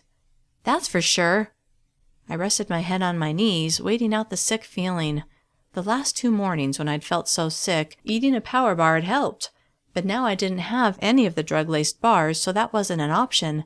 Plus, I knew I just had to get the drugs completely out of my system. Billy set his hand on my shoulder. "You'll get through this." I looked up at him and smiled. "Thanks." We stayed there until I felt well enough to go on. As we pedaled down the road, I felt better and hoped my body would soon rid itself of all traces of the drug. After 15 minutes, I pulled up next to Billy. "Can we stop at a gas station or something so I can make a pit stop?" "Sure, I think there's a town up ahead." 2 miles farther on, some buildings came into view. We rode up to the first gas station we saw and leaned our bikes against the wall. We had no money, but hoped the clerk wouldn't object to us using the bathrooms in the back. When we walked in, we turned in the opposite direction of the clerk, who was helping a customer, and hurried to the bathrooms. Afterward, as we headed toward the exit, the television behind the counter caught my attention. I jabbed Billy in the arm, motioning with my head for him to check it out. The sound was off, but there was no mistaking what the news anchor was talking about. Pictures of Billy and me filled the screen. It was the picture they'd taken when I'd first arrived at Camp Willamos. My lip was swollen and my face was bruised. I wasn't smiling, and I looked like a juvenile delinquent, a criminal, which was basically what the caption called me. It said, "Morgan Campbell and Billy Foster, wanted for the assault of an enforcement officer, reward for information leading to their capture." My gaze locked on Billy's, and his eyes were as wide as mine. As one, we turned and looked at the clerk, who was staring right at us. Then we ran. "Hey!" the clerk called after us. "Wait a minute! Stop!" Ignoring his command, we jumped on our bikes and raced away, pedaling furiously. We had no doubt the clerk would be calling the authorities and that they would be there any second. "What should we do?" I screamed. "What should we do?" "I don't know," Billy said. That was not the answer I wanted to hear. Chapter 61. When we came to a side street lined with houses, Billy swerved to turn and I followed his lead. 30 seconds later, we heard blaring sirens coming from the street we just left. Certain it was enforcers who were after us, we pedaled onward, glancing over our shoulders to make sure they weren't behind us. We turned at the next street where, besides a woman pushing a stroller, no one was around. We flew past her and turned down another street, and after a moment I slowed and turned to Billy. "Do you even know where we're going?" He shook his head. "No idea. I just wanted to get away." I nodded. "We'd better figure out where we are, or we might get way off track. We have to meet Fred at 5 o'clock. I glanced at my watch. That's in less than 8 hours, but we still have to go a long way. "I wonder how far we have left." I looked up ahead and saw where the street curved, which made a wide spot where we wouldn't be in front of anyone's house. "Let's stop up there." Moments later, we were stopped, straddling our bikes. Billy took the backpack off of his shoulder and pulled out 2 water bottles, handing one to me. "Let me have that for a sec," I said, as I pointed to the backpack. He handed it over. I pulled out the GPS device and turned it on. The battery showed 50% left, which I hoped would be enough to get us to Fred. I could charge it in his car. After turning it on, I typed in Walland, the town where we were to meet Fred. Seconds later, it showed the way to go. "Looks like we have another 35 miles.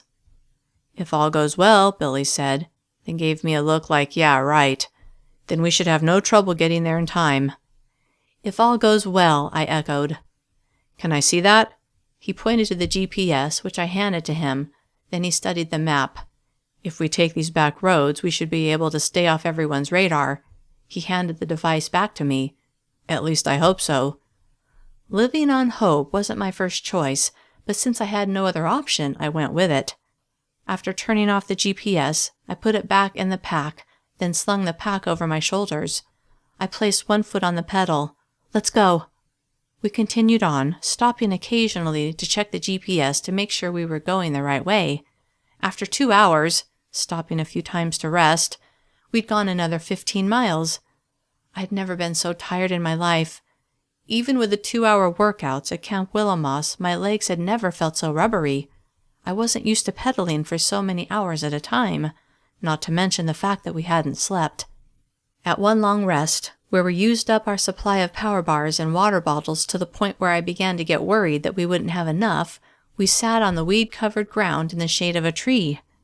"Are you ready to go?" I asked, pushing myself to a standing position. Billy didn't move. "Where are we going, Morgan?" I looked down at him. I knew what he was really asking, and it scared me. "To meet Fred." Billy stared out over the meadow across the road from us. There were no houses in sight. Then he looked up at me. "First of all, who is this guy? Second, where is it that you want him to take us?" I sank to the ground next to him and looked back the way we had come. The road stretched on and on, with no cars in view. I turned to Billy. "I can't explain right now, but I can tell you that there's a safe place there, in Fox Run." He sighed. "You don't have to go with me if you don't want to." I fervently hoped he would stay with me, though. "But that's where I'm going, one way or another." He looked away and shook his head, then he looked back at me. "I'll stay with you, for now." I smiled. "Thanks." He smiled in return and stood. "We'd better get going." "Yes."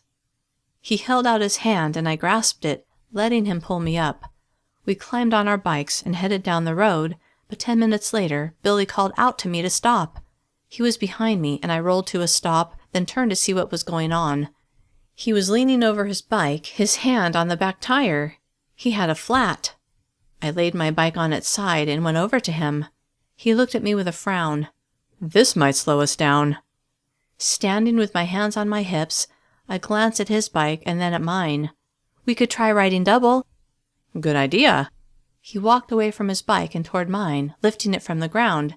"Maybe I could drive and you could sit on the handlebars." Regretting my suggestion, I looked at the bike. I guess we could try that." "Or we can just walk." I grimaced. "We still have, 20 miles to go." "Just saying it's an option." I took the backpack off of my shoulders and handed it to him. "It might be better if you're wearing this." "Yeah." He put it on, then straddled the bike. "Okay, let's give this a try." I had to admit I was a little nervous, but the other option, walking 20 miles when my legs already felt like rubber, didn't appeal to me either. He held the handlebars steady and I backed up over the front wheel. Then I lifted myself up enough to sit onto the handlebars. Though it was awkward, I kept my balance. "Okay," Billy said. "Here we go." Off we went. After a short time, the seating arrangement became uncomfortable, but I didn't complain. Instead, I kept my mind on the tunnel that we were sure to reach soon. "Too bad this isn't a motorcycle," Billy murmured right behind me. "Do you have a motorcycle?" "I used to, a dirt bike." "What happened to it?" He was quiet for a moment. "We sold it." "Who sold it?" He was silent for even longer. "My family." "Oh." I was curious about his story, but reluctant to dig when he seemed so uncomfortable talking about his family. We rode in silence, and I watched the scenery as we went by. Orchards, fields growing some type of produce, an occasional house. Suddenly, there in front of us was a dead animal. "Look out!" I shouted, but Billy hardly had time to react. He swerved to avoid it, but that caused me to lose my balance, and as I began falling, I gripped the handlebars as if that would keep me from crashing to the ground. The only problem was that made the whole bike tilt sideways. Though Billy held on, the front wheel turned sharply to the right and we fell over in a heap. When I hit the ground, my arm scraped the pavement, then my shoulder hit the ground, jolting me. I let out a scream, then looked at the damage. My right arm was scratched and bleeding, but other than that and a sore shoulder, I was okay. I turned to Billy, but he seemed all right. The bike was a different story. The front rim was bent and some of the spokes had popped loose. "Are you okay?" Billy asked as he crouched next to me and looked at my arm. "I'll live." He pulled off the backpack and found the first aid kit we'd taken from my house, then cleaned up my arm. "That should help." My arm looked better. "Thanks." "We should probably change the bandages on our arms while we're at it." I examined the place on my arm where we'd sliced out the chip. The bandage was pretty dirty. Billy changed the bandage on my arm, and then I changed the one on his. "Now I guess we have to walk." He smiled half-heartedly as he stood. I took the GPS out and turned it on. "We have 15 miles left." "That's not too bad, and it's only noon. We should be able to make it." I was going on 31 hours with no sleep. My legs were sore, and I was on edge, expecting the enforcers to roar up to us in their car at any moment. Too tired to complain, I just nodded. "Yeah." He rolled the bike off of the road as best he could and laid it on the ground, then walked back to me. "Let's go." I pushed myself off of the ground and stood next to him, the backpack in my hands. "I'll carry that," he offered, taking it from me. I was happy to hand it over, and once he put it on, we began walking. We stayed on the edge of the road as we walked, far enough to avoid getting hit by the rare cars that drove by, but close enough to walk on even ground. We trudged along for at least 2 miles before a house came into view. It was set well off of the road, surrounded by trees, with a long dirt road leading to the front.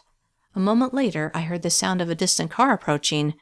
We hadn't seen a car in the last half hour, but every time one passed, my heart thundered with fear. I looked over my shoulder at the vehicle that was still quite a ways away, but did a double take when I thought I saw a light bar on the roof. "Are those enforcers?" Billy looked over his shoulder, then grabbed my arm and urged me forward. "Yeah, I think so." He frantically searched the area. "Over there, behind those trees." Though my legs were like lead weights, the rush of adrenaline gave me sudden energy, and we sprinted toward the thick trees that concealed the house and hid behind the closest one. Seconds later, the car drove by, and sure enough, it carried a pair of enforcers. Nausea welled up inside me, and a sudden dull ache pushed against my skull. "That was close," Billy whispered. "Too close." Too scared and worn out to speak, I nodded. Hanson's promise to kill me kept playing through my mind. If they caught me and brought me back to Camp Willowmoss, I had no doubt that not only would Hanson make my life a living hell before he actually did kill me in some horrific manner, but all of his buddies would too. I simply could not get caught. "What are you kids doing?" An older female voice called out to us. Chapter 62. Startled, I spun around and saw a woman with deep wrinkles in her face and a puff of gray hair. She wore an apron and stood on the porch of the small house, the door hanging open behind her. "Come over here now." She motioned for us to approach. I looked at Billy, and he glanced at the woman, then he shrugged. The two of us walked side by side to the porch, stopping at the foot of the 3 steps that led upward. Maybe it was the warm smile on her face or the apron she wore, but she reminded me of my grandmother, a woman who was fiercely independent but loved her family more than anything. "What are you doing in my yard?" She waved her arms around to encompass the tree-filled space. I shifted my attention to the doorway behind her, afraid someone else was inside, someone who might be calling the enforcers to come pick us up. Maybe her job was to stall us long enough for them to show up. Then she could get the reward money. "Well?" Billy smiled. "I'm sorry we bothered you, ma'am. We'll be on our way." She smiled back. "There's no hurry, son. I don't get many visitors out here. Why don't you come in and rest for a spell? You look plumb worn out." She was right about that, but I still didn't trust that she wasn't just trying to stall us. "We should go," I whispered to Billy. "What's that, dear?" she asked me. I said we should get going." "Oh." She looked genuinely disappointed. Whether it was because she saw her chance at the reward money about to walk away, or because she really wanted company, I wasn't sure. "I just made lunch. Heated up some leftovers from dinner." She leaned toward us conspiratorially. "Hamburger with real beef." She winked. "I also made fresh apple pie." My stomach rumbled at the suggestion. Even though we'd eaten 2 power bars each, and even though I'd gotten used to feeling hungry, the mention of fresh apple pie made my mouth water. Was she trying to entice us with food because she knew we were escapees from the F.A.T center, or was I being paranoid? Maybe we can come in for a minute, Billy said, making the decision for us. She clapped her hands together once. Good! I love to have guests. Then she turned and walked inside. We mounted the porch steps, but when we reached the doorway, I peeked inside before going in. A tidy room with wood floors and furniture like my grandmother's, and only the old woman. Come in, she said eagerly as she walked into an adjoining room. Billy gave me a gentle shove, and I stepped over the threshold. The aroma of freshly baked pie filled my nose. I relaxed. She was telling the truth. We walked toward the room where she'd gone, the kitchen, and Billy whispered, "Do you notice she doesn't have a TV?" I immediately caught on to what he was telling me. No TV meant she didn't know who we were. My fears began to ease. When we walked into the kitchen, she was setting 2 placemats on a small round table to join the one she'd already laid out. Sit down, she smiled as she bustled around. Billy took the backpack off of his shoulders and set it on the floor. Do you have a bathroom I could use? I asked. Oh yes, it's down the hall and to the right. Thank you. Not only did I want to freshen up, I wanted an excuse to check the place out and make sure my trust wasn't misplaced. I walked back through the living room and down a hallway. There were 3 rooms off of the hallway, 2 bedrooms and a bathroom. I went into the first bedroom and looked around. A neatly made bed and a tidy dresser nearly filled the small space. I peeked in the closet for good measure, but the only thing I found were a few dresses hanging from the bar and some boxes stacked in a corner. I went to the other bedroom, which appeared to be the room the woman used. This bed was neatly made as well, but on her dresser I saw several photos of a young family with 2 small boys. I wondered if these were her grandchildren and if they lived nearby. I looked in her closet too, just to be safe, but no one was lurking. Next, I went into the bathroom, and when I looked in the mirror, I hardly recognized myself. My hair was a mess, and the worry in my eyes was unmistakable. I freshened up, then opened the medicine cabinet, curious what I might find. There were a few medications, but nothing that looked like an antibiotic, not that I planned to steal from this woman, so I closed the door and went back to the kitchen. Everything okay? Billy asked. I nodded. Everything's great. He smiled. Mrs. Duncan said she has enough food for us to split a hamburger. I looked at Mrs. Duncan, who was mixing a pitcher of liquid, her back to us. At Billy's words, she turned and nodded, then went back to her task. Billy leaned toward me and whispered, I'm Brian, and you're Michelle. I nodded. Thank you for inviting us to lunch, Mrs. Duncan. She set the spoon in the sink and carried the pitcher to the table. You're very welcome, dear. She pointed to the pitcher. Help yourself to the lemonade. With a twinkle in her eye, she said, It's made with real sugar. Did you make your pie with real sugar too? I asked. Oh, yes. There's really no other way to make it taste right. But isn't that expensive? It is kind of a treat, but I've been around a lot of years and I'm not going to change the way I cook just because a bunch of... She stopped suddenly. Please have some lemonade. Then she turned her back and began working at the counter. I looked at Billy, my eyebrows raised. He smiled and shrugged. A few minutes later, Mrs. Duncan set half a hamburger on each of our plates, including her own. I'm sorry they're not whole, but that's all I had. No, that's fine, I said. They smell heavenly. She placed a plate of fresh vegetables on the table as well, then sat down. Help yourselves. I took a bite of the hamburger and my taste buds rejoiced. This is wonderful. I haven't had a real hamburger in ages. In fact, I hadn't had one since I'd stepped foot in this world. Only the veggie burgers that seem so popular. Thank you. I'm not sure I've ever had a hamburger made with real beef, Billy said. Is it difficult to get? She suddenly seemed nervous. Where are you 2 headed? East, Billy said, before I had a chance to respond. Her eyes went to the bandage on Billy's arm, then to mine. What happened to you? I'd only eaten half of my hamburger, but my appetite disappeared under her questioning. I fell. She nodded. And you, Brian? I had to suppress a grin when she called him by his alias. Yeah, I fell too. That's very strange. You both falling and getting hurt at the same exact place. Billy stood suddenly. Thanks again for lunch, but we should be going. Taking my cue from Billy, I stood as well. Mrs. Duncan chuckled. Sit down now, both of you. I glanced at Billy, and he looked at me, neither one of us moving.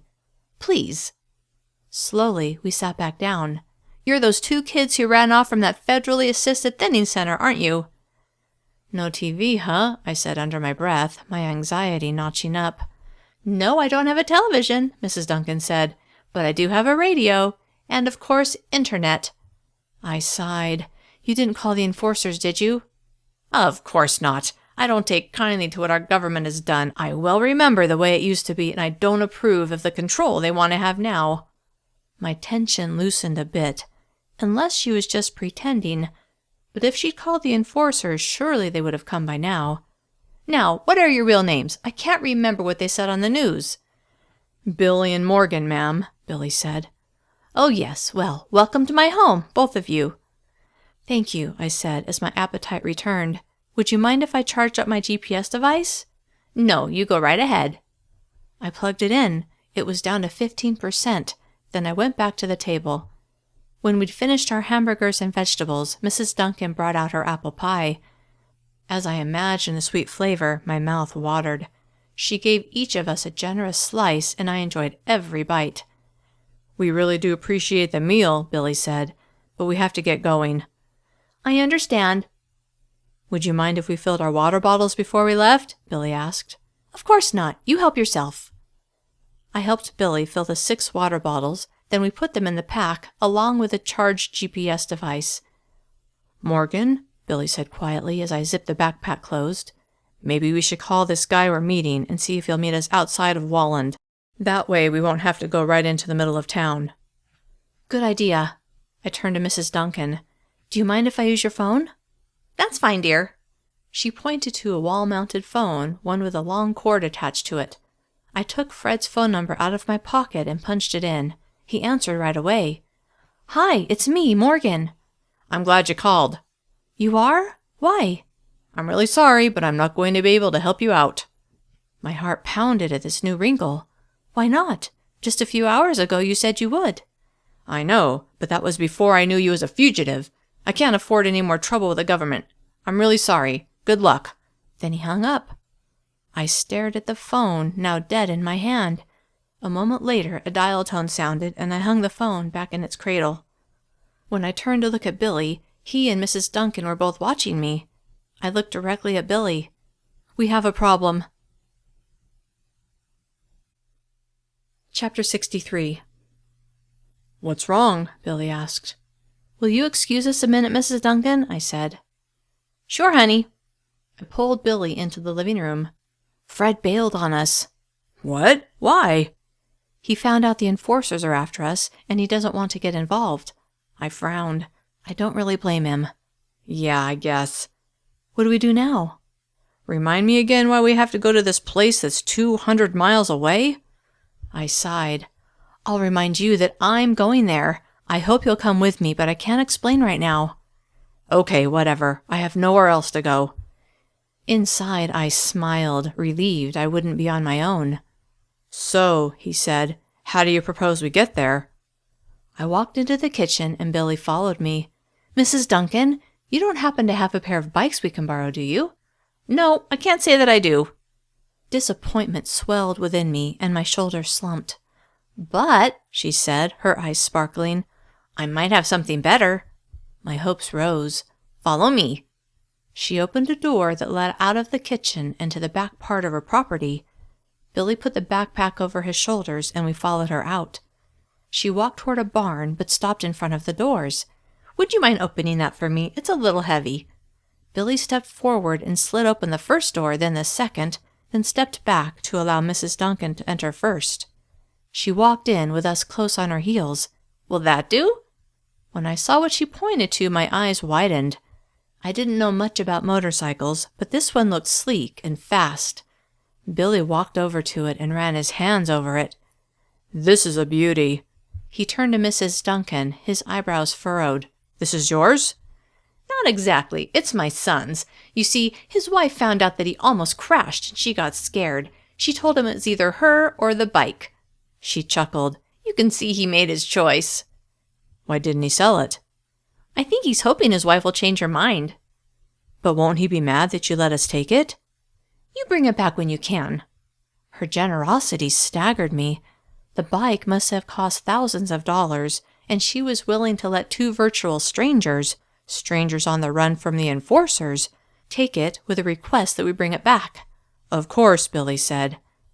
I knew he was sincere, but he had no idea that where we were going there would be no coming back, assuming we succeeded. In the back of my mind, I still worried that I had to go through the tunnel on the same date I'd come through, November 10th, but I desperately hoped I was wrong and that the date didn't matter. Pushing aside that concern, I looked at the joy on Billy's face and fresh hope swept over me. We could get to the tunnel tonight. Let me just get the key. The moment she left, Billy turned to me, a huge grin on his face. I'd never seen him so happy. You know how to drive this thing? I asked. Yes, I do. Good. Mrs. Duncan was back a minute later. Here you go. She handed the key to Billy. The tank has some gas. She paused. Now, I don't know where you're going, but I do know a few people who would be willing to help you if you need it. She handed me a small piece of paper with 2 names written on it, along with a phone number next to each name. I slipped it into my back pocket. Thank you. One more thing, she said. Then she handed me 2 $20 bills. I stared at the money, feeling guilty that I was considering accepting it when I didn't know if she could afford it, but also knowing we would absolutely need it.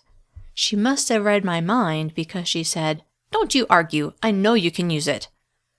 I felt tears of gratitude for all that she was doing for us, a pair of fugitives that she'd barely met. Thank you so much for your generosity. She smiled. Like I said before, I don't agree with what has come of our government, and I don't think it's right that they make people leave their families at their own expense to force them to lose weight. She squinted at me. That is what happened to you, right? Yes. Are those fat centers as bad as I've heard?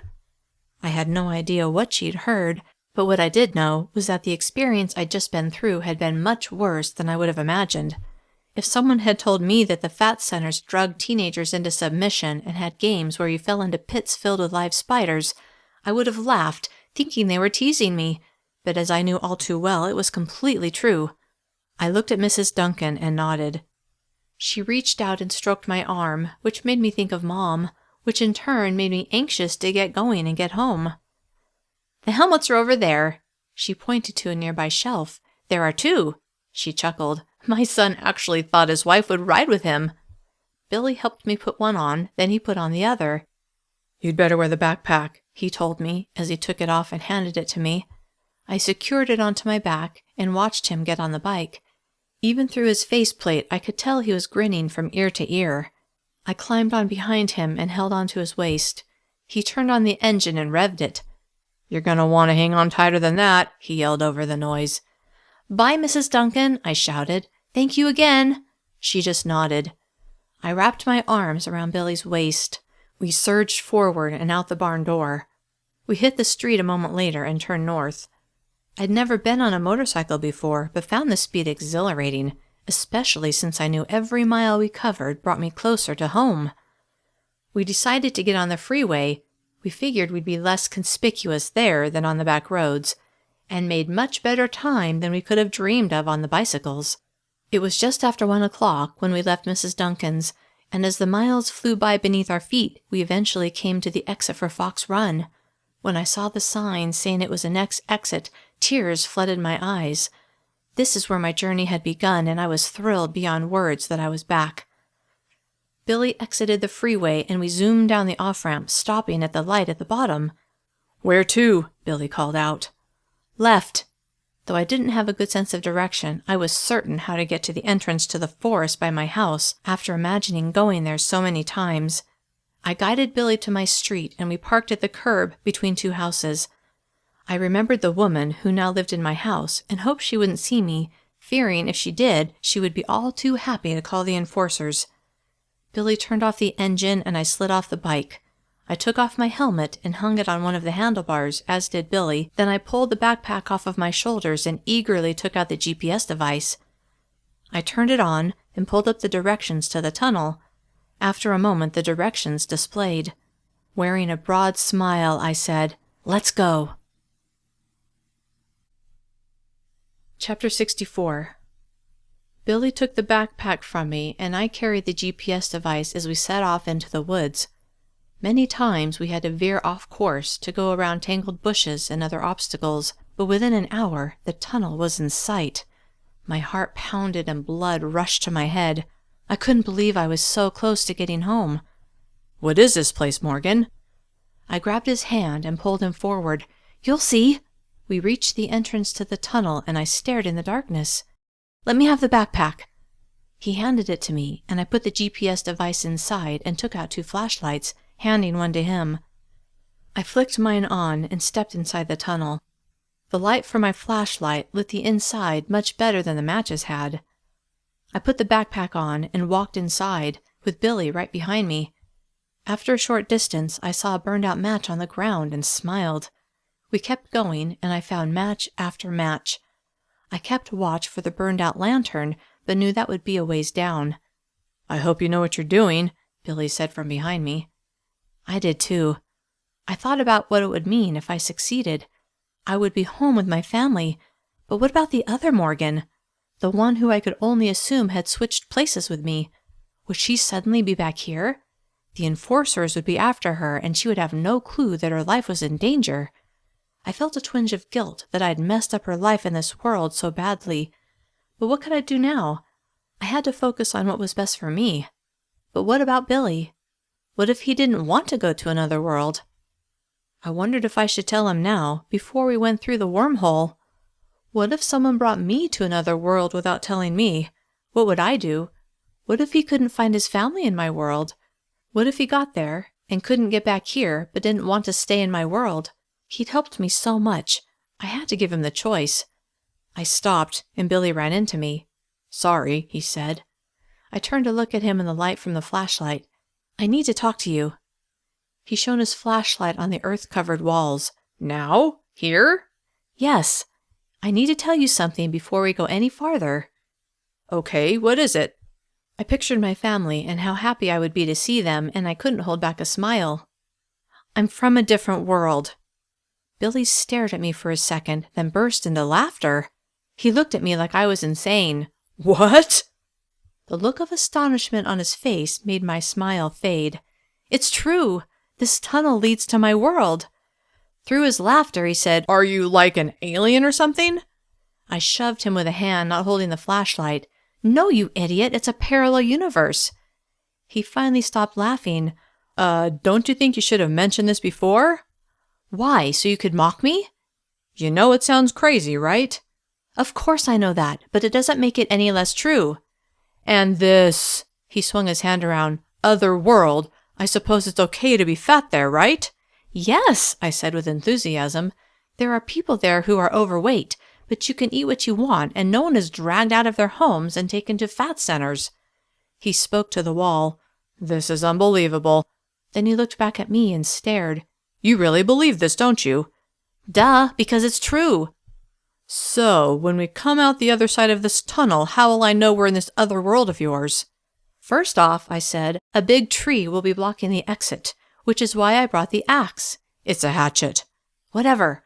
I brought it so we could get out of the hut that we're going to go into." "A hut. Right." "Yes, and then we'll go to my house, the one that you parked by, and my family—" Tears sprang to my eyes at the thought. "My family will be inside, not some other family that moved in because my dad was forced to go to a fat center." He nodded. "Okay." "Do you believe me now?" I'm not sure yet. I guess we'll see." I turned and started walking again. I saw another match on the ground. "See that match?"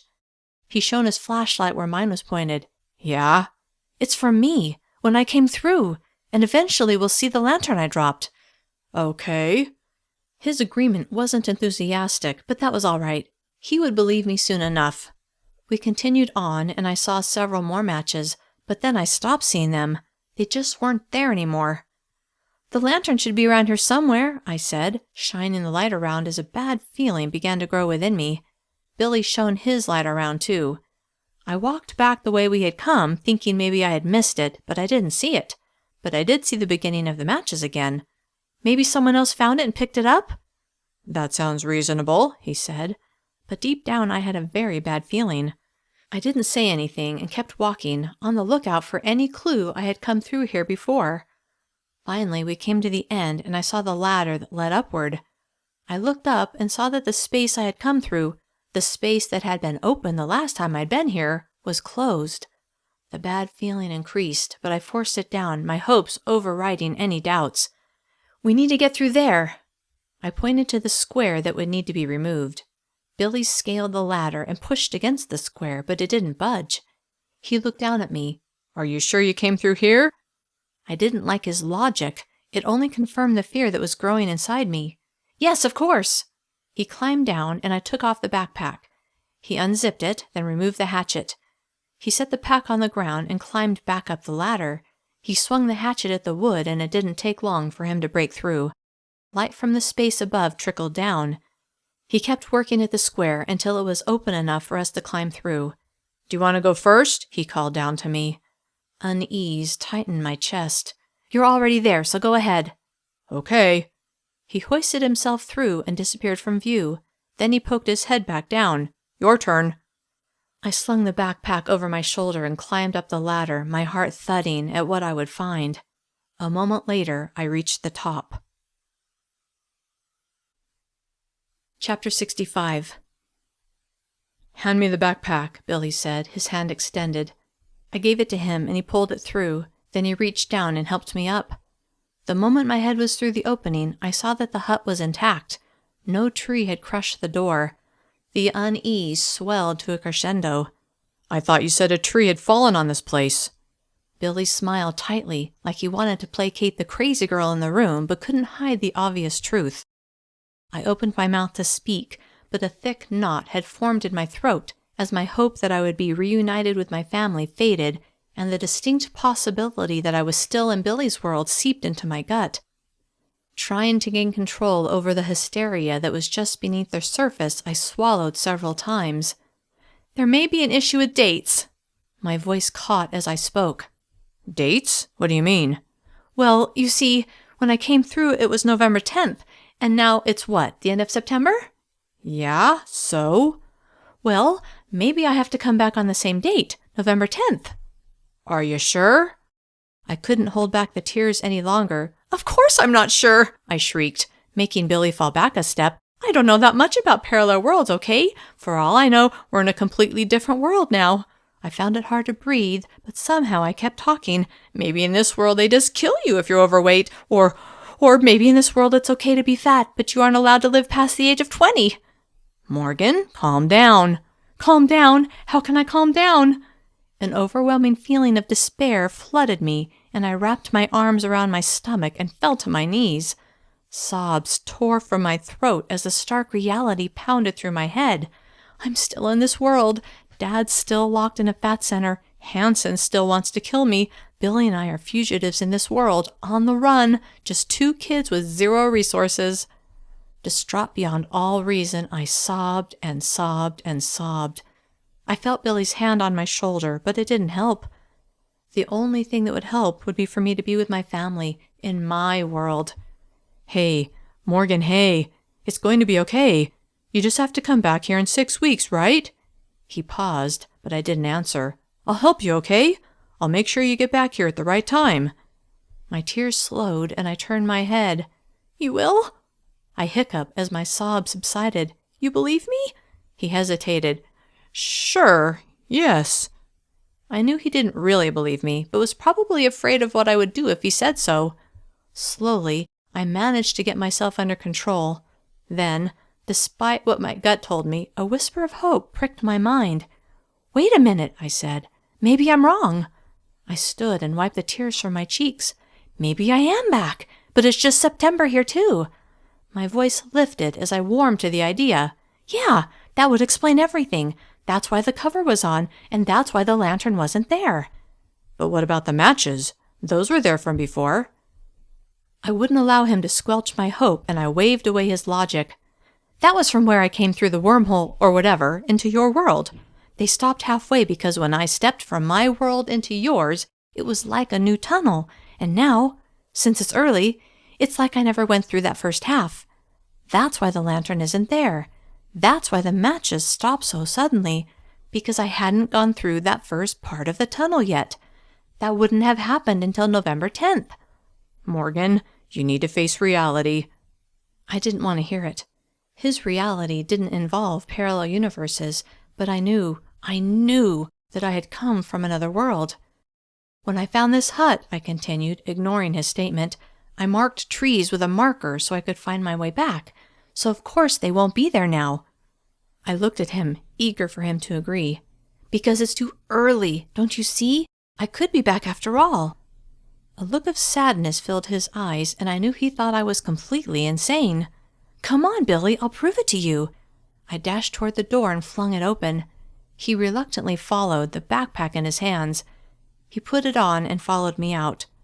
The sun was beginning to go down, just like the night I'd found the hut, and I asked Billy to give me the GPS device so I could find the way back to my house. He handed it to me, and I programmed in my Fox Run address. It said it would take 30 minutes to get there, but I didn't plan on taking that long. No, I was going to move as fast as humanly possible to my house. I would prove to Billy that I wasn't crazy. No, I was stone cold sane, and I really did come from a different world. Slow down, Morgan, Billy called after me as I raced onward. Ignoring him, I kept moving forward, getting frustrated when I had to go around particularly large obstacles. Finally, we were mere minutes from our destination, and my heart pounded as hope and fear battled for prominence. Finally, a row of houses came into sight, and I imagined my family throwing their arms around me at my return. My heart filled with a bursting joy that I had only imagined before. But then something near my house caught my eye.